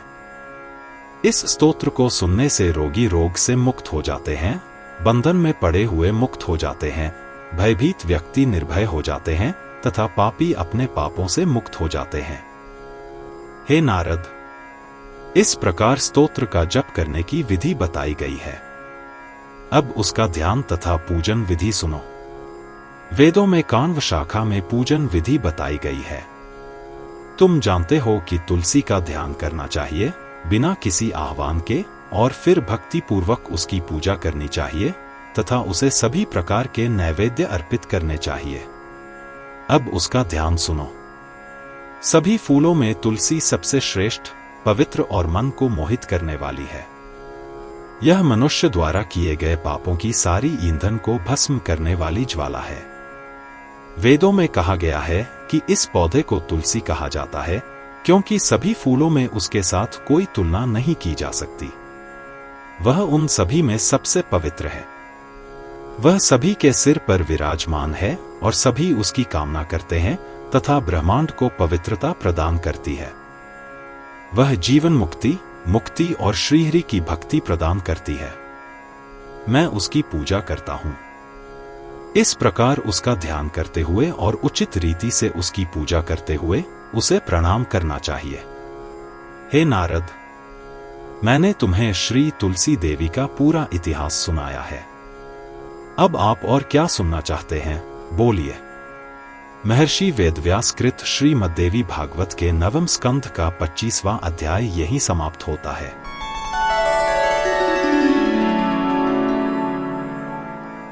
अध्याय 26 सावित्री देवी की पूजा स्तुति का विधान। नारद जी बोले, मैंने तुलसी का किस्सा सुना है। अब सावित्री का इतिहास विस्तार से कहो।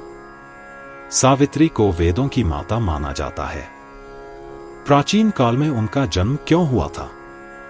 सबसे पहले उनकी पूजा किसने की थी और बाद में और किसने की थी? नारायण ने कहा, हे मुनि, सर्वप्रथम ब्रह्मा ने उनकी पूजा की थी। तत्पश्चात वेदों ने उनकी पूजा की।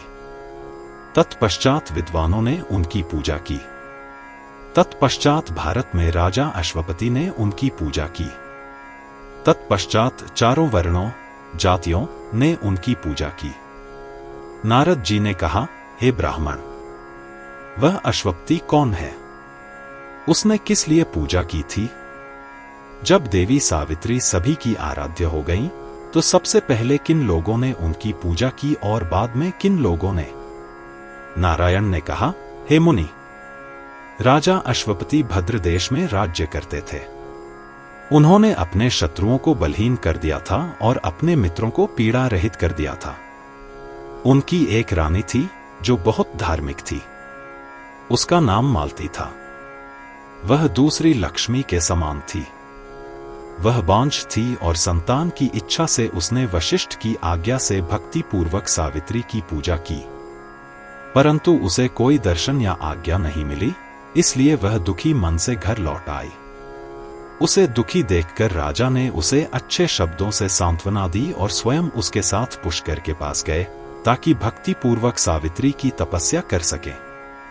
उन्होंने संयमित होकर 100 वर्ष तक तपस्या की। फिर भी वे सावित्री को नहीं देख पाए, परंतु उन्हें वाणी सुनाई दी।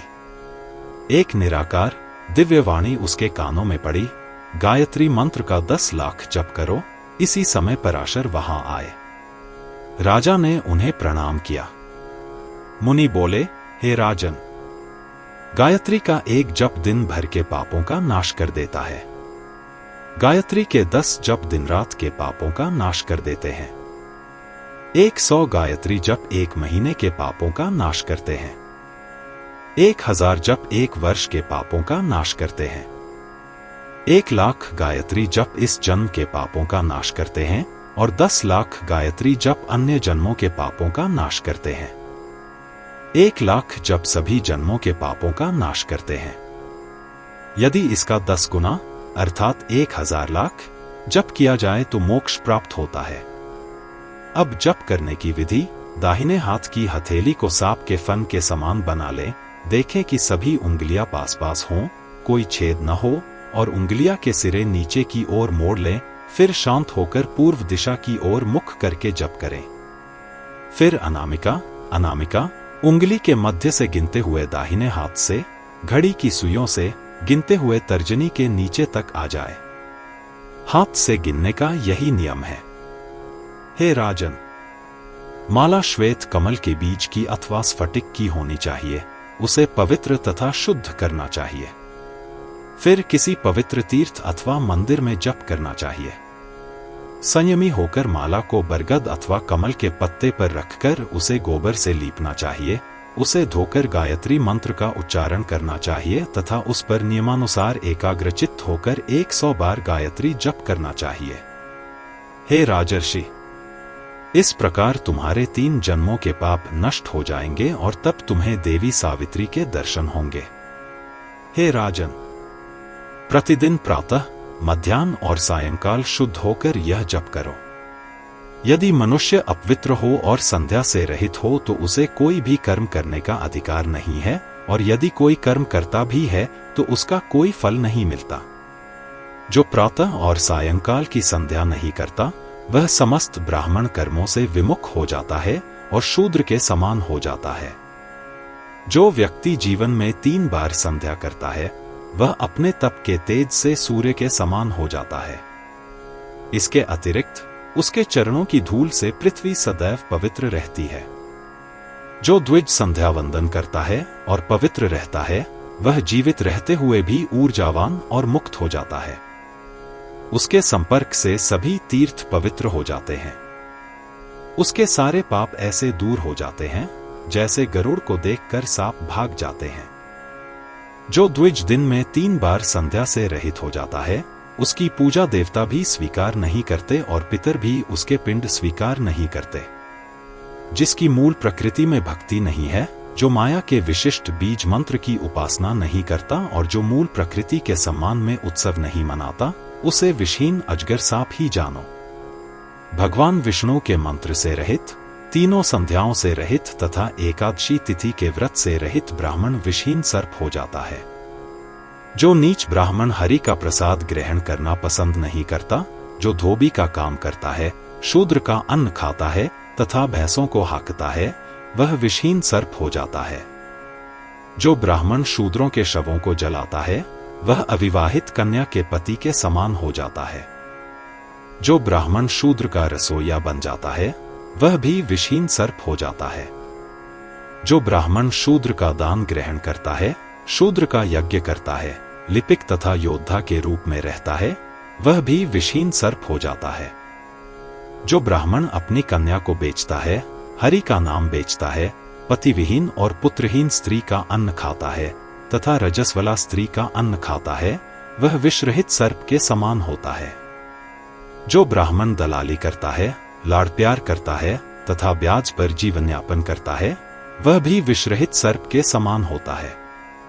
जो ब्राह्मण सूर्योदय होने पर भी सोता है, मछली खाता है तथा देवी की पूजा नहीं करता, वह भी विषरहित सर्प के समान होता है।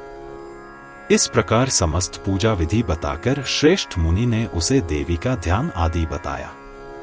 सावित्री को जो चाहिए था वह बता दिया।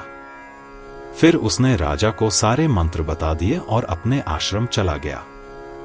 राजा ने फिर उसी के अनुसार पूजा की और देवी सावित्री के दर्शन किए और वरदान पाया।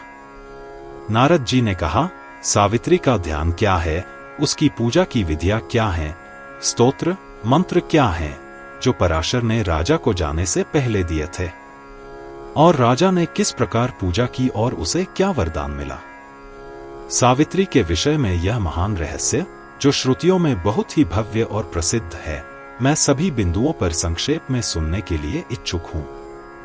नारायण ने कहा, ज्येष्ठ मास के कृष्ण पक्ष की त्रयोदशी तिथि को अथवा किसी अन्य पुण्य काल में चतुर्दशी तिथि को इस व्रत को बड़ी सावधानी और भक्ति के साथ करना चाहिए। 14 फल और 14 थालियां जिन पर अन्न, पुष्प और धूप आदि रखकर यह व्रत करना चाहिए। इस व्रत को लगातार 14 वर्षों तक करना चाहिए। वस्त्र, पवित्र धागे और अन्य वस्तुएं भी अर्पित करनी चाहिए और व्रत समाप्त होने के बाद ब्राह्मणों को भोजन कराना चाहिए।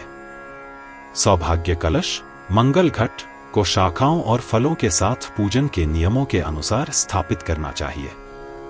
गणेश, अग्नि, विष्णु, शिव और शिव की विधि पूर्वक पूजा करनी चाहिए। उस घट में फिर सावित्री का आवाहन और पूजन करना चाहिए। अब मध्य दिन शाखा में वर्णित सावित्री का ध्यान, स्तोत्र, पूजा की विधि और समस्त कामनाओं को देने वाला मंत्र सुनो।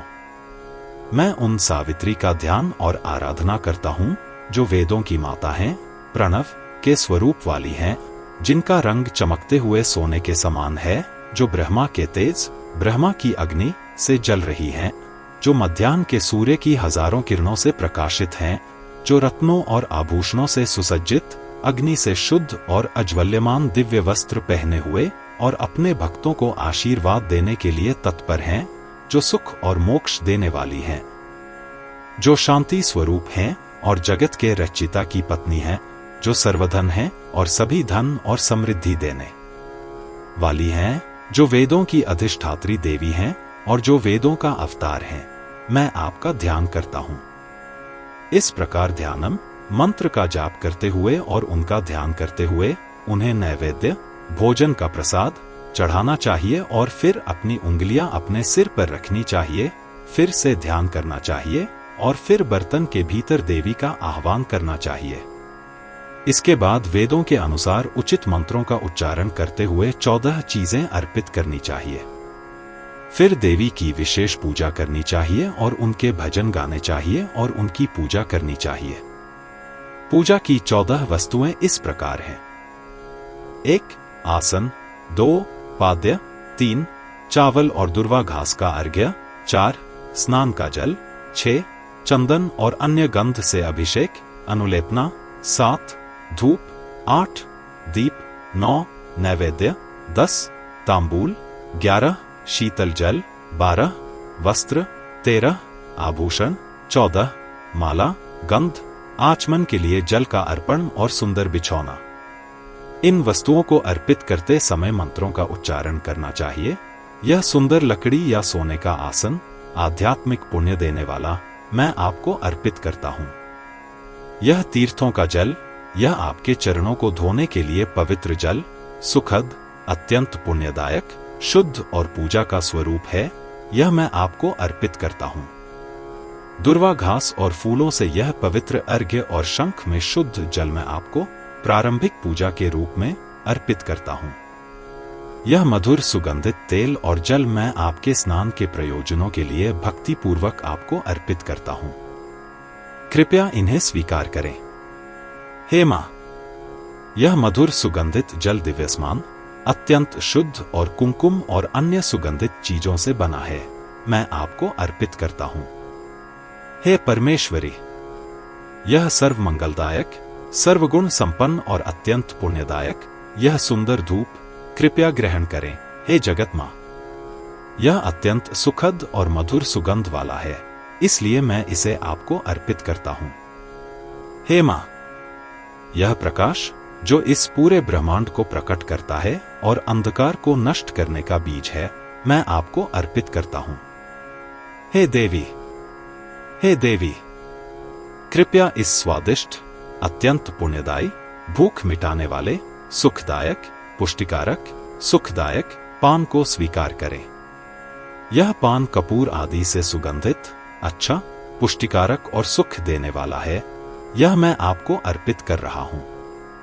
यह जल अच्छा और शीतल है, प्यास को शांत करने वाला और जगत के जीवन को देने वाला है, अतः कृपया इसे स्वीकार करें।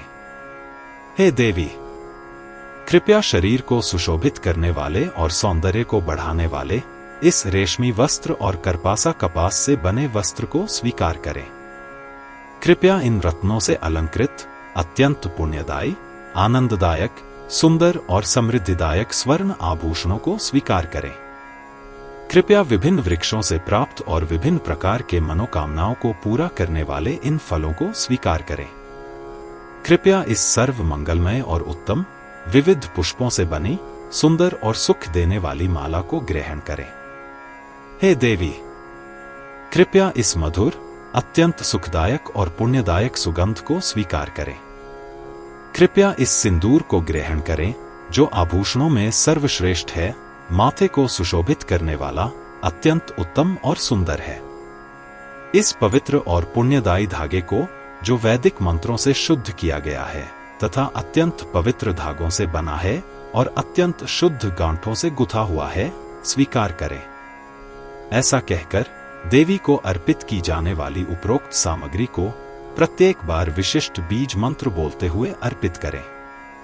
तत्पश्चात बुद्धिमान भक्त को चाहिए कि वह ब्राह्मणों को भक्तिपूर्वक स्तोत्र और तत्पश्चात दक्षिणा, उपहार सुनाए। मूल या विशिष्ट बीज मंत्र 8 अक्षरों वाला मंत्र श्री हरि क्लीस्वैत्रे स्वाहा है, ऐसा ऋषिगण जानते हैं। स्तोत्र जैसा कि मध्यंदिना में कहा गया है, शाखा सभी इच्छाओं का फल देती है। अब मैं तुम्हें उस मंत्र के बारे में बता रहा हूं जो ब्राह्मणों का जीवन है। ध्यान पूर्वक सुनो। हे नारद, प्राचीन काल में गोलोक में भगवान कृष्ण ने सावित्री को ब्रह्मा को दे दिया था, परंतु सावित्री ब्रह्मा के साथ ब्रह्मा लोक में नहीं आई। तब कृष्ण की आज्ञा से ब्रह्मा ने वेदों की माता की स्तुति की। जब वे प्रसन्न हुई तो उन्होंने ब्रह्मा को अपना पति स्वीकार कर लिया। ब्रह्मा जी ने कहा, तुम सनातन सत्ता, बुद्धि और आनंद हो, तुम मूल प्रकृति हो, तुम हिरण्यगर्भ हो। हे सुंदरी, तुम प्रसन्न हो गई। तुम अग्नि और ऊर्जा की प्रकृति वाली हो, तुम सर्वोच्च हो, तुम सर्वोच्च आनंद और द्विजों की जाति हो। हे सुंदरी, क्या तुम प्रसन्न हुई हो? तुम शाश्वत हो, शाश्वत को प्रिय हो, तुम शाश्वत आनंद की प्रकृति वाली हो।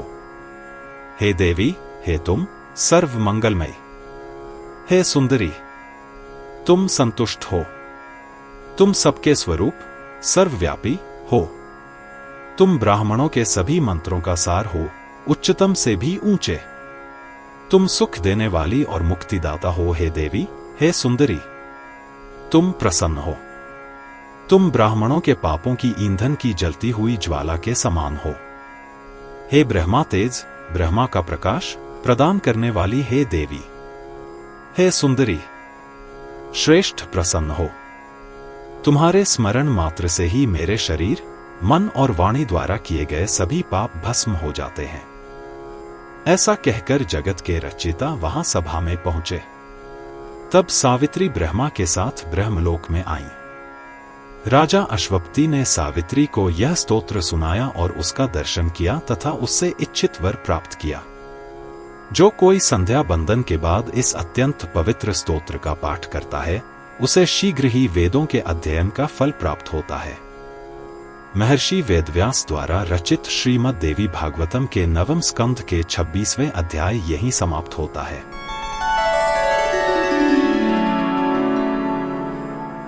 अध्याय 27 भगवती सावित्री की उपासना से राजा अश्वपति को सावित्री नामक कन्या की प्राप्ति, सत्यवान के साथ सावित्री का विवाह, सत्यवान की मृत्यु, सावित्री और यमराज का संवाद।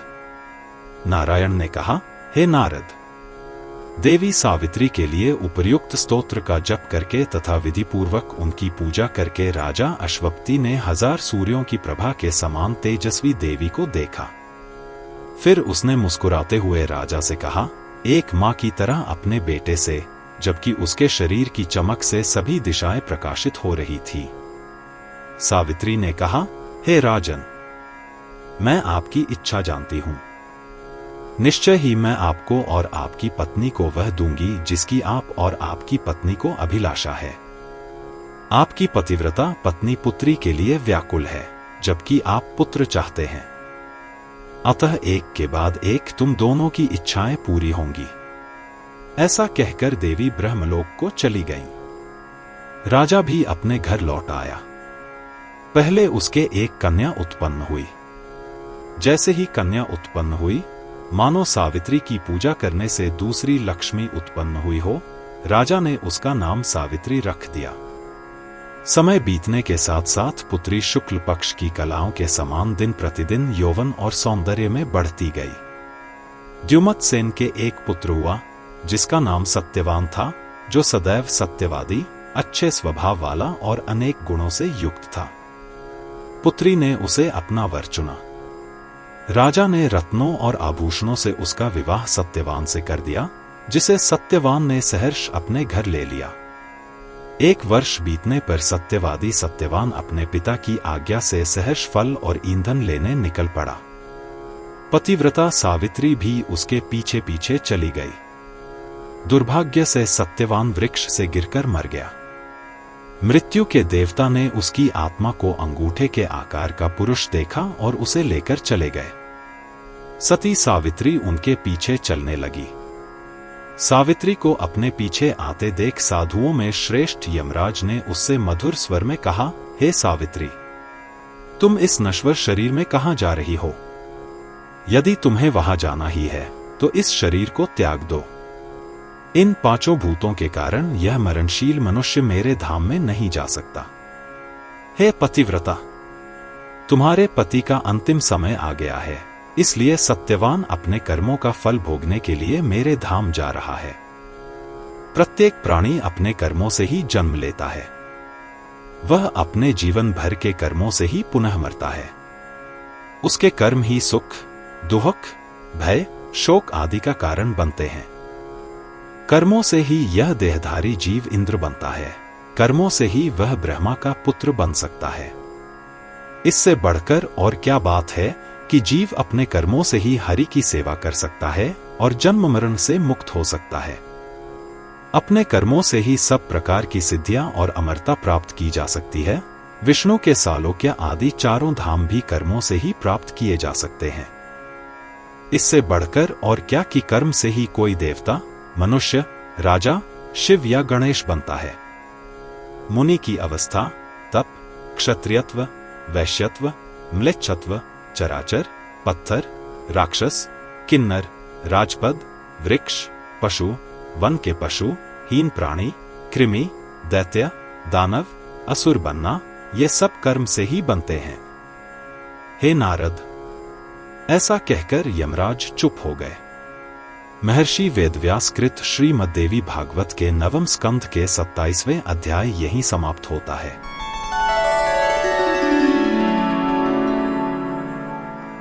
अध्याय 28 सावित्री यमराज संवाद। नारायण ने कहा, हे नारद, यम के वचन सुनकर पवित्र बुद्धिमान सावित्री ने बड़ी भक्ति के साथ उत्तर दिया, हे धर्मराजन, कर्म क्या है? इसकी उत्पत्ति क्यों और कैसे होती है? कर्म का कारण क्या है? देहधारी आत्मा कर्म से बंधा हुआ कौन है? यह शरीर क्या है? और कौन है जो कर्म करता है? ज्ञान क्या है? बुद्धि क्या है? इस देहधारी जीव का प्राण क्या है? इंद्रियां क्या हैं? और उनके लक्षण क्या हैं? और उनके देवता क्या हैं? वह कौन है जो भोगता है और वह कौन है जो किसी को भोग कराता है? यह भोग क्या है? और इससे बचने का क्या उपाय है? और उस अवस्था का स्वरूप क्या है जब कोई भोग से बच जाता है? जीवात्मा का स्वरूप क्या है? और परमात्मा का क्या? हे देव, ये सब बातें मुझसे विस्तार पूर्वक कहिए। धर्म ने कहा, कर्म 2 प्रकार के होते हैं, अच्छे और बुरे। वेदों में जो कर्म धर्म की ओर ले जाने वाला कहा गया है, वह अच्छा है, अन्य सभी कर्म बुरे हैं। बिना किसी स्वार्थ, संकल्प और बिना किसी फल, अहेतुकी की आशा के भगवान की सेवा ऐसी प्रकृति की है जो सभी कर्मों को जड़ से उखाड़ देती है और भगवान की सर्वोच्च भक्ति को जन्म देती है। जो व्यक्ति ब्रह्मा का ऐसा भक्त है, वह मुक्त हो जाता है, ऐसा श्रुतियों में कहा गया है। फिर कौन कर्म करता है और कौन इसका आनंद लेता है? अर्थात ऐसा कोई शरीर नहीं। ब्रह्मा के ऐसे भक्त के लिए न तो जन्म है, न मृत्यु, न बुढ़ापा, न रोग, न शोक और न ही कोई भय। हे पवित्र, भक्ति 2 प्रकार की है, ऐसा सभी श्रुतियों में कहा गया है। एक निर्वाण की ओर ले जाता है और दूसरा हरि के स्वभाव की ओर ले जाता है। वैष्णव लोग हरि की भक्ति अर्थात सगुण भक्ति चाहते हैं। अन्य योगी तथा ब्रह्मा के श्रेष्ठ ज्ञाता निर्गुण भक्ति चाहते हैं। जो कर्म का बीज है, सदा कर्मफल देने वाला है, जो कर्म का अवतार और मूल प्रकृति है, वही भगवान है, वही परात्पर आत्मा है, वही कर्म का उपादान कारण है। इस शरीर को स्वभाव से ही नाशवान जान। पृथ्वी, वायु, आकाश, जल और अग्नि ये ब्रह्मा के सृष्टिकार्य के सूत्र हैं जो सत्व स्वरूप हैं। देही अर्थात देहधारी आत्मा कर्म का करता है, वही भोगता है, और आत्मा स्वयं कर्म करने और उसके फल भोगने के लिए भीतर से प्रेरित करने वाली उत्तेजक है। सुख और दुख तथा उनकी विविधताओं का अनुभव करना भोग कहलाता है। मुक्ति उससे बच निकलने का मार्ग है। जिस ज्ञान से आत्मा, सत और माया, असत का भेद किया जाता है, उसे ज्ञान, ब्रह्मा ज्ञान कहते हैं। ज्ञान को भोगों के विविध पदार्थों का मूल भेदक माना जाता है, अर्थात जिसके द्वारा विभिन्न पदार्थ आत्मा से एक साथ भिन्न जान लिए जाते हैं। बुद्धि से तात्पर्य है वस्तुओं को ठीक से देखना, निश्चित रूप से, और इसे ज्ञान का बीज माना जाता है। प्राण से शरीर में विभिन्न वायुओं का भेद जाना जाता है, और यह प्राण ही देहधारी की शक्ति है। मन इंद्रियों में प्रधान, श्रेष्ठ है, यह ईश्वर का अंग है। इसकी विशेषता है इसकी संदिग्ध अनिश्चित अवस्था। यह सभी कार्यों को प्रेरित करता है, अप्रतिरोध्य है। यह अप्राप्य, अदृश्य है, यह ज्ञान में बाधा डालता है। इंद्रियां हैं देखना, सुनना, सूंघना, स्पर्श करना और चखना। ये देहधारी के अनेक अंग हैं और सभी कर्मों के प्रेरक हैं। ये शत्रु भी हैं और मित्र भी, क्योंकि ये सांसारिक विषयों में आसक्त होने पर दुख भी देते हैं और पुण्य विषयों में आसक्त होने पर सुख भी देते हैं। सूर्य, वायु, पृथ्वी, ब्रह्मा आदि इनके देवता हैं। जीव प्राण, शरीर आदि का धारक और पालन करता है। परमात्मा सबसे श्रेष्ठ, सर्वव्यापी, गुणों से परे और प्रकृति से परे है। वे सभी कारणों के कारण हैं और स्वयं ब्रह्मा हैं। हे पवित्र, मैंने तुम्हारे सभी प्रश्नों का शास्त्रों के अनुसार उत्तर दे दिया है। ये ज्ञानियों के ज्ञान है।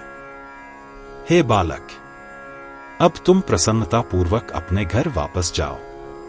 सावित्री ने कहा, मैं अपने पति और आपको, जो ज्ञान के सागर हैं, को छोड़कर कहां जाऊं?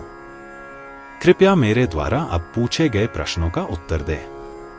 कौन से कर्मों के फलस्वरूप जीव कौन सी योनि प्राप्त करते हैं?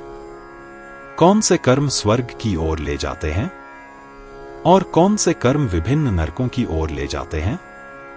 कौन से कर्म मुक्ति की ओर ले जाते हैं? और कौन से कर्म भक्ति देते हैं?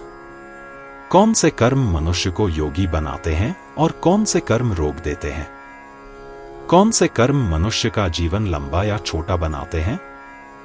कौन से कर्म मनुष्य को फिर से सुखी बनाते हैं? और कौन से कर्म मनुष्य को दुखी बनाते हैं? कौन से कर्म मनुष्य को विकृत, एक आंख वाला, अंधा, बहरा, लंगड़ा या मूर्ख बनाते हैं? कौन से कर्म मनुष्य को फिर से पागल बनाते हैं? व्यक्ति को बहुत अधिक लोभी या चोरी करने की आदत डालते हैं? कौन से कर्म व्यक्ति को सिद्धियां प्रदान करते हैं या चारों लोक सालोक्य आदि अर्जित कराते हैं? कौन से कर्म किसी को ब्राह्मण या तपस्वी बनाते हैं या किसी को स्वर्ग या वैकुंठ में ले जाते हैं? कौन से कर्म किसी को गोलोक में जाने में सक्षम बनाते हैं, जो कि सर्वश्रेष्ठ है और सभी रोगों से मुक्त है? कितने नरक हैं? उनके नाम क्या हैं और वे कैसे प्रकट होते हैं? प्रत्येक नरक में व्यक्ति को कितने समय तक रहना होगा? और कौन से कर्म किस रोग को जन्म देते हैं? हे देव, अब मुझे इनके बारे में बताओ जो मैंने तुमसे पूछा है, और कृपा करो। महर्षि वेदव्यास द्वारा रचित श्रीमद्देवी भागवतम के 9वें स्कंध में 28वां अध्याय यहीं समाप्त होता है।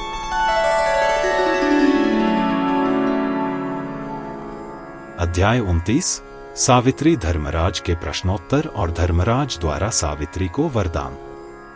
नारायण ने कहा, सावित्री के इन प्रश्नों को सुनकर यमराज अचंभित हो गए। फिर उन्होंने मुस्कुराते हुए जीवों के विभिन्न कर्मों के फल का वर्णन करना शुरू किया। उन्होंने कहा, हे बालक, तुम अभी केवल 12 वर्ष की एक पुत्री हो, परंतु तुम श्रेष्ठ ज्ञानियों और योगियों, सनक आदि के समान ज्ञान की बातें करती हो। हे बालक, सावित्री के वरदान के कारण तुम अंशतः उन्हीं की अवतार हो। राजा अश्वपति ने घोर तपस्या करके तुम्हें प्राप्त किया था। जैसे लक्ष्मी विष्णु को प्रिय और सौभाग्यशाली हैं, जैसे महादेव को महादेवी, कश्यप को अदिति, गौतम को अहिल्या, वैसे ही तुम स्नेह, सौभाग्य और अन्य श्रेष्ठ गुणों के संबंध में सत्यवान को प्रिय हो।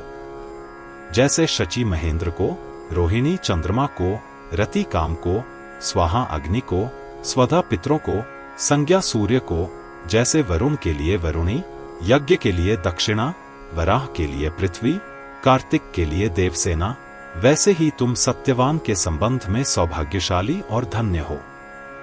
हे सावित्री, मैं स्वयं तुम्हें अपनी इच्छा से यह वरदान देता हूं। अब तुम अन्य वरदान मांगो।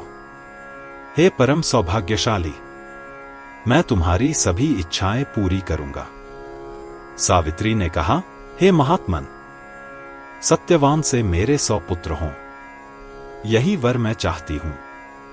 मेरे पिता के भी 100 पुत्र हों, मेरे ससुर की खोई हुई दृष्टि वापस आ जाए और उन्हें उनका खोया हुआ राज्य वापस मिल जाए। यह दूसरा वर है जो मैं चाहती हूं। आप जगत के स्वामी हैं, अतः मुझे भी यह वर दीजिए कि जब मैं सत्यवान के साथ वैकुंठ जाऊं, तब 1,00,000 वर्ष तक मेरा यही शरीर रहे। अब मैं अनेक जीवों के कर्मों के भिन्न भिन्न फलों को सुनने के लिए उत्सुक हूं। कृपया उन्हें सुनाएं और उपकार करें। धर्म ने कहा, तुम बहुत पवित्र हो, इसलिए तुमने जो सोचा है वह अवश्य ही होगा। अब मैं जीवों के कर्मों के फल का वर्णन करता हूं। सुनो, इस पवित्र भारत भूमि को छोड़कर कहीं भी लोग अपने अच्छे और बुरे दोहरे कर्मों का पूरा फल नहीं भोगते। केवल सुर, दैत्य, दानव, गंधर्व, राक्षस और मनुष्य ही कर्म करते हैं। पशु और अन्य जीव कर्म नहीं करते। विशेष जीव जैसे मनुष्य आदि स्वर्ग, नरक और अन्य सभी योनियों, गर्भों में अपने कर्मों का फल भोगते हैं। विशेष रूप से जैसे जीव विभिन्न योनियों में भटकते रहते हैं तथा अपने पूर्व जन्मों में किए गए अच्छे या बुरे कर्मों का भोग करते हैं। अच्छे कर्म स्वर्ग में फलित होते हैं तथा बुरे कर्म जीवों को नरक में ले जाते हैं। भक्ति द्वारा इन कर्मों से छुटकारा पाया जा सकता है। यह भक्ति 2 प्रकार की है, 1 निर्वाण के समान निर्गुण और 2 प्रकृति के प्रति ब्रह्मा के समान चतुर और माया से युक्त। बुरे और अज्ञानपूर्ण कर्मों के फलस्वरूप रोग आते हैं और अच्छे तथा निश्चित शास्त्रोक्त कर्मों से आरोग्यता आती है। सुख और दुख के लिए अल्पायु और दीर्घायु के बारे में भी इसी प्रकार की बातें कही गई हैं। बुरे कर्मों से मनुष्य अंधा या विकृत हो जाता है। इसी प्रकार उत्तम कर्म करने से सिद्धियां आदि प्राप्त होती हैं। ये सामान्य रूप से कही गई बातें हैं। अब मैं विस्तार से कहूंगा, सुनो। यह बात पुराणों और स्मृतियों में भी बहुत गुप्त है। इस भारतवर्ष में मनुष्य सभी प्रकार के प्राणियों में श्रेष्ठ हैं। ब्राह्मण मनुष्यों में श्रेष्ठ हैं और सभी प्रकार के कर्मों में श्रेष्ठ हैं। वे भी अपने कर्मों के लिए उत्तरदायी हैं। हे पतित, ब्राह्मणों में से भी वे ही श्रेष्ठ हैं जो ब्राह्मणों से आसक्त हैं। ब्राह्मण 2 प्रकार के होते हैं, सकाम इच्छाओं वाले या निष्कामी इच्छाओं से रहित। निष्कामी ब्राह्मण सकामी ब्राह्मणों से श्रेष्ठ हैं, क्योंकि सकामियों को अपने कर्मों का फल भोगना है, जबकि निष्कामी ब्राह्मण ऐसे किसी भी विघ्न से पूर्णतः मुक्त हैं। उन्हें कर्म के इस क्षेत्र में वापस नहीं आना पड़ता। निष्कामी भक्त अपने शरीर को त्यागने के पश्चात रोग या व्याधि से मुक्त, शुद्ध और पूर्ण स्थान पर चले जाते हैं। वहां से वे वापस नहीं आते। निष्काम भक्त दिव्य रूप धारण करके गोलोक में जाते हैं और परब्रह्म परमात्मा, परब्रह्म आत्मा, द्विभुजाधारी कृष्ण की पूजा करते हैं। सकामी वैष्णव वैकुंठ जाते हैं, किंतु वे भारत में लौटकर द्विजों के गर्भ में चले जाते हैं। जब वे निश्चित रूप से शुद्ध निष्काम भक्ति प्राप्त कर लेते हैं, तो वे भी क्रमशः निष्काम बन जाते हैं। जो ब्राह्मण और वैष्णव सभी जन्मों में सकामी होते हैं, उन्हें कभी भी वह शुद्ध निष्काम बुद्धि नहीं मिलती और उन्हें कभी भी भगवान विष्णु की भक्ति नहीं मिलती। जो ब्राह्मण तीर्थों में रहते हैं और तप में संलग्न रहते हैं, वे ब्रह्मलोक, ब्रह्मा का क्षेत्र में जाते हैं। वे पुनः भारत में आते हैं। जो लोग अपने धर्म में पूरी निष्ठा से लगे रहते हैं और तीर्थों के अतिरिक्त अन्य स्थानों में निवास करते हैं, वे सत्यलोक में जाते हैं और पुनः भारत में आते हैं। जो ब्राह्मण अपने धर्म का पालन करते हैं और सूर्य के प्रति समर्पित रहते हैं, वे सूर्य के लोक में जाते हैं और पुनः भारत में आते हैं। और जो मूल प्रकृति में समर्पित रहते हैं और निष्काम धर्म में समर्पित रहते हैं, वे मणि द्वीप में जाते हैं और वहां से उन्हें वापस नहीं आना पड़ता। शिव, शक्ति और गणों के भक्त और अपने धर्म में लगे रहते हैं, वे क्रमशः शिव लोक में जाते हैं और वहां से वापस आते हैं।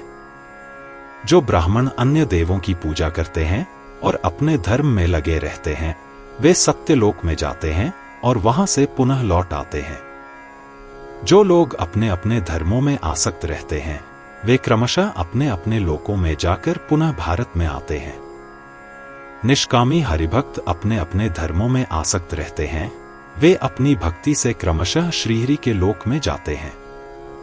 जो लोग अपने अपने धर्मों में आसक्त नहीं रहते, देवताओं की पूजा नहीं करते तथा अपने आचारों की परवाह किए बिना अपनी इच्छानुसार कार्य करने में तत्पर रहते हैं, वे अवश्य ही नरक में जाते हैं। इसमें कोई संदेह नहीं है। ब्राह्मण तथा अन्य 3 वर्ण अपने अपने धर्मों में आसक्त रहते हुए अपने अपने अच्छे कर्मों का फल भोगते हैं, परंतु जो लोग स्वधर्म का पालन नहीं करते, वे अवश्य ही नरक में जाते हैं। वे पुनर्जन्म के लिए भारत में नहीं आते, वे नरक में ही अपने कर्मों का फल भोगते हैं। अतः चारों वर्णों को चाहिए कि वे अपने अपने ब्राह्मण धर्म का पालन करें, अपने अपने धर्म में लगे रहे और अपनी कन्याओं का विवाह समान योग्यता वाले ब्राह्मणों से करें। तत्पश्चात वे चंद्रलोक में जाते हैं। वहां वे 14 इंद्रों के जीवन काल तक रहते हैं। और यदि कन्या को आभूषणों सहित दिया जाए तो उसका फल दुगुना होता है। यदि कन्या को कामना से दिया जाए तो वह लोक प्राप्त होता है, किंतु यदि कन्या को बिना कामना के केवल भगवान की इच्छा और भगवान की संतुष्टि के लिए दिया जाए तो उस लोक में जाने की आवश्यकता नहीं होती। वे सभी कर्मों के फल से रहित होकर विष्णु लोक में जाते हैं। जो ब्राह्मणों को चरागाह और गाय, चांदी, सोना, वस्त्र, फल और जल देते हैं, वे चंद्रलोक में जाते हैं और वहां एक मनवंतर तक निवास करते हैं। वे उस पुण्य के कारण उस लोक में दीर्घकाल तक रहते हैं। जो लोग पवित्र ब्राह्मणों को सोना, गाय, तांबा आदि देते हैं, वे सूर्यलोक में जाते हैं और वहां एक आयु वर्ष 10,000 वर्ष तक रहते हैं और दीर्घकाल तक रोग आदि से मुक्त रहते हैं। जो लोग ब्राह्मणों को भूमि और बहुत सारा धन देते हैं, वे विष्णुलोक में जाते हैं और सुंदर श्वेत द्वीप, ज्ञात महाद्वीपों के 18 छोटे भागों में से एक में जाते हैं। और जब तक सूर्य और चंद्रमा रहते हैं, वे वहां रहते हैं। हे मुनि, पुण्यात्मा पुरुष उस विस्तृत क्षेत्र में दीर्घकाल तक रहते हैं। ध्यान दें, श्वेत द्वीप का अर्थ वैकुंठ हो सकता है, जहां भगवान विष्णु निवास करते हैं। जो लोग भक्ति पूर्वक ब्राह्मणों को निवास स्थान देते हैं, वे प्रसन्न विष्णु लोक में जाते हैं और वहां उस महान विष्णु लोक में वे उस घर में अणुओं की संख्या के बराबर वर्षों तक रहते हैं। जो कोई किसी देवता के सम्मान में निवास गृह अर्पित करता है, वह उस देव के लोक में जाता है और उस घर में कणों की संख्या के बराबर वर्षों तक वहां रहता है। कमलजनित ब्रह्मा ने कहा कि यदि कोई राजमहल अर्पित करता है तो उसे 4 गुना फल मिलता है, और यदि कोई देश अर्पित करता है तो उसे 100 गुना फल मिलता है। फिर यदि कोई उत्तम देश अर्पित करता है तो उसे 2 गुना पुण्य मिलता है। जो व्यक्ति पापों के प्रायश्चित के लिए एक कुंड समर्पित करता है, मनुष्य अपने समस्त पापों का प्रायश्चित करके जनरलोक, पवित्र लोकों में से एक में उसके कणों की संख्या के बराबर अवधि तक निवास करता है। यदि कोई मनुष्य अन्य दानों की अपेक्षा एक वापी, कुआं अर्पित करता है तो उसे 10 गुना फल मिलता है। यदि कोई 7 वापी अर्पित करता है तो उसे एक तालाब अर्पित करने का फल मिलता है। वापी वह है जो 4000 धनुष लंबी और उतनी ही चौड़ी या उससे कम हो। ध्यान दें, धनु 4 हस्त के बराबर होती है। यदि अच्छे वर को कन्या दान किया जाए तो 10 वापियों के समर्पण के बराबर कन्यादान होता है, और यदि कन्या को आभूषणों के साथ दान किया जाए तो दुगुना पुण्य होता है। तालाब की मिट्टी को साफ करने में उतना ही पुण्य होता है जितना उसे खोदने में होता है। वापी के लिए भी यही बात है। हे पतिव्रता, जो मनुष्य अश्वत्थ वृक्ष को लगाकर उसे ईश्वरीय प्रयोजन के लिए समर्पित करता है, वह 1 अयुत वर्ष तक तप लोक में रहता है। हे सावित्री, जो मनुष्य सभी प्रकार के पुण्यों की प्राप्ति के लिए पुष्प वाटिका समर्पित करता है, वह ध्रुव लोक में 1 अयुत वर्ष तक रहता है। हे सती, जो मनुष्य इस हिंदुस्तान में भगवान विष्णु के सम्मान में विमान, किसी भी प्रकार का उत्तम वाहन दान करता है, वह भगवान विष्णु के लोक में 1 मनवंतर तक निवास करता है। और यदि कोई विविध रंग और कारीगरी वाला विमान दान करता है तो उसे 4 गुना फल मिलता है। और जो पालकी दान करता है उसे आधा फल मिलता है। फिर जो कोई भक्ति पूर्वक भगवान श्रीहरि को झूलता हुआ मंदिर, डोल मंदिर दान करता है, वह भगवान विष्णु के लोक में 100 मनवंतर तक निवास करता है। हे सती, जो मनुष्य दोनों ओर भव्य भवनों से सुसज्जित राजसी मार्ग दान करता है, वह उस इंद्रलोक में 1 अयुत वर्ष तक बड़े सम्मान और प्रेम के साथ रहता है। उपर्युक्त वस्तुएं देवताओं को या ब्राह्मणों को अर्पित की जाए तो समान फल मिलता है। जो देता है वही भोगता है, ना देना ना भोगना। स्वर्ग आदि सुखों को भोगने के बाद पुण्यात्मा व्यक्ति भारत में ब्राह्मण के रूप में या अन्य अच्छे कुलों में यथाविधि और अंत में ब्राह्मण कुलों में जन्म लेता है। पुण्यात्मा ब्राह्मण स्वर्ग आदि सुखों को भोगने के बाद भारत में ब्राह्मण, क्षत्रिय या वैश्य कुलों में पुनः जन्म लेता है। क्षत्रिय या वैश्य कभी ब्राह्मणत्व प्राप्त नहीं कर सकता, चाहे वह 1 कोटि कल्प तक तपस्या ही क्यों न कर ले। ऐसा श्रुतियों में कहा गया है। फल भोगे बिना कोई भी कर्म 100 कोटि कल्पों में भी समाप्त नहीं होता। अतः कर्मों का फल अवश्य भोगना चाहिए, चाहे वे शुभ हों या अशुभ। देवताओं के दर्शन और तीर्थों के बार बार दर्शन से पवित्रता प्राप्त होती है। हे सावित्री, अब मैंने तुमसे कुछ कह दिया, अब तुम और क्या सुनना चाहती हो? बोलो। महर्षि वेदव्यास रचित श्रीमद्देवी भागवत में 9वें स्कंध का 29वां अध्याय यहीं समाप्त होता है।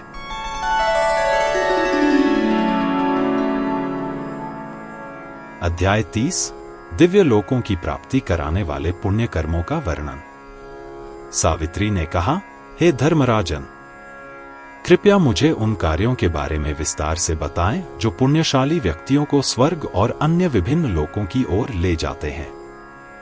धर्मराज ने कहा, हे बालक, जो भारतवर्ष में ब्राह्मणों को चावल और अन्न देता है, वह उस अन्न के बराबर वर्षों तक शिवलोक में जाता है, जहां वह बड़े आदर के साथ निवास करता है। यह अन्नदान, उबले हुए चावल और अन्य खाद्य पदार्थों का देना एक महान दान है, और यह केवल ब्राह्मणों को ही नहीं बल्कि अन्य जातियों को भी किया जा सकता है, जहां भी समान परिणाम मिलते हैं। इस अन्न, उबले हुए चावल और अन्य खाद्य पदार्थों के दान से बढ़कर कोई दूसरा दान नहीं है या होगा, क्योंकि यहां यह भेद नहीं किया जाता है कि कौन सी जाति को मिलेगा या नहीं, न ही यह भेद किया जाता है कि ऐसा दान कब दिया जाए। हे बालक, देवताओं और ब्राह्मणों को दिए गए आसन दानकर्ता को विष्णु लोक में ले जाते हैं, जहां वह अयुत वर्षों तक बड़े आदर और प्रेम के साथ निवास करता है। ब्राह्मणों को दूध देने वाली उत्तम गायें देने से दानकर्ता विष्णु लोक को जाता है, जहां वह उस गाय या उन गायों के रोमों की संख्या के बराबर वर्षों तक प्रतिष्ठित होता है। और यदि गाय पुण्य के दिन दान की जाए तो 4 गुना पुण्य मिलता है, और यदि पवित्र तीर्थ में दान किया जाए तो 100 गुना फल मिलता है, और यदि नारायण की पूजा वाले तीर्थ में दान किया जाए तो कोटि गुना फल मिलता है। जो भारत में ब्राह्मणों को भक्ति पूर्वक गायें देता है, वह 1 अयुत वर्ष तक चंद्रलोक में रहता है और प्रतिष्ठित होता है। जो ब्राह्मण को 2 मुंह वाली गाय देता है, वह विष्णु लोक में जाता है और उस गाय के शरीर पर जितने बाल होते हैं उतने वर्षों तक वहां रहता है और महिमावान होता है। ब्राह्मण को सुंदर सफेद छत्र दान करने से व्यक्ति वरुण लोक में अयुत वर्षों तक जाता है, जहां वह बहुत आनंद से रहता है। रोगी ब्राह्मण को वस्त्र देने से व्यक्ति वायुलोक में 1 अयुत वर्षों तक महिमा के साथ रहने के योग्य हो जाता है। ब्राह्मण को वस्त्र सहित शालग्राम देने से व्यक्ति वैकुंठ में तब तक महिमा के साथ रहता है जब तक सूर्य और चंद्रमा रहते हैं। ब्राह्मण को सुंदर शैया देने से व्यक्ति चंद्रलोक में तब तक महिमावान होता है जब तक सूर्य और चंद्रमा रहते हैं। देवताओं और ब्राह्मणों को प्रकाश देने से मनुष्य एक मनवंतर तक अग्निलोक में प्रतिष्ठित होता है। भारत में ब्राह्मणों को हाथी देने से मनुष्य अपने जीवन काल तक इंद्र के साथ एक ही सिंहासन पर बैठता है। ब्राह्मणों को घोड़े देने से मनुष्य 14 इंद्र के जीवन काल तक वरुण लोक में रहता है। ब्राह्मण को अच्छी पालकी देने से मनुष्य 14 इंद्र के जीवन काल तक वरुण लोक में रहता है। ब्राह्मण को अच्छी जगह या अच्छा बगीचा देने से मनुष्य वायुलोक में जाता है, जहां वह एक मनवंतर तक वैभव के साथ रहता है। ब्राह्मण को सफेद चमार और पंखा देने से दानकर्ता वायुलोक में जाता है, जहां वह एक आयु वर्ष तक रहता है। अन्न और रत्न देने से मनुष्य दीर्घायु होता है और दानकर्ता और प्राप्तकर्ता दोनों ही निश्चित रूप से वैकुंठ जाते हैं। जो मनुष्य सदैव श्रीहरि का नाम जपता है वह चिरकाल तक जीवित रहता है और मृत्यु उससे बहुत दूर चली जाती है। जो बुद्धिमान मनुष्य इस भारत भूमि में पूर्णिमा की रात्रि के अंतिम पहर में डोल यात्रा मनाता है वह इस लोक में सुख भोगता हुआ मुक्त हो जाता है और अंत में विष्णुलोक को जाता है, जहां वह 100 मनवंतरों तक रहता है। इसमें कोई संदेह नहीं है। यदि उत्तरा फाल्गुनी नक्षत्र के प्रभाव में डोल यात्रा की जाए तो उसका फल 2 गुना हो जाता है, ऐसा स्वयं ब्रह्मा का कथन है। डोल यात्रा करने वाला एक कल्प के अंत तक जीवित रहता है। ब्राह्मण को तिल देने से शिवलोक प्राप्त होता है, जहां वह तिलों की संख्या के बराबर वर्षों तक भोग भोगता है। फिर मनुष्य अच्छी योनि में जन्म लेता है और दीर्घायु तथा सुखी होता है। ताम्रपत्र दान करने से 2 गुना फल मिलता है। भारत में ब्राह्मण को वस्त्राभूषणों सहित पवित्र पत्नी देने से और फिर उसे सोने में समतुल्य मूल्य देकर खरीदने से मनुष्य चंद्रलोक में जाता है, जहां वह 14 इंद्र के जीवन काल तक रहता है और दिन रात दिव्य अप्सराओं का भोग करता है।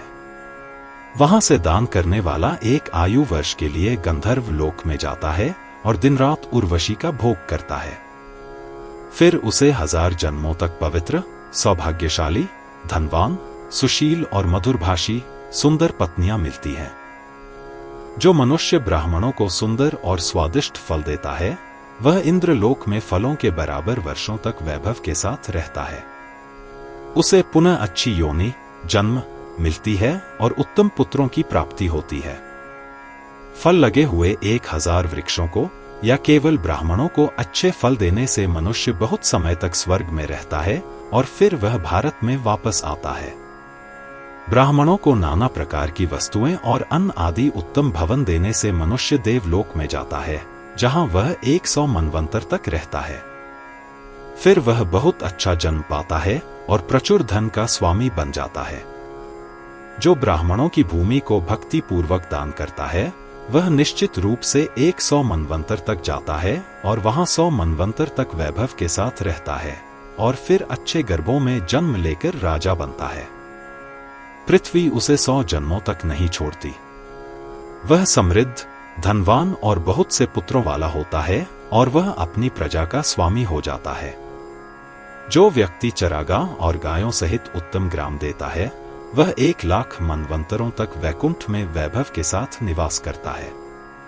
फिर वह उत्तम योनि पाता है, उच्च कुल में जन्म लेता है और 1 लाख ग्राम प्राप्त करता है। यदि वह 1 लाख बार भी जन्म ले तो भी पृथ्वी उसे नहीं छोड़ती। जो व्यक्ति बार बार जन्म लेना पसंद नहीं करता उसके लिए यह बहुत बुरी बात है। जो मनुष्य उत्तम और आज्ञाकारी प्रजा से युक्त पके हुए उत्तम अन्न, विविध जलाशयों, वृक्षों तथा फलों और पत्तों से सुशोभित ग्राम देता है वह कैलाश में 10 लाख इंद्र के जीवन काल तक महान यश के साथ निवास करता है। वह पुनः उच्च कुल में जन्म लेकर भरत में राजाधिराज बनता है तथा नियुक्त नगरों को प्राप्त करता है। इसमें कोई संदेह नहीं है। वह अयुत बार भी जन्म ले तो भी पृथ्वी उसे नहीं छोड़ती। वास्तव में वह इस पृथ्वी पर सर्वोच्च ऐश्वर्य को प्राप्त करता है। जो मनुष्य ब्राह्मण को उत्तम या निम्न प्रजा से युक्त कुएं, जलाशयों तथा विविध वृक्षों से युक्त 100 नगर तथा देश देता है, वह 1 कोटि मनवंतर तक वैकुंठ में वैभव के साथ रहता है। फिर वह इस पृथ्वी पर उच्च कुल में जन्म लेता है, जम्बूद्वीप का स्वामी बनता है तथा इंद्र के समान महान ऐश्वर्य को प्राप्त करता है। जो यहाँ कोटि बार भी आए तो भी पृथ्वी उसे नहीं छोड़ती। वास्तव में वह महात्मा है, राजराजेश्वर है और एक कल्प के अंत तक जीवित रहता है। जो अपनी सारी संपत्ति ब्राह्मण को दे देता है, उसे अंत में 4 गुना फल मिलता है, इसमें कोई संदेह नहीं है। जो जम्बू द्वीप को तपस्वी ब्राह्मण को दे देता है, उसे अंत में निस्संदेह 100 गुना फल मिलता है।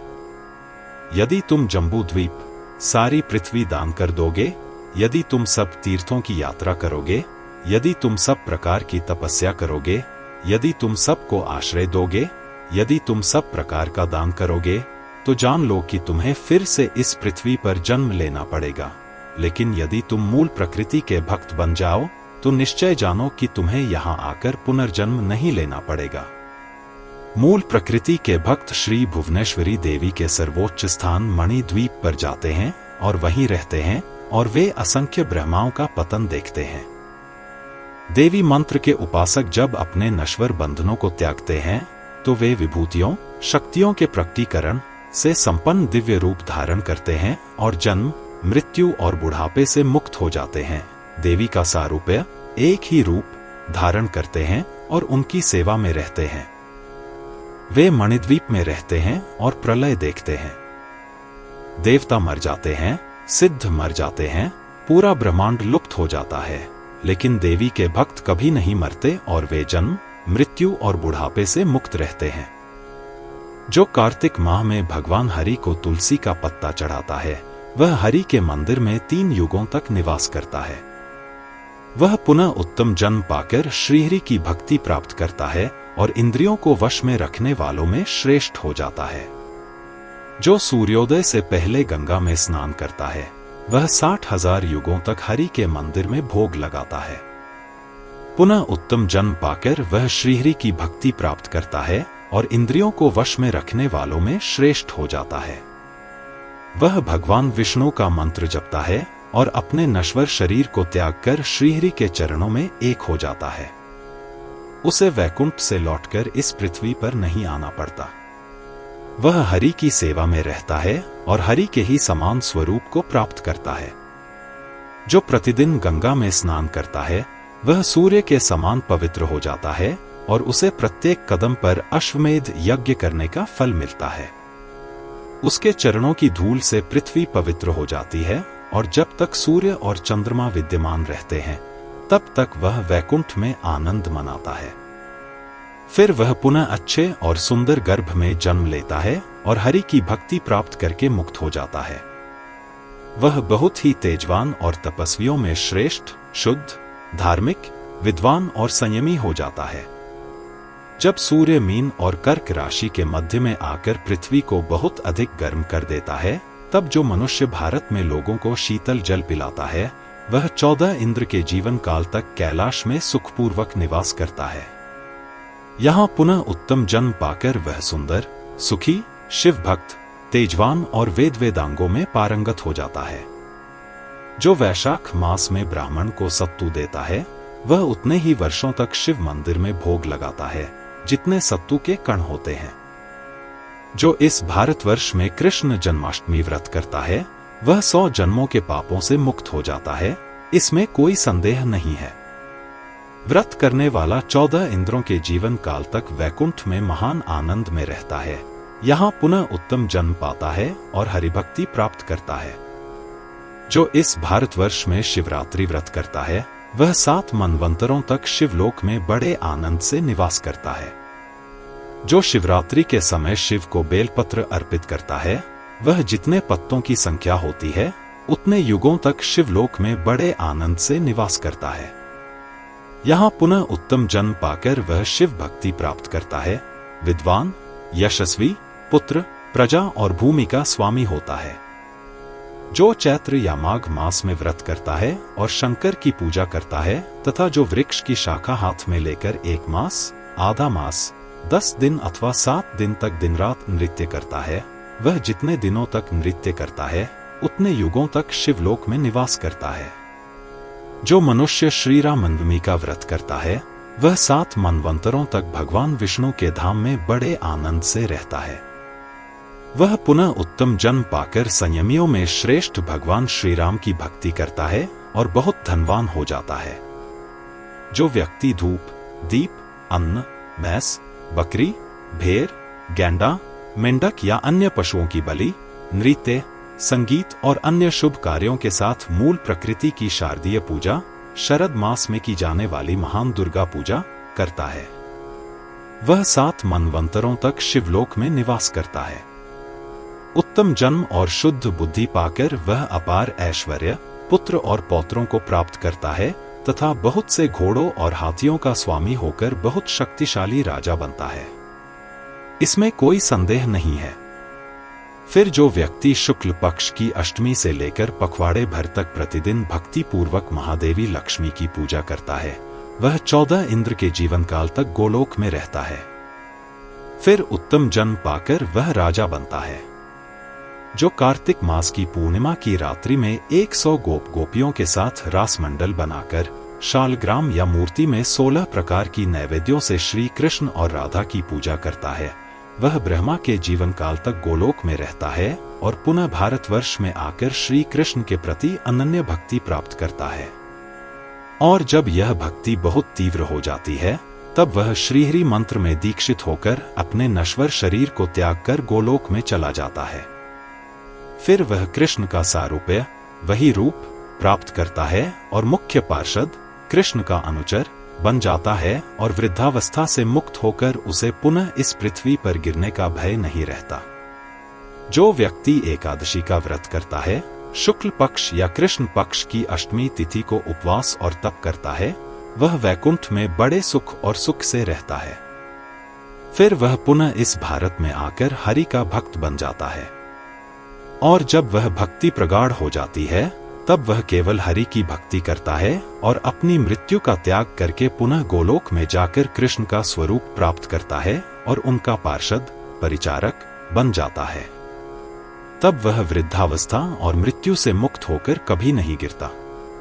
जो मनुष्य भाद्र मास में शुक्ल पक्ष की द्वादशी तिथि को इंद्र की पूजा करता है वह 60,000 वर्षों तक इंद्र के लोकों में पूजित होता है।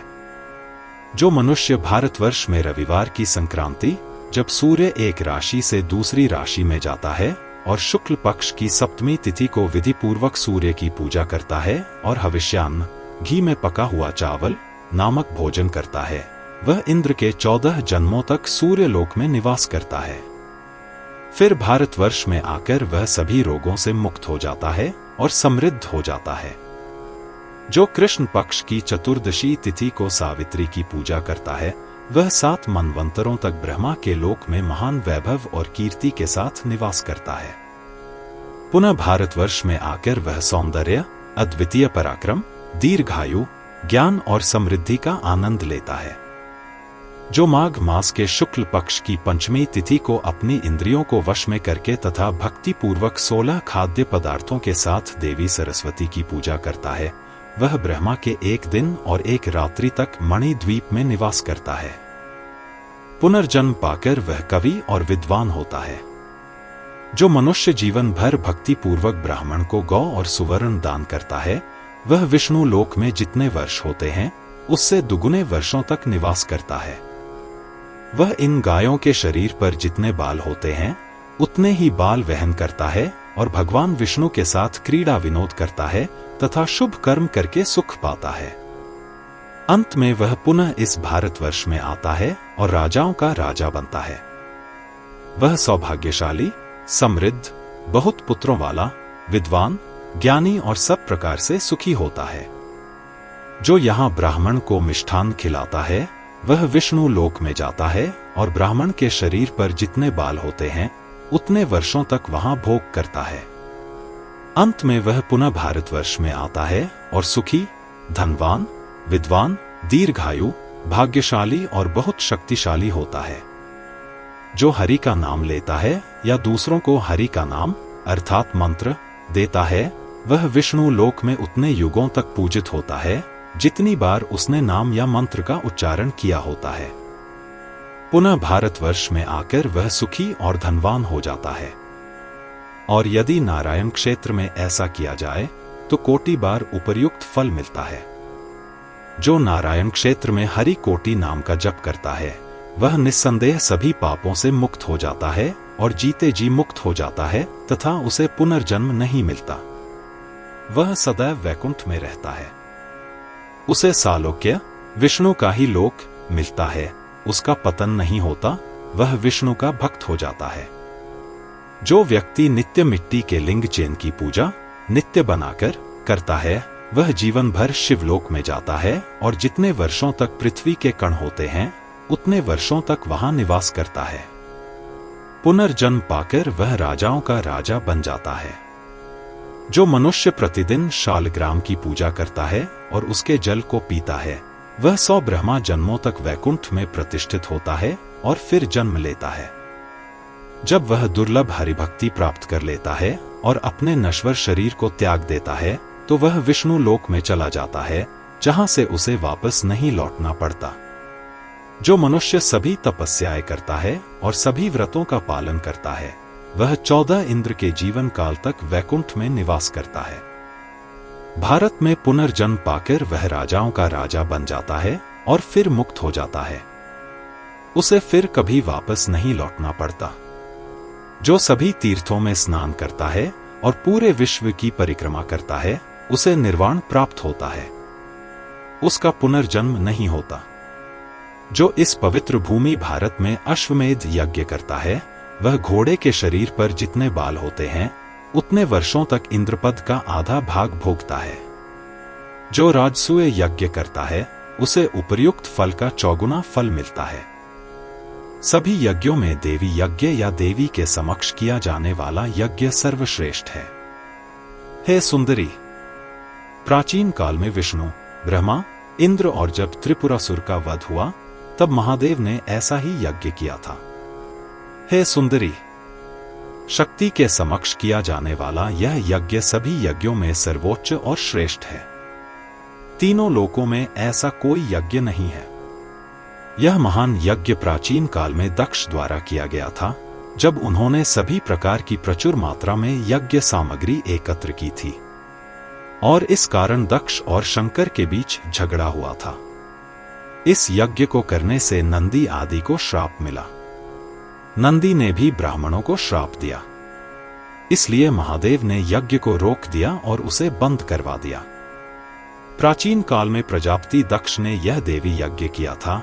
इसे धर्म, कश्यप, अनंत, कर्दम, स्वयंभुव मनु, उनके पुत्र प्रियव्रत, शिव, सनत कुमार, कपिल और ध्रुव ने भी किया था। इस यज्ञ को करने से हजारों राजसूय यज्ञों के बराबर फल मिलता है। इसलिए इस देवी यज्ञ से बढ़कर कोई दूसरा यज्ञ नहीं है। इसे करने से मनुष्य निश्चित रूप से 100 वर्ष की आयु प्राप्त करता है और जीवित रहते हुए ही मुक्त हो जाता है। वह ज्ञान, तेज, बल और तप में भगवान विष्णु के समान हो जाता है। यह बात सत्य है। हे बालक, यह देवी यज्ञ सभी यज्ञों में श्रेष्ठ तथा सर्वोच्च है।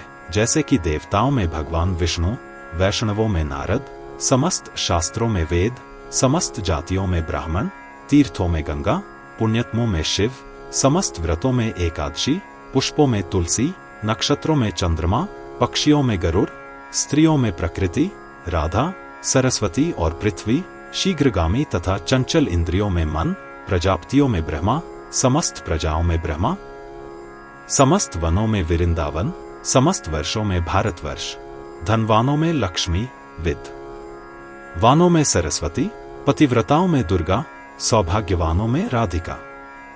यदि 100 अश्वमेध यज्ञ किए जाएं, तो इंद्रपद अवश्य प्राप्त होता है। समस्त तीर्थों में स्नान करने, समस्त यज्ञ करने, समस्त व्रत करने, समस्त तप करने, समस्त वेदों का अध्ययन करने तथा संपूर्ण पृथ्वी की परिक्रमा करने के प्रभाव से ही इस परम शक्ति की सेवा प्राप्त होती है तथा शक्ति की यह सेवा ही मुक्ति का प्रत्यक्ष कारण है। देवी के चरण कमलों की पूजा करना सर्वश्रेष्ठ तथा सर्वोच्च है, ऐसा सभी पुराणों, सभी वेदों तथा सभी इतिहासों में कहा गया है।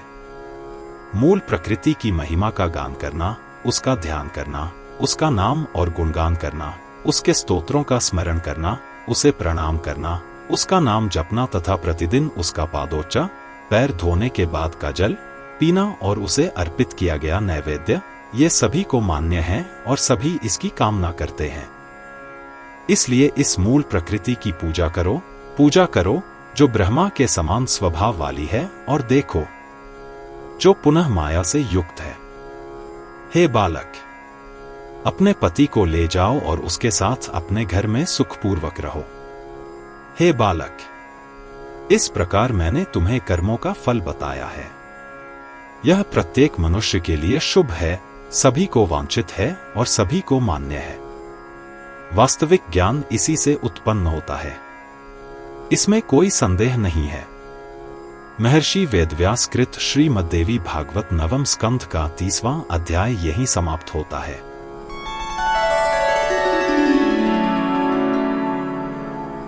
अध्याय 31 सावित्री का यमाष्टक द्वारा धर्मराज का स्तवन। नारायण ने कहा, हे नारद, धर्मराज यमराज से मूल प्रकृति की इस प्रकार की उत्तम बातें सुनकर सावित्री के दोनों नेत्र आनंद के आंसुओं से भर गए और उसका सारा शरीर हर्ष, उल्लास और आनंद से भर गया। उसने फिर यम को संबोधित किया, हे धर्मराज, मूल प्रकृति की महिमा का गान करना ही सभी को बचाने का एकमात्र साधन है। यह वक्ता और श्रोता दोनों की बुढ़ापे और मृत्यु को दूर करता है। यह दानवों, सिद्धों, तपस्वियों का परम धाम है। यह योगियों का योग है और यह वैदिकों का वेदों का अध्ययन है। शक्ति की सेवा करने वालों के पूर्ण पुण्य के 16वें भाग के बराबर भी कोई नहीं हो सकता। इसे मुक्ति कहें, अमरता कहें या अनंत सिद्धियां प्राप्त करना, कुछ भी इसके बराबर नहीं हो सकता। हे वेदों के जानने वालों में श्रेष्ठ, मैंने आपसे सब कुछ सुन लिया है। अब मुझे बताइए कि मूल प्रकृति की पूजा कैसे करनी चाहिए और शुभ और अशुभ कर्मों का अंत क्या है। ऐसा कहकर पतिव्रता सावित्री ने अपना सिर झुकाया और वेदों के अनुसार स्तोत्रों द्वारा यम की स्तुति करने लगी। वह बोली, हे धर्मराजन, सूर्य ने पुष्कर में बहुत कठिन तपस्या की और धर्म की पूजा की। इस पर धर्म स्वयं सूर्य के पुत्र के रूप में पैदा हुए, और तुम सूर्य के पुत्र हो, धर्म के अवतार हो। इसलिए मैं तुम्हें प्रणाम करती हूं। तुम सभी जीवों के साक्षी हो, तुम उन्हें समान रूप से देखते हो, इसलिए तुम्हारा नाम समाना है। मैं तुम्हें प्रणाम करती हूं। कभी कभी तुम अपनी इच्छा से प्राणियों के जीवन को छीन लेते हो, इसलिए तुम्हारा नाम कृतांत है। तुम्हें प्रणाम है। तुम न्याय वितरित करने और उन पर सजा सुनाने और जीवों के पापों को नष्ट करने के लिए छड़ी रखते हो, इसलिए तुम्हारा नाम दंडधर है। इसलिए मैं तुम्हें प्रणाम करती हूं। नोट: कोई भी जीव मुक्ति की ओर अपनी यात्रा के दौरान यमपद से गुजरने की आशा कर सकता है, और यदि वह चाहे तो वह यम बन सकता है। आप हर समय ब्रह्मांड का नाश करते हैं, कोई भी आपका विरोध नहीं कर सकता। इसलिए आपका नाम काल है, इसलिए आपको नमस्कार है। आप तपस्वी हैं, ब्रह्मा के प्रति समर्पित हैं, आत्मसंयमी हैं और जीवों को कर्मों के फलों के वितरक हैं। आप अपनी इंद्रियों को नियंत्रित करते हैं, इसलिए आपको यम कहा जाता है। इसलिए मैं आपको प्रणाम करता हूं। आप अपने आप में ही रमणशील हैं, आप सर्वज्ञ हैं, आप पापियों को कष्ट देने वाले तथा पुण्यात्माओं के मित्र हैं। इसलिए आपका नाम पुण्य मित्र है, इसलिए मैं आपको प्रणाम करता हूं। आप ब्रह्मा के अंश से उत्पन्न हुए हैं, ब्रह्मा की अग्नि आपके शरीर से चमक रही है। आप पर ब्रह्म का ध्यान करते हैं, आप ही भगवान हैं। आपको प्रणाम है, हे मुनि। इस प्रकार यम की स्तुति करके वह उनके चरणों में झुक गई। यम ने उसे मूल प्रकृति का मंत्र दिया, उसकी पूजा कैसे करनी चाहिए यह बताया और वह अच्छे कर्मों का फल सुनाने लगा। हे नारद, जो व्यक्ति प्रातःकाल उठकर यम को ये 8 स्तोत्र सुनाता है, वह मृत्यु के भय से मुक्त हो जाता है, बल्कि वह अपने सभी पापों से मुक्त हो जाता है। इतना ही नहीं, यदि वह बहुत बड़ा पापी भी हो और यदि वह प्रतिदिन भक्ति पूर्वक इस यमष्टकम का पाठ करता है, तो यम उसे पूरी तरह से शुद्ध कर देते हैं। महर्षि वेदव्यास रचित श्रीमद्देवी भागवत में 9वें स्कंध का 31वां अध्याय यहीं समाप्त होता है।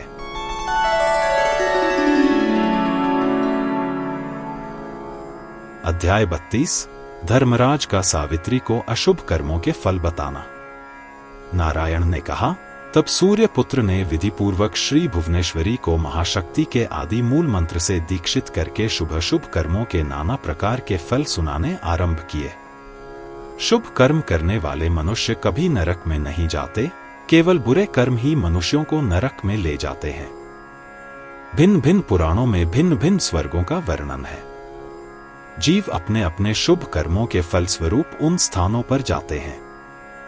अच्छे कर्म मनुष्यों को नरक में नहीं ले जाते, किंतु बुरे कर्म उन्हें अवश्य ही विभिन्न भयंकर नरकों में ले जाते हैं। विभिन्न शास्त्रों में भिन्न भिन्न नरक कुंड बताए गए हैं। भिन्न भिन्न कर्म मनुष्यों को भिन्न भिन्न नरकों में ले जाते हैं। हे बालक, वे नरक कुंड बहुत चौड़े, गहरे, दुखदायी और कष्टदायक, बहुत भयानक और कुरूप हैं। इनमें से 86 कुंड प्रमुख हैं। अन्य अनेक कुंड भी हैं। अब वेदों में वर्णित कुंडों के नाम सुनो। उनके नाम हैं वहनी कुंड, तप्त कुंड, क्षर कुंड, भयानक कुंड, वीत कुंड, मूत्र कुंड, श्लेष्म कुंड, गर कुंड, दुशिका कुंड, वासा कुंड, शुक्र कुंड, शोणित कुंड, अश्रु कुंड, गत्रमाला कुंड, कर्णमाला कुंड, मज्जा कुंड, मासा कुंड, अगमय नक्र कुंड, लोम कुंड, केश कुंड, अगमय अस्थि कुंड, ताम्र कुंड, अत्यंत गर्म और पीड़ादायक लौह कुंड, पिघले हुए लोहे का गड्ढा, कर्म कुंड, गर्म सुरा कुंड, तीक्ष्ण कांटेदार कुंड, विष कुंड, गर्म तेल कुंड, बहुत भारी अस्त्र कुंड, कृमि कुंड, पुए कुंड, भयानक सर्प कुंड, मशक कुंड, दंश कुंड, भयानक गरल कुंड, वज्र दंड वृश्चिक कुंड, शर कुंड, सुला कुंड, भयानक खड्ग कुंड, गोला कुंड, नक्र कुंड, दू, खदाई काक कुंड, मंथन कुंड, बीज कुंड, पीड़ादायक वज्र कुंड, गर्म पाषंड कुंड, तीक्ष्ण पाषाण कुंड, लाला कुंड, मासी कुंड, चक्र कुंड, वक्र कुंड, अत्यंत भयानक कूर्म कुंड, ज्वाला कुंड, भस्म कुंड, दग्धा कुंड और अन्य। इनके अलावा तप्त सूची, असिपात्र, क्षुरधारा, शुचिमुख, गोखमुख, कुंभीपाक, कालसूत्र, मत्स्योद, कृमि, कंटुक, पांशुभोज्य, पाशावेष्ट, सुलाप्रोट, प्रकंपन हैं। उल्कामाखा, अंधकूप, वेदन, तंदन, जालरंध्र, देहचूर्ण, दलान, शोषण, काश, शूरपा, ज्वालामुख, धूमांध, नागवेष्टान और विभिन्न अन्य। हे सावित्री, ये कुंड पापियों को बहुत कष्ट देते हैं, उन्हें बहुत पीड़ा पहुंचाते हैं। वे असंख्य सेवकों की निरंतर निगरानी में रहते हैं। उनके हाथों में दंड हैं, कुछ के हाथों में पाश हैं, कुछ के हाथों में गदा, शक्तियां, भयंकर कटारे हैं। वे घोर धर्मांध हैं, अहंकार से उन्मत्त हैं। सभी तमोगुण से युक्त, निर्दयी, अप्रतिरोध्य, ऊर्जावान, निर्भय और ताबे के समान लाल नेत्रों वाले हैं। उनमें से कुछ योगी हैं, कुछ सिद्ध हैं। वे विभिन्न रूप धारण करते हैं। जब पापी मरने वाले होते हैं तो वे यम के इन सेवकों को देखते हैं। लेकिन जो लोग अपने अपने कर्तव्य करते हैं, जो शाक्त, सौर या गणपत्य हैं, या जो पुण्यवान सिद्ध योगी हैं, वे कभी यम के सेवकों को नहीं देखते।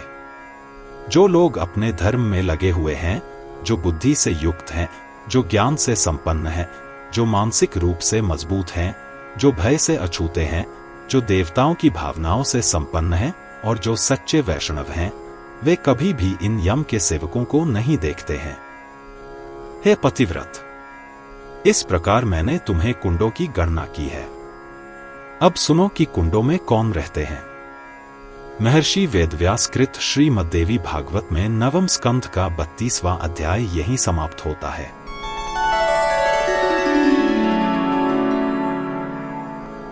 अध्याय 33 विभिन्न नरक कुंडों में जाने वाले पापियों तथा उनके पापों का वर्णन। धर्मराजन ने कहा, जो हरि की सेवा में लगे रहते हैं, शुद्ध चित्त हैं, योग में सिद्ध हैं, व्रत करने वाले हैं, पवित्र हैं, तपस्वी हैं, ब्रह्मचारी हैं, वे कभी नरक में नहीं जाते। इसमें कोई संदेह नहीं है।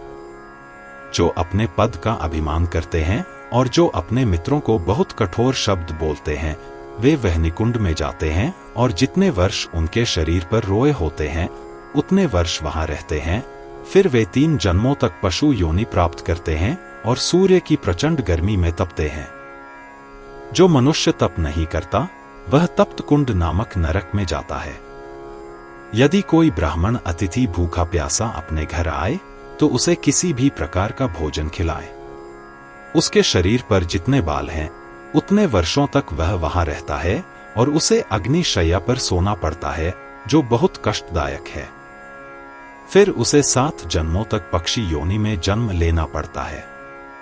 यदि कोई व्यक्ति रविवार को, संक्रांति के दिन, जब सूर्य दूसरी राशि में प्रवेश करता है, अमावस्या के दिन या श्राद्ध के दिन, जब अंतिम संस्कार किया जाता है, नमक से कोई वस्त्र धोता है, तो उसे क्षार कुंड नरक में जाना पड़ता है, जहां वह उतने वर्षों तक रहता है जितने धागे उस वस्त्र में हैं, और अंत में वह 7 जन्मों तक असली धोबी के रूप में जन्म लेता है। जो दुष्ट मूल प्रकृति, वेद, शास्त्र, पुराण, ब्रह्मा, विष्णु, शिव तथा अन्य देवों, गौरी, लक्ष्मी, सरस्वती तथा अन्य देवियों का अपमान करता है, वह भयानक नरक कुंड नामक नरक में जाता है। इससे अधिक पीड़ादायक कोई दूसरा नरक नहीं है। पापी यहां अनेक कल्पों तक रहते हैं तथा अंततः सर्प बन जाते हैं। देवी का अपमान करने से बड़ा कोई पाप नहीं है। इसका कोई प्रायश्चित नहीं है। इसलिए देवी का अपमान कभी नहीं करना चाहिए। यदि कोई व्यक्ति अपने या अन्य व्यक्तियों द्वारा देवताओं या ब्राह्मणों को दिए जाने वाले भत्तों को बंद कर देता है, तो वह विष्ठा कुंड में जाता है और वहां उसे 60,000 वर्षों तक मल खाना पड़ता है और अंत में उतने ही वर्षों तक मल में कीड़े बनकर भारत में जन्म लेना पड़ता है। यदि कोई व्यक्ति स्वामी की अनुमति के बिना किसी दूसरे के सूखे हुए तालाब को खोदता है या किसी तालाब के पानी में पानी बनाता है, तो वह मूत्र कुंड में जाता है और उस तालाब में जितने कण होते हैं, उतने वर्षों तक मूत्र पीता है। फिर वह 100 वर्षों तक इस भारत में बैल के रूप में जन्म लेता है। यदि कोई व्यक्ति अपने परिवार के सदस्य को कुछ भी हिस्सा दिए बिना स्वयं अच्छा भोजन करता है, तो वह श्लेष्म कुंड में जाता है, जहां वह पूरे 100 वर्षों तक कफ खाता है। फिर वह 100 वर्षों तक इस भारत में प्रेत बनकर जन्म लेता है और कफ, मूत्र और मवाद पीता है, तब वह शुद्ध हो जाता है। जो व्यक्ति अपने पिता, माता, गुरु, पत्नी, पुत्र, पुत्री और असहाय व्यक्तियों का भरण पोषण नहीं करता, वह गरा कुंड में जाता है, जहां वह पूरे 100 वर्षों तक विष खाता है। अंत में वह भूत बनकर जन्म लेता है और भटकता है, तब वह शुद्ध हो जाता है। जो व्यक्ति अपने घर आए अतिथि को देखकर क्रोधित हो जाता है और आंखें सिकोड़ लेता है, वह देवताओं या पितरों को नाराज करता है, जो उस दुष्ट द्वारा उन्हें दिया गया जल भी स्वीकार नहीं करते। इसके विपरीत वह ब्रह्महत्या, ब्राह्मण की हत्या आदि के सभी पापों का भागी बनता है और अंत में दुष्का कुंड में जाता है, जहां वह 100 वर्षों तक रहता है और दूषित वस्तुएं खाता है। फिर 100 वर्षों तक भूत बनकर भटकने के बाद वह शुद्ध हो जाता है। यदि कोई व्यक्ति किसी ब्राह्मण को कोई वस्तु दान करता है और फिर वह वस्तु किसी अन्य व्यक्ति को दे देता है, तो वह वासा कुंड में जाता है, जहां वह 100 वर्ष तक मज्जा खाता है। फिर उसे 7 जन्मों तक क्रिकलस, छिपकली बनकर भारत में भटकना पड़ता है और अंत में वह बहुत ही अल्पायु वाले बहुत दरिद्र व्यक्ति के रूप में जन्म लेता है। यदि कोई स्त्री या पुरुष कामातुर होकर किसी अन्य लिंग के व्यक्ति को वीर्यपान कराता है, तो वह शुक्र कुंड में जाता है, जहां वह 100 वर्ष तक वीर्यपान करता है। फिर वह 100 वर्ष तक कीड़ों के रूप में रेंगता है और फिर वह शुद्ध हो जाता है। यदि कोई व्यक्ति किसी ब्राह्मण को पीटता है जो कुलगुरु है और उसका रक्त निकालता है, तो उसे रक्त कुंड में जाना पड़ता है, जहां उसे 100 वर्ष तक रक्तपान करना पड़ता है। अंत में उसे 7 जन्मों तक भारत में बाघ बनकर भटकना पड़ता है। तब वह धीरे धीरे शुद्ध हो जाता है। यदि कोई व्यक्ति किसी ऐसे कृष्ण भक्त का उपहास करता है जो भाव विभोर होकर गाता है और खुशी के आंसू बहाता है, तो उसे अश्रुकुंड में जाना पड़ता है, जहां वह 100 वर्षों तक आंसू पीता है। फिर उसे 3 जन्मों तक चांडाल बनकर भटकना पड़ता है और तब वह शुद्ध हो जाता है। जो व्यक्ति सदैव अपने मित्रों को धोखा देता है, वह 100 वर्षों तक गत्रमाला कुंड में रहता है। फिर 3 जन्मों तक गधा और 3 जन्मों तक लोमड़ी बनकर घूमने से वह शुद्ध हो जाता है। यदि कोई व्यक्ति अहंकारवश किसी बहरे व्यक्ति का मजाक उड़ाता है, तो वह कर्णमाला कुंड में जाता है, जहां वह 100 वर्षों तक कान का मैल खाता है। फिर वह 7 जन्मों तक बहरा और बहुत दरिद्र व्यक्ति बनकर पृथ्वी पर आता है, जब अंत में वह शुद्ध हो जाता है। यदि कोई अपने परिवार के पालन पोषण के लोभ से हत्या करता है, तो वह मज्जकुंड नामक नरक में जाता है, जहां वह 1 लाख वर्ष तक मज्जा खाता है। फिर वह 7 जन्म तक मछली बनता है, 7 जन्म तक मच्छर बनता है, 3 जन्म तक सुअर बनता है, 7 जन्म तक वह मुर्गा, मृग तथा अन्य पशु बनता है। अंत में वह शुद्ध हो जाता है। यदि कोई मूर्ख व्यक्ति धन के लोभ से अपनी पालित पुत्री को बेच देता है, तो वह मांसकुंड में जाता है और उसके शरीर पर जितने बाल होते हैं उतने वर्षों तक वहां रहता है। यम के सेवक उसे डंडों से पीटते हैं। उसका सिर मांस के बोझ से दब जाता है और भूख के मारे वह सिर से निकलने वाले रक्त को चाटता है। फिर वह पापी भरत के पास आता है और 60 वर्ष तक किसी पुत्री के मल में कीड़ा बनता है, 7 जन्म तक शिकारी बनता है, 3 जन्म तक सुअर बनता है, 7 जन्मों तक मुर्गा, 7 जन्मों तक मेंढक, 7 जन्मों तक जोंक और 7 जन्मों तक कौआ बनता है।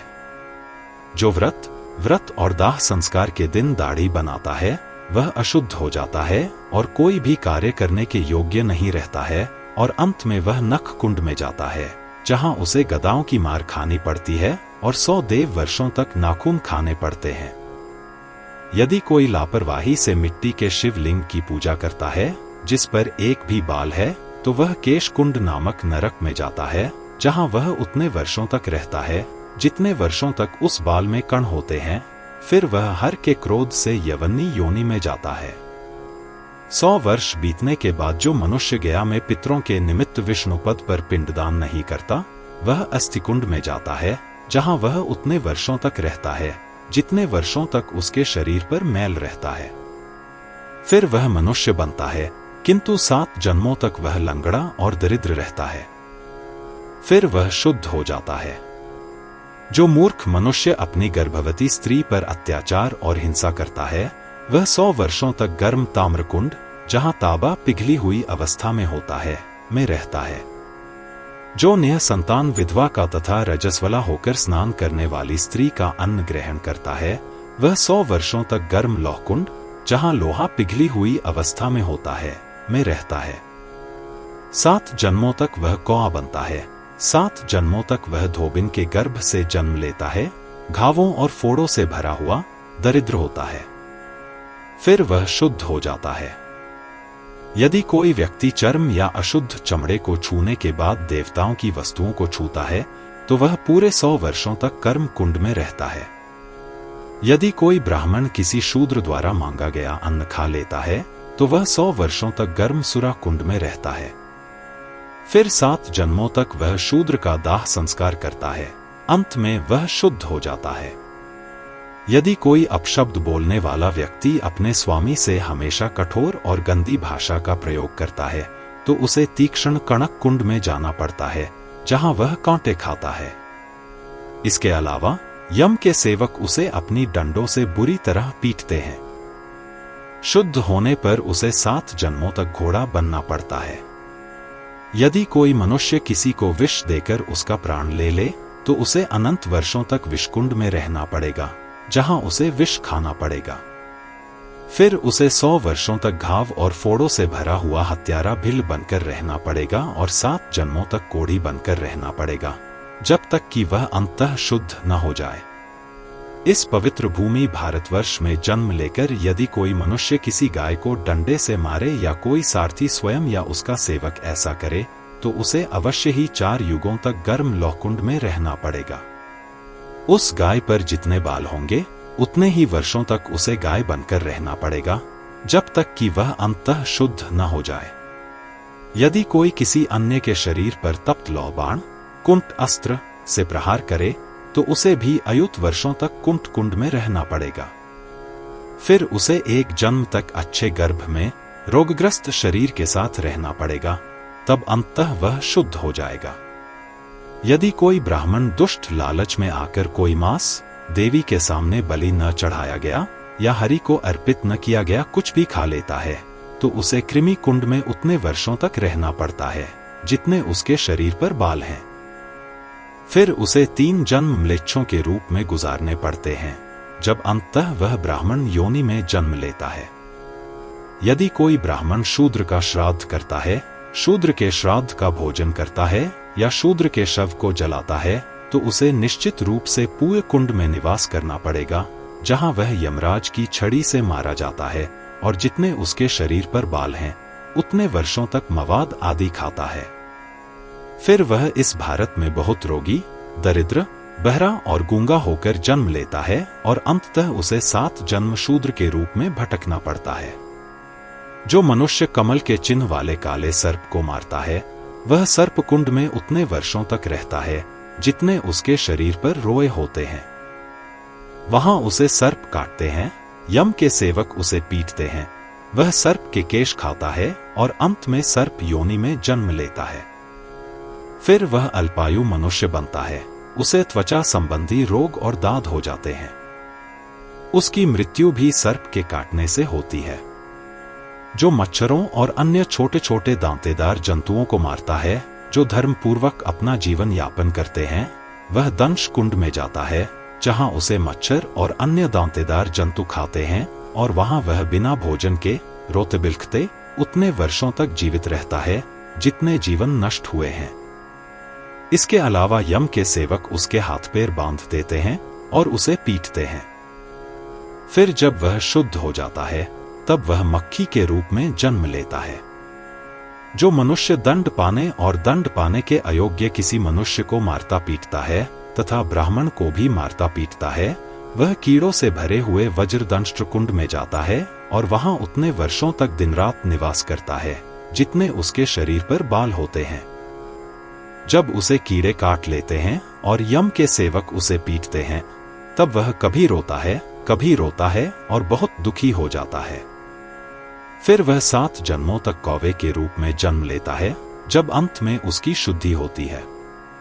यदि कोई मूर्ख राजा धन के लोभ से अपनी प्रजा को दंड देता है और कष्ट देता है तो वह वृश्चिक कुंड में जाता है, जहां वह अपनी प्रजा के शरीर पर जितने बाल होते हैं उतने वर्षों तक निवास करता है। इसमें कोई संदेह नहीं है। अंत में वह इस भारत में बिच्छू के रूप में जन्म लेता है। फिर रोगी और अंगों से दोषयुक्त मनुष्य जब अंत में अपने पापों से मुक्त हो जाता है।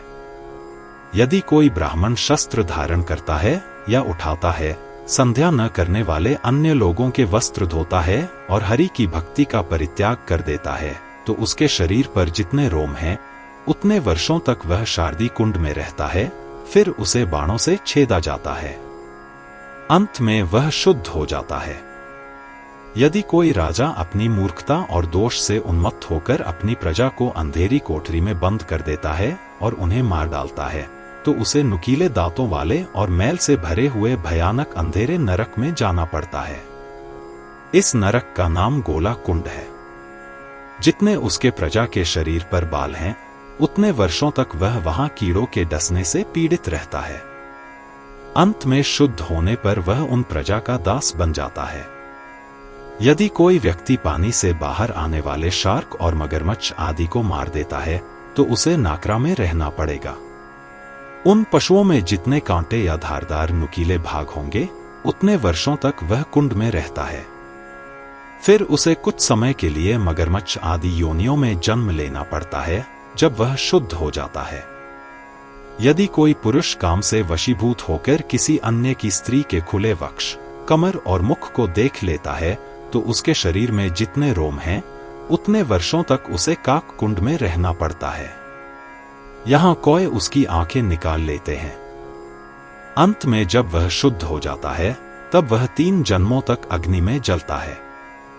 जो भारत में देवताओं और ब्राह्मणों का सोना चुराता है, उसके शरीर पर जितने रोम हैं, उतने वर्षों तक वह निश्चित रूप से मंथन कुंड में रहता है।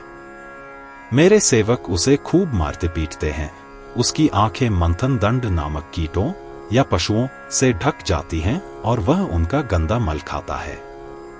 फिर वह मनुष्य के रूप में जन्म लेता है, किंतु 3 जन्मों तक वह अंधा रहता है। 7 जन्मों तक वह बहुत दरिद्र, क्रूर और पापी सुनार बनता है और फिर स्वर्णवाणिक सोनार लाभ के रूप में जन्म लेता है। हे सुंदर, जो भारत में तांबा, लोहा, चांदी या सोना चुराता है, वह अपने शरीर पर जितने रोम होते हैं, उतने वर्षों तक वीजा कुंड में रहता है। वहां वीजा, एक प्रकार का कीड़ा, उसकी आंखों को ढक देते हैं और वह उन कीड़ों के मल को खाता है। मेरे दूत उसे कष्ट देते हैं। अंत में वह शुद्ध हो जाता है। यदि कोई भारत में किसी देवता या देवता की वस्तुओं को चुराता है, तो वह अपने शरीर पर जितने रोम होते हैं, उतने वर्षों तक वज्रकुंड में रहता है।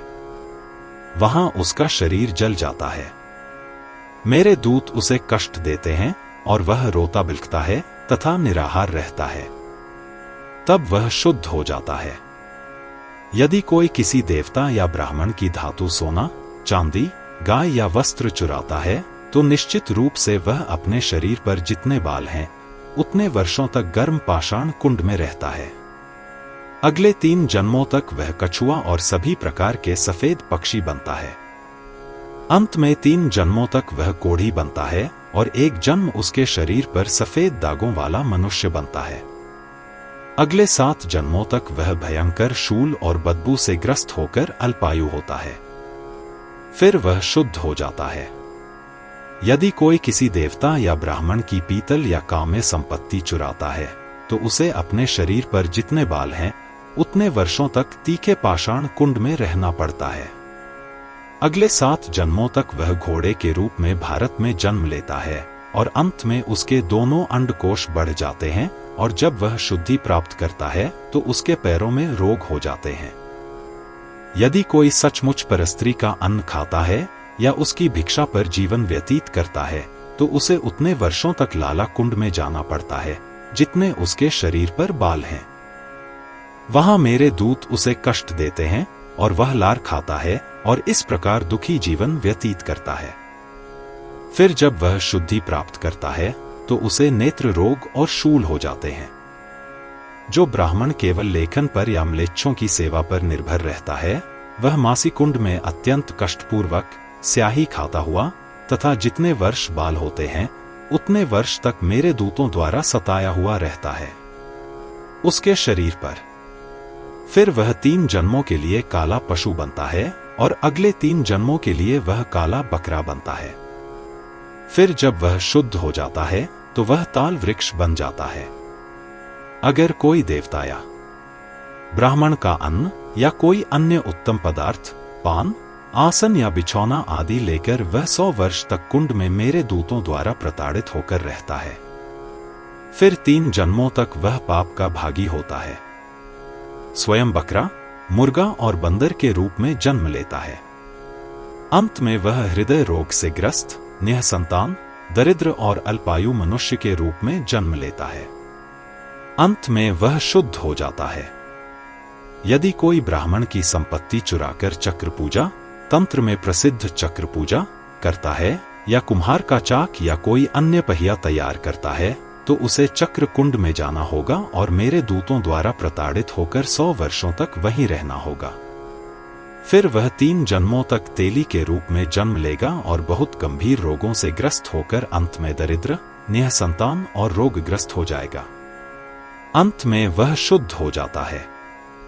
यदि कोई ब्राह्मण या गाय पर पाप भरी दृष्टि डालता है, तो उसे 100 युगों तक वक्र कुंड में रहना होगा। 3 जन्मों तक वह सुअर बनता है, 3 जन्मों तक वह मोर बनता है, 7 जन्मों तक वह मनुष्य बनता है जिसके हाथ पैर खराब हो जाते हैं, उसकी पत्नी मर जाती है, कोई संतान नहीं होती। अंत में वह शुद्ध हो जाता है। यदि कोई ब्राह्मण परिवार में जन्मा व्यक्ति निषिद्ध कछुए का मांस खाता है तो वह 100 वर्षों तक कूर्म कुंड में कछुओं द्वारा खाया हुआ रहता है। फिर वह 3 जन्मों तक कछुआ बनता है, 3 जन्मों तक सुअर, 3 जन्मों तक बिल्ली, 3 जन्मों तक मोर, अंत में वह शुद्ध हो जाता है। यदि कोई किसी देवता या ब्राह्मण का घी या तेल चुराता है तो उसे ज्वाला कुंड या भस्म कुंड में जाना पड़ता है। वह पापी 100 वर्षों तक तेल में रहता है और पूरी तरह से भीग जाता है। फिर 7 जन्मों तक वह शुद्धि होने पर मछली और चूहा बनता है। यदि कोई इस पवित्र भारत भूमि में जन्म लेकर किसी देवता या ब्राह्मण का सुगंधित तेल, हरड़ या अन्य कोई सुगंधित पदार्थ चुरा ले तो वह दग्ध कुंड में जाता है, जहां वह अपने शरीर पर जितने रोम हैं उतने वर्षों तक दिन रात जलता रहता है। 7 जन्मों तक वह दुर्गंध करता हुआ जन्म लेता है। 3 जन्मों तक वह कस्तूरी मृगनाभि बनता है। 7 जन्मों तक मंथन कीट के रूप में जन्म लेता है। फिर वह मनुष्य के रूप में जन्म लेता है। यदि कोई शक्तिशाली व्यक्ति ईर्ष्या के कारण छल से बलपूर्वक किसी दूसरे की पैतृक संपत्ति हड़प लेता है तो वह गर्म शुचिकुंड में जाता है और वहां वह उसी प्रकार तड़पता है जैसे कोई जीव उबलते तेल से भरे बहुत गर्म कुंड के बीच में डाल दिया गया हो। उसका शरीर बुरी तरह जल रहा है, अपने ही कर्मों का परिणाम। आश्चर्य की बात यह है कि उसका शरीर कभी पूरी तरह नष्ट नहीं होता और न ही राख में बदल जाता है। 7 मनवंतरों तक वह बिना कुछ खाए पिए रहता है। मेरे दूत उसे अच्छी तरह पीटते हैं और उसे डांटते हैं और उसे दंडित करते हैं। वह जोर जोर से चिल्लाता है। इसके बाद वह 60,000 वर्षों तक मल के कीड़ों के रूप में जन्म लेता है, जब वह बिना किसी भूमि के एक दरिद्र के रूप में जन्म लेता है। इस प्रकार वह दुष्ट मनुष्य जन्म का नया पट्टा पाकर फिर से नए अच्छे कर्म करने लगता है। महर्षि वेदव्यास द्वारा रचित श्रीमद्देवी भागवत में 9वें स्कंध का 33वां अध्याय यहीं समाप्त होता है।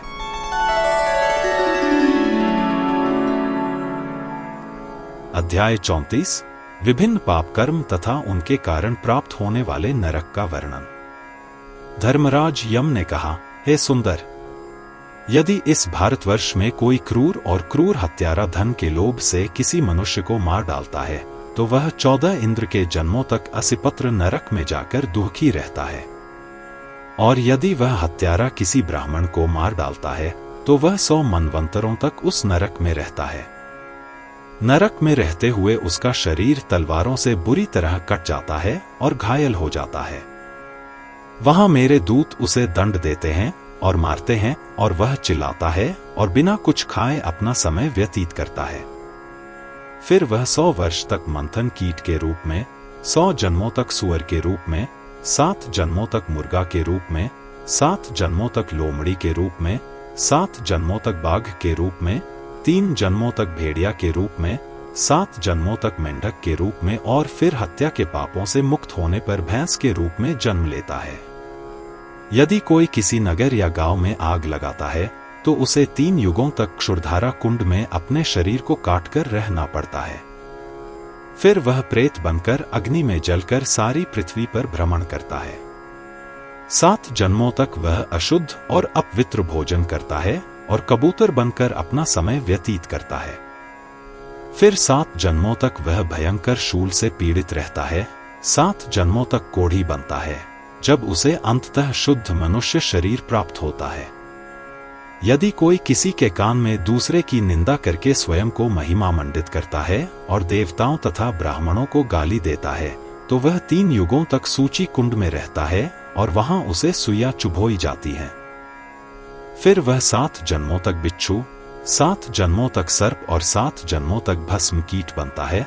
फिर जब वह शुद्ध हो जाता है तब उसे रोगी मनुष्य शरीर मिलता है। यदि कोई किसी के घर में घुसकर घर का सारा सामान, गाय, बकरी या भैंस चुरा ले जाए तो वह गोक मुख कुंड में जाता है, जहां मल होता है। गाय के खुरों के समान 3 युगों तक मेरे सेवकों द्वारा पीटे जाने पर, गोका का अर्थ है गोक्षुर अर्थात गाय का खुर। फिर 7 जन्मों तक वह रोगी गाय बनता है, 3 जन्मों तक भेड़, 3 जन्मों तक बकरा और अंत में मनुष्य बनता है। किंतु इस मनुष्य योनि में वह पहले रोगी, दरिद्र, पत्नी और मित्रों से वंचित तथा पश्चातापी के रूप में जन्म लेता है, जब अंततः वह अपने पाप से मुक्त हो जाता है। यदि कोई साधारण वस्तु चुराता है तो वह नक्रमुख कुंड में जाता है और वहां 3 वर्ष तक मेरे दूतों द्वारा अत्यंत कष्ट पाते हुए रहता है। अगले 7 जन्मों तक वह रोगी बैल बनता है। फिर वह अत्यंत रोगी मनुष्य योनि प्राप्त करता है और अंततः अपने पापों से मुक्त हो जाता है। ऐसे भयंकर परिणाम होते हैं। यदि कोई गाय, हाथी, घोड़े को मारता है या वृक्ष को काटता है तो वह 3 युगों तक गजदंड कुंड में जाता है। वहां वह मेरे दूतों द्वारा हाथियों के दांतों द्वारा स्वतंत्र रूप से दंडित किया जाता है। फिर वह 3 हाथी योनियों, 3 अश्व योनियों को प्राप्त करता है। फिर वह गाय के रूप में जन्म लेता है और अंत में शुद्ध होने पर म्लेच्छ जन्म लेता है। यदि कोई किसी प्यासी गाय को पानी पीने से रोकता है तो वह गर्म जल से भरे कृमि कुंड और गोमुख कुंड में जाता है और वहां एक मनवंतर तक रहता है। फिर जब वह मनुष्य योनि प्राप्त करता है तो उसके पास न तो कोई पशु होता है, न कोई धन, बल्कि वह 7 जन्मों तक मनुष्य के रूप में बहुत रोगी, नीच जाति में जन्म लेता है, जब वह मुक्त हो जाता है।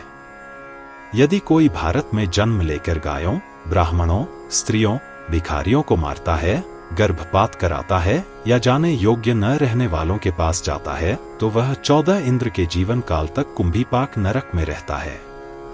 वहां उसे मेरे दूत सदैव पीसते रहते हैं।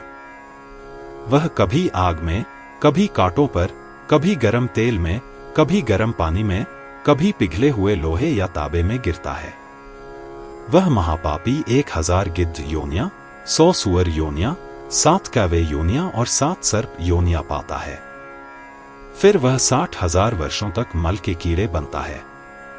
इस प्रकार बार बार बैल योनियों में यात्रा करते हुए अंत में वह बहुत दरिद्र कोढ़ी के रूप में जन्म लेता है। सावित्री ने कहा, हे भगवान, शास्त्रों के अनुसार ब्रह्महत्या, ब्राह्मण की हत्या और गोहत्या, गाय की हत्या क्या है? आगमय प्रवेश के अयोग्य स्त्रियां किसे कहते हैं? संध्या, द्विज जातियों की दैनिक पूजा से रहित किसे कहा गया है? किसे दीक्षा विहीन कहा जा सकता है? तीर्थ में प्रतिग्रह, उपहार लेने वाले किसे कहा जाता है? वास्तविक ग्राम्याजी, गांव के पुजारी, देवल, निम्न कोटि का ब्राह्मण जो मूर्तियों को चढ़ाए गए प्रसाद पर निर्वाह करता है, शूद्र का रसोइया, मोहित, प्रमत्त और वृषालीपति, जिसने 12 वर्ष की अविवाहित कन्या से विवाह किया हो, जिसका मासिक धर्म हो गया हो, के क्या लक्षण हैं? एक बांझ स्त्री, कृपया मुझे ये सब बताइए। धर्मराजन ने कहा, हे सुंदरी सावित्री, यदि कोई कृष्ण और उनकी मूर्ति में अथवा किसी देवता और उनकी मूर्ति में, शिव और उनके लिंग के चिन्ह में, सूर्य और सूर्यकांता, चमकीले और चमकीली रंग का एक बहुमूल्य रत्न में तथा गणेश और दुर्गा में भेद करता है तो वह ब्रह्महत्या का पापी कहलाता है। यदि कोई अपने इष्ट देव, अपने आध्यात्मिक गुरु, अपने प्राकृतिक पिता और माता में कोई भेद, श्रेष्ठता या हीनता करता है तो वह निश्चित रूप से ब्रह्महत्या के पाप में लिप्त होता है। जो व्यक्ति विष्णु के भक्तों और अन्य देवताओं के भक्तों में कोई भेद, श्रेष्ठता या हीनता दर्शाता है, वह ब्रह्महत्या का अपराधी कहलाता है। जो ब्राह्मण के चरणों के जल और शालग्राम के जल में भेद करता है, वह ब्रह्महत्या करता है। हरि और हर को अर्पित किए जाने वाले अर्पण में भेद करने से ब्रह्महत्या होती है।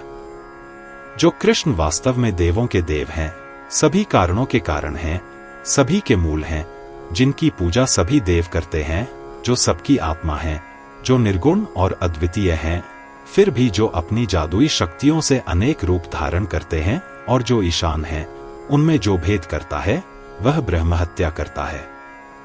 यदि कोई वैष्णव, विष्णु का भक्त, किसी शाक्त शक्ति का भक्त को गाली देता है और उससे ईर्ष्या करता है तो वह ब्रह्महत्या करता है।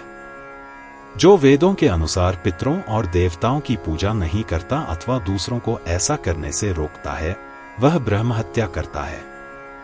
जो ऋषिकेश को गाली देता है, जो पवित्रतम है, जो ज्ञान और आनंद स्वरूप हैं, जो सनातन हैं, जो देवताओं और वैष्णवों द्वारा सेवा किए जाने वाले एकमात्र भगवान हैं, तथा जो उनके मंत्र के उपासक हैं, तथा जो स्वयं की पूजा नहीं करते, वे ब्रह्म हत्या करते हैं।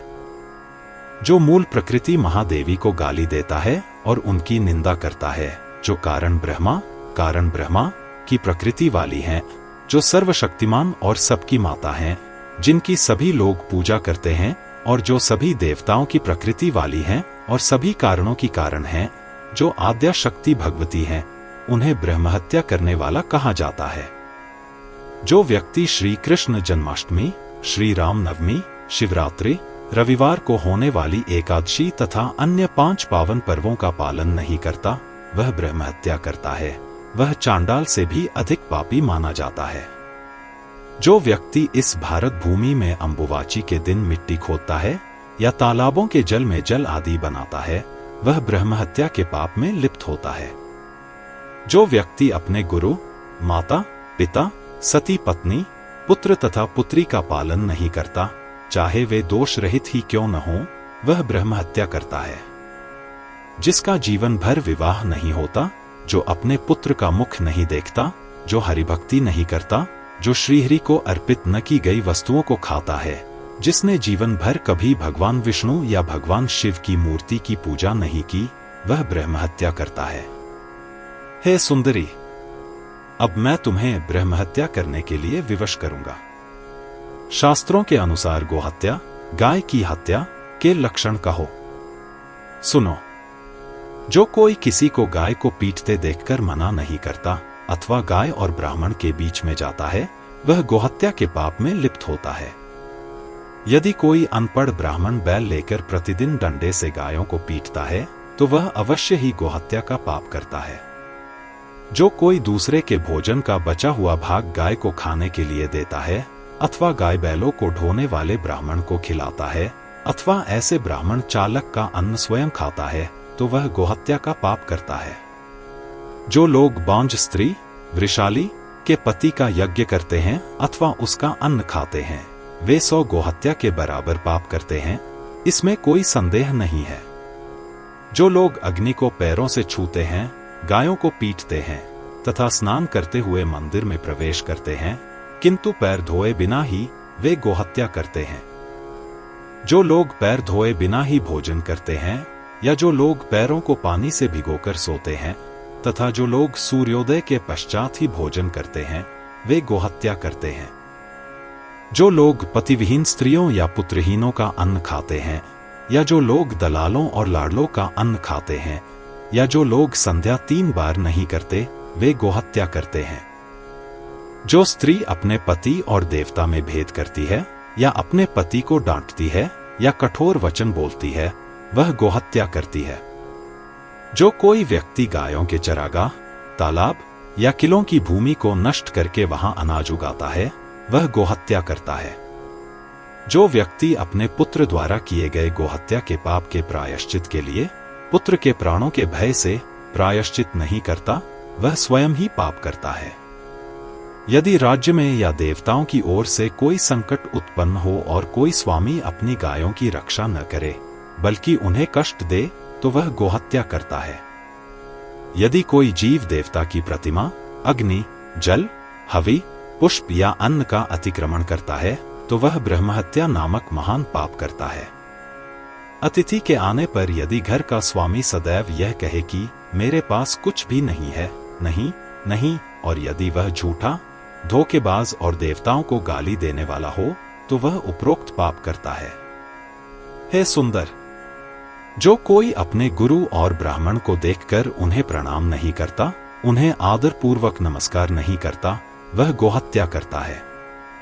यदि कोई ब्राह्मण क्रोधवश प्रणाम करने वाले को आशीर्वाद नहीं देता या शिष्य को ज्ञान नहीं देता, तो वह गोहत्या करता है। हे सुंदर, इस प्रकार मैंने तुम्हें शास्त्र सम्मत गोहत्या तथा ब्राह्मण हत्या, ब्रह्म हत्या के लक्षण बताए हैं। अब सुनो कि कौन सी स्त्रियां आगमय, समीप जाने योग्य नहीं हैं और कौन सी स्त्रियां गमय, समीप जाने योग्य हैं। अपनी पत्नी ही समीप जाने योग्य है, गम्य तथा अन्य सभी स्त्रियां आगम्य हैं, ऐसा वेदवेत्ता पंडित कहते हैं। यह तो सामान्य बात है, अब सब बातें विशेष रूप से सुनो। हे पतिव्रता, शूद्रों की ब्राह्मण पत्नियां तथा ब्राह्मणों की शूद्र पत्नियां अत्यागमय हैं। वेदों और समाज दोनों में ही वह निंदनीय है। एक शूद्र जो ब्राह्मणी स्त्री के पास जाता है वह 100 ब्रह्म हत्या करता है। इसी प्रकार एक ब्राह्मण स्त्री जो शूद्र के पास जाती है वह कुंभीपाक नरक में जाती है।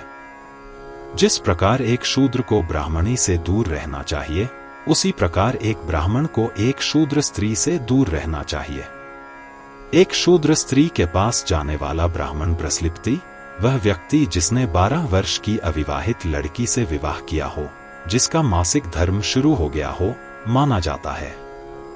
इतना अधिक कि उस ब्राह्मण को बहिष्कृत और चांडालों में सबसे नीच माना जाता है।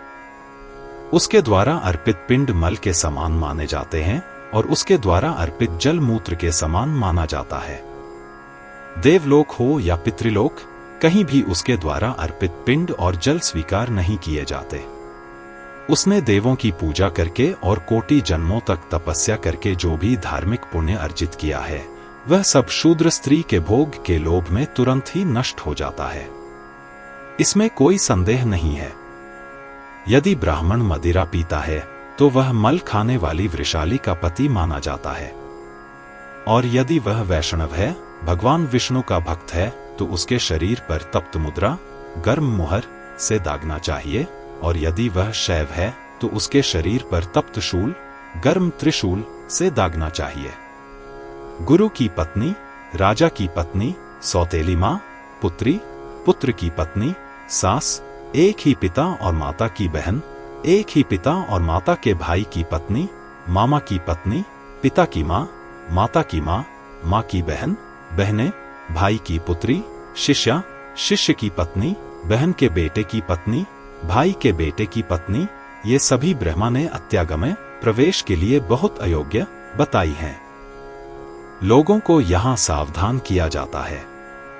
यदि कोई व्यक्ति काम के वशीभूत होकर इन अत्यागमय स्त्रियों के पास जाता है तो वह सबसे नीच मनुष्य बन जाता है। वेद उसे अपनी मां के पास जाने के समान मानते हैं और वह 100 ब्रह्म हत्या पाप करता है। इन्हें कोई भी कार्य करने का अधिकार नहीं है। इन्हें कोई भी स्पर्श नहीं कर सकता। वेदों में, समाज में सर्वत्र इनकी निंदा की गई है। अंत में वे भयंकर कुंभीपाक नरक में जाते हैं। हे सुंदर, जो संध्या को गलत ढंग से करता है, गलत ढंग से पढ़ता है, अथवा प्रतिदिन 3 संध्याएं नहीं करता, वह संध्या शून्य कहलाता है। जो केवल दंभ के कारण किसी भी मंत्र को ग्रहण नहीं करता, वह वैष्णव, शैव, सूर्य पूजक अथवा गणेश पूजक क्यों न हो, वह दीक्षित ही कहलाता है। जहां गंगा की बहती हुई धारा है, उसके दोनों ओर 4 हाथ चौड़ी भूमि गंगा का गर्भ कही गई है, वहां भगवान नारायण निरंतर निवास करते हैं। इसे नारायण क्षेत्र कहते हैं। ऐसे स्थान पर मरने वाला विष्णुपद को प्राप्त होता है।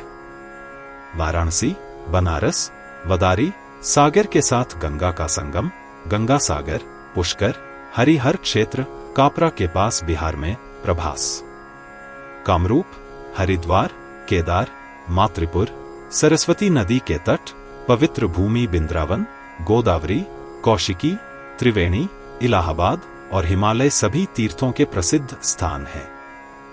जो लोग इन पवित्र स्थानों में स्वेच्छा से दान स्वीकार करते हैं, उन्हें तीर्थ प्रतिग्रही, तीर्थ में दान स्वीकार करने वाले कहा जाता है।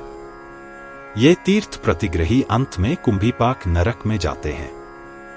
शूद्रों के पुरोहित के रूप में कार्य करने वाले ब्राह्मण को शूद्रयाजी कहा जाता है। गांव के पुरोहितों को ग्रामयाजी कहा जाता है। जो लोग देवताओं को चढ़ाए गए प्रसाद पर निर्वाह करते हैं, उन्हें देवल कहा जाता है। शूद्रों के रसोइये को सूपकार कहते हैं।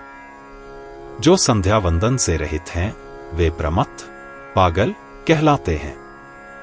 हे भद्रे, ये वृषालिपियों के लक्षण हैं जिन्हें मैंने अब गिनाया है। ये महापापक हैं, ये अंत में कुंभीपाक नरक में जाते हैं। हे सुंदरी, अब मैं क्रमशः अन्य कुंडों, नरकों का वर्णन करता हूं जहां अन्य लोग जाते हैं। सुनो। महर्षि वेदव्यास कृत श्रीमद् देवी भागवत के 9वें स्कंध का 34वां अध्याय यहां समाप्त होता है।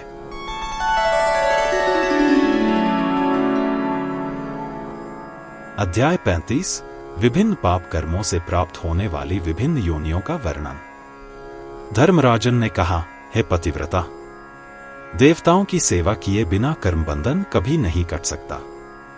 शुद्ध कर्म ही पवित्रता के बीज हैं और अशुद्ध कर्म ही अशुद्ध बीज उत्पन्न करते हैं। यदि कोई ब्राह्मण किसी पतिव्रता स्त्री के पास जाकर उसका अन्न खाता है तो उसे अंत में कालसूत्र नरक में जाना पड़ता है। वहां वह 100 वर्ष तक जीवित रहता है, तत्पश्चात रोगी होकर मनुष्य जन्म प्राप्त करता है और अंत में शुद्ध हो जाता है। जो स्त्रियां केवल अपने एक पति में आसक्त रहती हैं, वे पतिव्रता कहलाती हैं। जो 2 व्यक्तियों में आसक्त रहती हैं, वे कुलताएं कहलाती हैं। 3 में आसक्त रहती हैं, धरिणी कहलाती हैं। 4 में आसक्त रहती हैं, पुंचचली कहलाती हैं। 5, 6 में आसक्त रहती हैं, वे वेश्याएं कहलाती हैं। 7, 8, 9 में आसक्त रहती हैं, वे पुंगी कहलाती हैं। और इनसे अधिक को महावेश्य कहते हैं। महावेश्य सभी वर्णों के लिए स्पर्श योग्य नहीं है। यदि कोई ब्राह्मण कुल्टा, धर्षिणी, पुंचचली, पुंगी, वेश्य और महावेश्यों में जाता है तो उसे मत्स्योद कुंड में जाना पड़ेगा। जो कुल्टाओं में जाते हैं वे वहां 100 वर्ष तक रहते हैं। जो धर्षिणी में जाते हैं वे 400 वर्ष तक रहते हैं। जो पुंचचली में जाते हैं वे 600 वर्ष तक रहते हैं। जो वेश्यों में जाते हैं वे 800 वर्ष तक रहते हैं।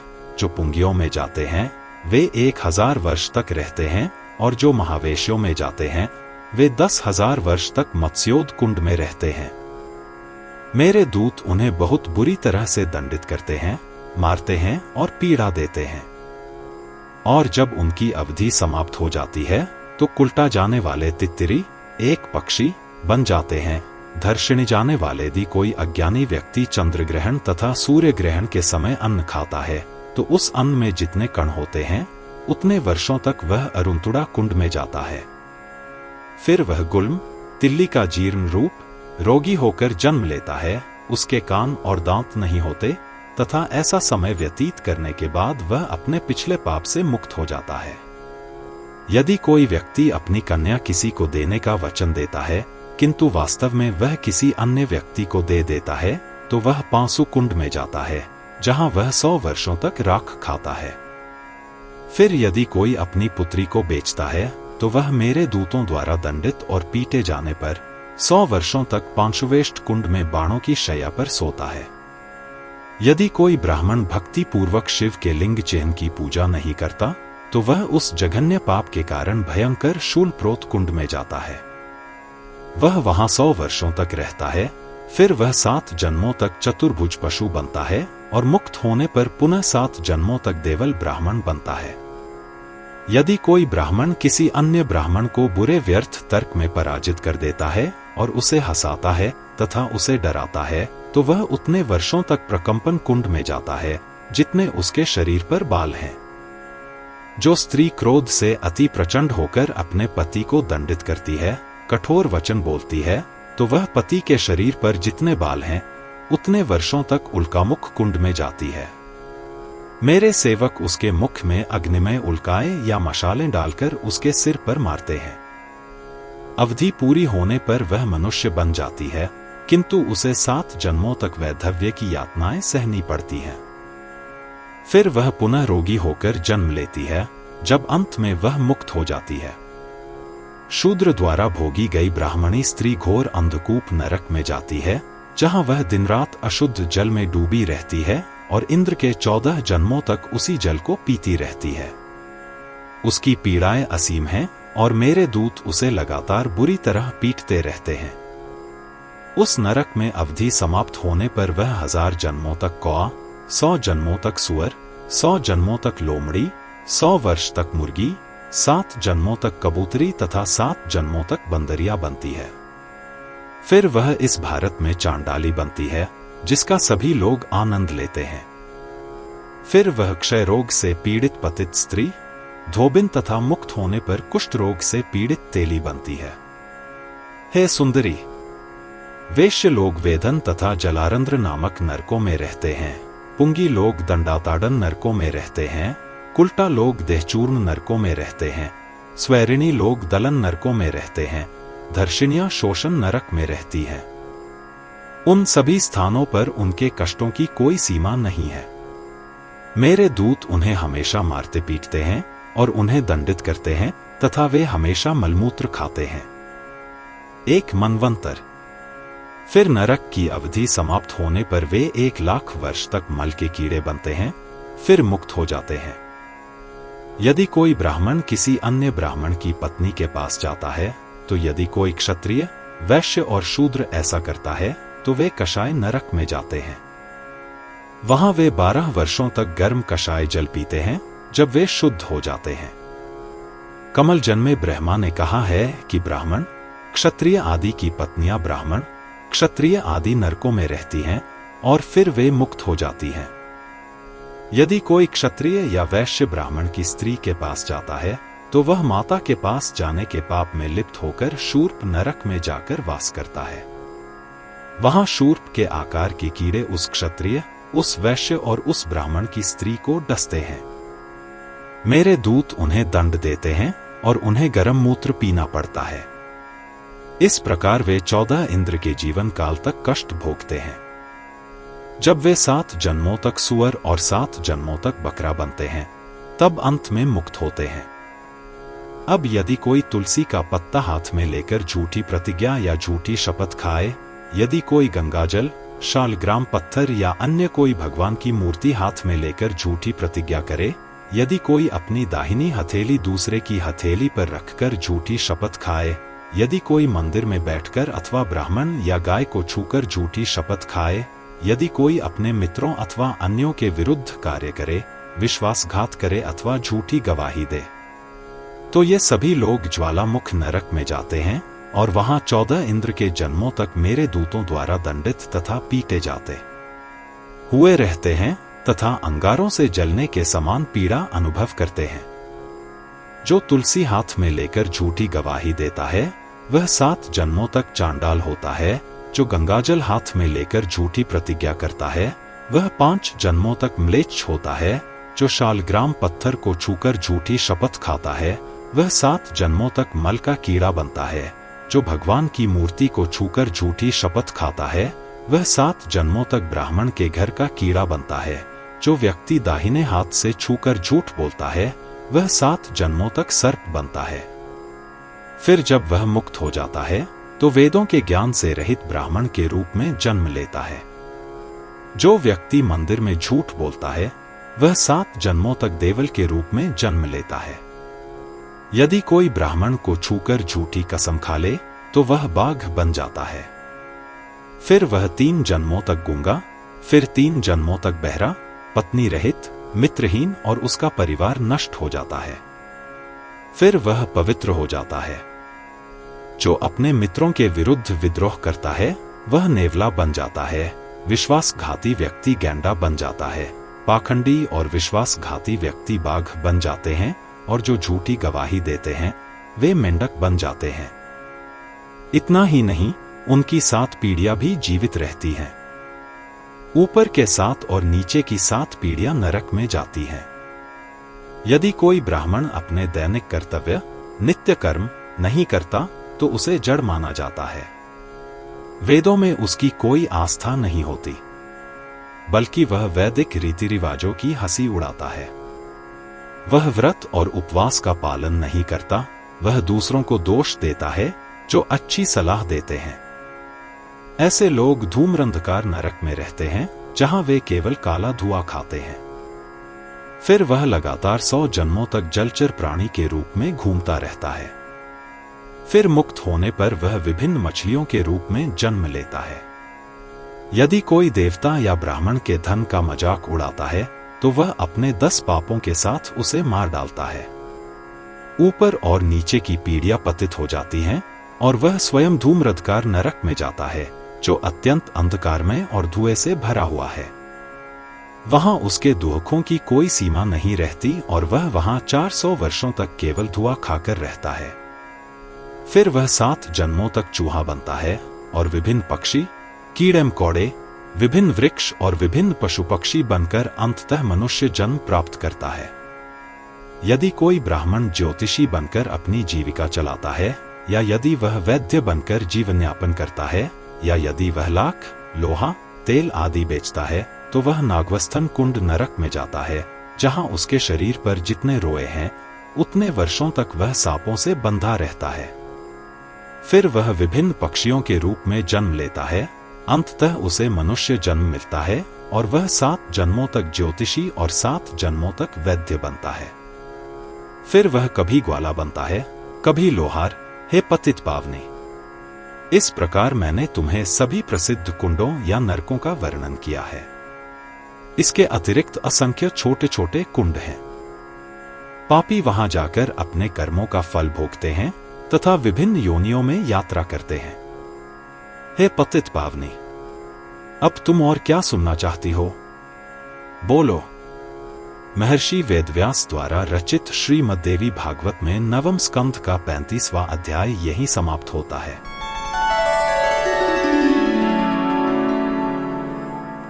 अध्याय 36 धर्मराज द्वारा सावित्री से देवोपासना से प्राप्त होने वाले पुण्यफलों को कहना।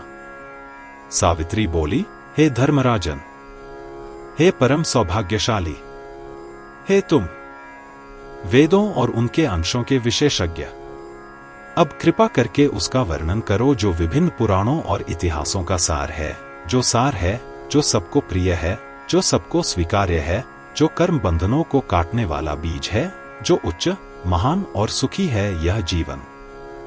कृपा करके उपरोक्त का वर्णन करो जिससे मनुष्य अपनी सभी इच्छाओं को प्राप्त कर सकता है और जो सभी अच्छे और शुभ चीजों का एकमात्र स्रोत है, जिसे जानकर मनुष्य के पास सब कुछ है। हे भगवान, आपने जिन कुंडों या नरकों की गणना की है उनका आकार क्या है?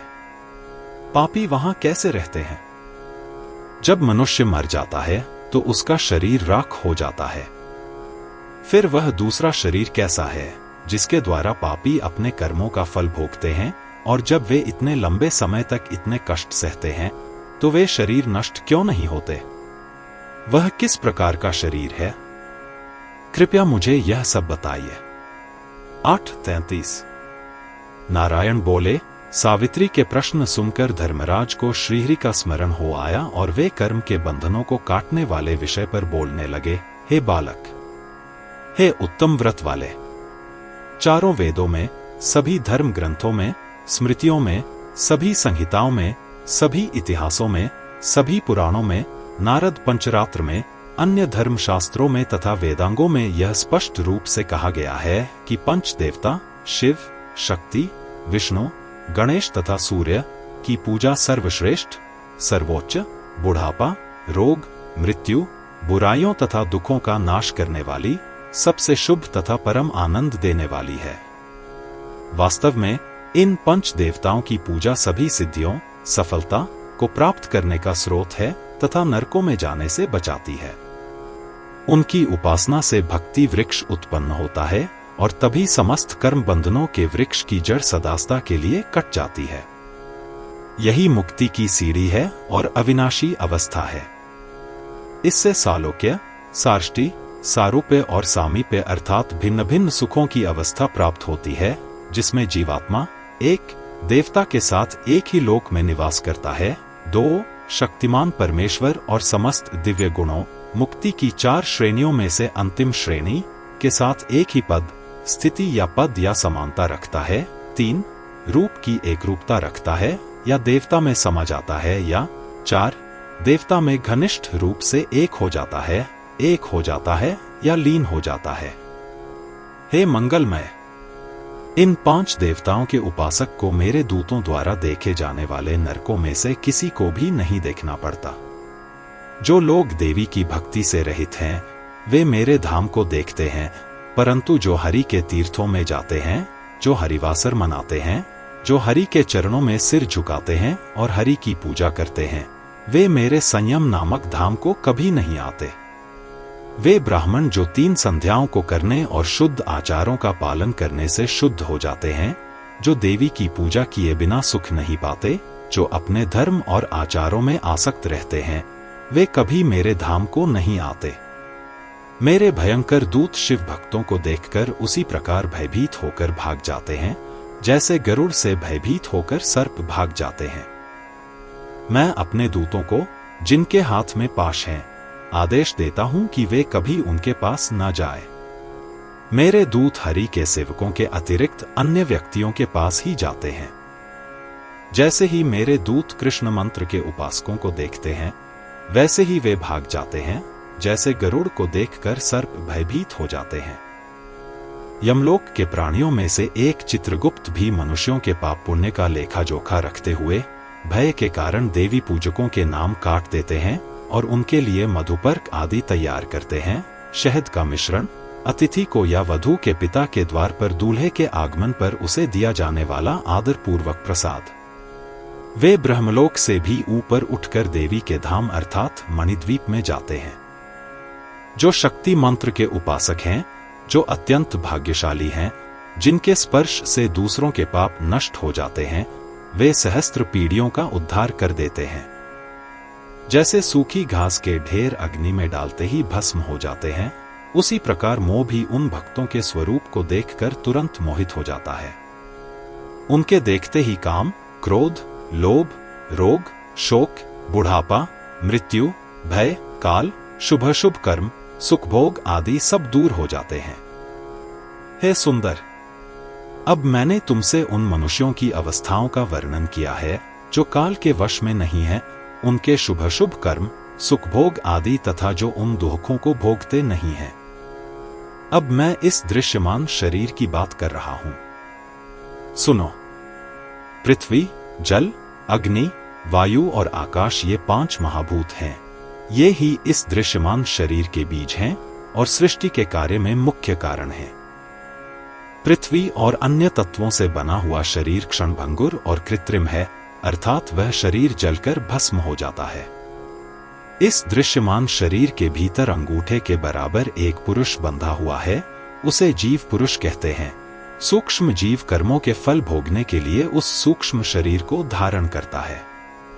मेरे लोक में वह सूक्ष्म शरीर जलती हुई आग से नहीं जलता।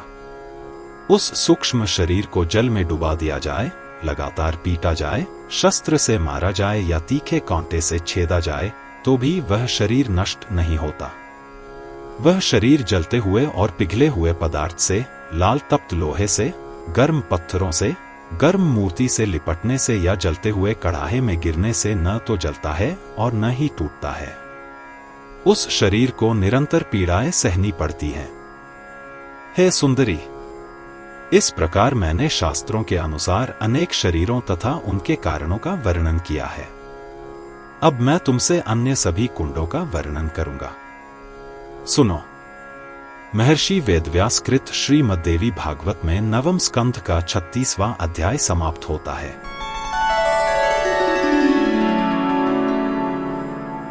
अध्याय 37 विभिन्न नरक कुंड तथा वहां दी जाने वाली यातना का वर्णन। धर्मराज ने कहा, सभी कुंड, नरक, पूर्ण चंद्रमा के समान गोलाकार हैं। इनमें से वहनिकुंड के तल में नाना प्रकार के पत्थरों की सहायता से अग्नि प्रज्वलित है। महाप्रलय आने तक यह कुंड नष्ट नहीं होगा। यहां पापियों को घोर यातनाएं दी जाती हैं। यह जलते हुए कोयले के समान दिखाई देता है। इसमें से 100 हाथ ऊंची ज्वालाएं उठ रही हैं। उन ज्वालाओं का घेरा 2 मील है। इसका नाम वहनिकुंड है। यह पापियों से भरा हुआ है जो जोर जोर से चिल्ला रहे हैं। इस पर मेरे दूत निरंतर नजर रखते हैं जो पापियों को दंड देते हैं। इसके बाद तप्त कुंड आता है। यह गर्म जल से भरा हुआ है और हिंसक पशुओं से भरा हुआ है। वहां पापियों को मेरे दूतों द्वारा बुरी तरह पीटा जाता है और वे हमेशा बहुत जोर से चिल्लाते रहते हैं, जिसकी गूंज हर जगह भयानक रूप से गूंजती रहती है। यह 1 मील तक फैला हुआ है। यह कुंड गर्म नमकीन पानी से भरा हुआ है और कई कौवों का निवास स्थान है।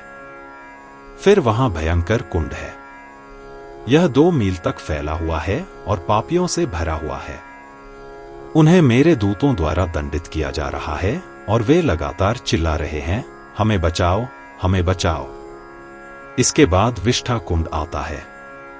यह मल और मल से भरा हुआ है, जहां पापी लोग बिना कुछ खाए पिए घूम रहे हैं और उनके तालू और गला सूखा हुआ है। इसका आकार 2 मील है और यह बहुत ही गंदा और कुरूप है। इसमें से दुर्गंध और बदबू आती है। यह हमेशा पापियों से भरा रहता है, जिन्हें मेरे दूतों द्वारा दंडित किया जाता है और वे उन मल और मल को खाते हैं। इसके कीड़े लगातार उन्हें काटते और डंक मारते रहते हैं और वे चिल्लाते रहते हैं, हमें बचाओ, हमें बचाओ। फिर गर्म मूत्र कुंड आता है। यह गर्म मूत्र और उसके कीड़ों से भरा हुआ है। महान पापी हमेशा यहां निवास करते हैं।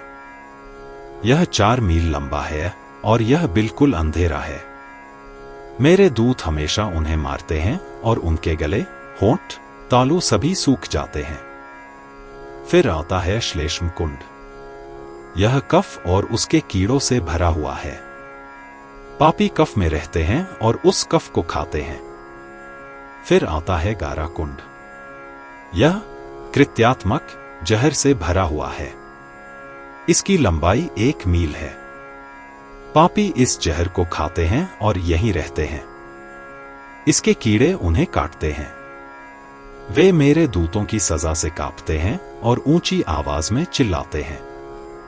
मेरे दूत सांपों की तरह दिखते हैं, जिनके दांत वज्र के समान हैं और वे बहुत उग्र और क्रूर हैं। उनके गले सूखे हैं और उनके शब्द बहुत कठोर हैं। फिर आता है दूसिका कुंड। यह कफ से भरा हुआ है और आंखों का मैल लेकर वह 1 मील लंबा है। उसमें असंख्य कीड़े पैदा होते हैं। असंख्य पापी वहां रहते हैं और जैसे ही वे चलते हैं, कीड़े तुरंत उन्हें काट लेते हैं और डंक मार देते हैं। इसके बाद वासा कुंड आता है। वह मांस के मवाद से भरा होता है और 1.5 मील लंबा होता है। पापी वहां रहते हैं, मेरे दूतों द्वारा दंडित और दंडित किए जाते हैं। फिर शुक्र कुंड आता है। उसका व्यास 2 मील है। वीर्य से पैदा हुए कीड़े पापियों को काटते हैं और वे आगे बढ़ते रहते हैं। फिर रक्त कुंड आता है, जिसमें बहुत ही दुर्गंध आती है। वह कुएं के समान गहरा है और खून से भरा हुआ है। पापी यहां रहते हैं और खून पीते हैं। उसमें रहने वाले कीड़े उन्हें हमेशा काटते रहते हैं। इसके बाद अश्रु कुंड आता है। इसका आकार कुएं ऊपर के माप का 1/4 है। यह सदैव आंखों के गर्म आंसुओं से भरा रहता है और बहुत से पापी वहां रोते बिलखते और सांपों के डसने से पीड़ित रहते देखे जाते हैं। फिर वहां गात्रमाला कुंड है। पापियों को वहां मेरे दूतों द्वारा दंड दिया जाता है और वे उसके कीड़ों द्वारा काटे जाने पर शरीर की गंदगी खाते हैं और वहीं निवास करते हैं। फिर आता है कर्णमाला कुंड। पापी कान का मैल खाते हैं और उस स्थान को भर देते हैं। कीड़े उन्हें हमेशा काटते हैं और वे जोर जोर से चिल्लाते रहते हैं। यह वापी के माप का 1/4 है। फिर आता है मज्जा कुंड। यह चर्बी और मज्जा से भरा हुआ है और दुर्गंध युक्त दुर्गंध छोड़ता है। यह वापी के माप का 1/4 है। महान पापी हमेशा वहां निवास करते हैं। फिर आता है मांस कुंड। यह चिकने मांस से भरा हुआ है। इसका माप वापी के 1/4 के बराबर है। जो लोग अपनी बेटियों को बेचते हैं, वे यहां रहते हैं। मेरे दूत हमेशा उन्हें दंडित करते हैं और सजा देते हैं और भयानक कीड़े उन्हें काटते और डंक मारते हैं और वे डर और पीड़ा से चिल्लाते हैं, हमें बचाओ, हमें बचाओ, और कभी कभी उस मांस को खाते हैं। फिर क्रमिक रूप से नख, लोम और अन्य 4 कुंड आते हैं। वे भी 1/4 वापी के माप के हैं। पापी वहां रहते हैं, हमेशा मेरे दूतों द्वारा दंडित किए जाते हैं। इसके बाद बहुत गर्म ताम्र कुंड है। बहुत गर्म तांबे के ऊपर जलते हुए कोक रहते हैं। उस कुंड में लाखों लाखों बहुत गर्म तांबे की आकृतियां हैं। पापियों को मेरे दूतों द्वारा मजबूर किया जाता है। इन गर्म तांबे की आकृतियों में से प्रत्येक को गले लगाने के लिए मजबूर किया जाता है और वे जोर से रोते हैं और वहां रहते हैं। इसकी लंबाई 4 मील है। फिर जलते हुए अंगार कुंड और गर्म लौ धारा कुंड आते हैं। यहाँ पापियों को गर्म लोहे की मूर्तियों को गले लगाने के लिए मजबूर किया जाता है और वे खुद को जलता हुआ महसूस करते हुए डर और पीड़ा से चिल्लाते हैं। जब भी मेरे दूत उन्हें सजा देते हैं, वे तुरंत चिल्लाते हैं, हमें बचाओ, हमें बचाओ। यह 8 मील लंबा है और यह घना अंधेरा और बहुत भयानक है। इसे गर्म लौ कुंड कहा जाता है। फिर कर्म कुंड और सुरा कुंड आते हैं। मेरे आदमियों द्वारा पीटे गए पापी खाल खाते हैं और गर्म मूत्र पीते हैं और वहां निवास करो। फिर शाल्मली कुंड आता है। यह कांटों और कंटीले वृक्षों से भरा हुआ है, जिससे तीव्र पीड़ा होती है। यह 2 मील लंबा है। लाखों करोड़ों महापापी मेरे भक्त उन वृक्षों की चोटियों से नीचे गिरा देते हैं, जहां उनके शरीर 6 फुट लंबे तीखे कांटों से चुभ जाते हैं, और इस प्रकार वे मेरे भक्त द्वारा पीटे जाते हुए वहां रहते हैं। प्यास के मारे उनके तालू सूख जाते हैं और वे बार बार चिल्लाते हैं, पानी, पानी। भय के मारे वे बहुत घबरा जाते हैं और फिर मेरे भक्त उन पर लाठियों से उनके सिर फोड़ देते हैं। इस प्रकार वे वहां बहुत गर्म तेल में जले हुए प्राणियों की भांति घूमते हैं। फिर विशोदा कुंड आता है। इसका व्यास 2 मील है और यह तक्षक नामक सर्प के विष से भरा हुआ है। मेरे भक्त पापियों को दंड देते हैं और वे उसका विष पीकर वहां निवास करते हैं। फिर गर्म तेल कुंड आता है। यहां कोई कीड़े मकोड़े नहीं हैं, केवल महापापी निवास करते हैं। चारों ओर जलते हुए कोयले दहक रहे हैं और जब मेरे लोग पापियों को पीटते हैं तो वे इधर उधर भागते हैं। यह भयंकर गहन अंधकार से भरा है और यह अत्यंत पीड़ादायक है। यह भयानक दिखता है और 2 मील लंबा है। फिर कुंता कुंड आता है। चारों ओर त्रिशूल जैसे तीखे नुकीले लोहे के हथियार क्रम से रखे गए हैं।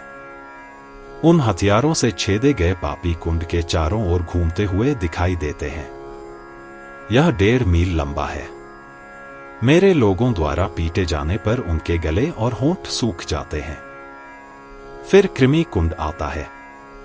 यह भयानक कीड़ों और कीटों से भरा है, जो सांप जैसे तीखे दांतों वाले, शंकु, साल के पेड़ के आकार के, विकृत और विभत्स दिखते हैं, और यह घोर अंधकार से भरा है जो देखने में भयानक है।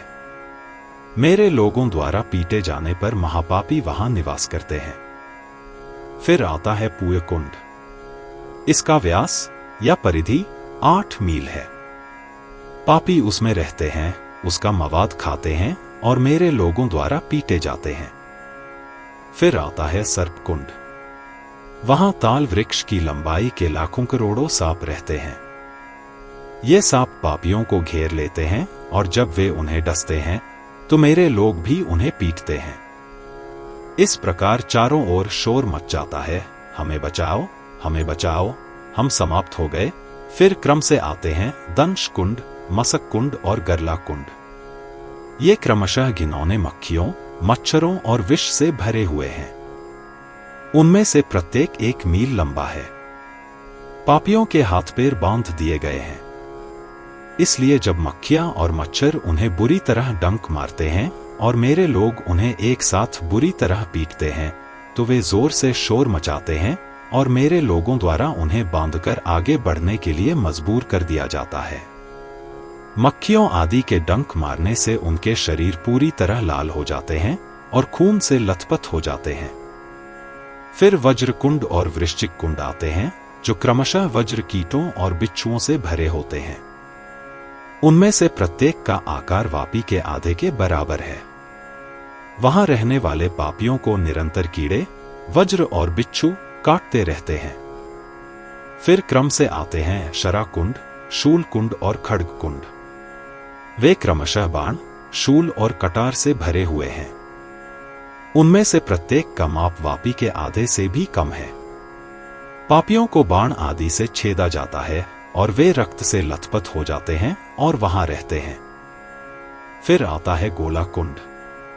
यह उबलते हुए गर्म पानी से भरा हुआ है और यह घोर अंधकार है। पापी वहां रहते हैं कीड़ों के काटने से। यह कुंड वापी के आधे से भी कम है। कीड़े उन्हें काटते हैं और मेरे आदमी उन्हें मारते हैं, जिससे उनका भय कोई सीमा नहीं रखता। उनमें से हर कोई रो रहा है और जोर से चिल्ला रहा है। यह कुंड भयंकर दुर्गंध से भरा हुआ है। अतः पापियों की पीड़ाएं अनंत हैं। इसके बाद नख कुंड आता है।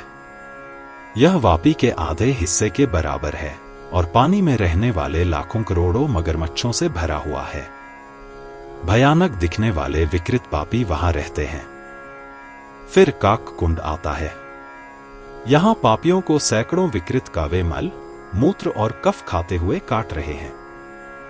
फिर मंथन कुंड और बीजा कुंड आते हैं। ये क्रमशः मंथन और बीजा नामक कीड़ों से भरे हुए हैं। उनमें से प्रत्येक का माप 100 धनु, 1 धनु 4 हस्त है। वे कीड़े पापियों को डंक मार रहे हैं और वे बहुत जोर से चिल्ला रहे हैं। फिर वज्र कुंड आता है। यह 100 धनु का है। वज्र के समान कठोर दांतों वाले कई कीड़े वहां रहते हैं और जोर से चिल्लाने वाले पापियों को काटते हैं। वहां घना अंधेरा है। फिर आता है गरम पाषाण कुंड। यह वापी से दुगुना है। यह गरम पत्थरों से इस तरह बना है कि यह जलते हुए कोयले जैसा दिखता है। पापी लोग गर्मी से बेचैन हो जाते हैं और बीच में चक्कर काटते रहते हैं। फिर आता है पाषाण कुंड और लाला कुंड। पाषाण कुंड तीखे नुकीले पत्थरों से बना है, जिनके किनारे तीखे हैं। वहां असंख्य पापी निवास करते हैं। लाला कुंड में बहुत से लाल प्राणी रहते हैं। फिर आता है मपी कुंड। इसका आकार 100 धनु है और इसकी गहराई 2 मील है। यह गर्म पत्थरों से बना है, जिनमें से प्रत्येक अंजना पर्वत के बराबर है। मेरे लोगों द्वारा पीटे और भगाए गए पापी बीच में आगे बढ़ते रहते हैं। फिर आता है चूर्ण कुंड। इसकी परिधि 2 मील है और यह 7 चूर्णों से भरा हुआ है।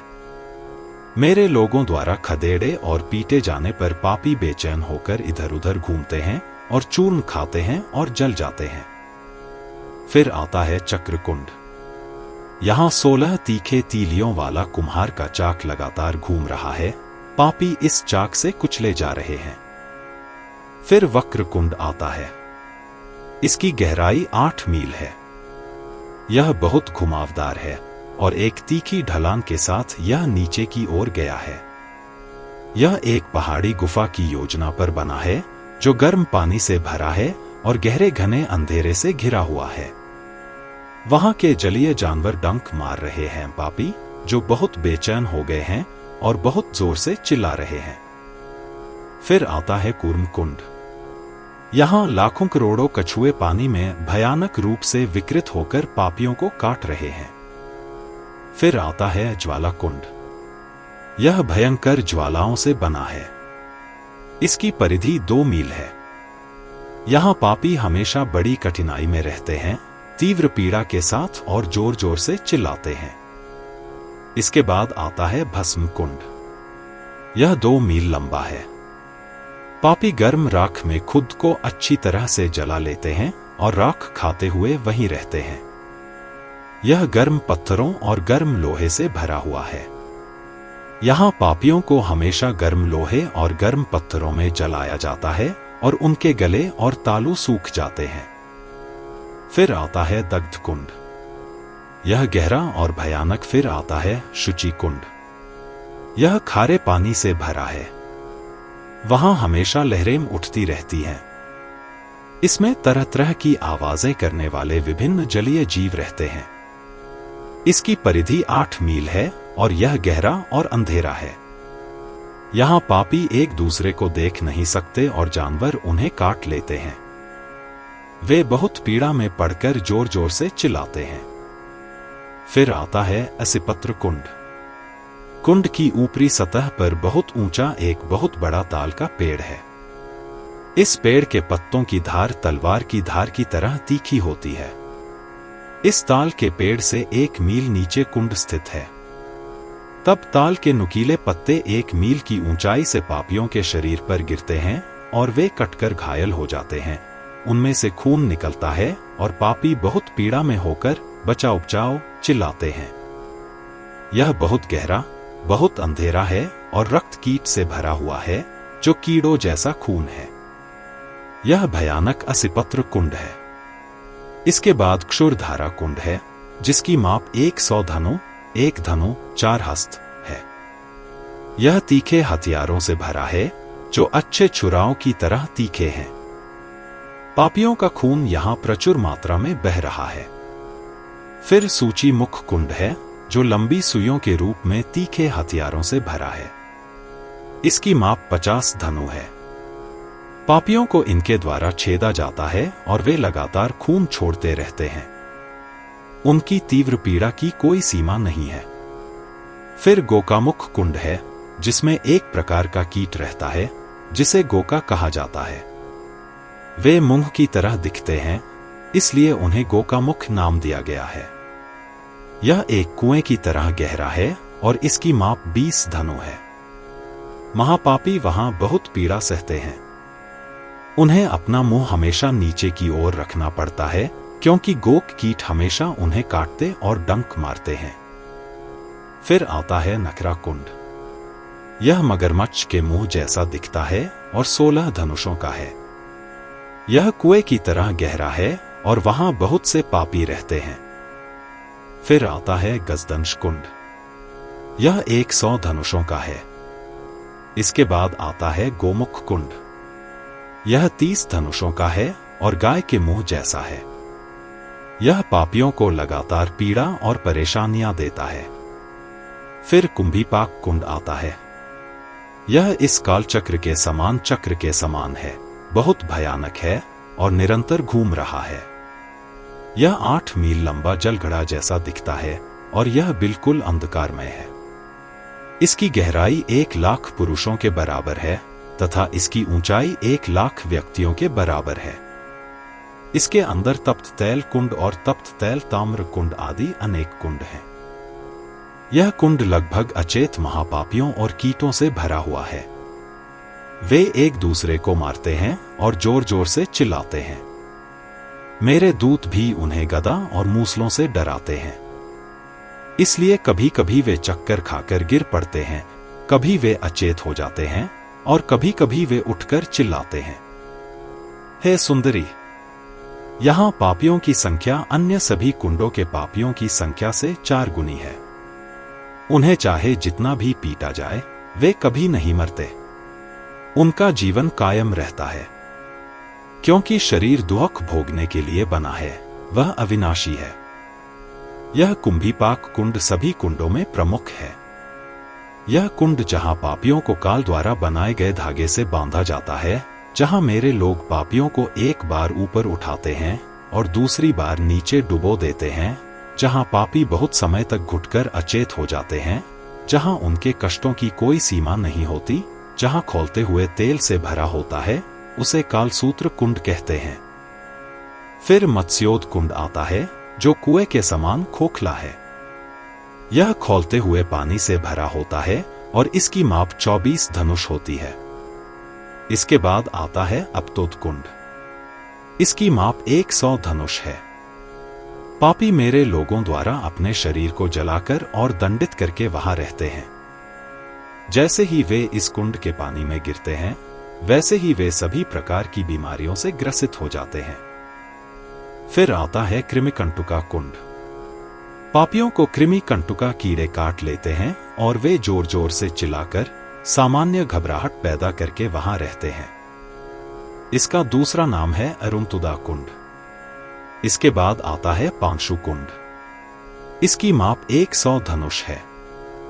यह जलते हुए चावल की भूसी से ढका हुआ है।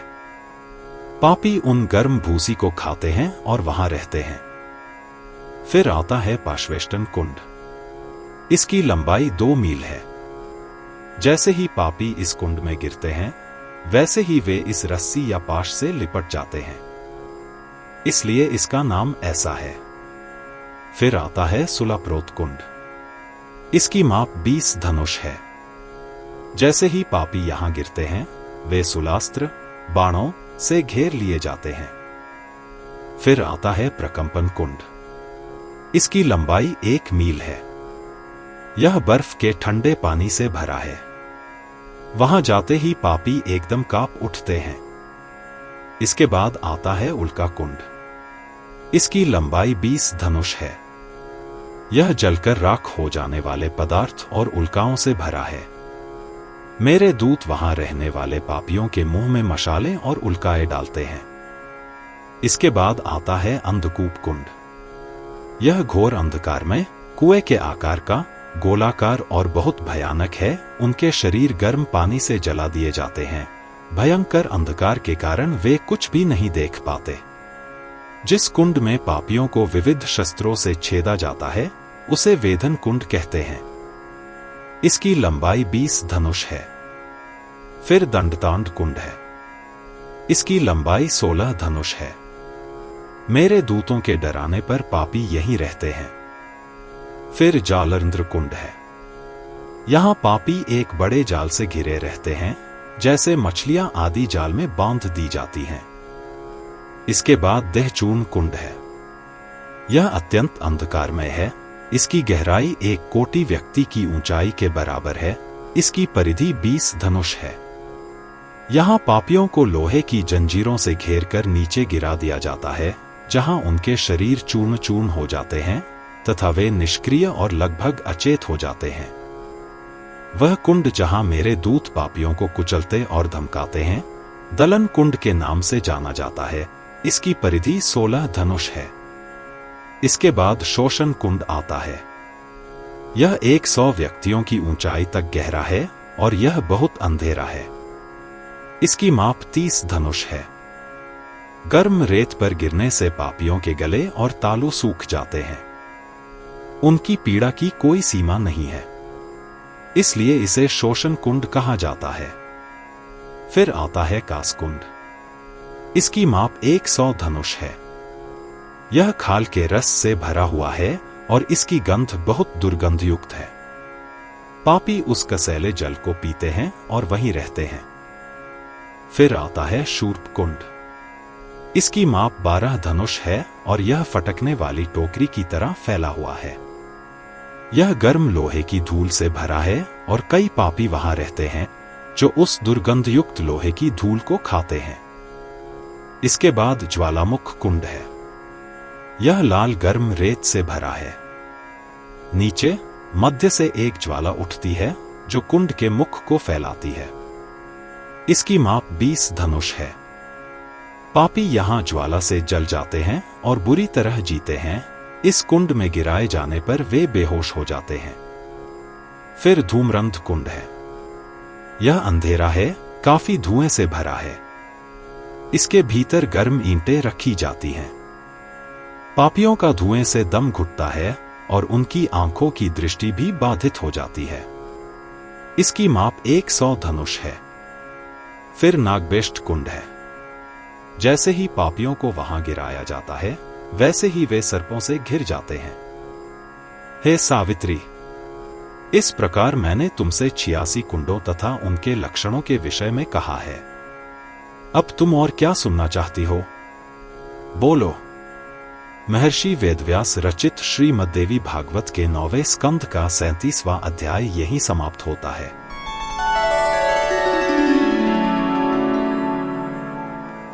अध्याय 38 धर्मराज का सावित्री से भगवती की महिमा का वर्णन करना और उसके पति को जीवनदान देना।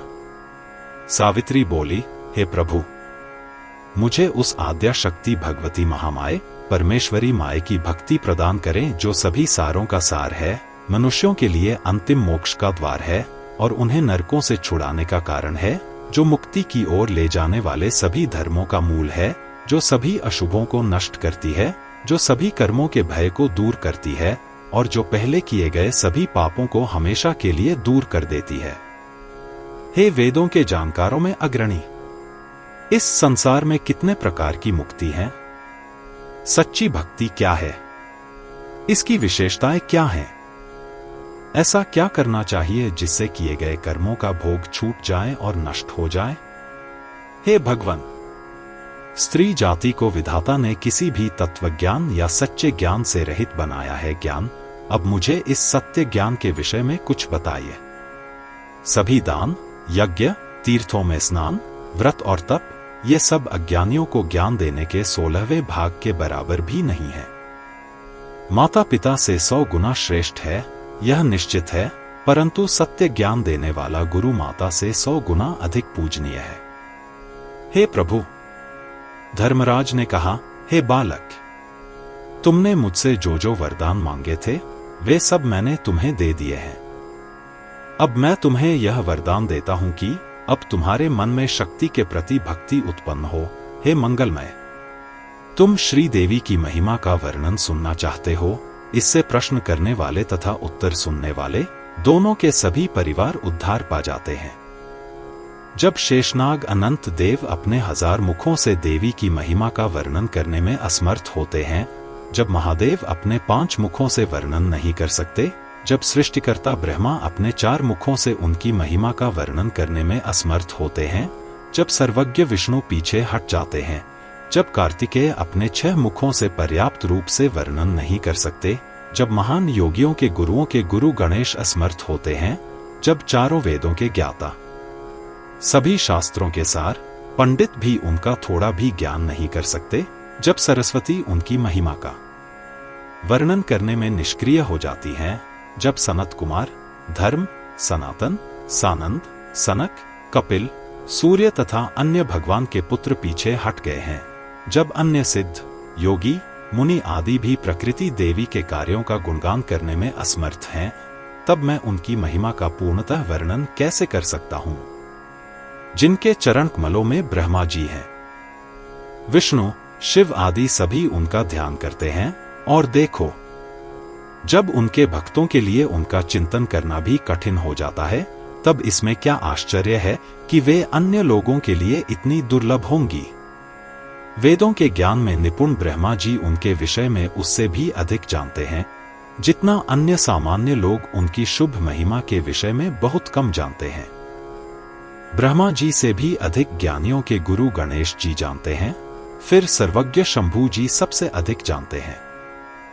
प्राचीन काल में प्रकृति देवी का ज्ञान उन्हें परम आत्मा कृष्ण ने गोलोक में रसमंडल के एकांत स्थान में दिया था।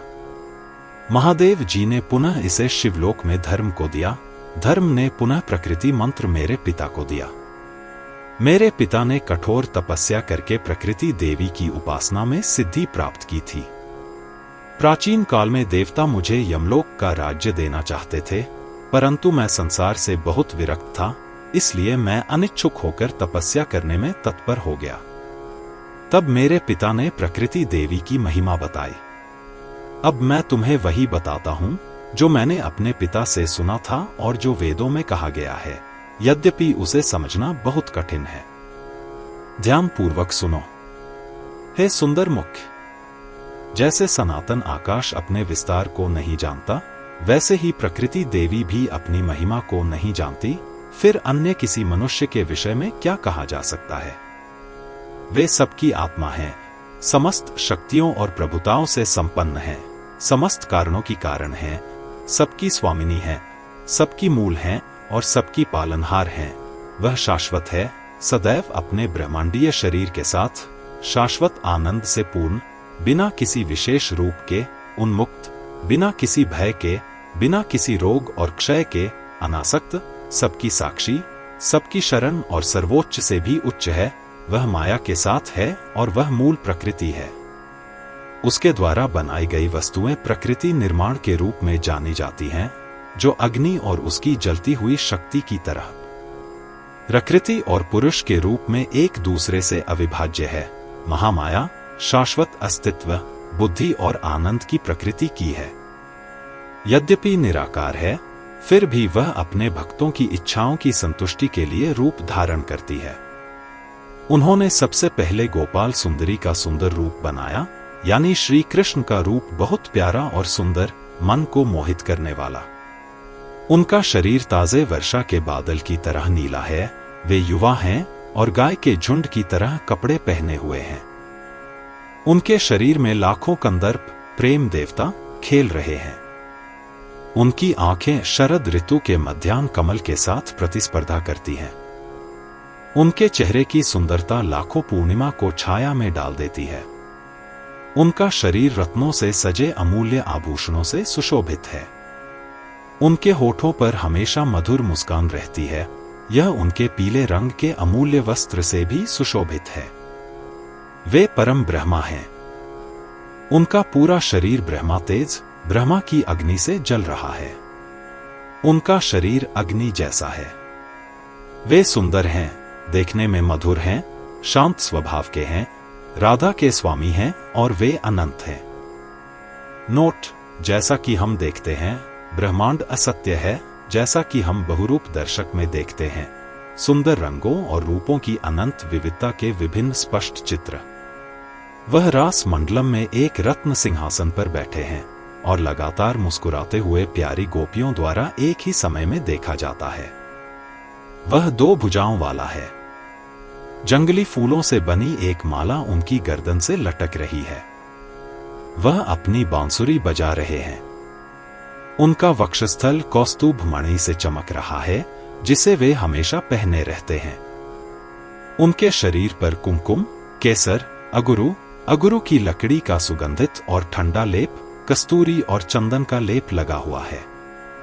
सुंदर चंपक और मालती फूलों की माला उनकी गर्दन से लटक रही है।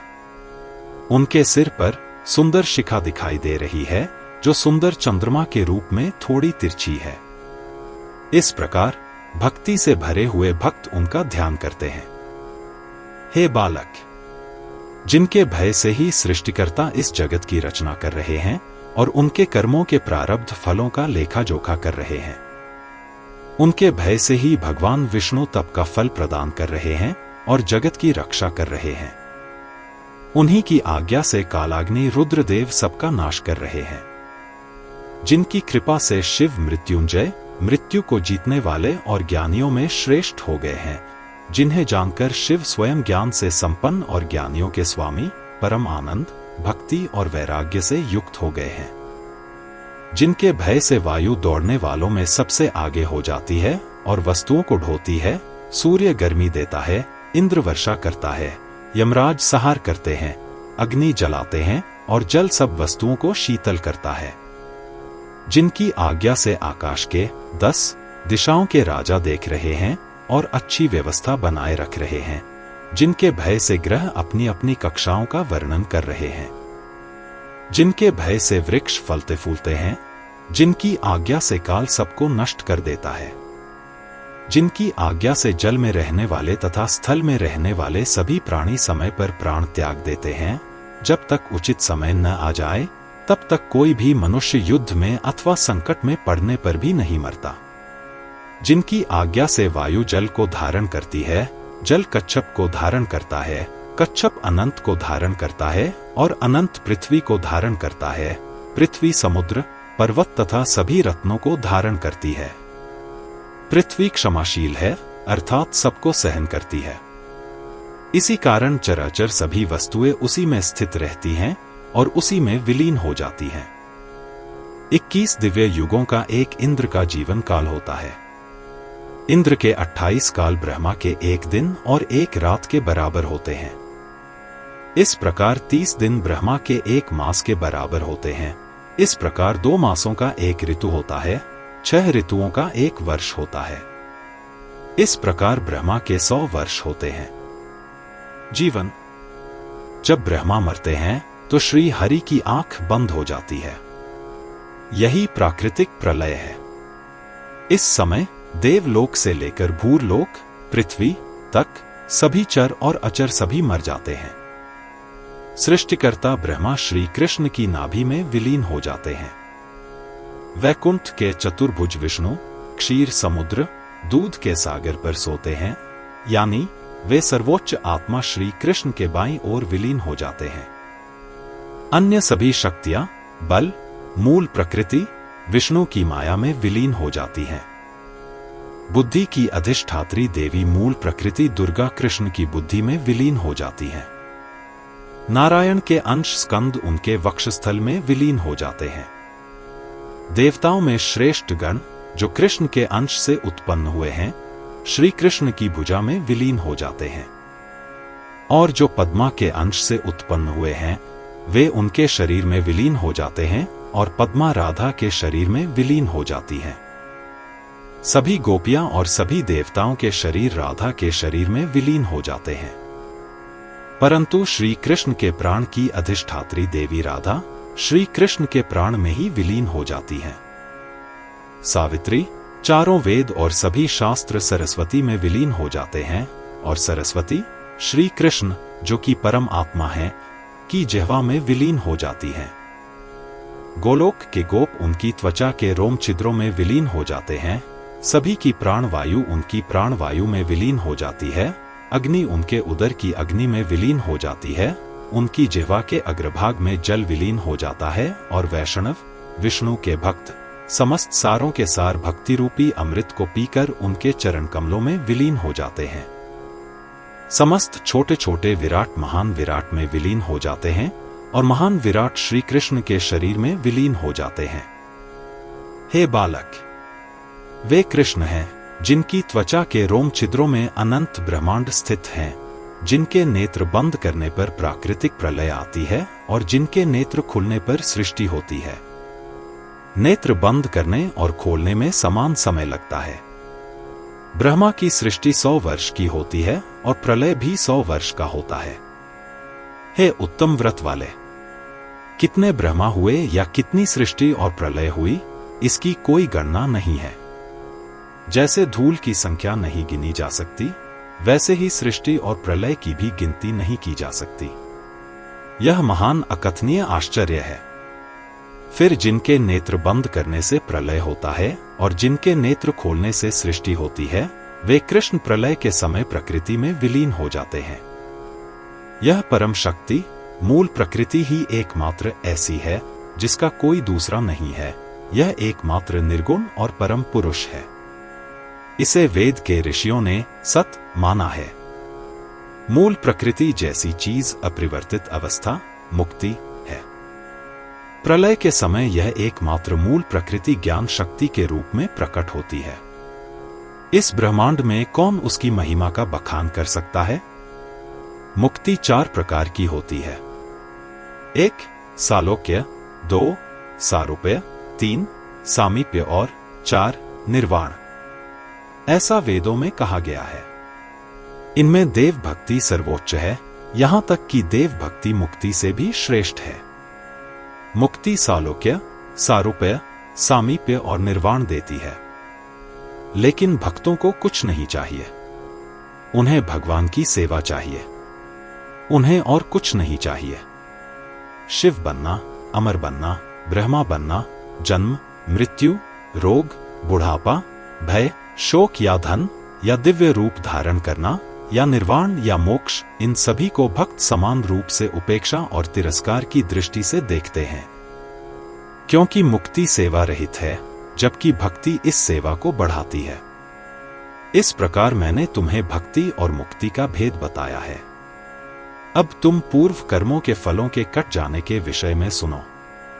हे पतिव्रता, भगवान की यह सेवा कर्मों के बंधन को काट देती है। यह सेवा ही सच्चा ज्ञान है। अतः हे बालक, मैंने तुम्हें शुभ फल देने वाला वास्तविक सत्य बता दिया है। अब तुम अपनी इच्छानुसार स्वतंत्रता पूर्वक जा सकती हो। सावित्री से ऐसा कहकर सूर्यपुत्र यमराज ने उसके पति को पुनः जीवन प्रदान किया और उसे आशीर्वाद देकर अपने धाम जाने को तैयार हो गए। धर्मराज को जाने को तैयार देखकर सावित्री को सत्संग से वियोग का दुख हुआ। वह उनके चरणों में झुककर रोने लगी। सावित्री का रोना सुनकर दया के सागर यमराज रोने लगे और निम्नलिखित शब्द कहने लगे। धर्म ने कहा, हे बालक, तुम इस पवित्र भारत भूमि में 1 लाख वर्ष तक सुख भोगो और अंत में देवीलोक या मणिद्वीप को जाओगे। अब अपने घर जाओ और स्त्रियों की मुक्ति के लिए 14 वर्ष तक सावित्री व्रत करो। यह व्रत ज्येष्ठ मास के शुक्ल पक्ष की चतुर्दशी को करना चाहिए। इसके बाद महालक्ष्मी व्रत करो। इसका उचित समय भाद्र मास के शुक्ल पक्ष की अष्टमी है। लगातार 16 वर्षों तक बिना किसी विराम के यह व्रत करना चाहिए। जो स्त्री भक्ति पूर्वक इस व्रत का पालन करती है वह मूल प्रकृति के धाम को जाती है। तुम प्रत्येक मास के प्रत्येक मंगलवार को सभी शुभों को देने वाली देवी मंगला चंडिका की पूजा करो। तुम्हें शुक्ल पक्ष की अष्टमी को षष्ठी देवी अर्थात देवसेना की पूजा करनी चाहिए। तुम्हें प्रत्येक वर्ष संक्रांति के दिन जब सूर्य एक राशि में प्रवेश करता है सभी सिद्धियों को देने वाली मनसा देवी की पूजा करनी चाहिए। तुम्हें कार्तिक मास की प्रत्येक पूर्णिमा की रात्रि को कृष्ण के प्राण से भी अधिक रास की केंद्रीय आकृति राधा की पूजा करनी चाहिए और तुम्हें शुक्ल पक्ष की अष्टमी को उपवास रखना चाहिए और सभी कठिनाइयों और खतरों का नाश करने वाली विष्णु माया भगवती देवी की पूजा करनी चाहिए। नोट: रास ब्रह्मा के वेदांतिक कथन रसो वैसह का ही रूप है। वे रसस्वरूप हैं जो रसिक और रसिका को एक करने वाला सबसे मधुर और सुंदर ईश्वरीय तत्व है। पति और पुत्रों वाली पवित्र स्त्री जो विश्व माता मूल प्रकृति की पूजा करती है, चाहे यंत्र में, मंत्र में या मूर्ति में, वह इस लोक में सभी सुखों का आनंद लेती है और अंत में देवीलोक या मणि द्वीप को जाती है। हे बालक, उपासक साधक जो सफलता के मार्ग पर है को दिनरात देवी के सभी रूपों की पूजा करनी चाहिए। सभी समय में सर्वव्यापी दुर्गा, सर्वोच्च ईश्वरी की पूजा करनी चाहिए। इसके अलावा आनंद प्राप्त करने का कोई दूसरा तरीका नहीं है। ऐसा कहकर धर्मराज अपने धाम चले गए। सावित्री भी अपने पति सत्यवान के साथ अपने घर चली गई। घर पहुंचकर सावित्री और सत्यवान दोनों ने अपनी सारी कथा अपने मित्रों और परिचितों को सुनाई। समय आने पर यम के वरदान से सावित्री के पिता को पुत्र प्राप्त हुए, ससुर को नेत्र ज्योति और राज्य प्राप्त हुआ तथा सावित्री को भी पुत्रों की प्राप्ति हुई। 1 लाख वर्षों तक सावित्री ने इस पवित्र भारत भूमि में सुख भोगा और अंत में अपने पति के साथ देवीलोक चली गई। सावित्री सूर्य मंडल की अधिष्ठात्री देवी हैं। सूर्य केंद्रीय पर ब्रह्म है। गायत्री मंत्र में अधिष्ठात्री देवी सूर्य के मध्य में सर्वोच्च ब्रह्मा के अस्तित्व को सिद्ध करती हैं। इसलिए उन्हें सावित्री कहा जाता है, या फिर उसका नाम सावित्री है क्योंकि सभी वेद उसी से निकले हैं। इस प्रकार मैंने सावित्री का उत्तम उपाख्यान तथा अनेक जीवों के कर्मों का फल बताया है। अब तुम और क्या सुनना चाहते हो? बोलो। महर्षि वेदव्यास कृत श्रीमद् देवी भागवत में 9वें स्कंध का 38वां अध्याय यहीं समाप्त होता है।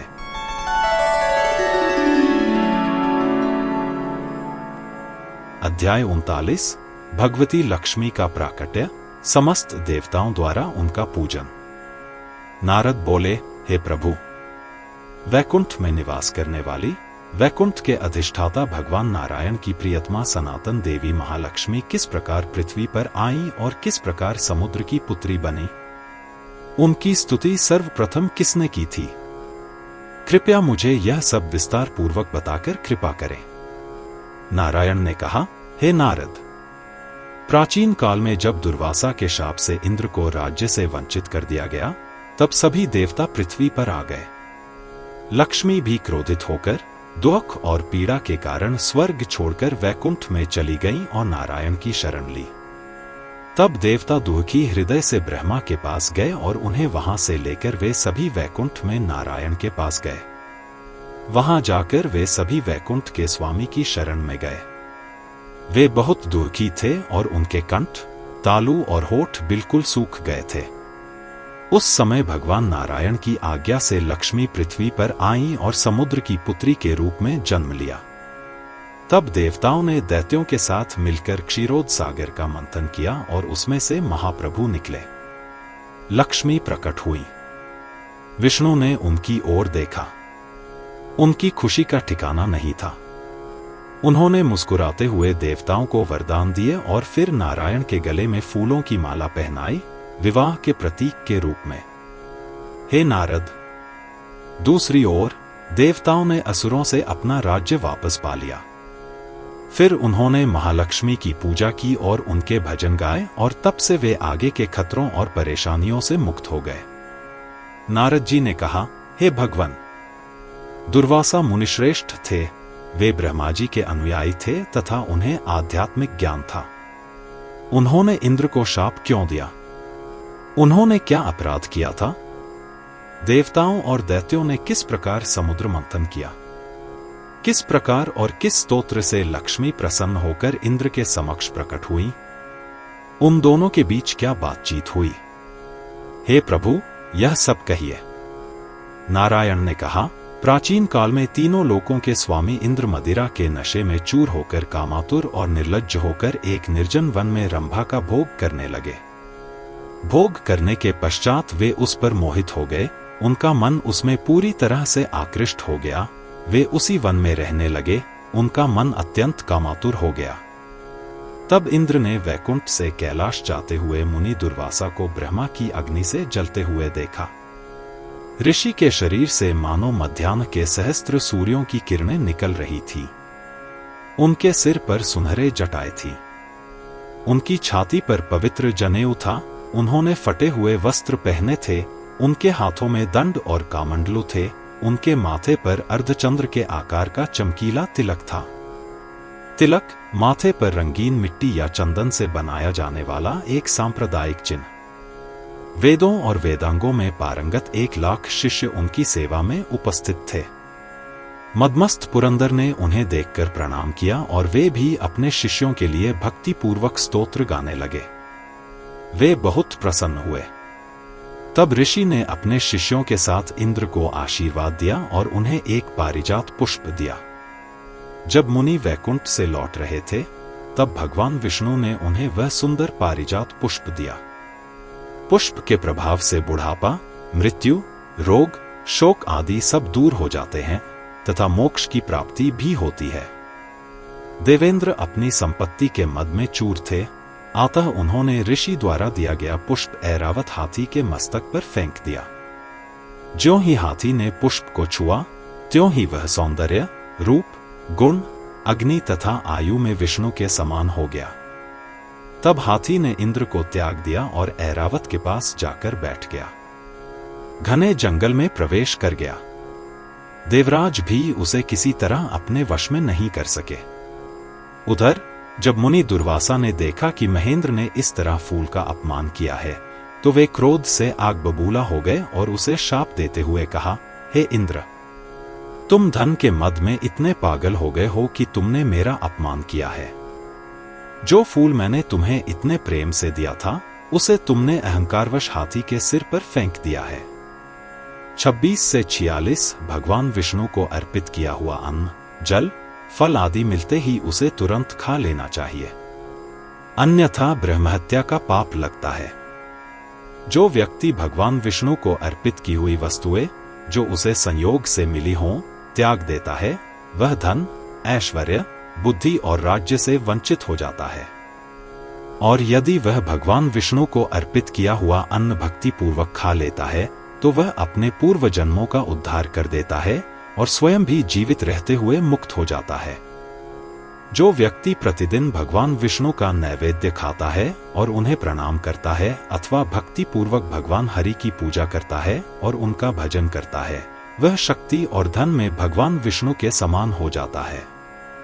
उसके शरीर के चारों ओर की वायु के स्पर्श मात्र से ही तीर्थ स्थान पवित्र हो जाते हैं। हे मूर्ख, ऐसे भगवान विष्णु के भक्त के चरणों की धूल के स्पर्श से पृथ्वी पवित्र हो जाती है।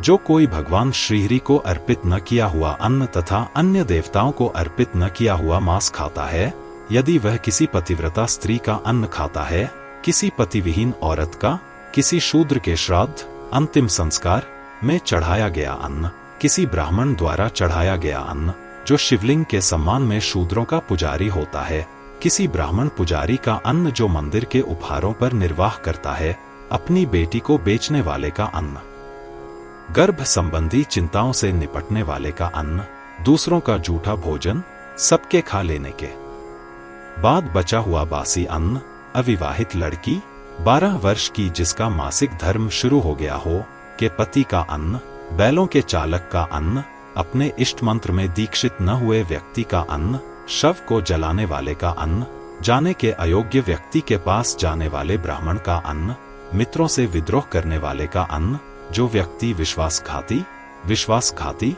मिथ्या साक्ष्य देने वाला है, वह पवित्र तीर्थ स्थान में प्रसाद ग्रहण करने वाले ब्राह्मण का अन्न खाता है, तो उसके उपर्युक्त तरीकों से किए गए सभी पाप नष्ट हो जाते हैं।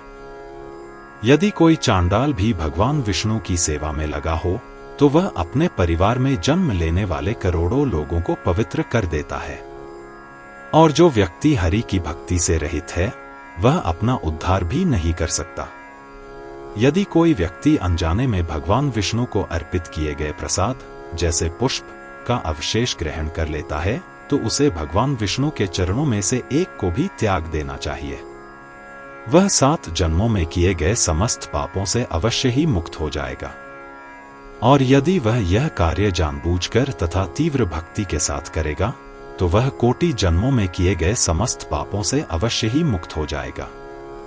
अतः हे इंद्र, मैं श्रीहरि का भक्त हूं, और जब तुम मेरे द्वारा हाथी के सिर पर चढ़ाए गए पारिजात पुष्प को त्याग दोगे, तब मैं तुमसे कहता हूं कि महालक्ष्मी तुम्हें छोड़कर नारायण के पास चली जाएंगी। मैं नारायण का अत्यधिक भक्त हूं, अतः मुझे किसी का भय नहीं है। मैं न तो सृष्टिकर्ता से, न काल से, न ही संहारक से, न बुढ़ापे से, न मृत्यु से, अन्य क्षुद्र व्यक्तियों की तो बात ही क्या। मैं न तो तुम्हारे पिता प्रजापति कश्यप से डरता हूं, न ही मैं तुम्हारे कुल पुरोहित बृहस्पति से डरता हूं। अब जिसके सिर पर मेरा अर्पित पारिजात पुष्प है, उसे अवश्य ही सब प्रकार से पूजा जाना चाहिए। दुर्वासा के ये वचन सुनकर इंद्र भय से व्याकुल हो गए और अत्यंत व्याकुल होकर मुनि के चरण पकड़कर जोर से रोने लगे। उन्होंने कहा, अब यह श्राप मुझ पर ठीक से आरोपित हो चुका है और इसने मेरे मोह को नष्ट कर दिया है। अब मैं आपसे अपनी राज लक्ष्मी को वापस नहीं चाहता। मुझे ज्ञान का उपदेश दीजिए। यह धन सभी कुंडलियों का स्रोत है, यह सभी ज्ञान के आवरण का कारण है, यह अंतिम मुक्ति को छुपाता है और यह सर्वोच्च भक्ति प्राप्त करने के मार्ग में एक बड़ी बाधा है। मुनि ने कहा, यह जन्म, मृत्यु, बुढ़ापा, रोग और क्लेश, ये सब धन और महान शक्ति के हेरफेर से आते हैं। धन के अंधकार से अंधे होने के कारण वह मुक्ति का मार्ग नहीं देखता। धन से मदहोश मूर्ख मनुष्य शराब के नशे में चूर व्यक्ति के समान है। बहुत से मित्रों से घिरा हुआ, वह अटूट बंधन से घिरा हुआ है। जो मनुष्य धन से मदहोश है, संपत्ति से अंधा है और इन चीजों से अभिभूत है, उसे वास्तविक ज्ञान की कोई चिंता नहीं है। जो राजसिक है, वह वासनाओं और इच्छाओं के प्रति बहुत अधिक आसक्त है, वह कभी सत्वगुण का मार्ग नहीं देखता।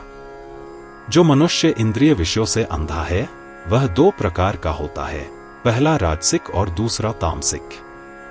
जिसे शास्त्रों का ज्ञान नहीं है, वह तामसिक है, और जिसे शास्त्रों का ज्ञान है, वह राजसिक है। हे देवपुत्र, 2 शास्त्रों में 2 मार्ग बताए गए हैं। एक है प्रवृत्ति, जो इंद्रिय विषयों की ओर जाती है, और दूसरी है निवृत्ति, जो उनसे दूर जाती है। जीव पहले प्रवृत्ति के मार्ग पर, जो दुखदायी है, प्रसन्नता पूर्वक और अपनी इच्छा से उन्मत्त की भांति चलते हैं।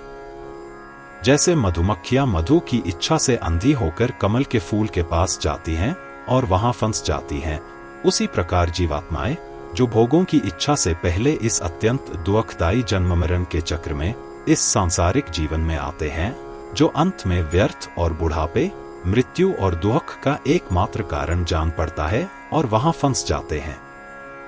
वह अनेक जन्मों तक अपने कर्मों के अनुसार विभिन्न योनियों में सुखपूर्वक भ्रमण करता है और अंत में देवताओं की कृपा से संतों के संपर्क में आता है। इस प्रकार 1000 में से 1 या 100 में से कोई एक इस घोर संसार सागर को पार करने का उपाय खोज लेता है। जब संत पुरुष ज्ञान का दीपक जलाकर मुक्ति का मार्ग बताते हैं, तब जीव संसार के इस बंधन को तोड़ने का प्रयास करता है। अनेक जन्मों, अनेक तपस्याओं और अनेक व्रतों के पश्चात वह मुक्ति का मार्ग सुरक्षित रूप से खोज लेता है, जो परम सुख की ओर ले जाता है। हे इंद्र, तुमने मुझसे जो पूछा था वह मैंने अपने गुरु से सुना। हे नारद, दुर्वासा मुनि के वचन सुनकर इंद्र को संसार से वैराग्य हो गया। दिन प्रतिदिन उसकी वैराग्य भावना बढ़ती गई। एक दिन जब वह मुनि के आश्रम से अपने घर लौटा तो उसने देखा कि स्वर्ग दैत्यों से भर गया है और वह बहुत भयानक हो गया है। कहीं अत्याचार और अत्याचार की सीमा नहीं है, कहीं मित्र विहीन हो गए हैं, कहीं लोगों के पिता, माता, पत्नियां, संबंधी मर गए हैं, इसलिए उन्हें चैन नहीं मिल रहा है। इस प्रकार स्वर्ग को शत्रुओं के हाथ में देखकर इंद्र देवताओं के कुलगुरु बृहस्पति की खोज में निकल पड़ा। इधर उधर खोजता हुआ इंद्र अंत में मंदाकिनी के तट पर पहुंचा और देखा कि गुरुदेव मंदाकिनी के जल में स्नान करके पूर्व दिशा में सूर्य की ओर मुख करके बैठे हुए सर्वत्र मुख किए हुए परब्रह्म का ध्यान कर रहे हैं। इंद्र ने अपने गुरु बृहस्पति को एक ब्राह्मण से मिले शाप, दुर्लभ ज्ञान और शत्रुओं द्वारा अमरावती की दीन दशा के बारे में बताया। हे ब्राह्मण श्रेष्ठ, शिष्य के इस प्रकार वचन सुनकर बुद्धिमान वक्ता बृहस्पति क्रोध से लाल नेत्रों से बोले, हे देवराज, मैंने आपकी सारी बातें सुन ली हैं, रो मत, धैर्य रखो, जो मैं कह रहा हूं उसे ध्यानपूर्वक सुनो। सदाचारी, नीतिज्ञ, बुद्धिमान राजनीतिज्ञ कभी संकट के समय अपना सिर नहीं खोते और न ही व्याकुल होते हैं। कोई भी वस्तु शाश्वत नहीं है, चाहे संपत्ति हो या विपत्ति, सब क्षणभंगुर हैं। वे केवल कष्ट ही देते हैं। सब अपने अपने कर्मों के अधीन हैं। मनुष्य अपने कर्मों का स्वामी है। पूर्व जन्मों में जो कुछ किया है उसका फल तो उसे भोगना ही पड़ेगा। अतः संपत्ति हो या विपत्ति, सब अपने अपने कर्मों के कारण ही है। ऐसा तो सभी मनुष्यों के साथ जन्म जन्मांतर में होता ही रहता है। दुख और सुख घूमते हुए चक्के के समान है। तो फिर दुख कैसा? यह तो पहले ही कहा जा चुका है कि इस पवित्र भारत में अपने अपने कर्मों का भोग करना ही चाहिए। मनुष्य अपने शुभ या अशुभ कर्मों का फल भोगता है। 100 कोटि कल्पों में भी कर्म का फल भोगे बिना समाप्त नहीं होता। शुभ हो या अशुभ, कर्म का भोग अवश्य करना चाहिए। ऐसा वेदों में और साथ ही भगवान श्री कृष्ण ने भी कहा है। भगवान श्री कृष्ण ने सामवेद की शाखा में कमलवत ब्रह्मा को संबोधित करते हुए कहा कि सभी व्यक्ति अपने कर्मों के अनुसार जन्म लेते हैं, चाहे वे भारत में हों या किसी अन्य देश में। ब्राह्मण का जीवन इसी कर्म से चलता है और ब्राह्मण का आशीर्वाद इसी कर्म से पुनः प्राप्त होता है। कर्म से मनुष्य को बहुत धन और समृद्धि मिलती है और कर्म से ही पुनः दरिद्रता प्राप्त होती है। तुम चाहे 100 कोटि जन्म लो, परंतु कर्म का फल अवश्य ही तुम्हारा पीछा करेगा। हे इंद्र, कर्म का फल मनुष्य की छाया की भांति पीछा करता है। भोग के बिना वह कभी नष्ट नहीं हो सकता। कर्म का प्रभाव समय, स्थान और व्यक्ति के अनुसार बढ़ता या घटता रहता है। जैसे तुम भिन्न भिन्न प्रकृति के व्यक्तियों को भिन्न भिन्न समय और स्थानों पर कोई वस्तु दान करोगे, वैसे ही तुम्हारा अर्जित पुण्य भी उसी के अनुसार भिन्न भिन्न होगा। कुछ विशेष दिनों पर किए गए दान से कोटि गुना या अनंत गुना या उससे भी अधिक फल, पुण्य प्राप्त होता है।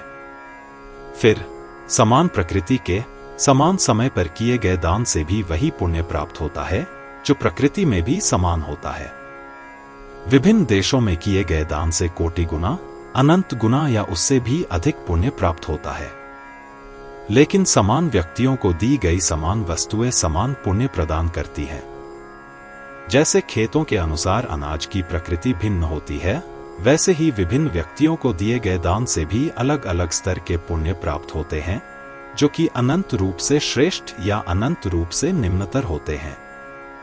किसी भी साधारण दिन ब्राह्मण को दान देने से केवल साधारण पुण्य प्राप्त होता है, परंतु यदि अमावस्या के दिन या संक्रांति के दिन ब्राह्मण को दान दिया जाए तो 100 गुना अधिक पुण्य प्राप्त होता है।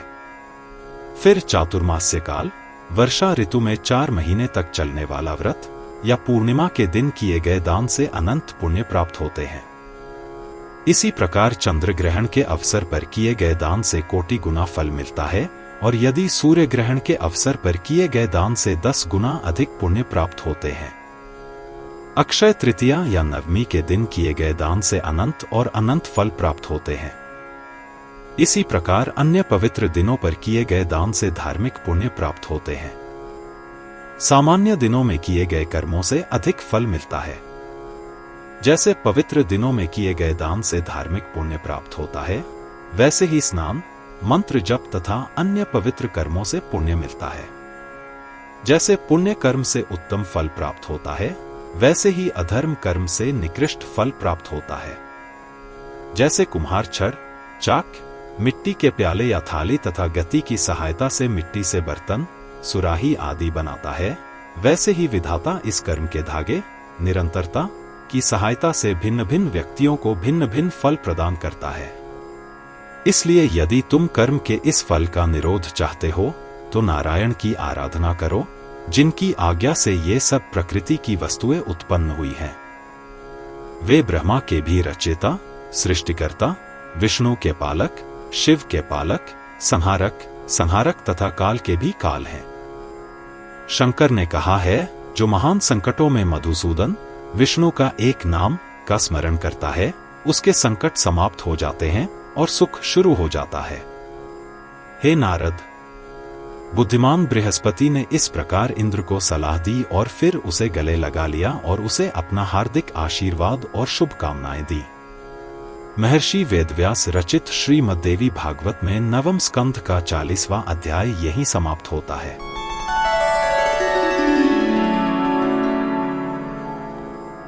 अध्याय 41। ब्रह्मा जी का इंद्र तथा देवताओं को साथ लेकर श्रीहरि के पास जाना, श्रीहरि का उनसे लक्ष्मी के रुष्ट होने के कारणों को बताना, समुद्र मंथन तथा उससे लक्ष्मी जी का प्रादुर्भाव।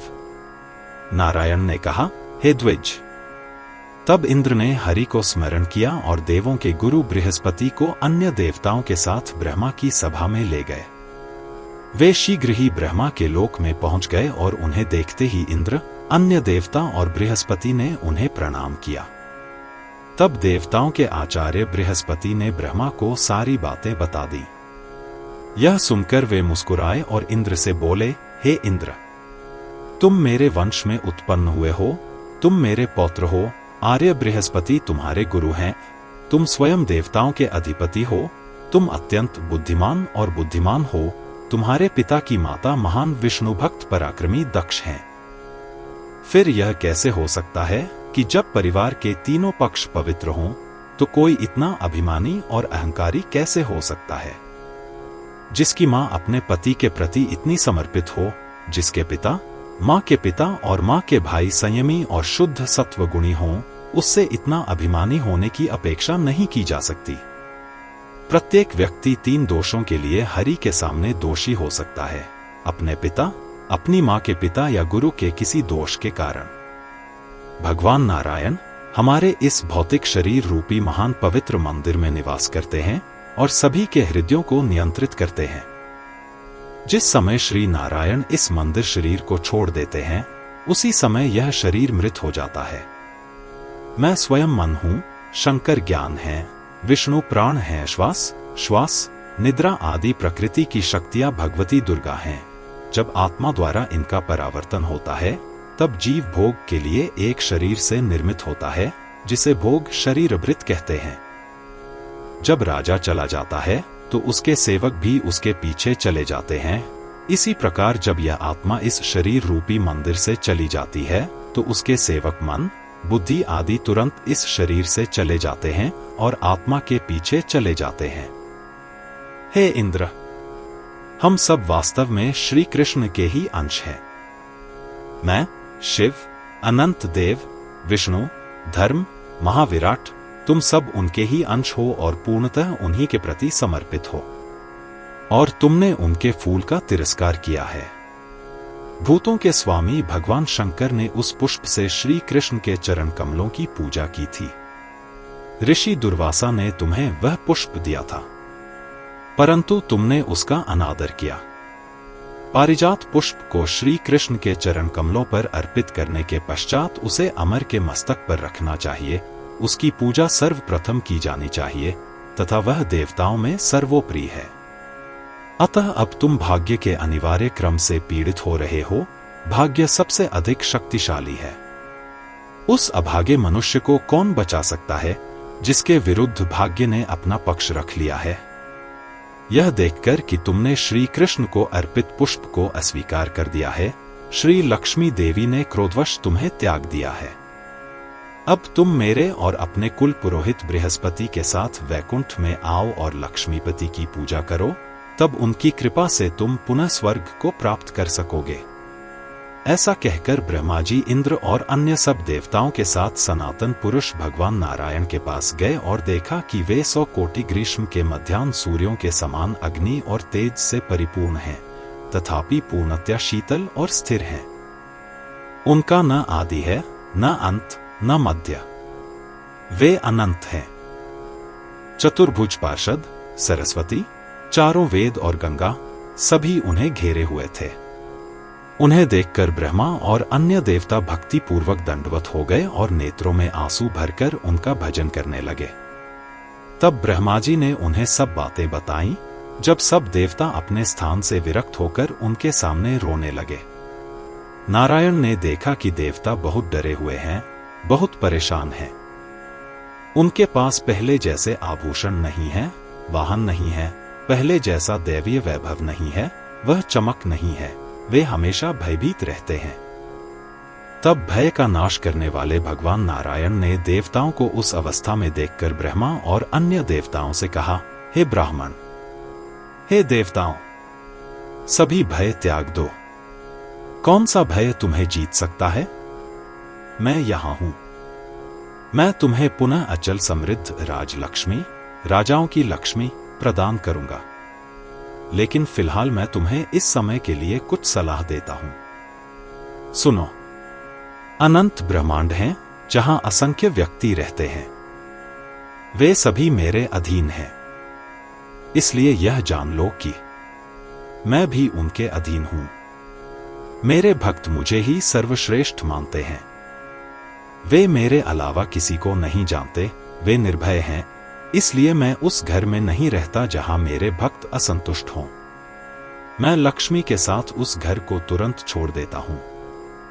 दुर्वासा ऋषि शंकर के अंश से उत्पन्न हुए हैं। वे मेरे प्रति अत्यधिक भक्त हैं। वे एक पक्के वैष्णव हैं। उन्होंने तुम्हें शाप दिया और वास्तव में मैं और लक्ष्मी तुरंत तुम्हारे घर से चले गए। जिस घर में शंख नहीं बजते, तुलसी के वृक्ष नहीं होते, शिवजी की पूजा नहीं होती, ब्राह्मणों को भोजन नहीं कराया जाता, उस घर में लक्ष्मी निवास नहीं करती। हे ब्राह्मण, हे देवो, जहां मुझ पर तथा मेरे भक्तों पर दोष लगाया जाता है, वहां महालक्ष्मी अत्यंत अप्रसन्न होती है। वे तुरंत उस घर से चली जाती हैं। जिस घर में मूर्ख मनुष्य मुझ पर श्रद्धा न रखते हुए हरिवासर एकादशी के दिन या मेरे जन्मदिवस के दिन भोजन करता है, उस घर में लक्ष्मी एक क्षण भी नहीं ठहरती। यदि कोई मेरा नाम या अपनी पुत्री बेचता है, जहां अतिथियों को भोजन नहीं कराया जाता, उस घर को लक्ष्मी तुरंत छोड़कर चली जाती है। नोट: वह गुरु ही सच्चा गुरु है जो समर्थ होकर बिना कोई शुल्क लिए योग्य व्यक्तियों को परमात्मा का नाम प्रदान करता है। यदि पतित स्त्री का पुत्र ब्राह्मण हो तो वह और पतित स्त्री महान पापी होते हैं। यदि कोई ऐसे व्यक्ति के घर जाता है या श्राद्ध के समय शूद्र का भोजन करता है तो लक्ष्मी क्रोधित होकर उस घर को खाली कर देती है।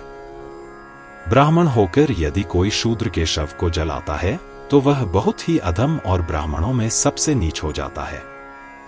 लक्ष्मी उस घर में एक क्षण भी अधिक नहीं रहती। ब्राह्मण होकर यदि कोई शूद्र का रसोइया हो और बैलों को हाँकता हो तो लक्ष्मी वहां पानी पीने से डरती हैं और उस घर को छोड़ देती हैं।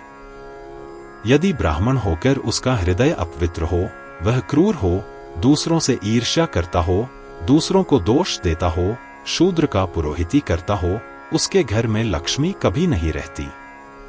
जो व्यक्ति उस व्यक्ति के घर भोजन करता है जो 12 वर्ष की अविवाहित कन्या से विवाह करता है, जो रजस्वला हो चुकी हो, उसके घर में जगत माता एक क्षण भी नहीं रहती। जो व्यक्ति अपने नाखूनों से घास काटता है या अपने नाखूनों से जमीन पर लिखता है, या जिसके घर से कोई ब्राह्मण अतिथि निराश होकर लौट जाता है, उसके घर में लक्ष्मी कभी नहीं रहती। जो ब्राह्मण सूर्योदय के समय भोजन करता है, दिन में सोता है या दिन में मैथुन करता है, उसके घर में लक्ष्मी कभी नहीं रहती। जो ब्राह्मण आचार से रहित है, जो शूद्रों से दान लेता है, जो मंत्र का अज्ञानी है, जो अज्ञानी मनुष्य नंगा होकर और गीले पैरों के साथ सोता है, जो सदैव हंसता रहता है, उससे लक्ष्मी दूर हो जाती है। जो पागलों की तरह बेतुकी बातें करता है, उसे लक्ष्मी तुरंत त्याग देती है। जो व्यक्ति पहले अपने शरीर पर तेल लगाता है, फिर दूसरों के शरीर को छूता है और अपने शरीर के कई अंगों से हमेशा कोई न कोई आवाज करता रहता है, उसके घर से लक्ष्मी क्रोधित होकर चली जाती है। यदि कोई ब्राह्मण व्रत, उपवास, संध्या, पवित्रता और भगवान विष्णु की भक्ति का त्याग कर देता है, तो उसके घर में कमला, लक्ष्मी नहीं रहती। जो व्यक्ति हमेशा ब्राह्मणों की निंदा करता है और ब्राह्मणों के प्रति हमेशा द्वेष रखता है, यदि वह पशुओं को हानि पहुंचाता है और यदि उसके हृदय में दया या दया का कोई भाव नहीं है, तो जगत की माता लक्ष्मी उसे त्याग देती है। हे कमलवत! परंतु जहां हरि की पूजा होती है और हरि का नाम लिया जाता है, वहां समस्त मंगलों की माता लक्ष्मी निवास करती है। जहां श्री कृष्ण और उनके भक्तों की महिमा का गुणगान किया जाता है, वहां लक्ष्मी निवास करती है। जहां शंख बजते हैं, जहां शंख हैं, जहां शालग्राम रत्न हैं, जहां तुलसी दल हैं तथा जहां प्रतिदिन लक्ष्मी की सेवा और ध्यान होता है, वहां लक्ष्मी सदैव प्रसन्नता पूर्वक निवास करती है। जहां शिवजी के लिंग चिन्ह की पूजा की जाती है और उनकी महिमा का गान किया जाता है, जहां श्री दुर्गा की पूजा की जाती है और उनकी महिमा का गान किया जाता है, वहां कमल में निवास करने वाली लक्ष्मी रहती है। जहां ब्राह्मणों का सम्मान किया जाता है और उन्हें प्रसन्नता पूर्वक भोज कराया जाता है, जहां सभी देवताओं की पूजा की जाती है, वहां कमल मुख वाली पवित्र लक्ष्मी रहती है। देवताओं से ऐसा कहकर लक्ष्मी जी ने कहा, हे देवी, तुम बिना विलंब किए क्षीरोद सागर पर जाओ और वहां अंश रूप में अवतार लो। फिर उन्होंने ब्रह्मा से कहा, हे कमल पुत्र, तुम भी वहां जाकर क्षीरोद सागर का मंथन करो। जब लक्ष्मी उत्पन्न हो तो उन्हें देवताओं को दे दो, हे देवर्षि। ऐसा कहकर भगवान कमला अपने अंतर्यामी कक्ष में चले गए। दूसरी ओर देवता बहुत समय के बाद क्षीरोद सागर के तट पर पहुंचे। तब देवताओं और दैत्यों ने स्वर्ण पर्वत, सुमेरु, कोमथानी, देवकूर्म, कछुआ, कोमथानी और अनंत देव, 1000 सिर वाले सर्प को मथानी बनाया और सागर का मंथन करना आरंभ किया। जब मंथन चल रहा था, तब धन्वंतरी, अमृत, उच्चैःश्रवा नामक घोड़ा, अन्य अनेक इच्छित रत्न, ऐरावत हाथी तथा सुंदर नेत्रों वाली लक्ष्मी प्रकट हुई। विष्णुप्रिया श्री लक्ष्मी देवी समुद्र से उठते ही पतिव्रता स्त्री ने क्षीरोद सागर पर शयन करने वाले सुंदर स्वरूप वाले सबके स्वामी नारायण के गले में माला पहना दी, जो उन्हें अपना वर स्वीकार करने का सूचक था। तब ब्रह्मा, महेश्वर तथा अन्य देवताओं ने प्रसन्नता पूर्वक उनकी पूजा की तथा स्तुति की। इस समय लक्ष्मी देवी प्रसन्न होकर देवताओं के घरों की ओर कृपा दृष्टि डाली, हे नारद, इस प्रकार मैंने तुम्हें सारस्वत लक्ष्मी की कथा सुनाई है, जो सुनने में बहुत ही आनंददायक है। अब तुम और क्या सुनना चाहते हो? बोलो। महर्षि वेदव्यास कृत श्रीमद्देवी भागवत के 9वें स्कंध का 41वां अध्याय समाप्त होता है।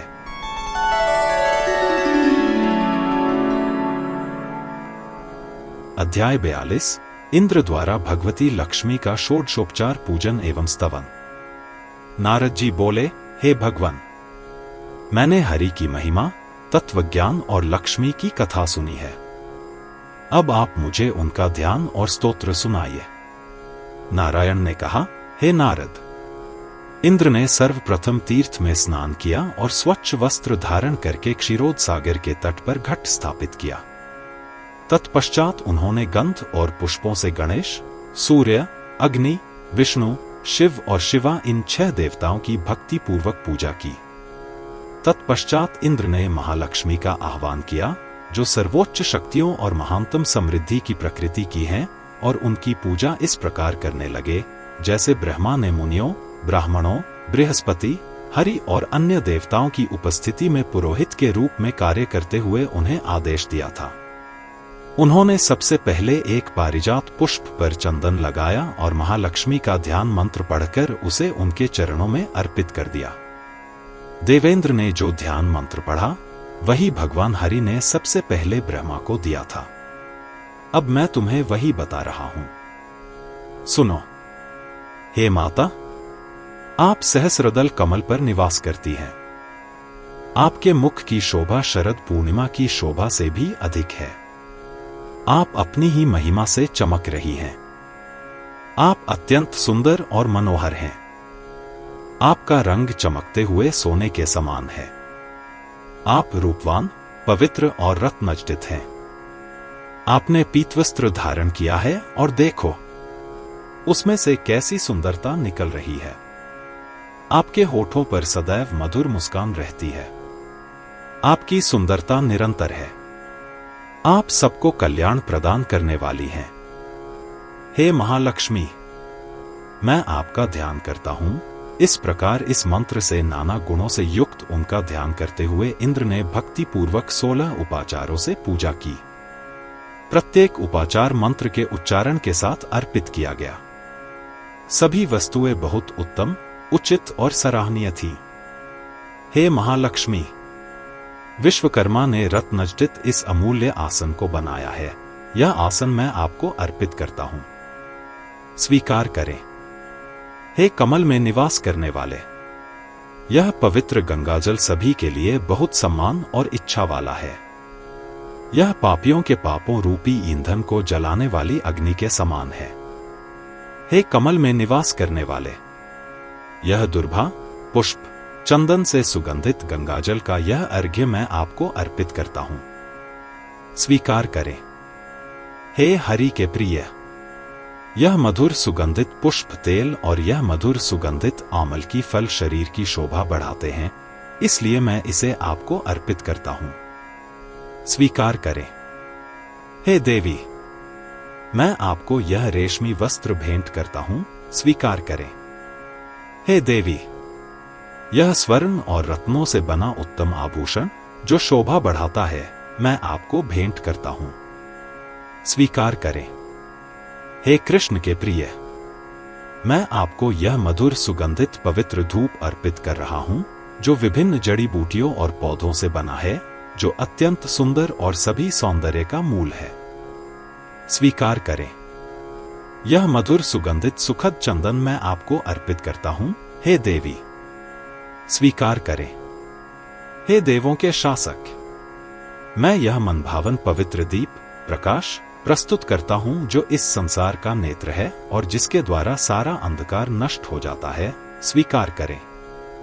हे देवी, मैं आपको ये अत्यंत स्वादिष्ट, बहुत रसदार और विभिन्न प्रकार के फल आदि अर्पित करता हूं। स्वीकार करें। हे देवेशी, यह अन्न, भोजन, ब्रह्मा है और जीवों के जीवन की रक्षा का मुख्य साधन है। इससे शरीर का पोषण और मानसिक संतुष्टि होती है। इसलिए मैं यह भोजन आपको प्रस्तुत कर रहा हूं। स्वीकार करें। हे महालक्ष्मी, हे अच्युत प्रिय, मैं आपको नाना प्रकार के सुंदर पक्कन, पके हुए स्वादिष्ट फल और गाय के दूध से बना घी भेंट कर रहा हूं। स्वीकार कीजिए। हे देवी, गन्ने के रस को गर्म करने पर चाशनी बनती है, जिसे पुनः गर्म करने पर गुड़ नामक बहुत ही स्वादिष्ट और बढ़िया वस्तु प्राप्त होती है। मैं आपको यह गुड़ भेंट कर रहा हूं। स्वीकार कीजिए। हे देवी, मैं आपको यव, गेहूं, गुड़ और घी से बनी मिठाई भेंट कर रहा हूं। स्वीकार कीजिए। मैं स्वस्तिक और अन्य अनाजों के आटे से बनी नैवेद्य भक्ति पूर्वक भेंट कर रहा हूं। स्वीकार कीजिए। हे कमले, मैं आपको यह पंखा और सफेद चमार भेंट कर रहा हूं, जो शीतल वायु देता है और जब यह शरीर गर्म हो जाता है तब बहुत ही सुखद लगता है, स्वीकार कीजिए। हे देवी, हे देवी, मैं आपको यह कपूर से सुगंधित पान भेंट कर रहा हूं, जिससे जीभ की जड़ता दूर होती है, स्वीकार कीजिए। हे देवी, मैं आपको यह सुगंधित शीतल जल भेंट कर रहा हूं, जो प्यास को दूर करने वाला है और जिसे इस संसार का जीवन कहा गया है, स्वीकार कीजिए। हे देवी, मैं आपको यह सूती और रेशमी वस्त्र भेंट कर रहा हूं, जो शरीर की शोभा और तेज को बढ़ाता है, स्वीकार कीजिए। हे देवी, मैं आपको स्वर्ण और रत्नों से बने आभूषण भेंट कर रहा हूं, जो शोभा और मनोहरता के स्रोत हैं, स्वीकार कीजिए। हे देवी, मैं तुम्हें ये पुष्पों की पवित्र मालाएं भेंट कर रहा हूं, जो भिन्न भिन्न ऋतुओं में खिलती हैं, जो अत्यंत सुंदर लगती हैं और जो देवताओं और राजाओं को तृप्ति देती हैं, स्वीकार करो। हे देवी, मैं तुम्हें ये सुंदर सुगंध, ये अत्यंत पवित्र वस्तु भेंट कर रहा हूं, जिससे शरीर और मन दोनों शुद्ध हो जाते हैं, जो अत्यंत मंगलकारी है और जो अनेक सुगंधित जड़ी बूटियों और वनस्पतियों से निर्मित है, स्वीकार करो। हे भगवान कृष्ण की प्रिय, मैं तुम्हें यह आचमनीय मुख प्रक्षालन जल भेंट कर रहा हूं, जो शुद्ध और पवित्र है और तीर्थों के पवित्र स्थानों से लाया गया है, स्वीकार करो। हे देवी, मैं तुम्हें ये उत्तम रत्नों और पुष्पों, चंदन, वस्त्रों और आभूषणों से बनी शैया भेंट कर रहा हूं, स्वीकार करो। हे देवी, मैं तुम्हें वे सभी वस्तुएं भेंट कर रहा हूं जो असाधारण हैं, इस पृथ्वी पर अत्यंत दुर्लभ हैं और देवताओं के भोग के योग्य हैं और उनके आभूषणों के योग्य हैं, स्वीकार करो। हे देवर्षि, उन मंत्रों का उच्चारण करके देवेंद्र ने नियमानुसार अत्यंत भक्तिपूर्वक उन वस्तुओं की आहुति दी। फिर उन्होंने मूल मंत्र का 10 लाख बार जप किया। इस प्रकार उनके मंत्र से उसका देवता प्रकट हुआ और इस प्रकार सफलता प्राप्त हुई। कमलवत ब्रह्मा ने देवेंद्र को श्री हरि क्लीं कमलावासिन्य स्वाहा यह मंत्र दिया। यह कल्प वृक्ष, इंद्र की वाटिका का वह वृक्ष जो मनचाही वस्तु देता है, के समान है। यह वैदिक मंत्रों में प्रधान है। मंत्र के अंत में स्वाहा शब्द है। इस मंत्र के प्रभाव से कुबेर को परम ऐश्वर्य की प्राप्ति हुई। इस मंत्र की शक्ति से राजा सम्राट दक्ष सावरणी मनु और मंगल पृथ्वी के स्वामी हुए। हे नारद, जब इंद्र को इस मंत्र में सिद्धि प्राप्त हुई, तब उनके सामने दिव्य रथ पर बैठी हुई उत्तम रत्नों से सुसज्जित महालक्ष्मी प्रकट हुई। उनके शरीर से महाप्रभा निकलकर 7 द्वीपों वाली पृथ्वी प्रकट हुई। उनका रंग श्वेत चंपक पुष्प के समान श्वेत था और उनका संपूर्ण शरीर आभूषणों से अलंकृत था। उनका मुख सदैव प्रसन्न और प्रसन्न रहता था तथा उनकी मुस्कान मधुर रहती थी। वे भक्तों पर दया दिखाने में सदैव तत्पर रहती थी। उनके गले में रत्नों की माला थी, जो करोड़ चंद्रमाओं के समान चमक रही थी। हे देवर्षि, इंद्र ने ज्यों ही शांत स्वरूप वाली विश्वमाता महालक्ष्मी को देखा, त्यों ही उसका शरीर आनंद से भर गया। उसके शरीर के रोंगटे खड़े हो गए, उसकी आंखें आंसुओं से भर गईं और वह हाथ जोड़कर ब्रह्मा द्वारा कहे गए समस्त कामनाओं को पूर्ण करने वाले वैदिक स्तोत्र का पाठ करने लगा। इंद्र ने कहा, हे कमल में निवास करने वाली, हे नारायणी, हे कृष्ण के प्रिय, हे पद्मासने, हे महालक्ष्मी, आपको नमस्कार है। हे पद्मलेक्षणे, हे पद्मनिभाने, हे पद्मासन, हे पद्मे, हे वैष्णवी, आपको नमस्कार है। आप सबके धन हैं, आप सभी के द्वारा पूजित हैं, आप सभी को आनंद और श्रीहरि की भक्ति प्रदान करती हैं। मैं आपको नमस्कार करता हूं। हे देवी, आप सदैव कृष्ण के वक्षस्थल पर निवास करती हैं और उन पर अपनी शक्तियों का प्रयोग करती हैं। आप चंद्रमा की शोभा हैं, आप सुंदर रत्न कमल पर अपना आसन ग्रहण करती हैं। आपको नमस्कार है।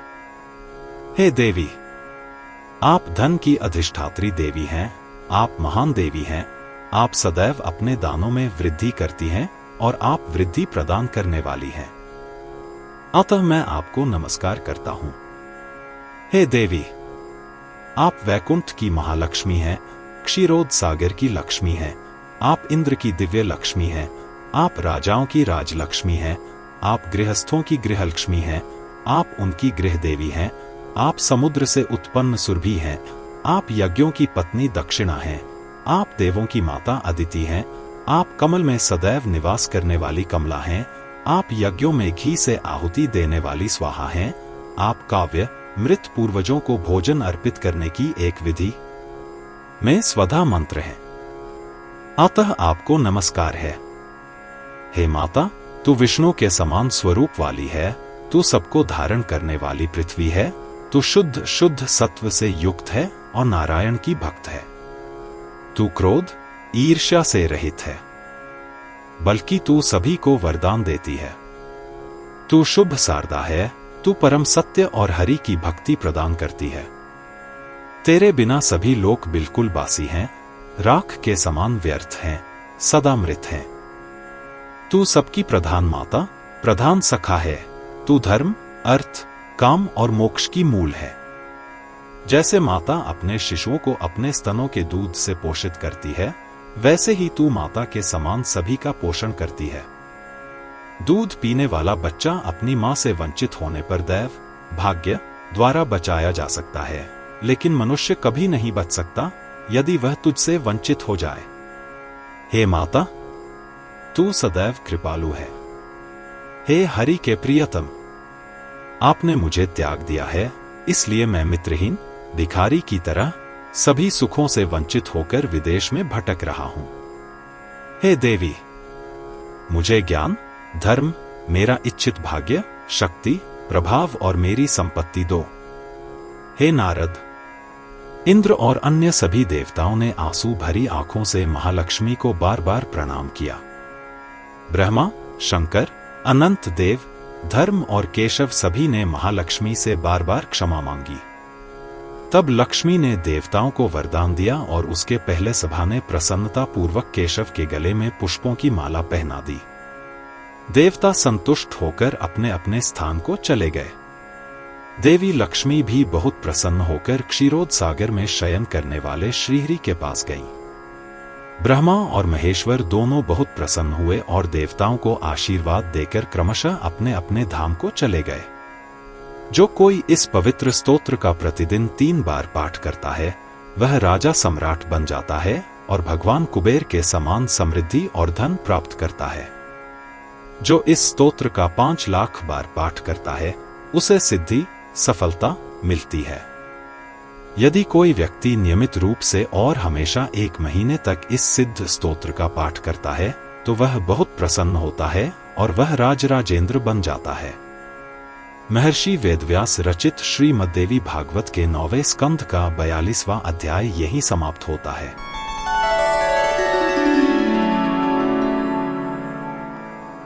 अध्याय 43 भगवती स्वाहा का उपाख्यान।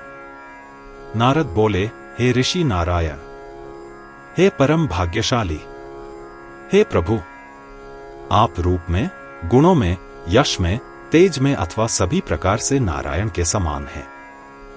आप नारायण के समान हैं। आप ज्ञानियों में श्रेष्ठ हैं, सिद्ध योगी, तपस्वी और मुनि आदि में भी आपके समान दूसरा कोई नहीं है। और आप वेदों के ज्ञाताओं में शिखर हैं।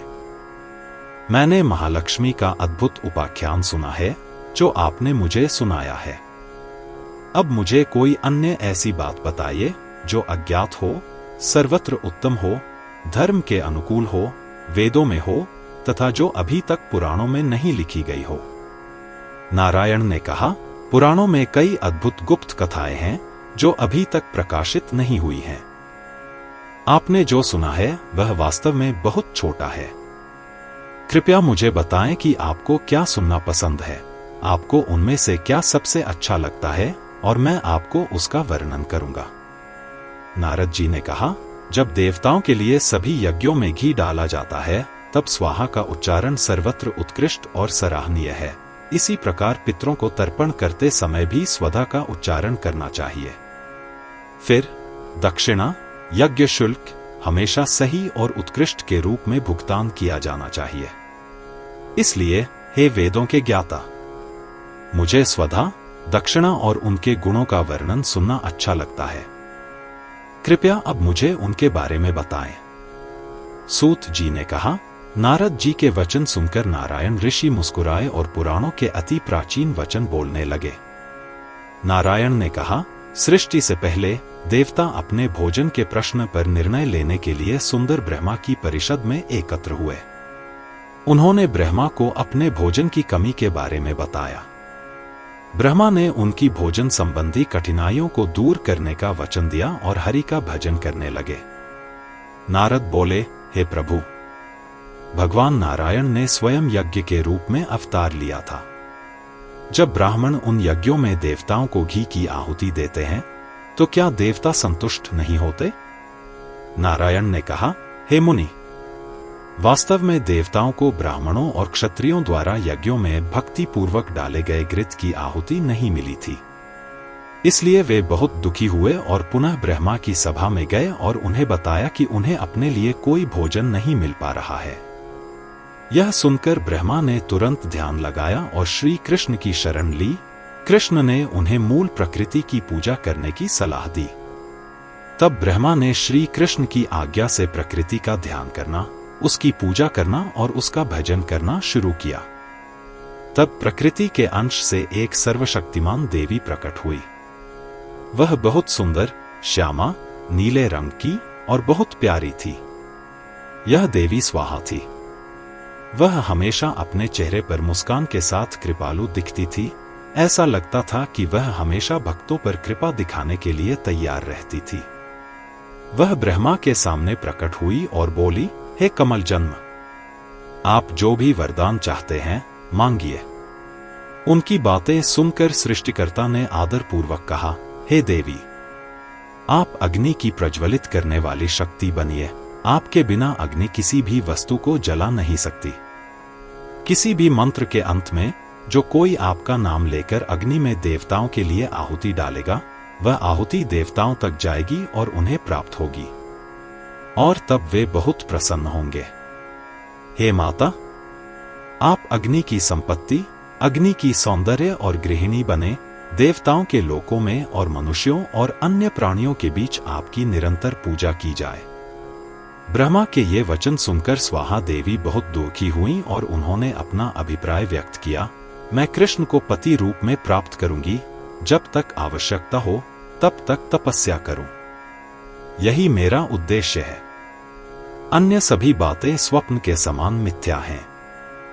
मैं सदैव भगवान श्री कृष्ण के चरण कमलों का भक्ति पूर्वक ध्यान करती हूँ, जिनकी सेवा करके आप इस जगत के रचयिता बने हैं, शंभु मृत्यु के विजेता बने हैं। अनंत देव इस ब्रह्मांड को धारण कर रहे हैं। धर्म पुण्यात्माओं का साक्षी है। गणेश जी सर्वप्रथम पूज्य हैं। प्रकृति देवी सबकी आराध्य हो गई हैं और मुनि और ऋषिगण सबका आदर करने वाले हैं। हे बालक, श्री कृष्ण से इस प्रकार कहकर पद्मा अपने मुख कमल से श्री कृष्ण के चरण कमलों का निरंतर ध्यान करती हुई रोगरहित हो गईं और कर्म करने लगीं। भगवान को पाने के लिए उन्होंने तपस्या की। सबसे पहले उन्होंने एक पैर पर खड़े होकर 1,00,000 वर्ष तक तपस्या की। फिर उन्होंने परम पुरुष श्री कृष्ण को देखा, जो प्रकृति और उसके गुणों से परे हैं। सुंदर कामुक स्वाहा ने प्रेम के भगवान के सुंदर रूप को देखा और बेहोश हो गई। सर्वज्ञ भगवान कृष्ण ने उसके इरादे जानकर उसे अपनी गोद में ले लिया।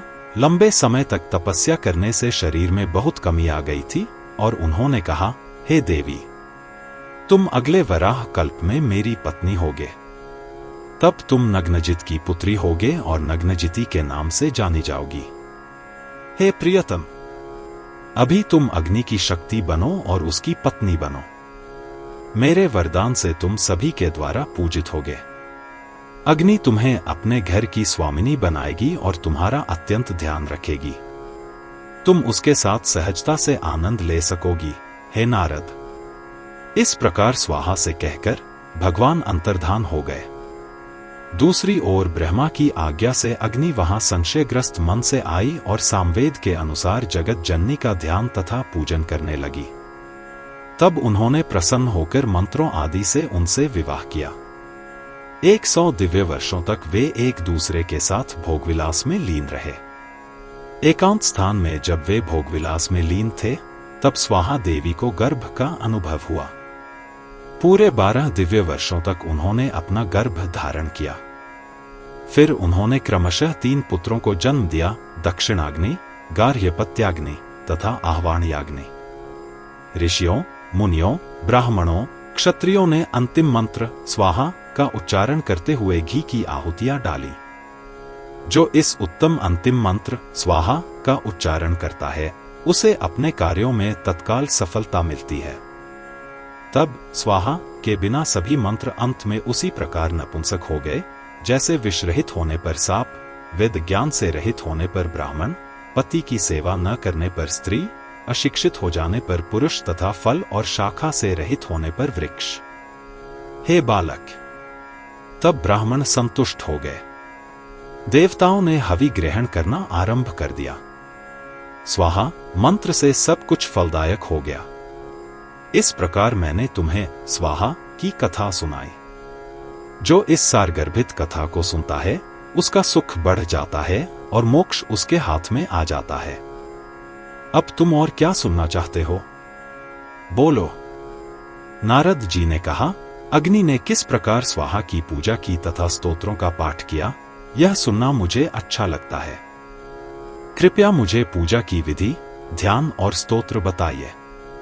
नारायण ने कहा, हे ब्राह्मण श्रेष्ठ, अब मैं तुम्हें सामवेद के अनुसार ध्यान, पूजन विधि तथा स्तोत्र बताता हूं।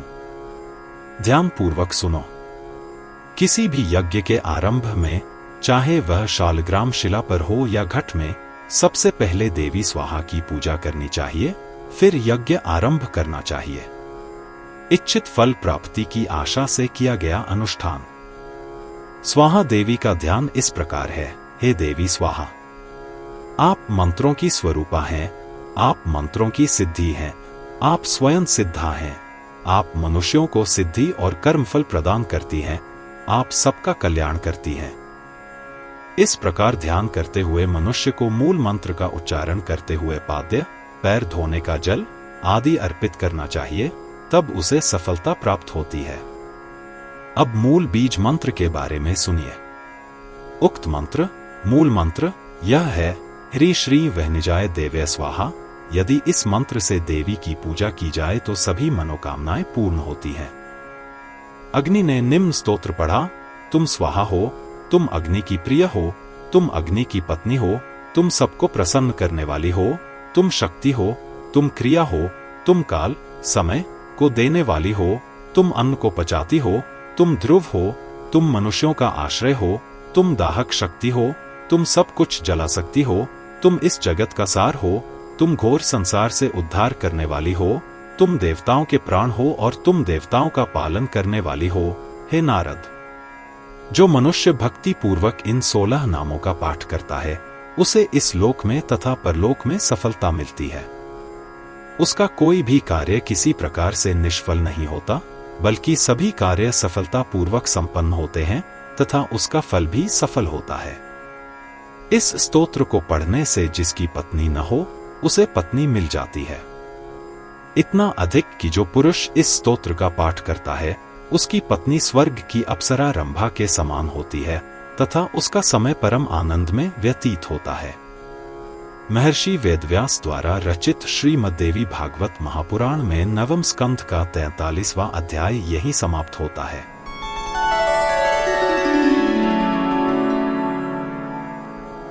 अध्याय 44 भगवती स्वधा का उपाख्यान। नारायण ने कहा, हे नारद, मैं तुम्हें स्वधा का उत्तम उपाख्यान सुनाता हूं, जो पितरों को प्रसन्न करने वाला तथा पितरों को भोजन कराने से श्राद्ध का फल बढ़ाने वाला है। सुनो। सृष्टि के पूर्व विधाता ने 7 पितरों की रचना की। उनमें से 4 सगुण हैं तथा शेष 3 तेज स्वरूप हैं। टिप्पणी। कव्यवाहो अनलः सोमो यमश्चय वर्यामा तथा अग्निश्वत्ताः बर्हिषदः सोमपा पितृ देवता। ये 7 पितृ अन्य पुराणों के अनुसार हैं।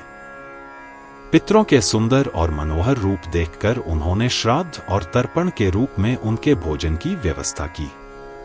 तर्पण आदि, अंतिम संस्कार और शांति प्रसाद आदि श्राद्ध मृत पूर्वजों के पितरों के सम्मान में किया जाने वाला पवित्र अनुष्ठान। स्नान करना, तर्पण तक श्राद्ध करना, देवताओं की पूजा करना तथा दिन में 3 बार संध्या करना, ये ब्राह्मणों के दैनिक कर्म हैं। यदि कोई ब्राह्मण प्रतिदिन त्रिसंध्या, श्राद्ध, तर्पण, पूजा तथा वेदों का पाठ नहीं करता तो वह विषहीन सर्प के समान अग्निहीन हो जाता है। जो देवी की भक्ति नहीं करता, जो श्रीहरि को अर्पित न किया हुआ अन्न नहीं खाता, जो मृत्यु पर्यंत अशुद्ध रहता है, वह किसी भी प्रकार का कर्म करने का अधिकारी नहीं होता। इस प्रकार पितरों के लिए श्राद्ध आदि का विधान करके ब्रह्मा जी अपने धाम को चले गए।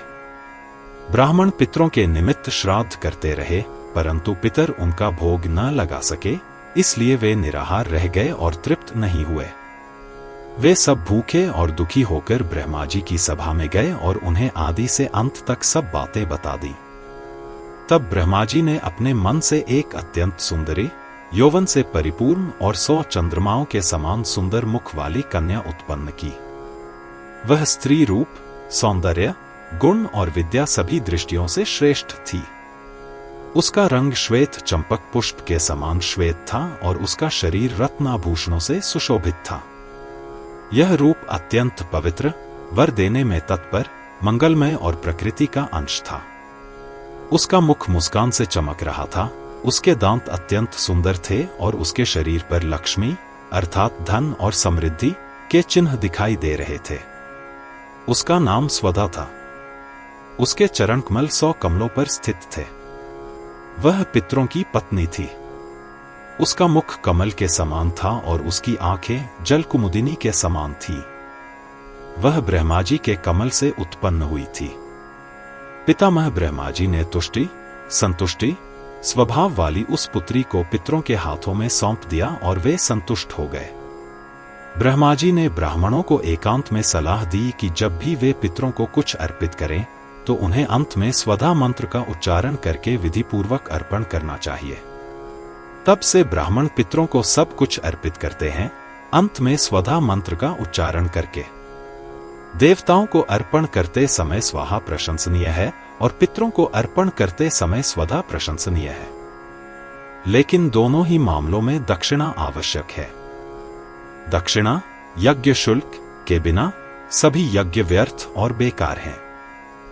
पितर, देवता, ब्राह्मण, मुनि, मनु ने शांतिपूर्ण स्वधा की पूजा की और बड़े प्रेम से उसका भजन किया। देवता, पितर, ब्राह्मण सभी प्रसन्न हुए और स्वधा देवी से वरदान पाकर उन्होंने अपना उद्देश्य पूरा किया। इस प्रकार मैंने तुम्हें स्वधा के बारे में सब कुछ बताया है। यह सभी को प्रसन्न करता है। तुम और क्या सुनना चाहते हो? बोलो, मैं तुम्हारे सभी प्रश्नों का उत्तर दूंगा। नारद बोले, हे वेदों के ज्ञाताओं में श्रेष्ठ, हे मुनि सत्तम, मैं अब स्वधा देवी की पूजा विधि, ध्यान और स्तोत्र सुनना चाहता हूं। कृपया मुझे यह सब बताइए। नारायण ने कहा, आप वेदों में वर्णित सर्वमंगलकारी ध्यान स्तोत्र के विषय में सब कुछ जानते हैं, फिर आप मुझसे पुनः क्यों पूछ रहे हैं? तथापि मैं ज्ञान की वृद्धि के लिए यह कहूंगा। शरद ऋतु में कृष्ण पक्ष की त्रयोदशी तिथि को जब मघा नक्षत्र चंद्रमा के साथ हो और श्राद्ध का दिन हो, व्यक्ति को सावधानी से स्वधा देवी की पूजा करनी चाहिए, फिर श्राद्ध करना चाहिए।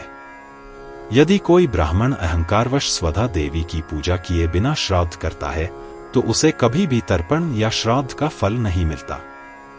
हे देवी स्वधे, आप ब्रह्मा की मानस पुत्री हैं, सदैव युवा रहती हैं तथा पितरों द्वारा पूजित हैं।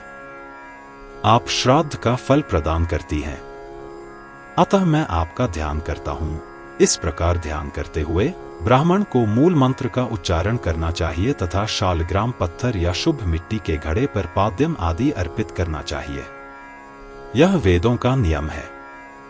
आदर्श वाक्य है ह्री श्री क्ली स्वधा देव्य स्वाहा, इस मंत्र से उनकी पूजा करनी चाहिए।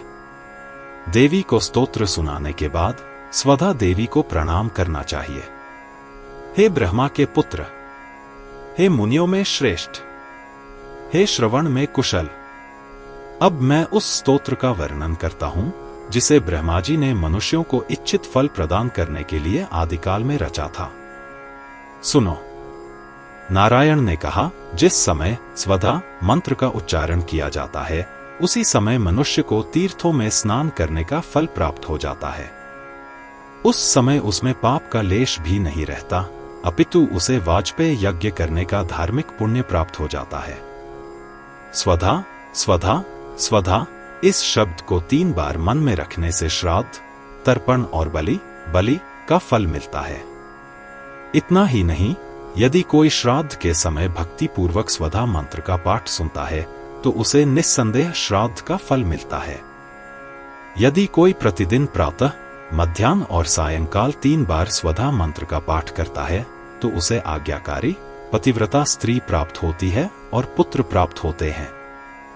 स्वधा का स्तोत्र इस प्रकार है। हे देवी स्वधे, तुम पितरों को प्राणों के समान प्रिय हो और तुम ही ब्राह्मणों के प्राण हो। तुम ही श्राद्ध कर्मों की अधिष्ठात्री देवी हो और उसका फल प्रदान करने वाली हो। हे उत्तम व्रतों वाली, तुम सनातन, सत्य और धार्मिक गुणों से युक्त हो। तुम ही सृष्टि में प्रकट होती हो और प्रलय में लुप्त हो जाती हो, और यह प्रकट होना और लुप्त होना सदा चलता रहता है। तुम ही हो, तुम ही स्वस्ति हो, तुम ही नमस्कार हो, तुम ही स्वधा हो, तुम ही दक्षिणा हो, तुम ही वेदों में निर्दिष्ट विविध कर्म हो। जगत के स्वामी ने इन्हें ही सर्वस्व बताया है। कर्मों की सफलता के लिए रचित है। ब्रह्मा जी ने ब्रह्मलोक में अपनी सभा में बैठकर इस स्तोत्र का पाठ करते हुए ज्यों ही मौन धारण किया, त्यों ही स्वधा देवी वहां प्रकट हो गईं। जब ब्रह्मा जी ने कमलमुख वाली स्वधा देवी को पितरों के हाथों में सौंप दिया तो वे प्रसन्नता पूर्वक उसे अपने धाम ले गए। जो व्यक्ति भक्ति और ध्यान पूर्वक इस स्वधा स्तोत्र का श्रवण करता है उसे सभी प्रकार के मनोवांछित फल तथा सभी तीर्थों में स्नान करने का फल प्राप्त होता है। महर्षि वेदव्यास रचित श्रीमद्देवी भागवत में 9वें स्कंध का 44वां अध्याय यहीं समाप्त होता है।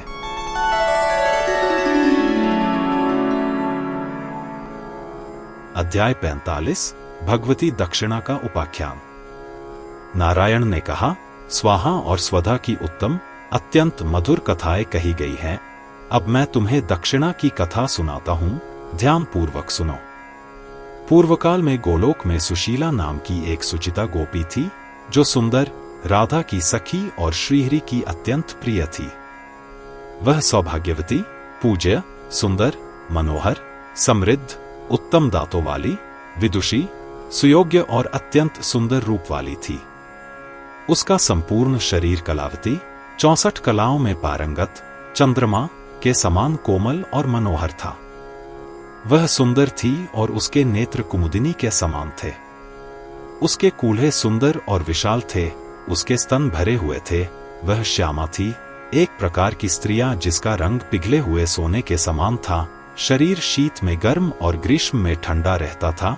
यौवन सी सुंदर थी, साथ ही वह न्यग्रोदा वर्ग की महिलाओं में से एक थी, एक उत्कृष्ट महिला। स्तनो सुक्तिनो यस्या नितंबे च विशालता, मध्य क्षीणा भवेद्या संयग्रोदा परिमंडला। हमेशा एक मुस्कान उसके चेहरे को मधुर बनाती थी और वह हमेशा अनुग्रहपूर्ण लगती थी। उसका पूरा शरीर रत्न आभूषणों से ढका हुआ था। उसका रंग सफेद चंपक की तरह सफेद था। उसके होंठ बिंब फलों की तरह लाल थे। उसकी आंखें हिरण की तरह थीं। सुशीला काम विद्या में बहुत चतुर थी। उसकी चाल हंस की तरह थी। वह विशेष रूप से प्रेम भक्ति, भगवान के प्रति प्रेम में पारंगत थी। इसलिए वह श्री कृष्ण की सबसे प्रिय महिला थी और वह तीव्र भावुक भावनाओं वाली थी। वह प्रेम की सभी भावनाओं को जानती थी। वह विनोदी और रस मंडल के स्वामी श्री कृष्ण के प्रेम के लिए उत्कट थी। वह राधा की उपस्थिति में श्री कृष्ण के बाईं ओर बैठी थी। श्री कृष्ण ने तब अपनी दृष्टि गोपियों में प्रमुख राधा पर डाली और भय से अपना सिर नीचे कर लिया। राधा का चेहरा लाल हो गया, दोनों आंखें लाल लिली की तरह लग रही थीं, क्रोध से उसके सारे शरीर कांपने लगे और होठ कांपने लगे। राधा की यह दशा देखकर भगवान श्री कृष्ण इस भय से अंतर्धान हो गए कि कहीं झगड़ा न हो जाए। सुशीला और अन्य गोपियां यह देखकर कि सत्वगुणी और मनोहर रूप वाले शांत कृष्ण अंतर्धान हो गए हैं, भय से कांपने लगीं। तब 1,00,000 कोटि की राधाएं प्रकट हुईं। कृष्ण को अनुपस्थित तथा राधा को क्रोधित देखकर गोपियां बहुत भयभीत हो गईं और भक्ति पूर्वक सिर झुकाकर तथा हाथ जोड़कर बार बार कहने लगीं, राधे, हमारी रक्षा करो, हमारी रक्षा करो, और वे उनके चरणों की शरण में गईं। हे नारद, सुदामा आदि 3,00,000 गोप भी भय के कारण श्री राधा के चरण कमलों की शरण में गए। तब कृष्ण को अनुपस्थित तथा अपनी सखी सुशीला को भागती हुई देखकर राधा ने उसे इस प्रकार शाप दिया, यदि सुशीला पुनः इस गोलोक में आएगी तो वह भस्म हो जाएगी। इस प्रकार क्रोध में अपनी सखी सुशीला को शाप देकर देवों के देव की प्रिय तथा रसमंडल की स्वामिनी राधा रासमंडल में गई तथा उसके स्वामी कृष्ण का आह्वान किया।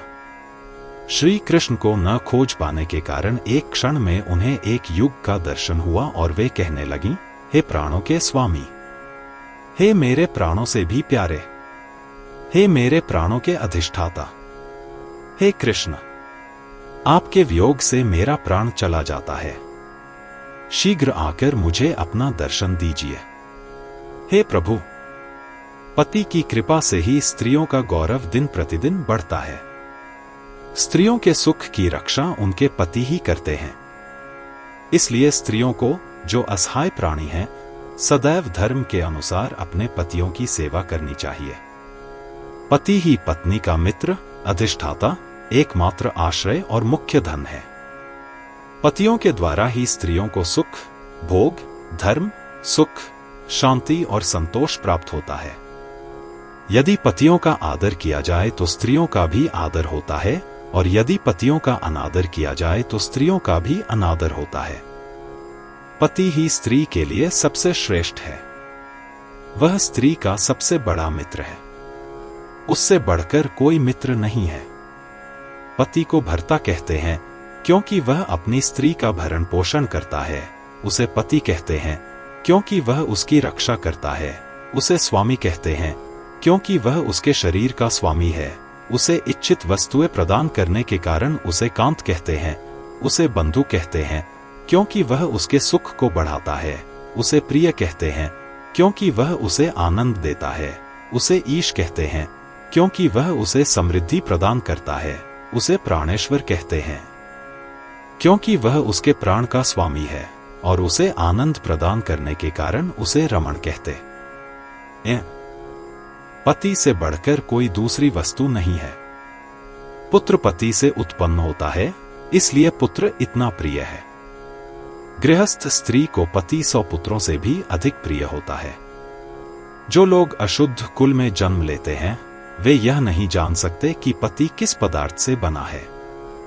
संपूर्ण तीर्थों में स्नान करना, संपूर्ण यज्ञों में दक्षिणा देना, संपूर्ण पृथ्वी की परिक्रमा करना, संपूर्ण तप करना, संपूर्ण व्रतों का पालन करना, संपूर्ण उत्तम दान, पवित्र व्रत, शास्त्रों में जो कुछ कहा गया है वह सब करना, गुरु, ब्राह्मण और देवताओं की सेवा करना, ये सब पति के चरणों की सेवा के 16वें भाग के बराबर भी नहीं है।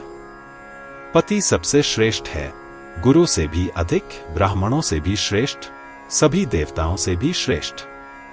जैसे पुरुषों के लिए आध्यात्मिक ज्ञान देने वाला आध्यात्मिक गुरु सर्वश्रेष्ठ और सर्वोच्च है, वैसे ही स्त्रियों के लिए उनके पति सबसे अच्छे हैं। ओह, मैं अपने परम प्रियतम की महिमा का अनुभव नहीं कर पा रही हूं, जिनकी कृपा से मैं 1,00,000 कोटि गोपियों, 1,00,000 कोटि गोपों, असंख्य ब्राह्मणों और उनकी समस्त वस्तुओं का तथा भू, पृथ्वी से गोलोक तक के सभी लोकों का एकमात्र शासक हूं।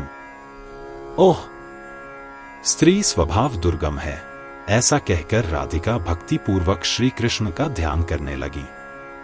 उनकी आंखों से लगातार आंसू बहने लगे। वे बोली, हे प्रभु, हे प्रभु, हे रामन, मुझे अपना दर्शन दीजिए। मैं आपके वियोग में बहुत दुर्बल और व्यथित हूं। अब दक्षिणा देवी गोलोक से निष्कासित होकर कमला के शरीर में प्रविष्ट होकर बहुत समय तक तपस्या करती रहीं। दूसरी ओर देवताओं ने बहुत कठिन यज्ञ किया, परंतु उन्हें उसका कोई फल प्राप्त नहीं हुआ। अतएव वे बहुत दुखी होकर ब्रह्मा के पास गए। उनकी बात सुनकर ब्रह्मा ने भक्तिपूर्वक बहुत समय तक विष्णु का ध्यान किया। अंत में विष्णु ने उन्हें उत्तर दिया। विष्णु महालक्ष्मी के शरीर से मर्त्य लक्ष्मी, पृथ्वी की लक्ष्मी के रूप में प्रकट हुए और उन्होंने अपनी दक्षिणा ब्रह्मा को दे दी। तब देवताओं को उनके कर्मों का फल देने की दृष्टि से ब्रह्मा ने यज्ञ देव को सौंप दिया। यज्ञ की अध्यक्षता करने वाले देव नारायण द्वारा अर्पित देवी दक्षिणा। तब यज्ञ देव ने उनकी विधिपूर्वक पूजा की और बड़े आनंद के साथ उनके स्तोत्र पढ़े। उनका रंग पिघले हुए सोने के समान था, उनकी चमक कोटि चंद्रमा के समान थी। बहुत ही सुंदर, मनोहर, मनमोहक चेहरा, जल लिली के समान कोमल शरीर, पद्म पालास जैसी आंखों वाली लक्ष्मी के शरीर से उत्पन्न, ब्रह्मा द्वारा पूजित, दिव्य रेशमी वस्त्र पहने हुए, उनके होंठ बिंब फलों के समान पवित्र, सुंदर, उनके बालों की लट मालती की मालाओं से घिरी हुई थी, मधुर मुस्कान वाले मुख वाली, रत्नजटित आभूषणों से सुसज्जित, अच्छे वस्त्र पहने, नहाई हुई, मुनियों के मन को मोहित करने वाली, माथे के बालों के नीचे कस्तूरी और चंदन से सुगंधित सिंदूर की बिंदी, विशाल नितंब, भरे हुए वक्षस्थल, कामदेव के बाणों से घायल ऐसी थी दक्षिणा देवी। उन्हें देखकर यज्ञदेव मूर्छित हो गए। अंत में उन्होंने विधिवत रीति रिवाजों और अनुष्ठानों के अनुसार उनसे विवाह किया। उन्हें एकांत स्थान में ले जाकर उन्होंने लक्ष्मी नारायण के समान बड़े आनंद के साथ पूरे दिव्य 100 वर्षों तक उनका उपभोग किया। धीरे धीरे दक्षिणा गर्भवती हो गई। वह 12 दिव्य वर्षों तक वैसी ही रही। फिर उसने कर्म के फल के रूप में विधिपूर्वक एक सुंदर पुत्र को जन्म दिया। जब कोई कर्म पूरा हो जाता है तो यह पुत्र उस कर्म का फल देता है। यज्ञदेव अपनी पत्नी दक्षिणा तथा कर्मफलदाता उपर्युक्त कर्मफल के साथ इच्छित फल प्रदान करते हैं। उनके सभी यज्ञ और कर्मों का फल देने वाले पंडितों का यही कहना है। वास्तव में अब से उन्होंने अपनी पत्नी दक्षिणा और कर्मों के फलदाता पुत्र के साथ सभी व्यक्तियों को उनके कर्मों का फल देना शुरू कर दिया। देवता इस पर संतुष्ट हुए और क्रमशः अपने अपने धाम को चले गए। इसलिए जो व्यक्ति कर्म करता है, जिसे आमतौर पर कर्मकर्ता के रूप में जाना जाता है, उसे दक्षिणा, यज्ञ शुल्क का भुगतान करना चाहिए और इस तरह वह तुरंत अपने कर्मों को पूरा करता है। वेदों में कहा गया है कि जैसे ही कर्मकर्ता दक्षिणा का भुगतान करता है, उसे तुरंत अपने कर्मों का फल प्राप्त होता है। यदि कर्मकर्ता अपने कर्मों को पूरा करने के बाद दुर्भाग्यवश या अज्ञानवश ब्राह्मणों को दक्षिणा न दे, तो एक मुहूर्त बीत जाने पर दक्षिणा 2 गुनी हो जाती है और एक रात्रि बीत जाने पर दक्षिणा बढ़कर 100 गुना हो जाती है। यदि 3 रात्रि बीत जाने पर भी दक्षिणा न दी जाए तो पिछली दक्षिणा फिर 100 गुना हो जाती है। यदि 1 सप्ताह बीत जाए तो पिछली दक्षिणा 2 गुनी हो जाती है और यदि 1 मास बीत जाए तो दक्षिणा 1,00,000 गुना हो जाती है। यदि 1 वर्ष बीत जाए तो दक्षिणा करोड़ गुना हो जाती है और कर्म भी फल नहीं देता। ऐसा कर्मकर्ता ब्राह्मण की संपत्ति को अन्यायपूर्वक छीनने वाला कहलाता है और अपवित्र माना जाता है। उसे आगे कोई कर्म करने का अधिकार नहीं होता। इस पाप के कारण वह दरिद्र और रोगी हो जाता है। लक्ष्मी देवी उसके घर से चली जाती हैं, उसे कठोर श्राप देकर छोड़ देती हैं। इतना अधिक कि पितर उस दुष्ट द्वारा किया गया श्राद्ध तर्पण स्वीकार नहीं करते। इसलिए देवता उसकी पूजा स्वीकार नहीं करते, न ही अग्नि उसके द्वारा डाली गई आहुति स्वीकार करती है। यदि यज्ञ करने वाला व्यक्ति अपने द्वारा निर्धारित बलि का भुगतान नहीं करता है और जो व्यक्ति बलि स्वीकार करता है वह बलि की राशि की मांग नहीं करता है, तो वे दोनों नरक में जाते हैं। लेकिन यदि यज्ञ करने वाला व्यक्ति पुरोहितों द्वारा शुल्क मांगे जाने पर भुगतान नहीं करता है तो यजमान, यज्ञ करने वाला, उसी प्रकार नरक में गिरता है जैसे रस्सी से टूटा हुआ घड़ा नीचे गिरता है। यजमान शिष्य को ब्रह्मस्वभारी, ब्राह्मण की संपत्ति को लूटने वाला कहा जाता है। वह अंततः कुंभीपाक नरक में जाता है। वहां वह 1,00,000 वर्ष तक यम के दूतों द्वारा दंडित और धमकाया जाता है। फिर वह चांडाल के रूप में पुनर्जन्म लेता है, गरीब और बीमार, इतना कि उसकी 7 पीढ़ियां ऊपर और उसकी 7 पीढ़ियां नीचे की पीढ़ियां नरक में जाए। हे नारद, इस प्रकार मैंने तुम्हें दक्षिणा की कथा सुनाई। अब तुम और क्या सुनना चाहते हो? कहो। नारद जी बोले, हे मुनियों में श्रेष्ठ, जो व्यक्ति उस कर्म का फल भोगता है जिसमें दक्षिणा नहीं दी जाती, यज्ञदेव द्वारा दक्षिणा की पूजा की विधि का वर्णन कीजिए। नारायण ने कहा, दक्षिणा के बिना किसी भी यज्ञ का फल कहां मिलता है? अर्थात कहीं नहीं, वह कर्म ही दक्षिणा को प्राप्त होता है। दक्षिणादि कर्मों के फल केवल पाताल में रहने वाले बलि ही भोगते हैं, अन्य कोई नहीं। क्योंकि प्राचीन काल में वामन देव ने यह आदेश दिया था कि वे फल राजा बलि को मिलेंगे। वेद विरुद्ध श्राद्ध, बिना श्रद्धा या श्रद्धा के किए गए दान, वृषाला, 12 वर्ष की अविवाहित कन्या जिसका मासिक धर्म आरंभ हो गया हो, के पति ब्राह्मण द्वारा की गई पूजा, अशुद्ध ब्राह्मण, अपने कर्तव्यों का पालन न करने वाला ब्राह्मण द्वारा किए गए यज्ञों के फल, अशुद्ध व्यक्तियों द्वारा की गई पूजा तथा गुरु भक्ति से रहित मनुष्य के कर्म, ये सब राजा बलि के लिए आरक्षित हैं। वे इन सब का फल भोगते हैं। हे बालक, अब मैं तुम्हें ध्यान स्तोत्र तथा दक्षिणा देवी की कण्व शाखा के अनुसार पूजन विधि बता रहा हूं। सुनो। प्राचीन काल में जब यज्ञदेव को कर्म में निपुण दक्षिणा प्राप्त हुई, तब वे उसके रूप पर मोहित हो गए और प्रेम में लीन होकर उसकी स्तुति करने लगे। हे सुंदरी, तुम गोलोक में गोपियों की प्रधान थी, तुम राधा के समान थी, तुम उनकी सखी थी और श्री कृष्ण की प्रियतमा श्री राधा तुम्हें प्रेम करती थी। रास मंडल में कार्तिक मास की पूर्णिमा की रात्रि में राधा के महापर्व में आप लक्ष्मी के दाहिने कंधे से प्रकट हुई, इसलिए आपका नाम दक्षिणा पड़ा। हे सुंदरी, आप पहले अच्छे स्वभाव की थी, इसलिए आपका नाम सुशीला था। फिर राधा के शाप से आप दक्षिणा में चली गईं। यह मेरा सौभाग्य है कि आप गोलोक से विमुख होकर यहां आई हैं। हे परम सौभाग्यशाली, अब मुझ पर दया करें और मुझे अपने पति के रूप में स्वीकार करें। हे देवी, आप सभी कर्म करने वालों को उनके कर्मों का फल देती हैं। आपके बिना उनके कर्म फल नहीं देते। यहां तक कि यदि आप उनके कर्म में उपस्थित नहीं हैं, तो उनके कर्म कभी भी उज्जवल रूप से प्रकाशित नहीं होते हैं। तुम्हारे बिना न तो ब्रह्मा, न विष्णु, न महेश, न ही दिशाओं के अधिपति 10 दिक्पाल कर्मों का फल दे सकते हैं। ब्रह्मा कर्म के अवतार हैं, महेश्वर कर्मों के अवतार हैं और मैं विष्णु स्वयं यज्ञों का अवतार हूं। लेकिन तुम सबका सार हो। तुम परा प्रकृति हो, निर्गुण हो, परा ब्रह्मा अवतार हो, कर्मों के फलों को देने वाले हो। भगवान श्री कृष्ण तुम्हारे बिना कर्मों का फल नहीं दे सकते। हे प्रियतम, प्रत्येक जन्म में तुम मेरी शक्ति बनो। हे उत्तम मुख वाले, तुम्हारे बिना मैं कोई भी कर्म अच्छी तरह से पूरा करने में असमर्थ हूं। हे नारद, इस प्रकार दक्षिणा देवी की स्तुति करते हुए यज्ञदेव उनके समक्ष खड़े हो गए।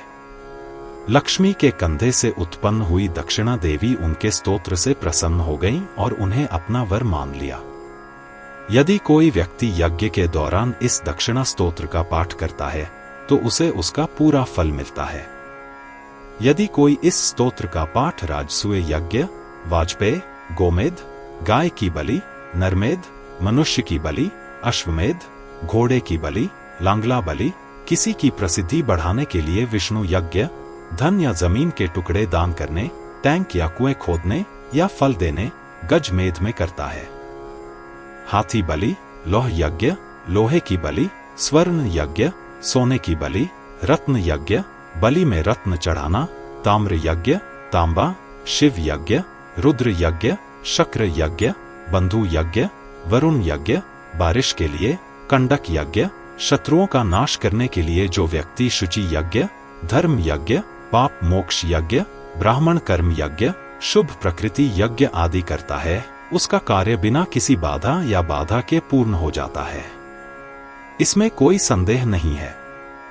इस प्रकार अब स्तोत्र का उल्लेख किया गया है। ध्यान और पूजा की विधि सुनो। सबसे पहले शालग्राम पत्थर या मिट्टी के बर्तन, घट में दक्षिणा देवी की पूजा करनी चाहिए।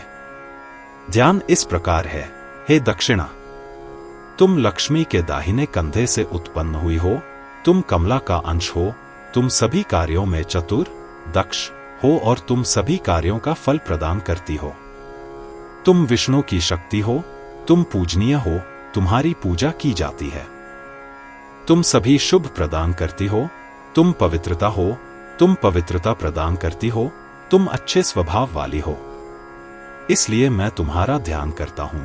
इस प्रकार ध्यान करते हुए बुद्धिमान व्यक्ति को मुख्य मंत्र से दक्षिणा की पूजा करनी चाहिए।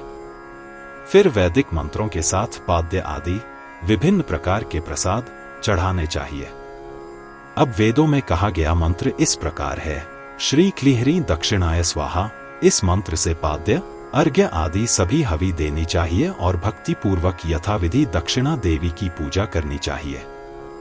हे नारद, इस प्रकार मैंने तुमसे दक्षिणा की कथा कही। इससे सुख, आनंद और समस्त कर्मों के फल प्राप्त होते हैं। इस भारतवर्ष में यज्ञीय कार्यों में संलग्न होकर यदि कोई ध्यान पूर्वक दक्षिणा के इस ध्यान नाम को सुनता है तो उसका यज्ञ निष्कलंक हो जाता है। यहां तक कि जिस मनुष्य के कोई पुत्र न हो उसे भी निस्संदेह अच्छे और योग्य पुत्र प्राप्त होते हैं। यदि किसी की पत्नी न हो तो उसे उत्तम स्त्री मिलती है, वह अच्छे स्वभाव वाली, सुंदर, पतली कमर वाली, बहुत से पुत्र देने वाली, मधुरभाषी, विनम्र, पवित्र, शुद्ध और कुलीन होती है।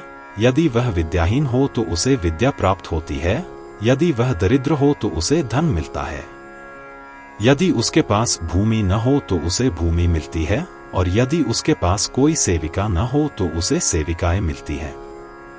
यदि कोई मनुष्य 1 महीने तक दक्षिणा देवी के इस स्तोत्र का श्रवण करता है तो वह सभी संकटों, मित्रों से वियोग, संकटों, कारागार और अन्य सभी विपत्तियों से मुक्त हो जाता है।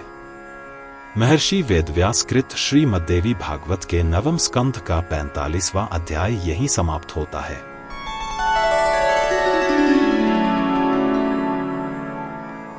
अध्याय 46 भगवती षष्ठी की महिमा के प्रसंग में राजा प्रियव्रत की कथा। नारद बोले, हे वेदों के ज्ञाताओं में श्रेष्ठ, मैंने आपसे अनेक देवियों की कथाएं सुनी हैं। अब मैं अन्य देवियों का जीवन चरित्र भी सुनना चाहता हूं, कृपया वर्णन करें।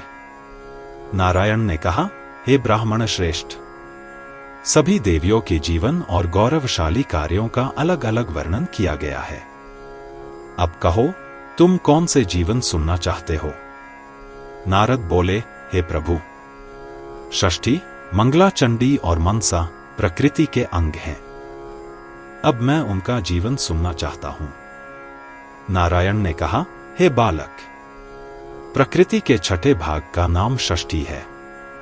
षष्ठी देवी शिशुओं और बच्चों की अधिष्ठात्री देवी हैं। वे भगवान विष्णु की माया हैं और वे सभी को पुत्र प्रदान करती हैं। वे 16 मातृकाओं में से एक हैं। वे देवसेना के नाम से जानी जाती हैं। वे व्रत प्रतिज्ञा करती हैं।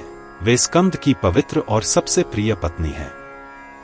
वे बच्चों की दीर्घायु का निर्णय करती हैं और हमेशा उनके संरक्षण में लगी रहती हैं।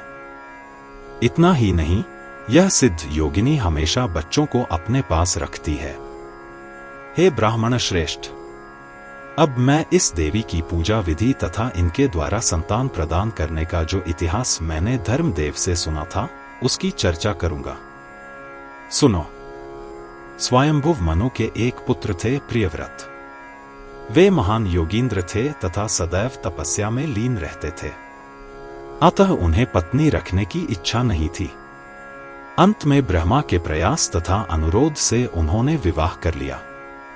परंतु बहुत दिन बीत गए, पर उन्हें पुत्र का मुख न दिखा। तब महर्षि कश्यप पुत्रेष्टि यज्ञ में उनके पुरोहित बने तथा यज्ञ समाप्त होने पर उन्होंने अपनी पत्नी मालिनी को चरु नामक यज्ञ दिया। चरु खाने से रानी मालिनी गर्भवती हो गई। 12 देव वर्षों तक उसने गर्भ धारण किया। 12 वर्ष के पश्चात उसने सुवर्ण वर्ण का पूर्ण विकसित पुत्र दिया, पर पुत्र तो प्राणहीन था और उसकी दोनों आंखें भी व्याकुल थी। यह देख मित्र की पत्नियां बहुत दुखी हुईं और रोने लगीं। बालक की माता इतनी दुखी हो गई कि वह मूर्छित हो गई। हे मुनि, राजा स्वयं पुत्र को छाती पर लेकर दाह भूमि पर गए। वहां अपने बच्चे को छाती पर लिए वे जोर जोर से रोने लगे, बल्कि वे स्वयं ही प्राण त्यागने को तैयार हो गए। राजा प्रियव्रत ने आकाश में एक ऐसा विमान देखा जो स्फटिक के समान चमक रहा था तथा उत्तम रत्नों से निर्मित था। वह विमान अपनी ही चमक से जगमगा रहा था तथा उसके चारों ओर रेशमी वस्त्र लिपटा हुआ था, जिससे उसकी शोभा और भी बढ़ गई थी। अनेक प्रकार के रंगों की मालाओं से उसका स्वरूप बहुत ही सुंदर और मनमोहक हो रहा था। उस विमान पर एक सिद्ध योगिनी बैठी हुई थी, जो अत्यंत सुंदर थी, जिसका रंग श्वेत चंपक के समान था, जो सदैव तरुणाई से युक्त, मुस्कुराती हुई, रत्न आभूषणों से सुसज्जित, भक्तों पर कृपा करने वाली थी। उसे देखकर राजा प्रियव्रत ने अपने स्तन से छूटे हुए शिशु को भूमि पर रख दिया और बड़े प्रेम और भक्ति के साथ उसकी पूजा और स्तोत्र का कीर्तन करने लगे। और फिर उन्होंने उस शांतिपूर्ण महिला से पूछा, जो स्कंद की पत्नी थी, जो गर्मियों के सूरज की तरह चमक रही थी, हे सुंदरी, तुम कौन हो? तुम किसकी पत्नी हो और किसकी बेटी हो? तुम्हारी उपस्थिति से ऐसा लगता है कि तुम सौभाग्यशाली हो और महिलाओं के बीच सम्मानित हो।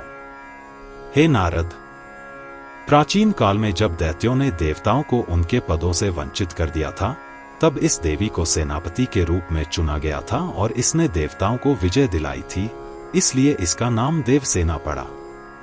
राजा प्रियव्रत के वचन सुनकर देवसेना, जो देवताओं के लिए लड़ने वाली तथा संपूर्ण जगत की हितैषी थी, बोली, हे राजन, मैं ब्रह्मा की मन से उत्पन्न पुत्री हूं। मेरा नाम देवसेना है। सृष्टिकर्ता ने पहले मुझे अपने मन से उत्पन्न किया और स्कंद के हाथों में सौंप दिया। मातृकाओं में मैं षष्ठी कहलाती हूं, जो स्कंद की पत्नी है। मैं प्रकृति का छठा अंश हूं, इसलिए मेरा नाम षष्ठी है। जिनके पुत्र नहीं हैं, उन्हें मैं पुत्र देती हूं। जिनकी पत्नी नहीं है, उन्हें मैं पत्नियां देती हूं। निर्धनों को धन देती हूं और जो कर्म करते हैं, उन्हें मैं कर्म देती हूं। सुख, दुख, भय, शोक, हर्ष, मंगल, धन और विपत्ति ये सब कर्मों के फल हैं। अपने कर्मों के फल स्वरूप मनुष्यों को बहुत से पुत्र प्राप्त होते हैं और अपने कर्मों के फलस्वरूप ही मनुष्य अपने कुल के सब धनों से रहित हो जाते हैं। कर्मों के फलस्वरूप मनुष्यों को मृत पुत्र प्राप्त होते हैं और कर्मों के फलस्वरूप ही मनुष्य दीर्घायु होते हैं। सभी लोग अपने कर्मों का फल भोगते हैं, चाहे वे सुयोग्य हों या कुरूप, चाहे उनकी अनेक पत्नियां हों या कोई स्त्री न हो, चाहे वे रूपवान हों, धार्मिक हों या रोगी हों, यह सब कर्मों के कारण ही होता है। रोग उनके कर्मों से उत्पन्न होते हैं, फिर वे अपने कर्मों से ही स्वस्थ हो जाते हैं। अतः हे राजन, वेदों में कहा गया है कि कर्म सबसे अधिक शक्तिशाली है। ऐसा कहकर देवसेना ने मृत बालक को गोद में लिया और अपनी बुद्धि से शीघ्र ही उसे जीवित कर दिया। राजा ने देखा कि उस सुनहरे रंग के बालक में प्राण वापस आ गए और वह जीवित हो गया। राजा को विदा देकर देवसेना बालक को लेकर विदा होने को तैयार हो गई। इस पर राजा का तालू और गला सूख गया और वह पुनः देवी की स्तुति करने लगा। राजा द्वारा रचित स्तोत्र से देवी षष्ठी प्रसन्न हो गई। तब देवी ने राजा को संबोधित करते हुए कहा, हे राजन, वेदों में जो कुछ कहा गया है वह सब कर्मों से बना है। आप स्वयंभुव मनु के पुत्र और तीनों लोकों के स्वामी हैं। बेहतर होगा कि आप तीनों लोकों में मेरी पूजा का प्रचार करें और स्वयं भी मेरी पूजा करें। तब मैं आपको आपका सुंदर पुत्र, आपके कुल का कमल दूंगी। नारायण के अंश से उत्पन्न आपका पुत्र सुव्रत के नाम से प्रसिद्ध होगा। वह सुयोग्य महान साहित्यकार, अपने पूर्व जन्मों की परिस्थितियों को याद रखने में सक्षम, योगियों में सर्वश्रेष्ठ, 100 यज्ञों का कर्ता, सबसे श्रेष्ठ, क्षत्रियों द्वारा नमन किया जाने वाला, 1,00,000 शक्तिशाली हाथियों के समान बलवान, धनवान, सौभाग्यशाली, शुद्ध, साहित्यकारों का प्रिय, विद्वान और तपस्वियों के फल को देने वाला, प्रसिद्ध और तीनों लोकों को धन और समृद्धि देने वाला होगा। ऐसा कहकर देवसेना ने बालक को राजा को दे दिया। जब राजा ने वचन दिया कि वह उनकी पूजा का प्रचार करेगा, तो देवी ने उसे वरदान दिया और स्वर्गलोक चली गई। राजा भी बहुत प्रसन्न होकर मंत्रियों के साथ अपने निवास पर आया और पुत्र का सारा हाल कह सुनाया। घर की स्त्रियों ने जब सब बातें सुनी तो वे बहुत प्रसन्न हुई। पुत्र के प्राण वापस आने के उपलक्ष्य में राजा ने सर्वत्र मंगल अनुष्ठान किया। षष्ठी देवी की पूजा आरंभ की गई। ब्राह्मणों को धन संपत्ति प्रदान की गई। तब से प्रत्येक मास के शुक्ल पक्ष की षष्ठी तिथि को षष्ठी देवी के सम्मान में महान उत्सव मनाए जाने लगे। तब से पूरे राज्य में बालक के जन्म के 6ठे दिन शयन कक्ष में षष्ठी देवी की पूजा होने लगी। 21वें दिन शुभ मुहूर्त में जब बालक की आयु 6 महीने हो जाती है, तो उसे प्रथम बार चावल देने के समारोह में तथा बालकों के अन्य सभी शुभ समारोहों में षष्ठी देवी की पूजा की जाती थी तथा राजा स्वयं बड़ी सावधानी से तथा विधिपूर्वक उन पूजाओं को संपन्न करते थे। अब मैं तुम्हें ध्यान, पूजा विधि तथा स्तोत्र के बारे में बताऊंगा, जैसा कि मैंने धर्मदेव से सुना था तथा जैसा कि कौतुम शाखा में कहा गया है। सुनो। उन्होंने कहा है, शालग्राम पत्थर में, घड़े में, बट वृक्ष की जड़ में अथवा कमरों के फर्श पर आकृति बनाकर अथवा प्रकृति के 6ठे अंश षष्ठी देवी की प्रतिमा बनाकर उसे स्थापित करके देवी की पूजा करनी चाहिए। ध्यान यह है, हे देवसेना, तुम अच्छे पुत्रों को देने वाली, सौभाग्य देने वाली हो, तुम दयावान और दयालु हो तथा संसार की जननी हो, तुम्हारा रंग सुंदर है, हे देवी। श्वेत चंपक पुष्पों के समान उज्ज्वल। आप रत्नाभूषणों से सुसज्जित हैं। आप पवित्र हैं और सर्वोच्च तथा सर्वश्रेष्ठ देवी हैं। आपको प्रणाम। मैं आपका ध्यान करता हूं। इस प्रकार ध्यान करते हुए उपासक को अपने सिर पर पुष्प रखना चाहिए। फिर पुनः ध्यान करते हुए मुख्य मंत्र का उच्चारण करते हुए पाद्य, पैर धोने का जल, अर्घ्य, आचमन, गंध, पुष्प, धूप, दीप, अन्न, मूल और फल आदि का नैवेद्य अर्पित करना चाहिए तथा इस प्रकार विविध वस्तुओं से षष्ठी देवी की पूजा करनी चाहिए। ह्रीं षष्ठी देवे स्वाहा षष्ठी देवी का मुख्य मंत्र है। मनुष्य को अपनी शक्ति के अनुसार 8 अक्षरों वाले इस महामंत्र का जप करना चाहिए। जप के पश्चात उपासक को भक्ति और एकाग्रचित्त होकर स्तोत्रों का उच्चारण करना चाहिए और फिर प्रणाम करना चाहिए। सामवेद के अनुसार षष्ठी देवी का स्तोत्र, भजन बहुत सुंदर और पुत्र प्रदान करने वाला है। कमलवत ब्रह्मा जी ने कहा है, यदि कोई इस अष्टाक्षरी मंत्र का 1,00,000 बार जप करता है, तो उसे अवश्य ही उत्तम पुत्र की प्राप्ति होती है। हे मुनियों में श्रेष्ठ, अब मैं प्रियव्रत द्वारा रचित षष्ठी देवी का मंगलमय स्तोत्र कहता हूं। सुनो। इस अत्यंत गोपनीय स्तोत्र को पढ़ने से मनुष्य की सभी इच्छाएं पूरी होती हैं। इस प्रकार राजा प्रियव्रत ने कहा, हे देवी देवसेना, मैं आपको प्रणाम करता हूं। हे महान देवी, आपको प्रणाम है। आप सिद्धियों को देने वाली हैं, आप शांतिमय हैं, आपको प्रणाम है। आप कल्याण को देने वाली हैं, आप देवसेना हैं, आप षष्ठी देवी हैं, मैं आपको प्रणाम करता हूं। आप लोगों को वरदान देती हैं, आप पुरुषों को पुत्र और धन प्रदान करती हैं, इसलिए आपको प्रणाम है।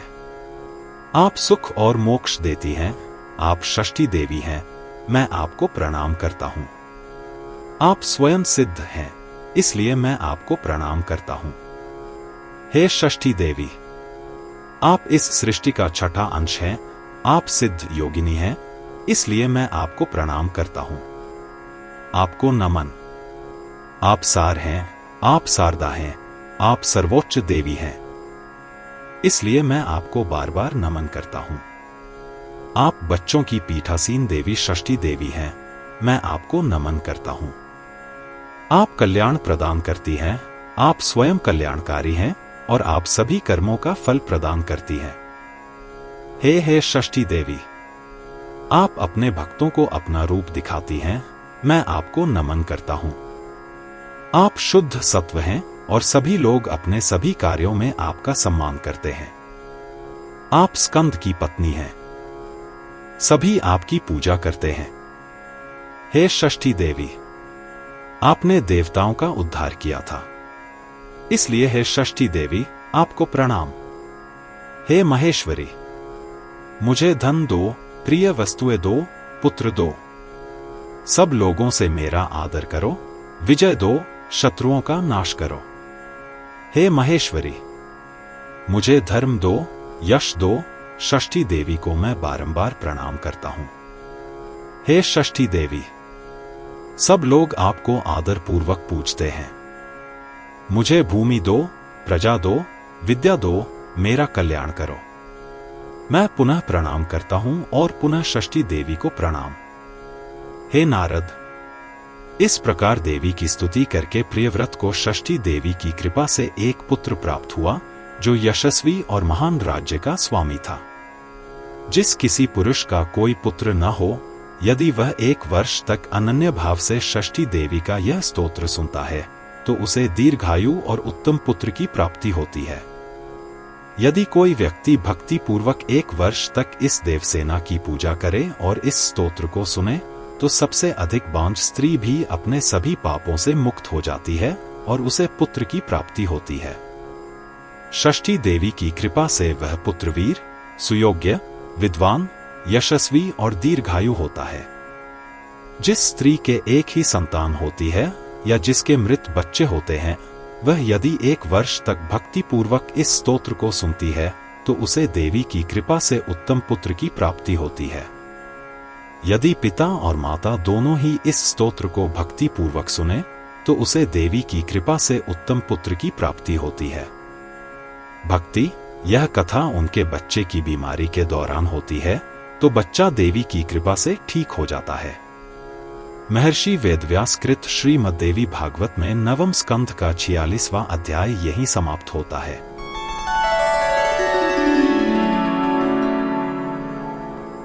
अध्याय 47 भगवती मंगल चंडी तथा भगवती मनसा का आख्यान। नारायण ने कहा, हे नारद, मैंने वेदों में वर्णित षष्ठी का उपाख्यान कह दिया है।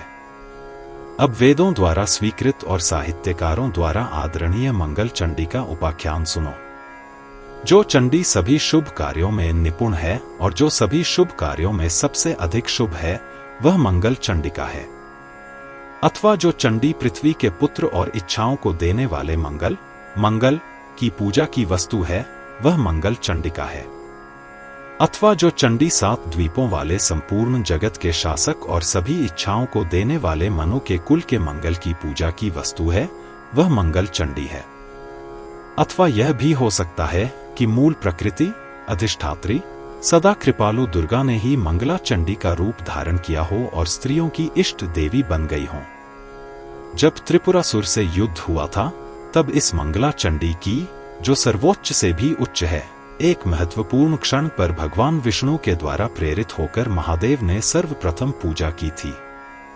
हे ब्राह्मण, जब युद्ध चल रहा था, तब एक दैत्य ने क्रोध में आकर महादेव पर एक रथ फेंका और जैसे ही वह रथ महादेव पर गिरने वाला था, ब्रह्मा और विष्णु ने एक अच्छी सलाह दी।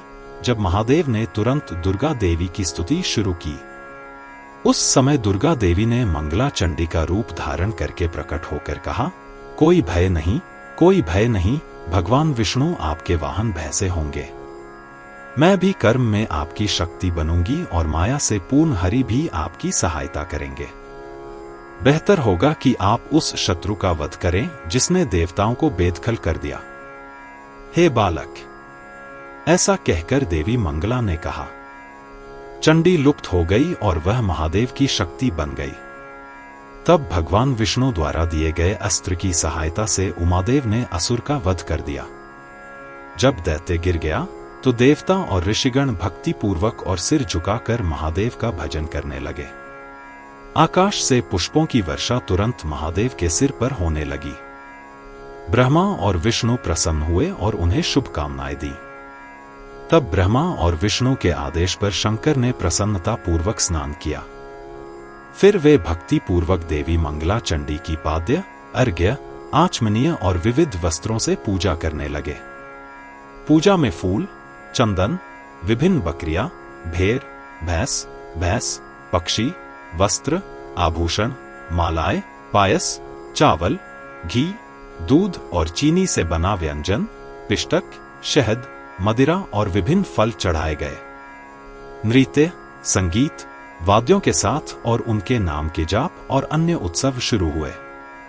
मध्यम दिना की तरह ध्यान का पाठ करते हुए महादेव ने मुख्य मूल मंत्र ह्रीं श्री क्ली सर्व पूज्य देवी मंगला चंडी के हूं फट स्वाहा का उच्चारण करते हुए सब कुछ अर्पित किया, जो मंगला चंडी का 21 अक्षरों वाला मंत्र है।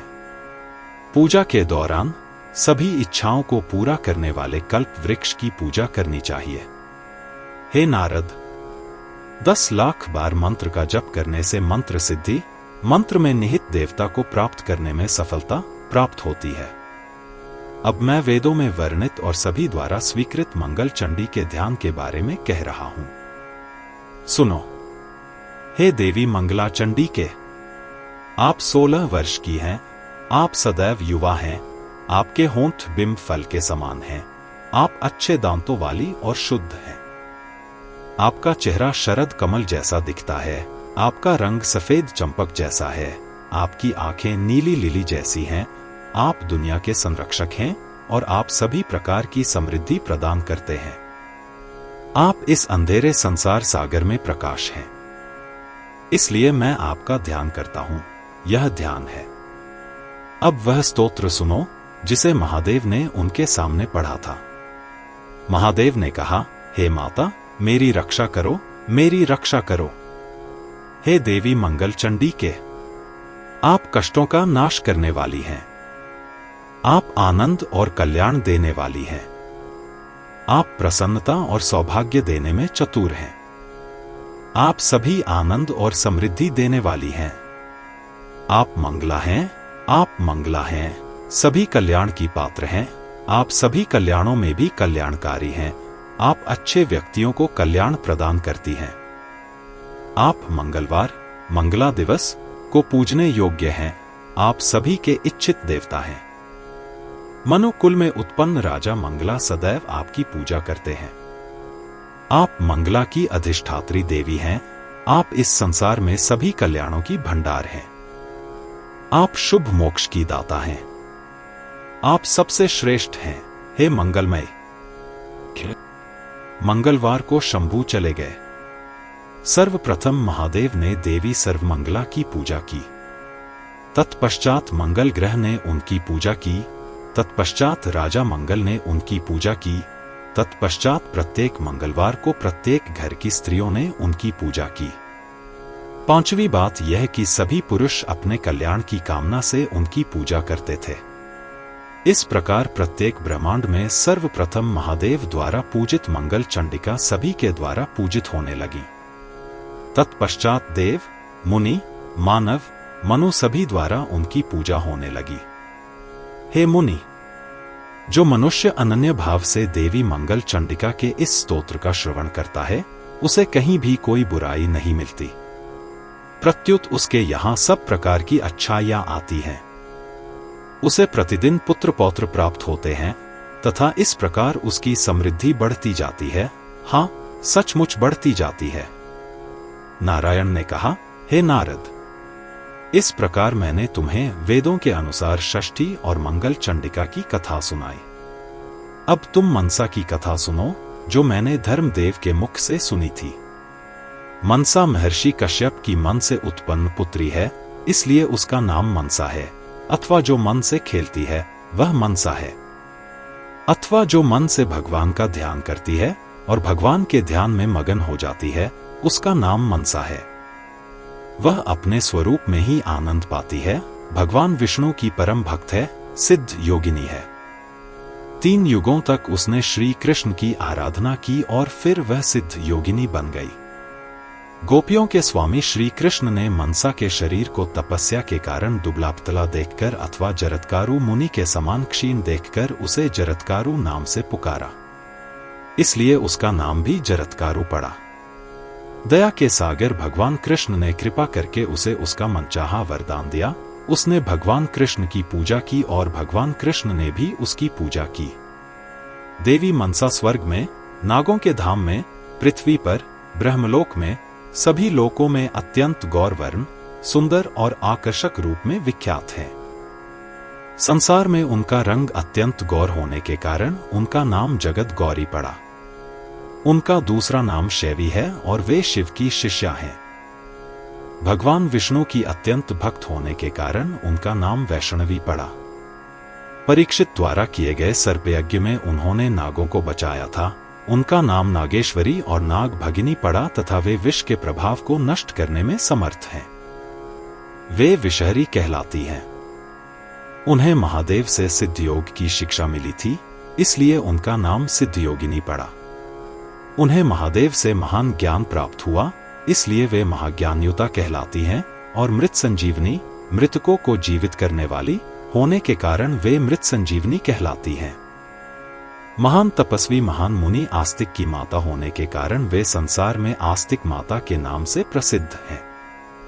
वे महान महापुरुष योगी मुनि जरत्कारु की प्रिय पत्नी होने के कारण सभी द्वारा पूजित होने के कारण उन्हें जरत कहा जाता है। करुप्रिया, जरत्कारु, जगत गौरी, मनसा, सिद्ध योगिनी, वैष्णवी, नागभगिनी, शैवी, नागेश्वरी, जरत्कारूप प्रिया, आस्तिक माता, विषहरी तथा महाज्ञानयुता, ये मनसा के 12 नाम हैं जो ब्रह्मांड में सर्वत्र पूजे जाते हैं। जो मनुष्य मनसा देवी की पूजा करते हुए इन 12 नामों का जप करता है, उसे या उसके परिवार के किसी भी सदस्य को सर्पों का भय नहीं रहता। यदि किसी के बिस्तर में सर्पों का भय हो, घर में सर्प हो या कोई सर्पों के भय से दुर्गम स्थान पर जाए या उसका शरीर सर्पों से घिरा हो, तो इस मनसा स्तोत्र को पढ़ने से सभी भय दूर हो जाते हैं। इसमें कोई संदेह नहीं है। जो मनुष्य प्रतिदिन मनसा स्तोत्र का पाठ करता है, उसके दर्शन से सर्प भय से भाग जाते हैं। 10 लाख बार मनसा मंत्र का जप करने से एक व्यक्ति को स्तोत्र में सफलता मिलती है। जो इस स्तोत्र में सफल हो जाता है, वह आसानी से विष पी सकता है। सांप उसके आभूषण बन जाते हैं, वे उसे अपनी पीठ पर भी ढोते हैं। जो महान सिद्ध है, वह सांपों के आसन पर बैठ सकता है और सांपों की शैया पर सो सकता है। अंत में वह दिन रात विष्णु के साथ क्रीड़ा करता है। महर्षि वेदव्यास रचित श्रीमद्देवी भागवत के 9वें स्कंध का 47वां अध्याय यहीं समाप्त होता है।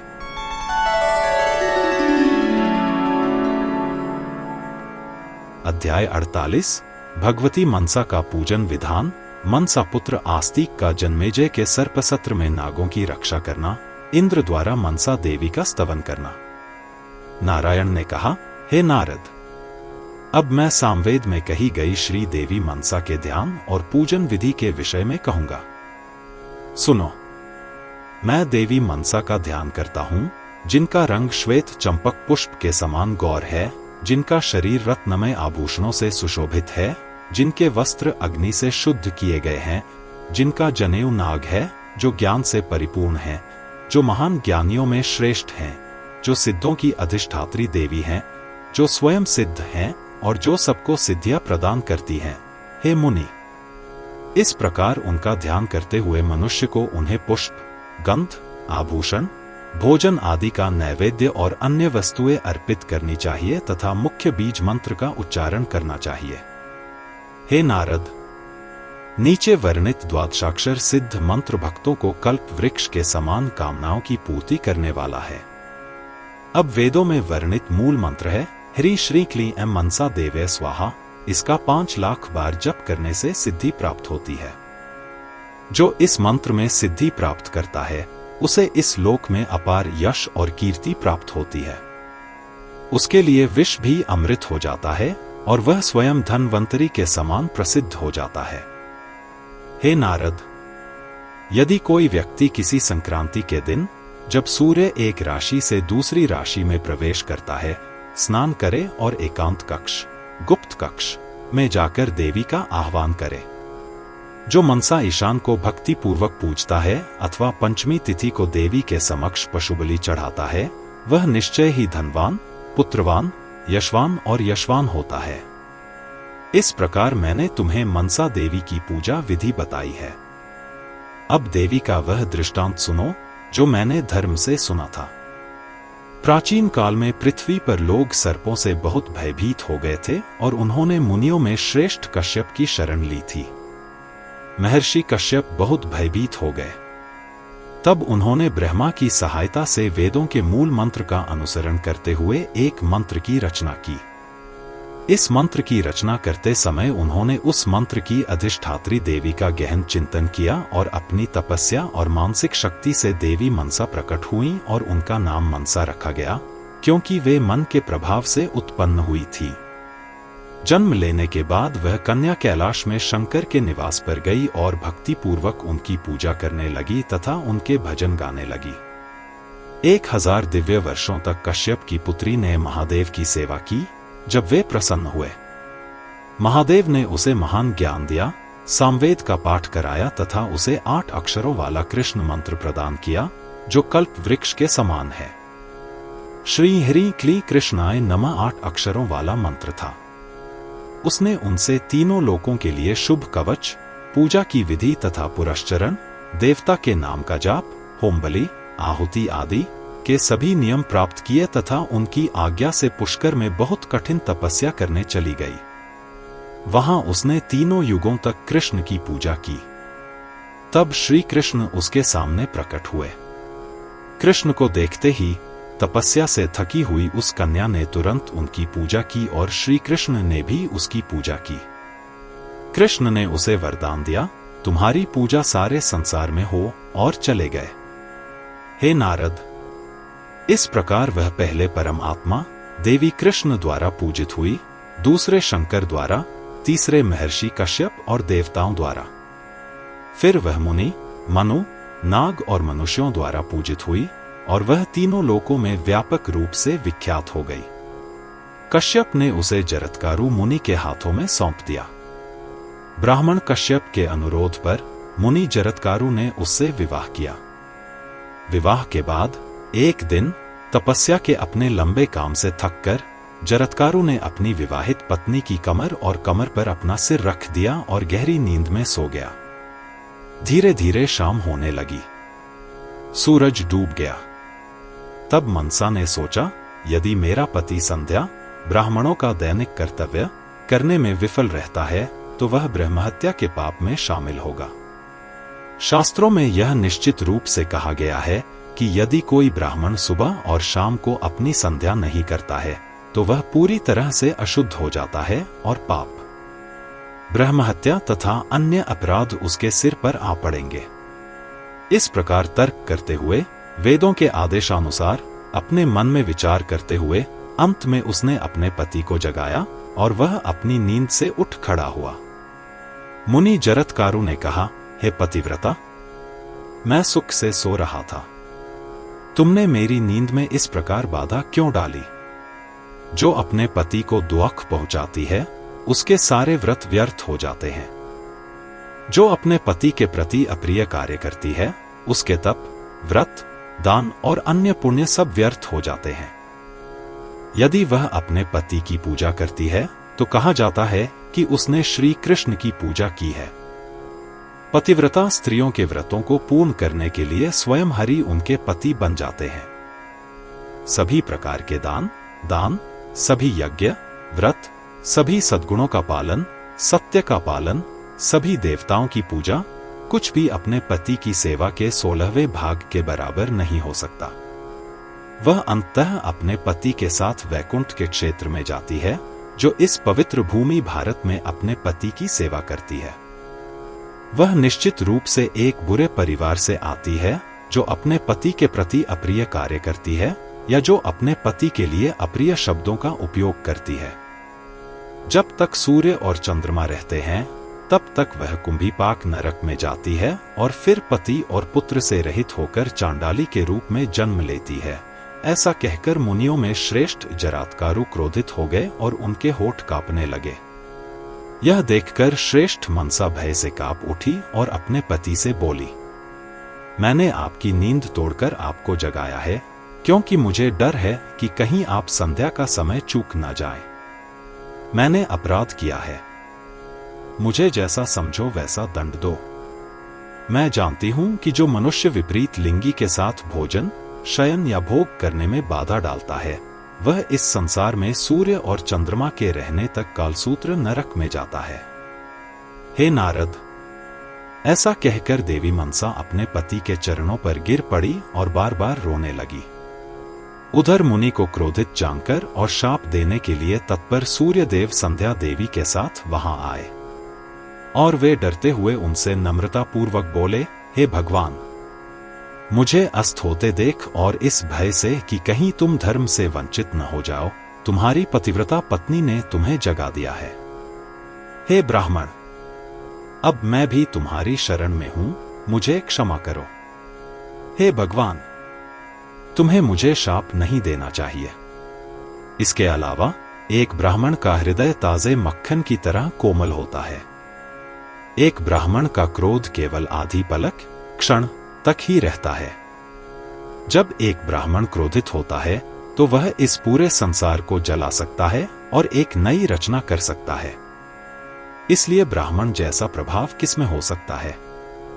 एक ब्राह्मण ब्रह्मा का एक अंश है, वह दिन रात ब्रह्मा के तेज से चमक रहा है। एक ब्राह्मण हमेशा ब्रह्मा के शाश्वत प्रकाश का ध्यान करता है। हे नारद, सूर्य देव की बात सुनकर ब्राह्मण संतुष्ट हो गया और उन्हें आशीर्वाद दिया। सूर्य देव भी प्रतिदिन आशीर्वाद देते हुए अपने स्थान को चले गए। अपना वचन निभाने के लिए ब्राह्मण जरत्कारु ने अपना घर छोड़ दिया। मनसा को बहुत दुख हुआ और वह पीड़ा और वेदना से व्याकुल होकर जोर जोर से रोने लगी।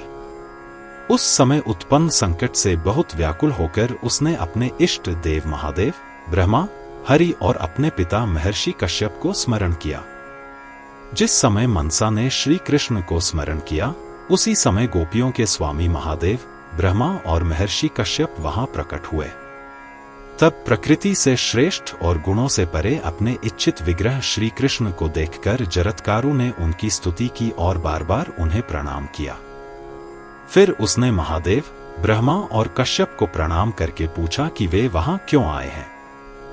तब ब्रह्मा जी ने तुरंत ऋषिकेश के चरण कमलों में प्रणाम किया और उस समय उचित वचन बोले, यदि ब्राह्मण जरत्कारु अपनी धर्मपरायण वैध पत्नी को त्याग दे तो उसे सबसे पहले उससे एक पुत्र उत्पन्न करके अपना धर्म पूरा करना चाहिए।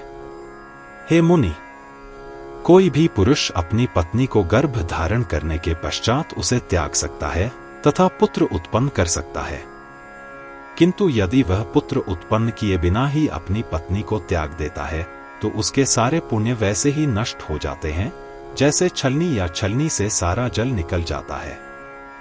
हे नारद, ब्रह्मा जी के इस प्रकार वचन सुनकर जरत्कारु मुनि ने अपने योगबल से एक मंत्र पढ़ा और मनसा की नाभि को स्पर्श करके उससे बोले, हे मनसा, तुम्हारे गर्भ से एक संयमी, धार्मिक और ब्राह्मणों में श्रेष्ठ पुत्र उत्पन्न होगा।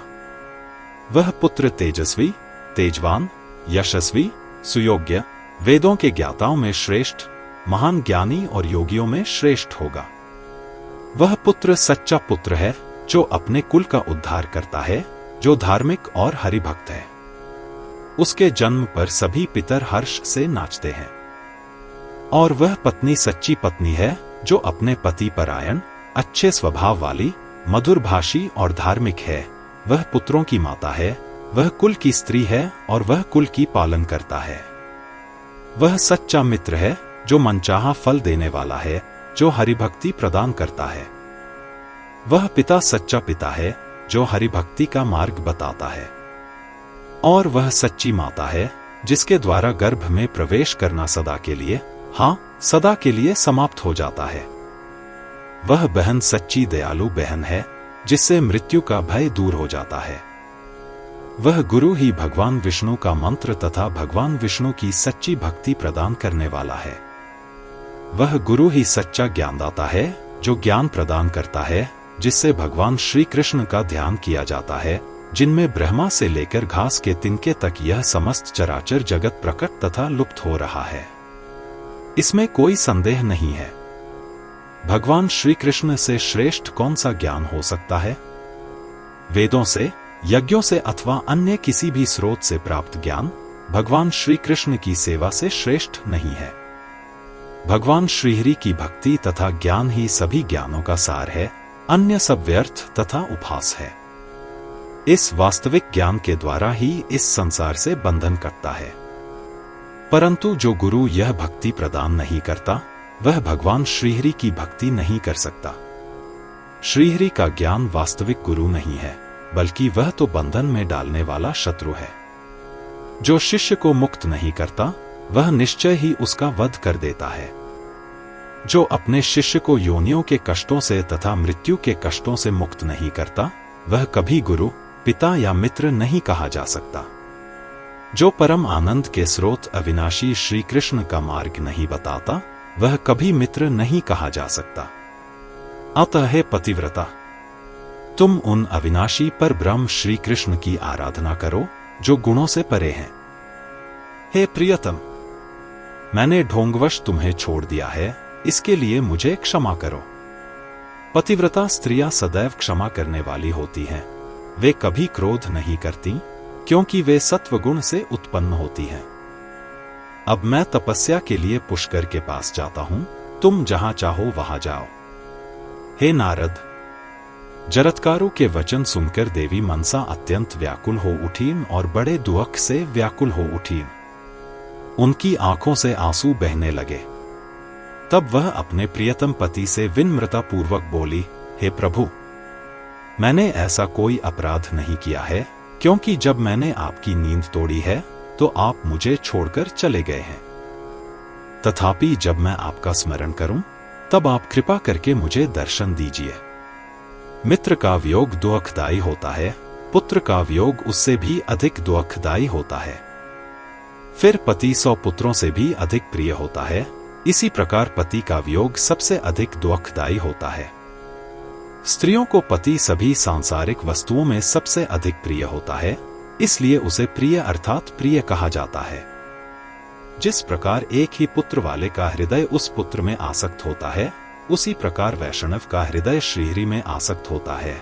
जैसे एक आंख वाले का मन एक आंख में, जैसे प्यासे का मन जल में, जैसे भूखे का मन भोजन में, जैसे कामी का मन काम में, जैसे चोर का मन दूसरों की संपत्ति में, जैसे कुकर्मी का मन वेश्या में, जैसे विद्वान का मन शास्त्रों में, जैसे व्यापारी का मन व्यापार में, वैसे ही पतिव्रता स्त्रियों का मन अपने पतियों में आसक्त होता है। ऐसा कहकर मनसा अपने पति के चरणों पर गिर पड़ी। तब दया के सागर जरत्कारु ने उसे क्षण भर के लिए अपनी गोद में ले लिया और अपने नेत्रों के आंसुओं से उसका शरीर भिगो दिया। पति के वियोग से व्याकुल देवी मनसा ने भी अपने नेत्रों के आंसुओं से मुनि की गोद भिगो दी। कुछ समय पश्चात उनमें सच्चा ज्ञान उत्पन्न हुआ और वे दोनों भय से मुक्त हो गए। तब जरत्कारु ने अपनी पत्नी को ज्ञान दिया और उसे बार बार परमात्मा श्री कृष्ण के चरण कमलों का ध्यान करने को कहा। ऐसा कहकर वे तपस्या के लिए चले गए। मनसा दुख से व्याकुल होकर कैलाश पर अपने इष्ट देव महादेव के पास गई। मंगलमय शिव और पार्वती दोनों ने उसे ज्ञान और उपदेश देकर सांत्वना दी।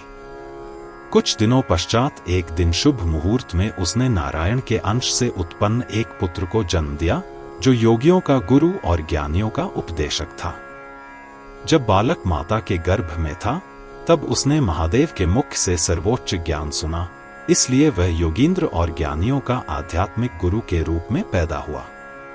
उसके जन्म पर भगवान शंकर ने उसका जन्म संस्कार किया और विभिन्न शुभ अनुष्ठान किए।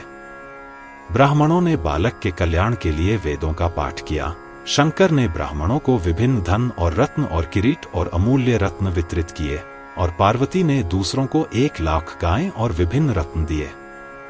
कुछ दिनों के बाद महादेव ने उसे चारों वेदों के 6 अंग सहित शिक्षा दी और अंत में उसे मृत्युंजय मंत्र दिया। मनसा के मन में पति के प्रति, इष्ट देव और गुरु के प्रति भक्ति थी, इसलिए बालक का नाम आस्तिक रखा गया। तत्पश्चात आस्तिक ने शंकर से महामंत्र प्राप्त किया और उनकी आज्ञा से भगवान विष्णु की आराधना करने के लिए पुष्कर के पास गए। वहां उन्होंने 3 लाख दिव्य वर्षों तक तपस्या की। तत्पश्चात वे महायोगी तथा भगवान शंकर को प्रणाम करने के लिए कैलाश लौट आए। तत्पश्चात शंकर को प्रणाम करते हुए वे कुछ समय तक वहां रहे, जब मनसा अपने पुत्र आस्तिक के साथ अपने पिता कश्यप के आश्रम में गई। पुत्र के साथ मनसा को देखकर महर्षि के हर्ष की सीमा न रही। उन्होंने बालक के कल्याण के लिए असंख्य ब्राह्मणों को भोजन कराया तथा लाखों रत्न वितरित किए। अदिति और दिति, कश्यप की पत्नियां, के हर्ष की सीमा न रही। मनसा अपने पुत्र के साथ बहुत समय तक वहां रहे। हे बालक, अब इस विषय में एक कथा सुनो। एक दिन किसी बुरे कर्म के कारण एक ब्राह्मण ने अभिमन्यु के पुत्र राजा परीक्षित को श्राप दे दिया। श्रृंगी नामक एक ऋषि के पुत्र ने कौशिकी नदी का जल पीते हुए यह श्राप दिया, जब 1 सप्ताह व्यतीत हो जाएगा तो तक्षक नाग तुम्हें डस लेगा और उस तक्षक नाग के विष से तुम जल जाओगे। यह सुनकर राजा परीक्षित अपने प्राणों की रक्षा के लिए एकांत स्थान पर चले गए, जहां हवा भी नहीं पहुंच सकती थी, और वहीं रहने लगे। जब 1 सप्ताह व्यतीत हो गया तो धन्वंतरी ने मार्ग में जाते समय तक्षक नाग को देखा, जो राजा को भी डसने वाला था।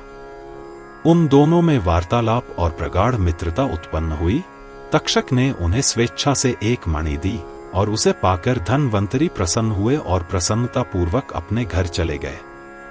राजा परीक्षित अपने पलंग पर लेटे हुए थे, तभी तक्षक ने उन्हें डस लिया। राजा की मृत्यु शीघ्र ही हो गई और वे परलोक चले गए। राजा जन्मेजय ने तब अपने पिता का अंतिम संस्कार किया और उसके बाद सर्प यज्ञ, ऐसा यज्ञ जिसमें सांपों को बलि दी जाती है, आरंभ किया। उस यज्ञ में असंख्य सांपों ने ब्रह्मातेज, ब्राह्मणों की अग्नि, से अपने प्राण त्याग दिए। इस पर तक्षक ने प्राण त्याग दिए। भयभीत होकर इंद्र की शरण ली। तब ब्राह्मण एक साथ मिलकर इंद्र के साथ तक्षक को भी जलाने के लिए तैयार हो गए। तभी इंद्र और अन्य देवता मनसा के पास गए। भय से व्याकुल महेंद्र ने मनसा की स्तुति करनी शुरू कर दी। मनसा ने अपने पुत्र आस्तिक को बुलाया, जो तब राजा जन्मेजय की यज्ञ सभा में गया और इंद्र और तक्षक के प्राण बख्शने की याचना की। तब राजा ने ब्राह्मणों की आज्ञा से उन्हें जीवनदान दे दिया। तब राजा ने अपना यज्ञ पूरा किया और खुशी खुशी दक्षिणाएं ब्राह्मणों को दे दी। ब्राह्मण, मुनि और देवता एकत्र हुए और मनसा के पास गए और उनकी अलग अलग पूजा की और उनके स्तुतिगान किए। इंद्र वहां विविध प्रकार की सामग्री लेकर गए और उन्होंने भक्ति पूर्वक, बड़े प्रेम और सावधानी से मनसा की पूजा की तथा उनके स्तोत्रों का उच्चारण किया। फिर उन्हें प्रणाम करके ब्रह्मा, विष्णु और महेश के कहने पर उन्हें 16 प्रकार की वस्तुएं, हवन सामग्री तथा अन्य अनेक अच्छी और सुखद वस्तुएं अर्पित की। हे नारद, इस प्रकार उनकी पूजा करके वे सभी अपने अपने स्थान को चले गए। इस प्रकार मैंने तुम्हें मनसा की कथा सुनाई। अब तुम और क्या सुनना चाहते हो? बोलो। नारद बोले, हे प्रभु, इंद्र ने उनकी स्तुति कैसे की तथा उनकी पूजा की क्या विधि थी, मैं यह सब सुनना चाहता हूं। नारायण ने कहा, इंद्र ने पहले स्नान किया और आचमन करके शुद्ध होकर स्वच्छ वस्त्र पहनाए और मनसा देवी को रत्नजटित सिंहासन पर बिठाया। फिर वेद मंत्रों का उच्चारण करते हुए रत्नजटित कलश से निकली हुई दिव्य नदी गंगा, मंदाकिनी के जल से उन्हें स्नान कराया और फिर उन्हें अग्नि से अज्वलित सुंदर वस्त्र पहनाए।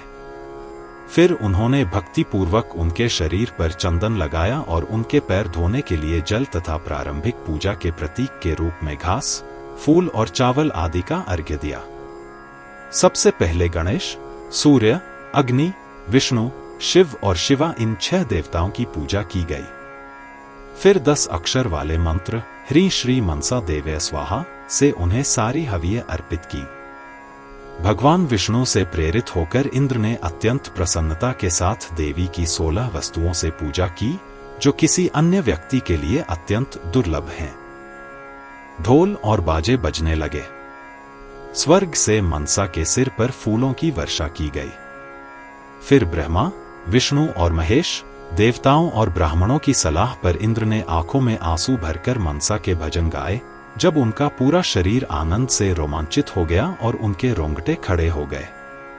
इंद्र ने कहा, हे देवी मानसे, आप पतिव्रता स्त्रियों में श्रेष्ठ हैं, इसलिए मैं आपके लिए स्तोत्र का जाप करना चाहता हूं। हे प्रकृति, तू सर्वोच्च से भी उच्च है, तू सर्वोच्च है। अब मैं तेरी क्या स्तुति करूं? स्तोत्र का कीर्तन करने का अर्थ है अपने स्वभाव का वर्णन करना, ऐसा वेदों में कहा गया है। परंतु हे प्रकृति, मैं तेरे गुणों को जानने और उनका वर्णन करने में असमर्थ हूं। तू शुद्ध सत्व स्वभाव वाली है, अन्य गुणों से मिश्रित न हुए शुद्ध सत्व से भी उच्च। तू क्रोध और द्वेष से रहित है। जरत्कारु मुनि तुझे त्याग न सके, इसीलिए उसने पहले तेरे वियोग की प्रार्थना की थी। हे पतिव्रता, मैंने अब तेरी पूजा की है। मेरी माता अदिति के समान तू भी पूजनीय है। तू मेरी दया से भरी हुई बहन है, तू क्षमा से भरी हुई माता है। हे सुरेश्वरी, तेरे द्वारा ही मेरी पत्नी, पुत्र और मेरे प्राण बचे हैं। यद्यपि आपकी पूजा ब्रह्मांड में सर्वत्र व्याप्त है, फिर भी मैं आपकी पूजा करके इसे और अधिक बढ़ाने का प्रयत्न करता हूं। हे माता, जो मनुष्य आशुद्ध मास की संक्रांति को, नाग पंचमी को, प्रत्येक मास की संक्रांति को अथवा प्रत्येक दिन भक्ति पूर्वक आपकी पूजा करते हैं, उनके पुत्र पौत्र, धन धान्य की वृद्धि होती है। वे स्वयं यशस्वी, संतुष्ट, विद्वान और यशस्वी बनते हैं। यदि कोई अज्ञानवश आपकी पूजा नहीं करता, बल्कि आपकी निंदा करता है, तो वह लक्ष्मी से रहित हो जाता है और उसे सदैव सर्पों का भय बना रहता है। आप समस्त गृहस्थों की गृहलक्ष्मी और वैकुंठ की राजलक्ष्मी हैं। भगवान जरत्कारु, नारायण के अंश से उत्पन्न महान मुनि, आपके पति हैं।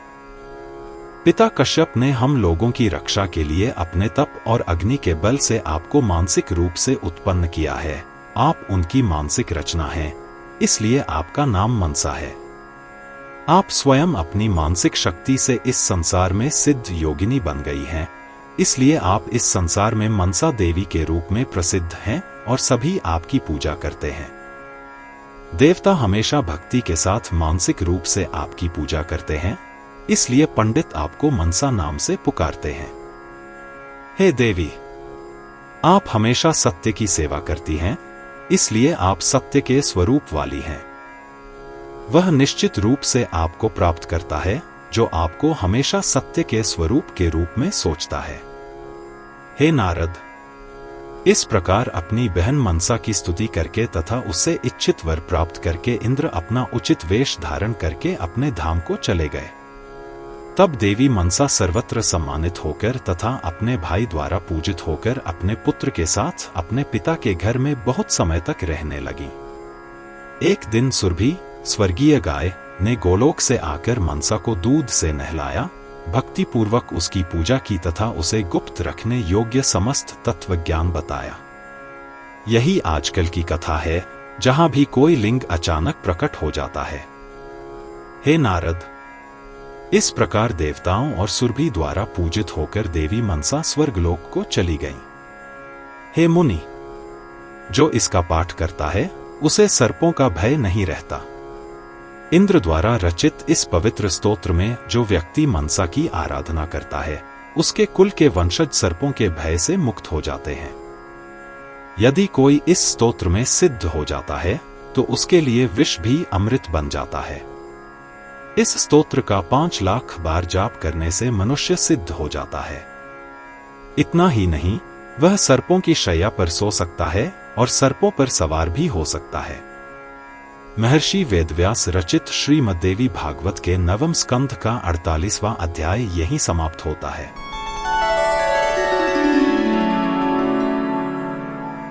अध्याय 49, आदि गौ सुरभि देवी का आख्यान। नारद बोले, हे भगवान, वह सुरभि कौन थी जो गोलोक से उतरी थी? मैं उसका जीवन सुनना चाहता हूं, कृपया वर्णन करें। नारायण बोले, हे देवर्षि, देवी सुरभि गोलोक में उत्पन्न हुई। गायों की सृष्टि में वे प्रथम थी और उनसे ही अन्य सब गायें उत्पन्न हुई हैं। वे गायों की अधिष्ठात्री देवी हैं। अब मैं उनका इतिहास आरंभ से कहूंगा, सुनो। इससे पहले वे पवित्र वृंदावन में प्रकट हुई थी। एक दिन राधा के नाथ गोपियों से घिरे हुए राधा के साथ पवित्र वृंदावन में प्रसन्नता पूर्वक जा रहे थे। वहां वे बड़े आनंद के साथ एकांत स्थान में आनंद लेने लगे। वे सर्व इच्छाधारी हैं और अचानक उनके मन में इच्छा उत्पन्न हुई कि वे दूध पिए। तब उन्होंने सहज ही अपने बाएं भाग से दूध से लथपथ देवी सुरभि को उसके बछड़े सहित उत्पन्न किया। सुरभि का बछड़ा और कुछ नहीं बल्कि उनकी इच्छा का ही साकार रूप है। सुरभि को देखकर श्रीदामा ने उसे एक नए तरीके से दूध पिलाया। गोपियों के प्रभु ने वह दूध पी लिया। उस दूध से एक बहुत बड़ा कुंड बन गया। वह कुंड 100 योजन लंबा और 100 योजन चौड़ा था। वह गोलोक में क्षीर सागर के नाम से प्रसिद्ध है। गोपिकाएं और राधा उसमें क्रीड़ा करती हैं। भगवान श्री कृष्ण की इच्छा से, जिनका स्वभाव ही इच्छा है, वह कुंड उत्तम रत्नों और मणियों से परिपूर्ण हो गया। तब सुरभि के रोम रोम से सहसा 1,00,000 कोटि कामधेनुएं प्रकट हुई। यहां तक कि गोलोक में रहने वाले प्रत्येक गोप के पास एक कामधेनु थी और प्रत्येक घर में एक ऐसी ही कामधेनु होती थी। उनके बछड़े फिर इतने हो गए कि उनकी कोई सीमा नहीं रखी जा सकती। इस प्रकार धीरे धीरे सारा ब्रह्मांड गायों से भर गया। यहीं से गौ सृष्टि की उत्पत्ति हुई। हे नारद, सुरभि की पूजा सबसे पहले भगवान श्री कृष्ण ने की थी, इसीलिए वे सर्वत्र पूजित हैं। दिवाली की रात्रि, अक्टूबर माह की अमावस्या के अगले दिन श्री कृष्ण की आज्ञा से सुरभि की पूजा की गई। यह बात धर्मदेव के मुख से सुनी गई है। हे बालक, अब ध्यान, स्तोत्र और सुरभि की पूजा की विधि सुनो। वेदों में इसका उल्लेख है। अब मैं इस पर बात करूंगा। सुरभ्य नमः सुरभि का मुख्य षटाक्षर मंत्र है। यदि कोई इस मंत्र का 1,00,000 बार जप करता है तो वह इस मंत्र में सिद्ध हो जाता है। यह भक्तों के लिए कल्प वृक्ष, सभी इच्छाओं को पूरा करने वाला वृक्ष के समान है। सुरभि के ध्यान का उल्लेख यजुर्वेद में किया गया है। सुरभि की पूजा करने से सफलता, समृद्धि, वृद्धि और मुक्ति मिलती है। ध्यान इस प्रकार है, हे देवी सुरभि, आप लक्ष्मी हैं, आप श्रेष्ठ हैं, आप राधा हैं, आप श्री राधा की प्रमुख सखी हैं, आप गौसृष्टि की आदि और मूल हैं, आप पवित्र हैं और आप लोगों को पवित्र करती हैं, आप भक्तों की मनोकामनाएं पूर्ण करती हैं और आप संपूर्ण ब्रह्मांड को पवित्र करती हैं। इसलिए मैं आपका ध्यान करता हूं। इस ध्यान का पाठ करते हुए ब्राह्मण देवी सुरभि की पूजा घड़ों में, गायों के सिर पर, गायों को बांधने वाली खूंटियों पर, शालग्राम पत्थर पर, जल में या अग्नि में करते हैं। हे मुनि, जो व्यक्ति दिवाली की रात के बाद अगले दिन सुबह भक्ति पूर्वक पूजा करता है, वह इस लोक में भी पूजित हो जाता है। वराह कल्प में एक दिन विष्णु माया के प्रभाव से सुरभि ने दूध नहीं दिया। देवता बहुत चिंतित हो गए। तब वे ब्रह्मलोक गए और ब्रह्मा की स्तुति करने लगे। उनकी सलाह पर इंद्र ने सुरभि के लिए स्तोत्र का जाप करना शुरू किया। देवेंद्र ने कहा, हे जगत माता, हे देवी, हे महादेवी, हे सुरभि, आप गौ सृष्टि की मूल हैं। आपको नमस्कार है। आप राधा की प्रिय सखी हैं, आप कमला की अंश हैं, आप श्री कृष्ण की प्रिय हैं, आप गौ की माता हैं। मैं आपको प्रणाम करता हूं। आप कल्प वृक्ष, सभी इच्छाओं को देने वाला वृक्ष की तरह हैं। आप सभी की प्रमुख हैं। आप दूध, धन और समृद्धि प्रदान करती हैं और उनमें वृद्धि करती हैं। इसलिए मैं आपको प्रणाम करता हूं। आप शुभ हैं, आप अच्छी हैं, आप गौए प्रदान करती हैं। आपको नमस्कार है। आप यश, नाम और धर्म देती हैं। इसलिए मैं आपको प्रणाम करता हूं, हे नारद। इस प्रकार इंद्र द्वारा की गई स्तुति सुनकर जगत की उत्पत्ति करने वाली सनातन सुरभि बहुत प्रसन्न हुई और ब्रह्मलोक में प्रकट हुई। महेंद्र को, जो अन्यों के लिए अत्यंत दुर्लभ और उसके द्वारा अभीष्ट था, वर देकर सुप्रभि गोलोक को चली गई। देवता भी अपने अपने लोक को चले गए। सारा जगत अब दूध से भर गया, दूध से घृत निकला, घृत से यज्ञ होने लगे और देवता तृप्त हुए और वे प्रसन्न हुए। हे बालक, जो भक्ति पूर्वक सुरभि के इस पवित्र स्तोत्र का पाठ करता है, उसे गौए, अन्य धन, नाम, यश और पुत्र प्राप्त होते हैं। इस स्तोत्र के पाठ से मनुष्य को मानो समस्त तीर्थों में स्नान करने का पुण्य प्राप्त हो जाता है और उसे समस्त यज्ञों का फल प्राप्त हो जाता है। वह इस लोक में सुख भोगता हुआ जाता है। श्री कृष्ण के मंदिर का अंत। वहां कृष्ण की सेवा में लंबे समय तक रहने के बाद वह ब्रह्मा का पुत्र बनने में सक्षम हो जाता है। महर्षि वेदव्यास रचित श्रीमद्देवी भागवत के 9वें स्कंध का 49वां अध्याय यहीं समाप्त होता है।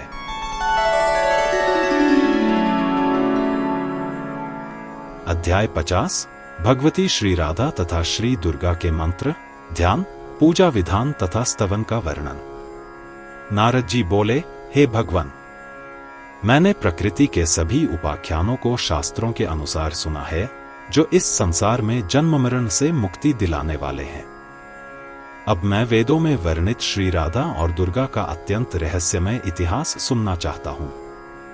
यद्यपि आपने मुझे उनकी महिमा के बारे में बताया है, फिर भी मैं संतुष्ट नहीं हूं। वास्तव में ऐसा कौन है जिसका हृदय उन दोनों की महिमा सुनकर पिघल ना जाए। यह संसार उनके अंश से उत्पन्न हुआ है और उनके द्वारा संचालित है। उनके प्रति भक्ति मनुष्य को संसार, जन्म मरण के चक्र के बंधन से सहज ही मुक्त कर देती है। हे मुनि, अब कृपया उनका वर्णन करें। 5 से 44 नारायण ने कहा, हे नारद, मैं अब वेदों में वर्णित राधा और दुर्गा के चरित्र का वर्णन कर रहा हूं, सुनो। मैंने इस रहस्य का वर्णन किसी से नहीं किया, जो सभी सारों का सार है और सर्वोच्च से भी ऊंचा है। इसे बहुत गुप्त रखना चाहिए। इसे सुनकर किसी को भी इसे नहीं बताना चाहिए। राधा प्राण की और दुर्गा बुद्धि की अध्यक्षता करती है। इन दोनों से मूल प्रकृति ने इस संसार को उत्पन्न किया है। ये दो शक्तियां पूरे संसार का मार्गदर्शन करती हैं। महावीर से लेकर छोटे कीड़े तक सभी जंगम या अचल मूल प्रकृति के अधीन हैं। उन्हें संतुष्ट करना चाहिए। जब तक ये दोनों संतुष्ट नहीं होते, तब तक मुक्ति नहीं मिल सकती। अतः मनुष्य को चाहिए कि उसकी संतुष्टि के लिए मूल प्रकृति की सेवा करे। अब मूल प्रकृति के 2 में से मैं राधा मंत्र का पूर्ण वर्णन करूंगा। सुनो। ब्रह्मा, विष्णु आदि सदैव इसी मंत्र की उपासना करते हैं। मुख्य मंत्र है श्री राधाय स्वाहा। इस 6 अक्षर वाले मंत्र से धर्म और अन्य सभी फल सहज ही प्राप्त हो जाते हैं। यदि इस 6 अक्षर वाले मूल मंत्र में ह्रीं जोड़ दिया जाए तो यह इच्छित रत्न और रत्न प्रदान करता है। इतना ही नहीं, यदि 1000 कोटि मुख और 100 कोटि जिह्वाएं प्राप्त हो जाए तो भी इस मंत्र की महिमा का वर्णन नहीं किया जा सकता। जब मूल प्रकृति की निराकार वाणी स्वर्ग में सुनी गई, तब यह मंत्र सर्वप्रथम कृष्ण को गोलोक के रस मंडल में प्राप्त हुआ, जहां सभी प्रेम भावों का नाश होता है। वेदों में उन्हें रसो वै सह कहा गया है। कृष्ण से विष्णु को मंत्र मिला, विष्णु से ब्रह्मा को मिला, ब्रह्मा से विराट से धर्म मिला और धर्म से मुझे यह मंत्र मिला है। उस मंत्र का जप करने से मैं ऋषि नाम से जाना जाता हूं। ब्रह्मा और अन्य देवता सदैव मूल प्रकृति का ही ध्यान करते हैं और अत्यंत आनंदित होते हैं। राधा की पूजा के बिना श्री कृष्ण की पूजा कभी नहीं हो सकती। इसलिए विष्णु के भक्त पुरुषों को सबसे पहले हर तरह से राधा की पूजा करनी चाहिए। राधा श्री कृष्ण के प्राण की अधिष्ठात्री देवी है, इसलिए श्री कृष्ण राधा के इतने अधीन हैं। रास मंडल की महिला हमेशा उनके करीब रहती है। उसके बिना श्री कृष्ण एक क्षण भी जीवित नहीं रह सकते थे। राधा नाम राधनोती से बना है, जिसका अर्थ है सभी इच्छाओं को पूरा करना। इसलिए मूल प्रकृति को राधा कहा जाता है। मैं सभी मंत्रों की ऋषि हूं, लेकिन इस नवम स्कंध में वर्णित दुर्गा मंत्र नहीं है। गायत्री उन मंत्रों का छंद मंत्र है और राधिका उनकी देवता है। वास्तव में नारायण सभी मंत्रों की ऋषि हैं। गायत्री छंद है, प्रणव बीज है और भुवनेश्वरी विश्व की संचालक शक्ति है। सबसे पहले मुख्य मंत्र को 6 बार दोहराया जाना चाहिए। तत्पश्चात ऋषियों की शक्ति महान देवी राधिका का ध्यान करना चाहिए, जैसा कि सामवेद में बताया गया है। राधा का ध्यान इस प्रकार है। हे देवी राधिके, आपका रंग श्वेत चंपक पुष्प के समान है, आपका मुख शरद पूर्णिमा के समान है, आपका शरीर करोड़ चंद्रमाओं के समान चमकता है, आपके नेत्र शरद कमल के समान सुंदर हैं, आपके होठ बिंब फलों के समान लाल हैं, आपकी कमर बहुत भारी और कांची के आभूषण से सुसज्जित है, आपका मुख सदैव मधुर मुस्कान से शोभायमान रहता है, आपके वक्ष हाथी के ललाट को चुनौती देते हैं, आप सदैव 12 वर्ष की आयु के समान तरुण रहती हैं, आपका शरीर आभूषणों से सुशोभित है, आप श्रृंगार सागर की लहरें हैं, आप भक्तों पर कृपा करने के लिए सदैव तत्पर रहती हैं, आपकी जटाओं में मल्लिका और मालती की मालाएं चमक रही हैं, आपका शरीर रेंगने वाले पौधे के समान अत्यंत कोमल और कोमल है, आप रसमंडल के मध्य में मुख्य संचालक के रूप में विराजमान हैं, आपका एक हाथ वरदान देने के लिए तत्पर है और दूसरा हाथ यह व्यक्त करता है कि डर मत, आप शांत स्वरूप वाली हैं, आप सदैव युवा हैं, आप रत्नमय सिंहासन पर विराजमान हैं, आप गोपिकाओं की प्रमुख मार्गदर्शक हैं, आप कृष्ण को उनके प्राणों से भी अधिक प्रिय हैं। हे परमेश्वरी, वेद आपके स्वरूप को प्रकट करते हैं। इस प्रकार ध्यान करते हुए देवी को शालग्राम पत्थर, घड़े, यंत्र या 8 पंखुड़ियों वाले कमल पर स्नान कराना चाहिए और फिर उनकी विधिवत पूजा करनी चाहिए। पहले देवी का आह्वान करना चाहिए, फिर पाद्य और आसन आदि अर्पित करने चाहिए। प्रत्येक अर्पण के समय मुख्य मंत्र का उच्चारण करना चाहिए दिया जाता है। दोनों पैरों को धोने के लिए जल देने के बाद सिर पर अर्घ्य रखना चाहिए और चेहरे पर 3 बार आचमनीय जल चढ़ाना चाहिए। इसके बाद मधुपर्क, शहद, दूध आदि का एक आहुति और अच्छी मात्रा में दूध देने वाली गाय की बलि देनी चाहिए। फिर यंत्र को स्नान स्थल के रूप में सोचना चाहिए जहां देवी को स्नान कराना है। फिर उसके शरीर को पोंछना है और पहनने के लिए एक नया कपड़ा देना है। इसके बाद चंदन और अन्य कई गहने देने हैं। फिर तुलसी मंजरी, फूलों की डंठल, पारिजात फूल और सतपत्र आदि के साथ फूलों की विभिन्न मालाएं चढ़ानी हैं। फिर 8 पंखुड़ियों के भीतर देवी के परिवार के सदस्यों का विचार करना है। इसके बाद दाहिने हाथ की दिशा में घड़ी की सुइयों से पूजा करनी है। सर्वप्रथम देवी के सामने पूर्व में पंखुड़ी पर मालवती, फिर दक्षिण पूर्व कोने पर माधवी, फिर दक्षिण में रत्नमाला, दक्षिण पश्चिम में सुशीला, पश्चिम में शशिकला, उत्तर पश्चिम में पारिजात, उत्तर में पार्वती तथा ईशान कोण पर कल्याणकारी सुंदरी की क्रमशः पूजा करनी चाहिए।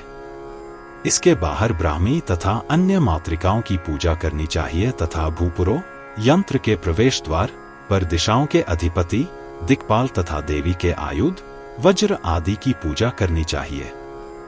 फिर देवी के सभी अनुचर विग्रहों की गंध तथा अन्य विविध वस्तुओं से पूजा करनी चाहिए। इस प्रकार पूजन समाप्त करके ध्यान पूर्वक भक्ति पूर्वक सहस्रनाम नामक स्तोत्र का जप करना चाहिए।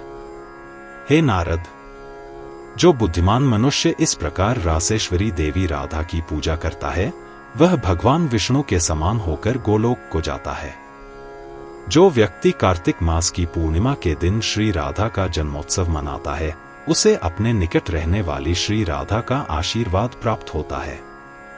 किसी कारणवश गोलोक में निवास करने वाली राधा ने वृंदावन में वृषवानु की पुत्री के रूप में जन्म लिया।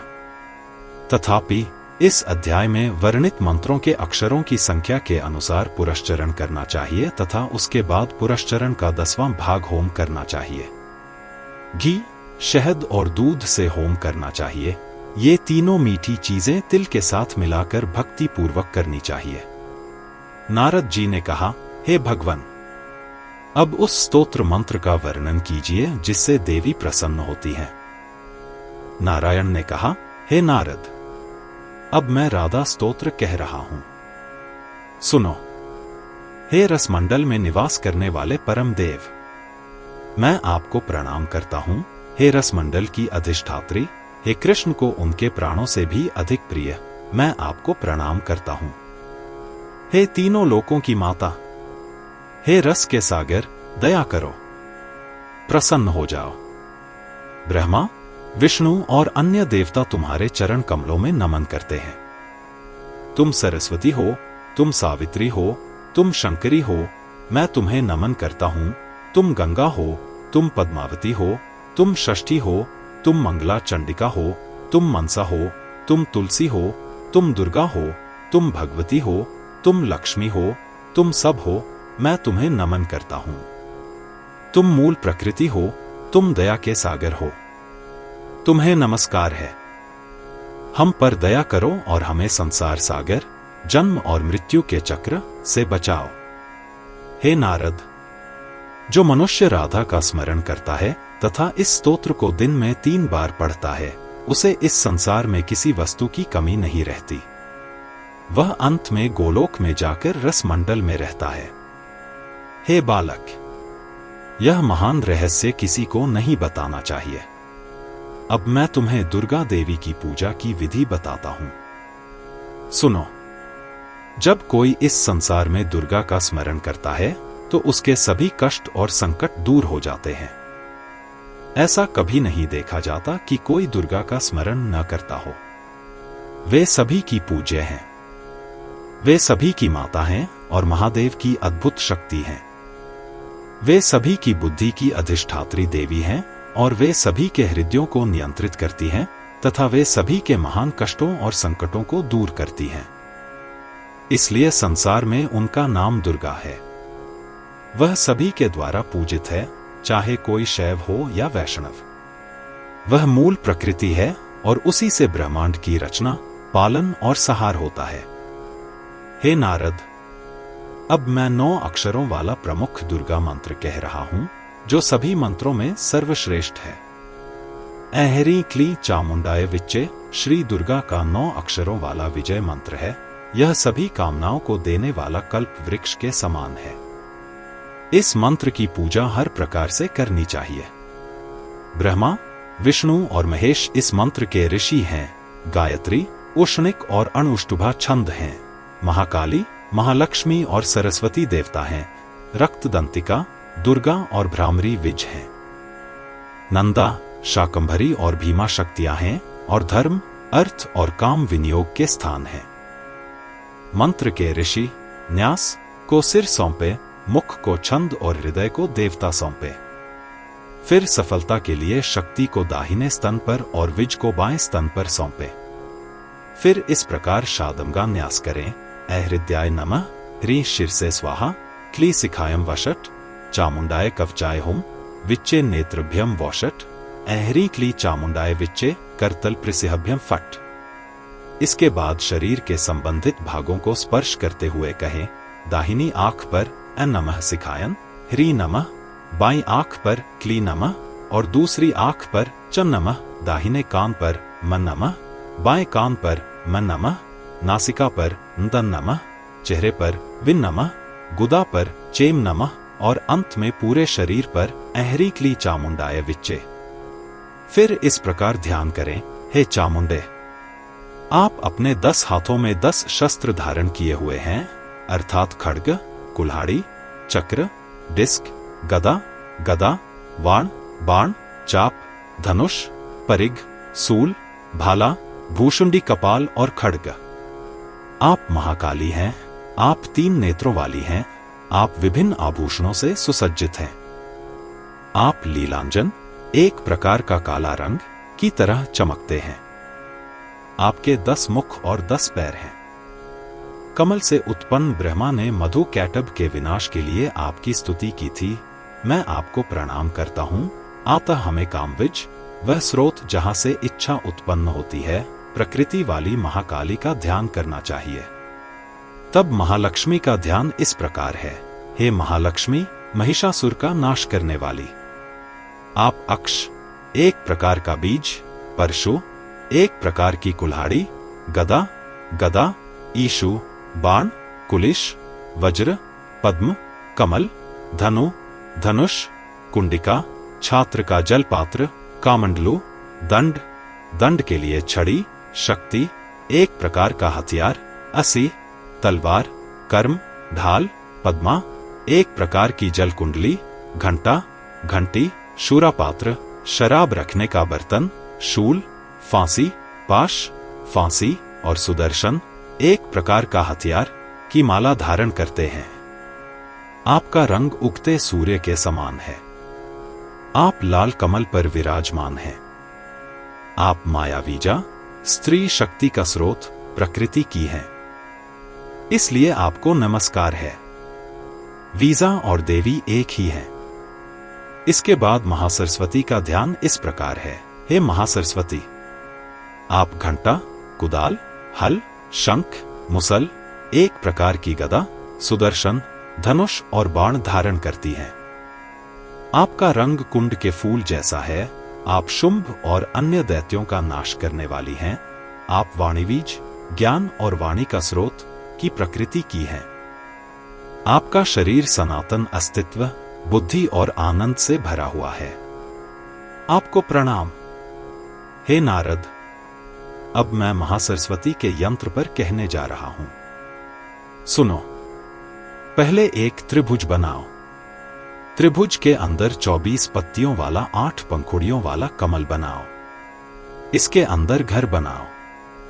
फिर इस प्रकार बनाए गए यंत्र पर या शालग्राम पत्थर पर या घड़े में या प्रतिमा में या वाणालिंगम में या सूर्य पर एक निष्ठ हृदय से देवी की पूजा करनी चाहिए। फिर पीठ की पूजा करें।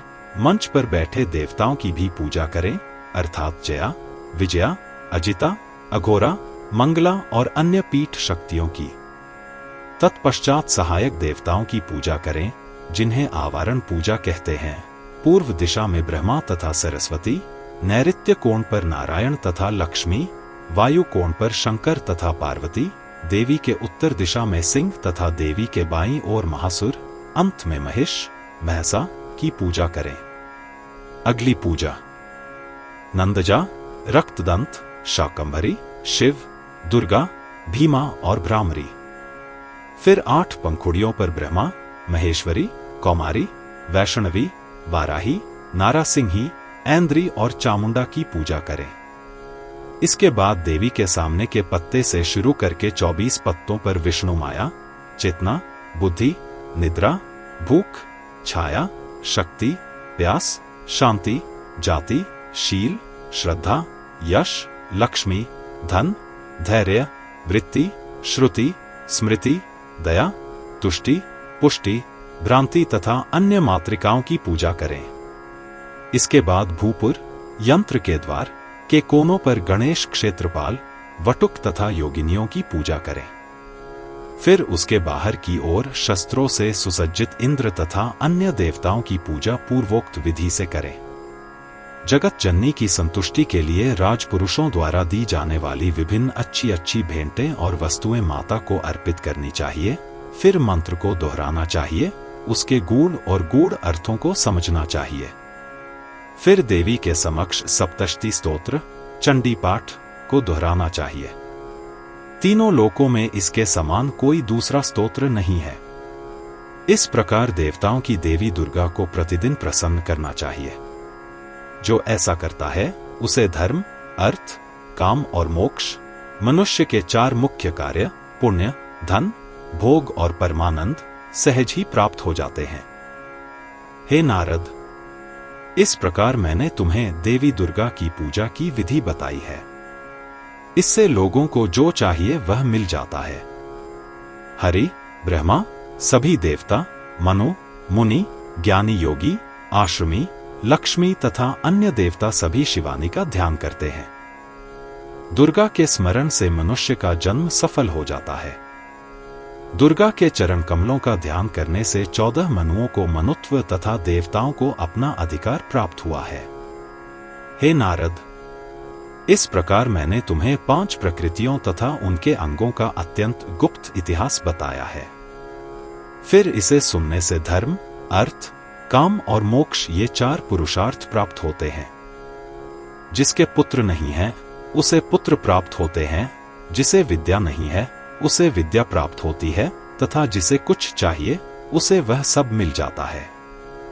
जो व्यक्ति देवी के समक्ष 9 रात्रि तक एकाग्र मन से इसका पाठ करता है, उस पर देवी जगद्धात्री अवश्य प्रसन्न होती है। जो व्यक्ति प्रतिदिन इस नवम स्कंध का 1 अध्याय पढ़ता है, देवी उसकी आज्ञा मानती है और पाठक भी देवी को जो स्वीकार्य हो वही करता है। इस भागवत को पढ़ने से क्या प्रभाव, पुण्य या पाप होंगे, यह पहले से ही जानने के लिए किसी कुमारी कन्या या ब्राह्मण बालक के हाथों से शुभ या अशुभ लक्षणों की जांच करना आवश्यक है।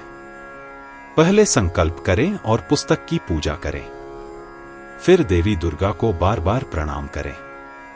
फिर वहां एक कुमारी कन्या को लाकर उसे अच्छी तरह से स्नान कराकर उसका विधिपूर्वक पूजन करें और उसके हाथ में एक स्वर्ण पेंसिल जड़ दें।